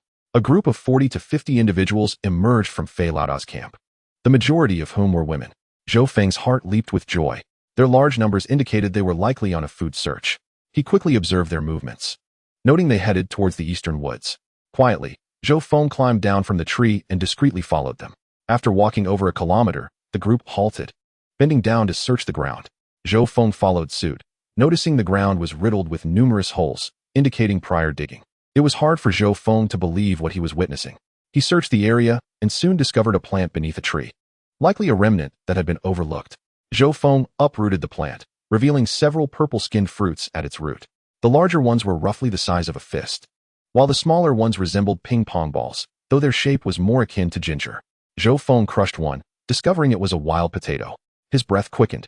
Wild potatoes existed in this forest, and there appeared to be in abundance. Although wild potatoes were unappealing and had purple skins, they boasted higher nutritional value than the commonly cultivated varieties. Zhou Feng now comprehended why Fei Laoda and his companions so easily devastated the papaya grove. They had access to a simpler and more convenient food source. With such a vast expanse of forest, who knew how many wild potatoes lay beneath? If he had these potatoes, there would be no need to seek alternative means of sustenance. Fei Laoda's choice to establish a camp among the rocks stemmed from his lack of concern for food sources. One could not survive solely on rabbit meat, yet one could certainly thrive on potatoes. They likely had accumulated a substantial stockpile of potatoes within the camp. Each day, the group could forage enough to sustain themselves, while the remainder could craft other tools, including bows and arrows, or everyday items. Zhou Feng smiled ruefully, realizing the survivors here were fortunate while they toiled for food.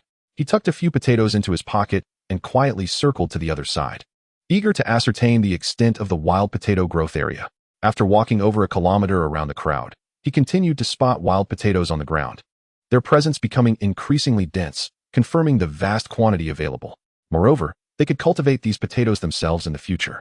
Potatoes are resilient and relatively simple to grow. Zhou Feng gathered numerous potatoes, filling his pockets and backpack, discarding the prepared stones. He then turned to leave, intending to inform the others of his discovery. Zhou Feng planned to gather manpower and launch an initiative to seize the potatoes the following day. The combined strength of their two camps could rival Fei Laoda's. Moreover, unlike papayas, potatoes were buried underground. Even if Fei Laoda sought to destroy them, he would find it impossible. It was likely he was also reluctant to sacrifice the potatoes, for their destruction would leave them without food sources. Just as Zhou Feng took a few steps, he heard a woman's voice from the nearby woods. "Don't make a fuss." The sound was alluring yet unsettling. Zhou Feng furrowed his brow. It was a woman's voice, coming from a distance away from the others. "Well, it's a rare opportunity to get out, isn't it?" followed a man's voice. "If Fei Laoda finds out, you're doomed." The woman's tone was laden with threats. Zhou Feng stealthily approached a tree and peered in the direction of the voices, spotting a man speaking with a woman, their hands intertwined.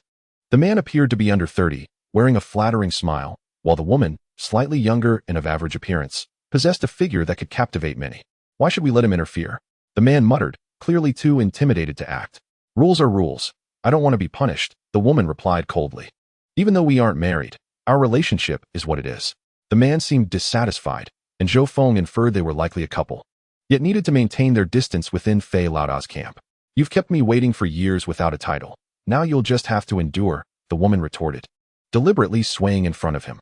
Isn't it your insistence on such a high bride price that led to this? She continued, leaving the man fuming. What? Did my parents raise me for nothing? With that, she walked toward the crowd, leaving the man seething, unable to retaliate. He kicked a tree in frustration, cursing Fei Laoda. Zhou Feng stepped out from behind the tree. Do you dare speak ill of Fei Laoda? The man, startled, slapped himself twice in panic, denying his earlier words. Come with me, Zhou Feng commanded. Trembling, the man followed. However, after walking several hundred meters, he suddenly sensed something amiss. They had strayed too far from the group. Contrary to the rules that mandated everyone stay close to avoid wild animal attacks. This brief conversation with his girlfriend had been a rare opportunity. You're not one of our camp's overseers. The man stammered. You guessed correctly, Zhou Feng replied, brandishing a knife that glimmered ominously, though it bore several nicks and stains of dark red blood that could not be washed away. I don't want to die. Please spare me. The man fell to his knees. Answer my questions honestly, and I will let you go. How many people are in your camp? Zhou Feng bent down, pressing the knife against the man's chin. 123. No, 115. A few died yesterday, the man stuttered. Zhou Feng silently nodded. His estimates aligned with the man's figures. He proceeded to inquire further, and the man divulged all he knew. Indeed, within Fei Laoda's camp, a hierarchy was enforced, dividing members into 3 groups: the gathering team, the combat team, and the management team. The management group consisted of about a dozen individuals, all trusted by Fei Laoda, enjoying the highest privileges, including specialized talents such as Dr. Wan. Next were the combat team members, who received second-tier treatment, while the gathering team faced significantly lower standards, primarily subsisting on potatoes but still managing to eat their fill. Zhou Feng also inquired about the potatoes, and the man confirmed they were non-toxic and safe for consumption. They had been eating them for over half a month, to the point where the sight of potatoes now made him nauseous. Following their recent endeavors, Fei Laoda's group had no plans to attack today, but was focused on gathering materials to craft bows and arrows. Other types of wood are readily obtainable. The crux lies in the material for the bowstring, which is currently absent in their camp. Previously, the materials for the arrows were crafted from nylon cords found within their clothing. However, these cords have now been completely removed. Fei Laoda plans to hunt some animals, intending to use the tendons from their bodies as materials. How much do you know about Fei Laoda? Zhou Feng inquired.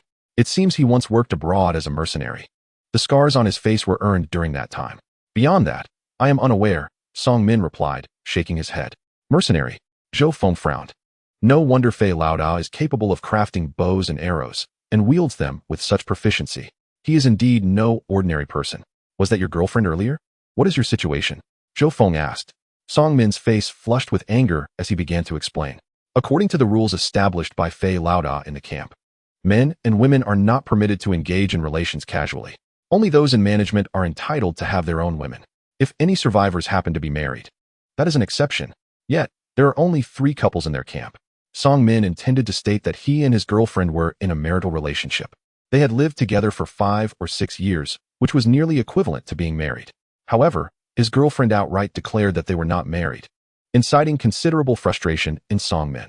He had initially thought he might have a chance for intimacy today, only to be unexpectedly rejected by his girlfriend. Zhou Feng nodded. It appears that the management of Fei Laoda's camp is more stringent than he had anticipated. I have said all that I needed to say. Please spare me. Song Min clasped his hands and began to plead. You may leave, Zhou Feng nodded. Song Min was taken aback, feeling incredulous. He did not expect Zhou Feng to truly let him go. He stood up and began to back away. After retreating a distance of 10 or so meters, Song Min turned to flee. Wait a moment, Zhou Feng called out. What is it? Song Min stammered, fearing that Zhou Feng was about to take action. After all, such scenarios are common in films. Do not mention my affairs. You have disclosed so many secrets. If Fei Laoda learns of this, your fate will be dire. Zhou Feng cautioned. Understood, understood. Song Min nodded hurriedly. Depart now. Song Min quickly vanished into the woods. Zhou Feng had indeed contemplated silencing him, but upon reflection, he realized that if Song Min were to be killed, it would soon be discovered that someone was missing, effectively exposing his own tracks. It was wiser to spare Song Min's life. He would certainly not dare to divulge what had transpired. Chapter 76. Proactive. Song Min hurried to the edge of the crowd. Where have you been? A man wielding a spear, who also bore a bow on his back, frowned. He was one of the camp's administrators. I went to the restroom, Song Min panted. Do not go to the restroom while working next time. Hurry back to work, the administrator urged. Yes, yes. Song Min nodded vigorously and began to focus on his tasks. Once the administrator left, Song Min wiped the sweat from his forehead, his mind consumed by a singular thought. He hoped that his disclosure of information would remain undiscovered. Otherwise, he would face dire consequences. Zhou Feng returned to the camp and headed to the cooking area, where 2 pots were set over a bed of firewood.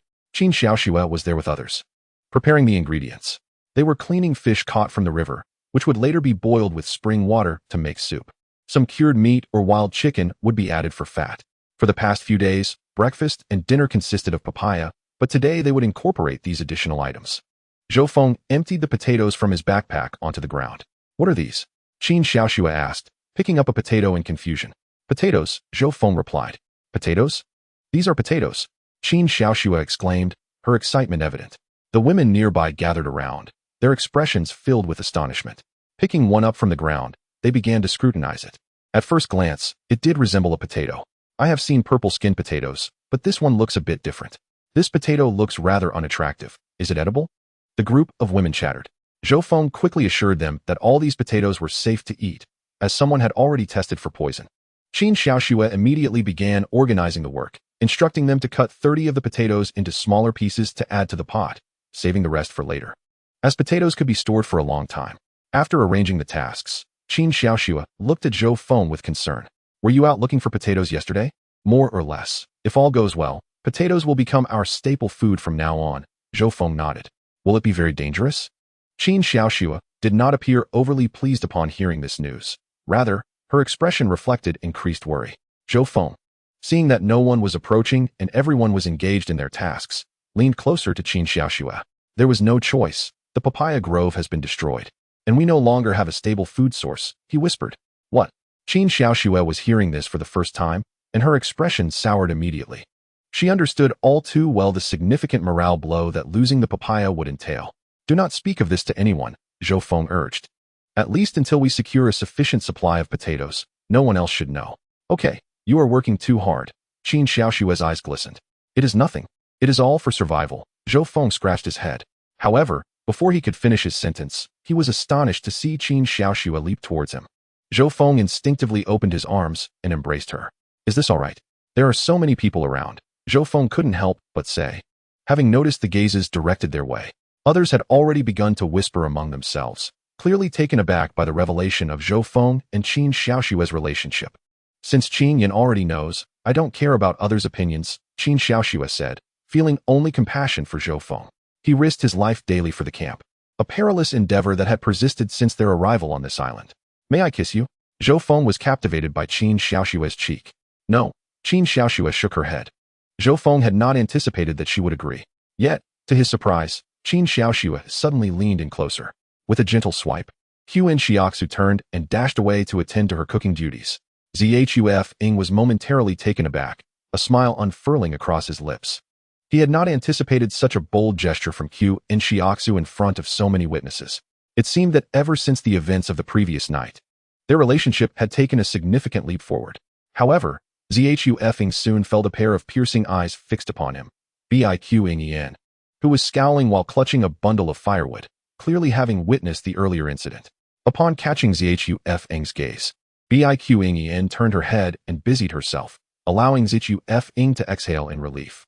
He found himself more anxious in her presence than when confronting an adversary. As lunch was prepared, the group quickly discovered the delightful addition of potatoes, eliciting cheers from everyone. The satiating nature of potatoes far surpassed that of other foods. Zhou Feng proclaimed that he had located an area abundant with potatoes, sufficient to sustain them for a considerable time, which invigorated the crowd. After finishing their midday meal, Zhou Feng led a group of around 20 individuals into the scorching sun, each armed with a spear, while a few bore shields.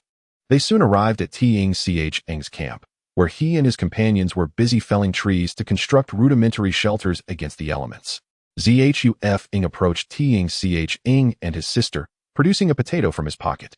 He explained that it had been discovered near Filod's camp.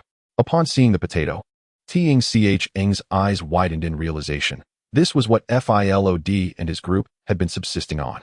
A tinge of jealousy washed over him as he reflected on the arduous efforts they had expended to find some wild fruits and catch a few fish, only to learn that a potato-rich area was situated near their rivals. Indeed, I intend to lead a group to excavate some, Zhu Feng affirmed. If each person could carry around 40 pounds of potatoes, that would amount to at least 800 pounds. With 91 individuals in his camp and an estimated daily consumption of approximately 180 pounds, this supply could sustain them for 5 to 6 days, assuming optimal conditions prevailed. However, he was aware that the excavation process might not be as straightforward as anticipated, fraught with unforeseen challenges. Qin Xiaoxue, stirred by Zhu Feng's words, declared, "I shall accompany you." Zhu Feng frowned, concerned for Qin Xiaoxue's injuries, suggesting that he should rest. "Brother, let me go instead. You need to recover." Qin F interjected. "You?" Qin Xiaoxue furrowed his brow, apprehensive about the dangers that lay ahead. He harbored a selfish wish to shield his sister from risk. "With Zhu Feng here, I will be safe," Qin F asserted, casting several glances in Zhu Feng's direction. Qin Xiaoxue nodded in acquiescence, feeling reassured by Zhu Feng's presence. The challenge was that, apart from Qin F, no one else in the camp could step forward. With fewer than 50 people remaining, they managed to muster a little over 10, needing to retain some strength for emergencies. Nevertheless, 10 individuals were more than adequate, supplemented by the 5 individuals Zhu Feng had previously assigned. Under Zhu Feng's leadership, the group set off. During the journey, Qin F sidled up to Zhu Feng and inquired, "What about the handkerchief I gave you last time?" Her gaze fell upon his arm, surprised to see the skin had healed. Qin F did not dwell on it, simply concluding that Zhu Feng's previous injury had appeared more severe than it actually was. "I left it in my room," Zhu Feng replied, feeling somewhat embarrassed. Though he had indeed placed the handkerchief in his room, it had merely served as a rag. "If you like it, keep it," Qin F said softly. Zhu Feng felt awkward, unsure how to respond. To say he liked it would be inappropriate, yet to claim otherwise seemed equally unsuitable. Noticing his silence, Qin F sought to change the subject, asking about his age. Upon learning he had just reached adulthood, her eyes widened in surprise. "You are 3 or 4 years younger than I am," she exclaimed, having assumed Zhu Feng and her brother were of the same age, merely thinking him younger in appearance due to his composure, which she regarded as more formidable than her brother's. "What's wrong? Should I call you senior?" Zhu Feng chuckled. "No need for that. You can call me sister," Qin F teased, covering her mouth as she laughed. "Forget it. I shall still call you Qin F." Zhu Feng insisted, unable to bring himself to address her as sister. "What's this? If you call me sister, I shall protect you once we leave this deserted island," Qin F declared, playfully draping her arm over Zhu Feng's shoulder, exuding a boisterous demeanor. "Let us discuss that when we manage to escape." Zhu Feng replied with a nod. As the pair walked shoulder to shoulder, those trailing behind instinctively slowed their pace, creating distance as if to grant them privacy. "This woman is certainly trying to charm our leader. She has quite the scheming mind," FTI scoffed, disdain evident on his face. "What do you mean by scheming?" a curious companion inquired. "Living well alongside the leader, of course," FTI explained, having witnessed numerous women striving to impress Zhu Feng, including Tin Biying. "That is not necessarily true. Perhaps she genuinely likes him. After all, he has saved her multiple times," someone countered, shaking their head. "Regardless, I'll find a chance to remind him that while he is formidable, he may not be adept with women," FTI muttered. As they continued their journey, they passed through a papaya grove. Even from a distance, they could detect the sweet aroma wafting through the air, though it was tainted with an undertone of rot. Upon reaching the grove, they encountered numerous damaged papayas swarmed by insects. This sight caused many to frown in dismay. These papayas were utterly inedible. Some within the group were unaware of the grove's devastation, their expressions reflecting discontent. Zhu Feng chose not to conceal the truth from them, recognizing that as long as they could excavate potatoes, the papaya grove would hold little significance. The group circumvented the papaya grove and pressed onward. Upon returning to the forest near Filod's camp, Zhu Feng took a moment to observe. The forest appeared devoid of activity, evidently. Filod's subordinates had already ventured out to dig for potatoes, likely intending to return to their camp as the midday heat intensified.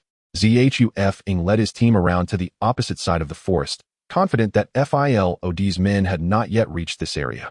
He explained to his companions how wild potatoes appeared, selecting 5 or 6 individuals who seemed particularly sharp. Surrounding the area, responsible for patrolling, was naturally Fu Tai. The moment they spotted anyone affiliated with Fei Laoda approaching, they would immediately notify everyone to retreat. Zhou Feng had already meticulously planned the escape route in advance and had informed everyone during their journey. It was best to avoid any conflict for the time being. Although they possessed a few shields, that would only mean passively enduring attacks, which would certainly result in casualties within their ranks, leading to greater losses on their side.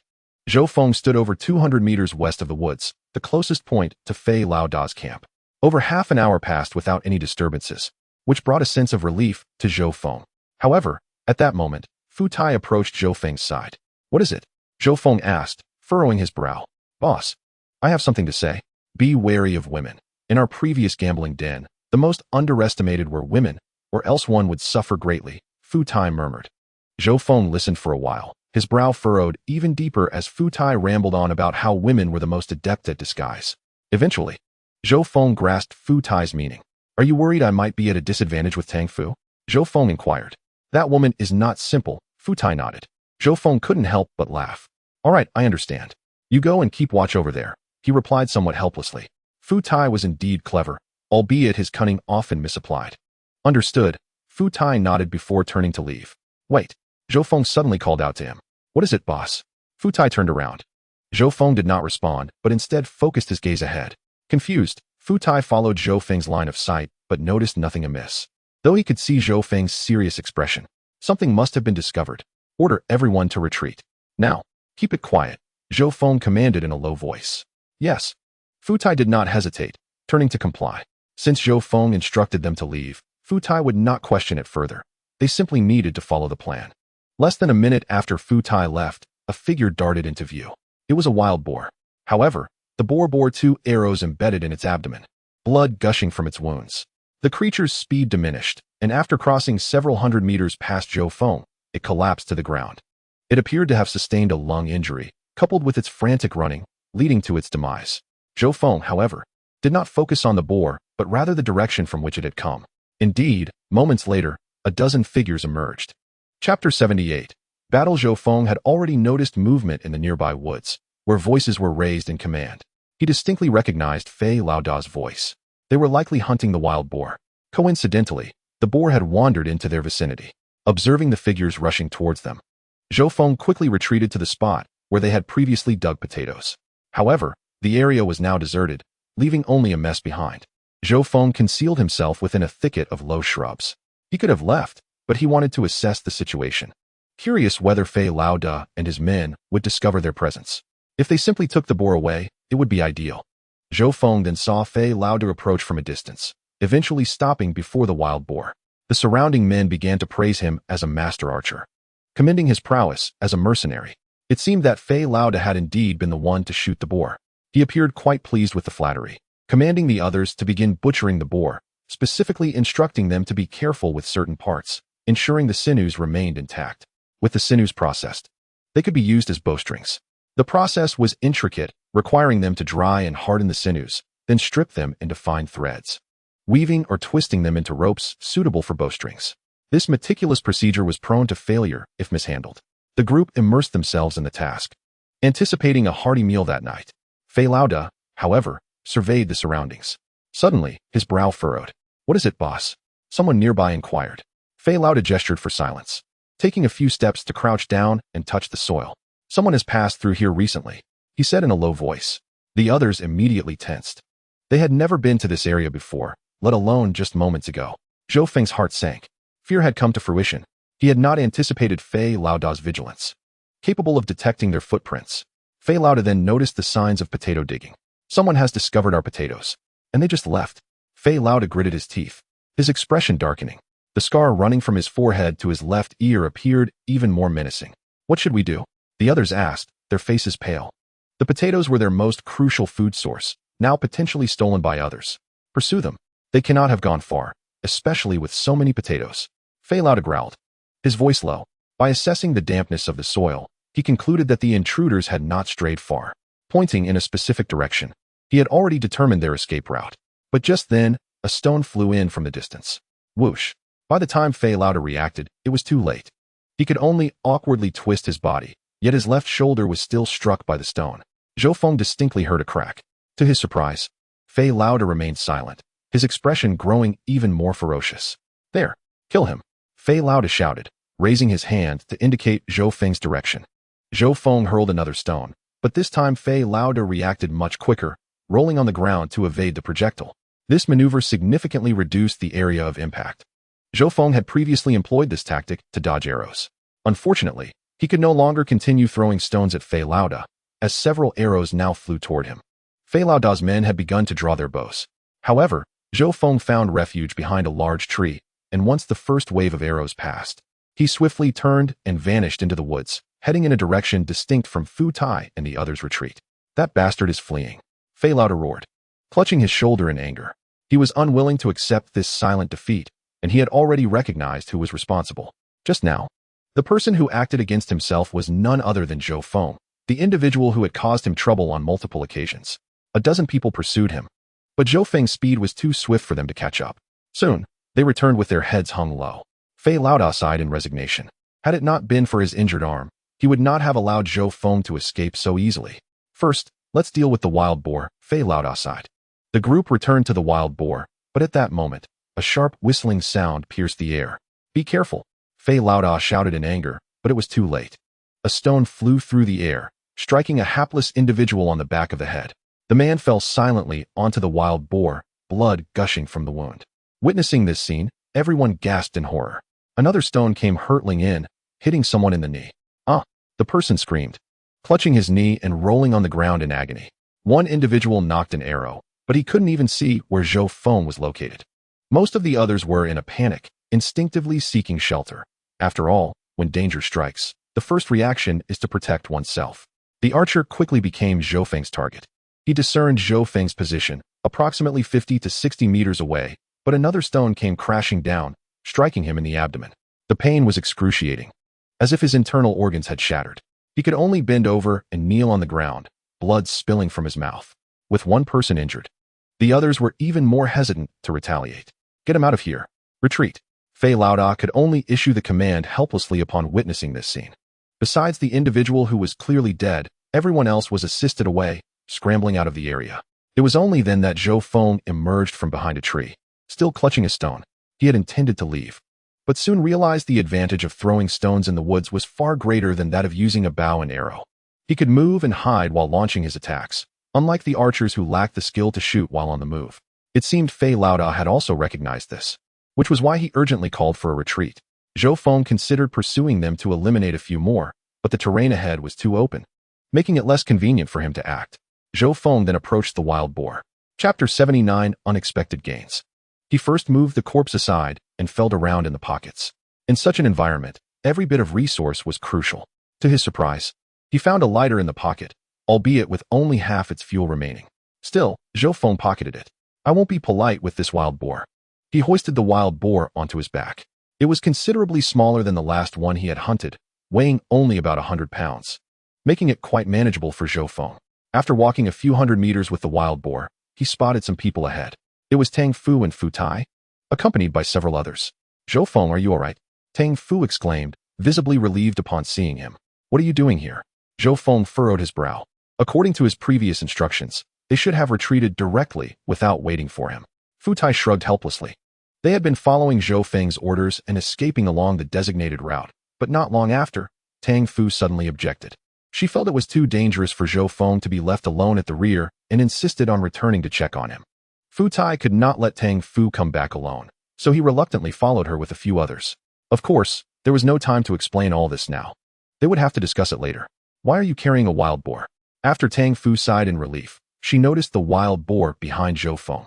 She was momentarily at a loss for words regarding the situation. It's rather complicated. Let's talk while we walk. Zhou Feng continued forward.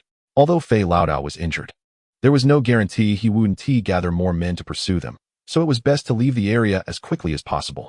On the way, Zhou Feng inquired about how many potatoes they had dug up, as this was the true objective of their mission. When Fu Tai reported, Zhou Feng was somewhat astonished. Each person had dug at least 50 pounds of potatoes, filling their baskets to the brim, totaling over 1,000 pounds. You were so quick? Zhou Feng asked. Potatoes are easy to dig up, and everyone was working their hardest, Tang Fu replied with a smile, raising her hand for Zhou Feng to see. Zhou Feng noticed her hands were covered in dirt, indicating she had not been idle and had helped dig a substantial amount. Tang Fu was also carrying a woven basket on her back, likely containing over 30 pounds of potatoes. Zhou Feng understood the motivation behind everyone's hard work. They had all passed through the papaya grove and witnessed its destruction, realizing the importance of these potatoes to the camp. No one slacked off, especially since potatoes were a relatively easy food to gather. In just half an hour, it was feasible to dig up 50 pounds. Zhou Feng estimated that had Fei Laoda and the others not suddenly appeared, they could have collected even more. However, digging too much would be impractical given the distance they had to travel, as they couldn't carry excessively heavy loads. Zhou Feng, where did this wild boar come from? Tang Fu inquired again. I took it from Fei Laoda and his group. Zhou Feng replied with a smile, not delving into the specifics. You took it? Tang Fu was taken aback, doubting her ears. Zhou Feng managed to snatch a wild boar from Fei Laoda and his crew all by himself. Although Tang Fu was unaware of the exact number of people Fei Laoda had, she knew it was certainly not few. Fei Laoda is no ordinary person. Fu Tai's tone was filled with admiration. This was the sentiment shared by the others in the group. When they had dealt with Charles, they had shown no mercy whatsoever. It was Charles who had sought his own demise by attempting to ambush their leader. Without their leader, they would have been at the mercy of those foreign individuals. The members of Zhou Feng's camp began to converse, recalling how Zhou Feng had established his authority in the past. No matter how formidable Fei Laoda was, he could not possibly rival Zhou Feng. Although Tang Fu was aware that Zhou Feng had incorporated Charles's camp members, she was not privy to the details. Listening to their discussions, she found it quite engaging, while the members of Tang Fu's camp were equally intrigued by Zhou Feng's exploits. Candidly recounted everything he knew, eliciting continuous exclamations of astonishment from the crowd. Upon hearing of Zhou Feng's remarkable prowess, Ting F wore a smile, her heart silently cheering in admiration.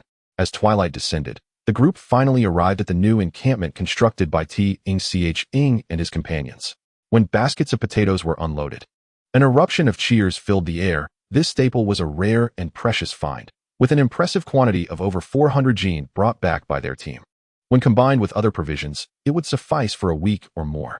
Zhou Feng presented Qin Xiaoxue with 2 front legs of a pig, an offering that made Qin Xiaoxue feel somewhat embarrassed, as these were the spoils of Zhou Feng's own haunt. However, Zhou Feng urged him to accept it, assuring that consuming meat would expedite the healing of his wounds. Besides Qin Xiaoxue, there were several other injured individuals in the camp, all of whom had narrowly escaped death and were in need of nourishment. As night fell, Zhou Feng exchanged a few pleasantries before taking his leave. Qin Xiaoxue noticed that his sister had been watching Zhou Feng's departing figure intently. Could it be that you have developed feelings for him? He teased. Qin F merely nodded lightly in response. Qin Xiaoxue was taken aback. He had not anticipated such a straightforward admission from her. In the past, she would often retort when he made similar jokes, reminding him of her own suitor. Who? Qin F furrowed her brow in confusion. It must be that young girl, perhaps named Bai, Qin Xiaoxue mistakenly inferred, believing that Biqen was Zhou Feng's girlfriend. He recalled how, during their last visit, he had noticed Biqen glaring at Qin F with a hint of hostility, an expression unlikely to arise without some underlying connection. Just a little girl. I am determined to win Zhou Feng's affection, Qin F huffed, her eyes gleaming with determination. By the time Zhou Feng and his companions returned to the camp, darkness had nearly enveloped the surroundings. Yet, as they approached, they were greeted by the tantalizing aroma of roasted meat. After placing their supplies down, they learned that the camp had also enjoyed a bountiful day. The trap set by Wi and his team had finally yielded results, ensnaring a wild boar, which meant an additional feast for the evening. Portions would be consumed, while the remainder would be preserved for later. The crowd was further astonished when they saw Zhou Feng arriving with another wild boar slung over his back, a testament to the day's remarkable fortune. Zhou Feng pondered thoughtfully. The population of wild boars on this island appeared substantial, suggesting the possibility of a gathering place for these creatures.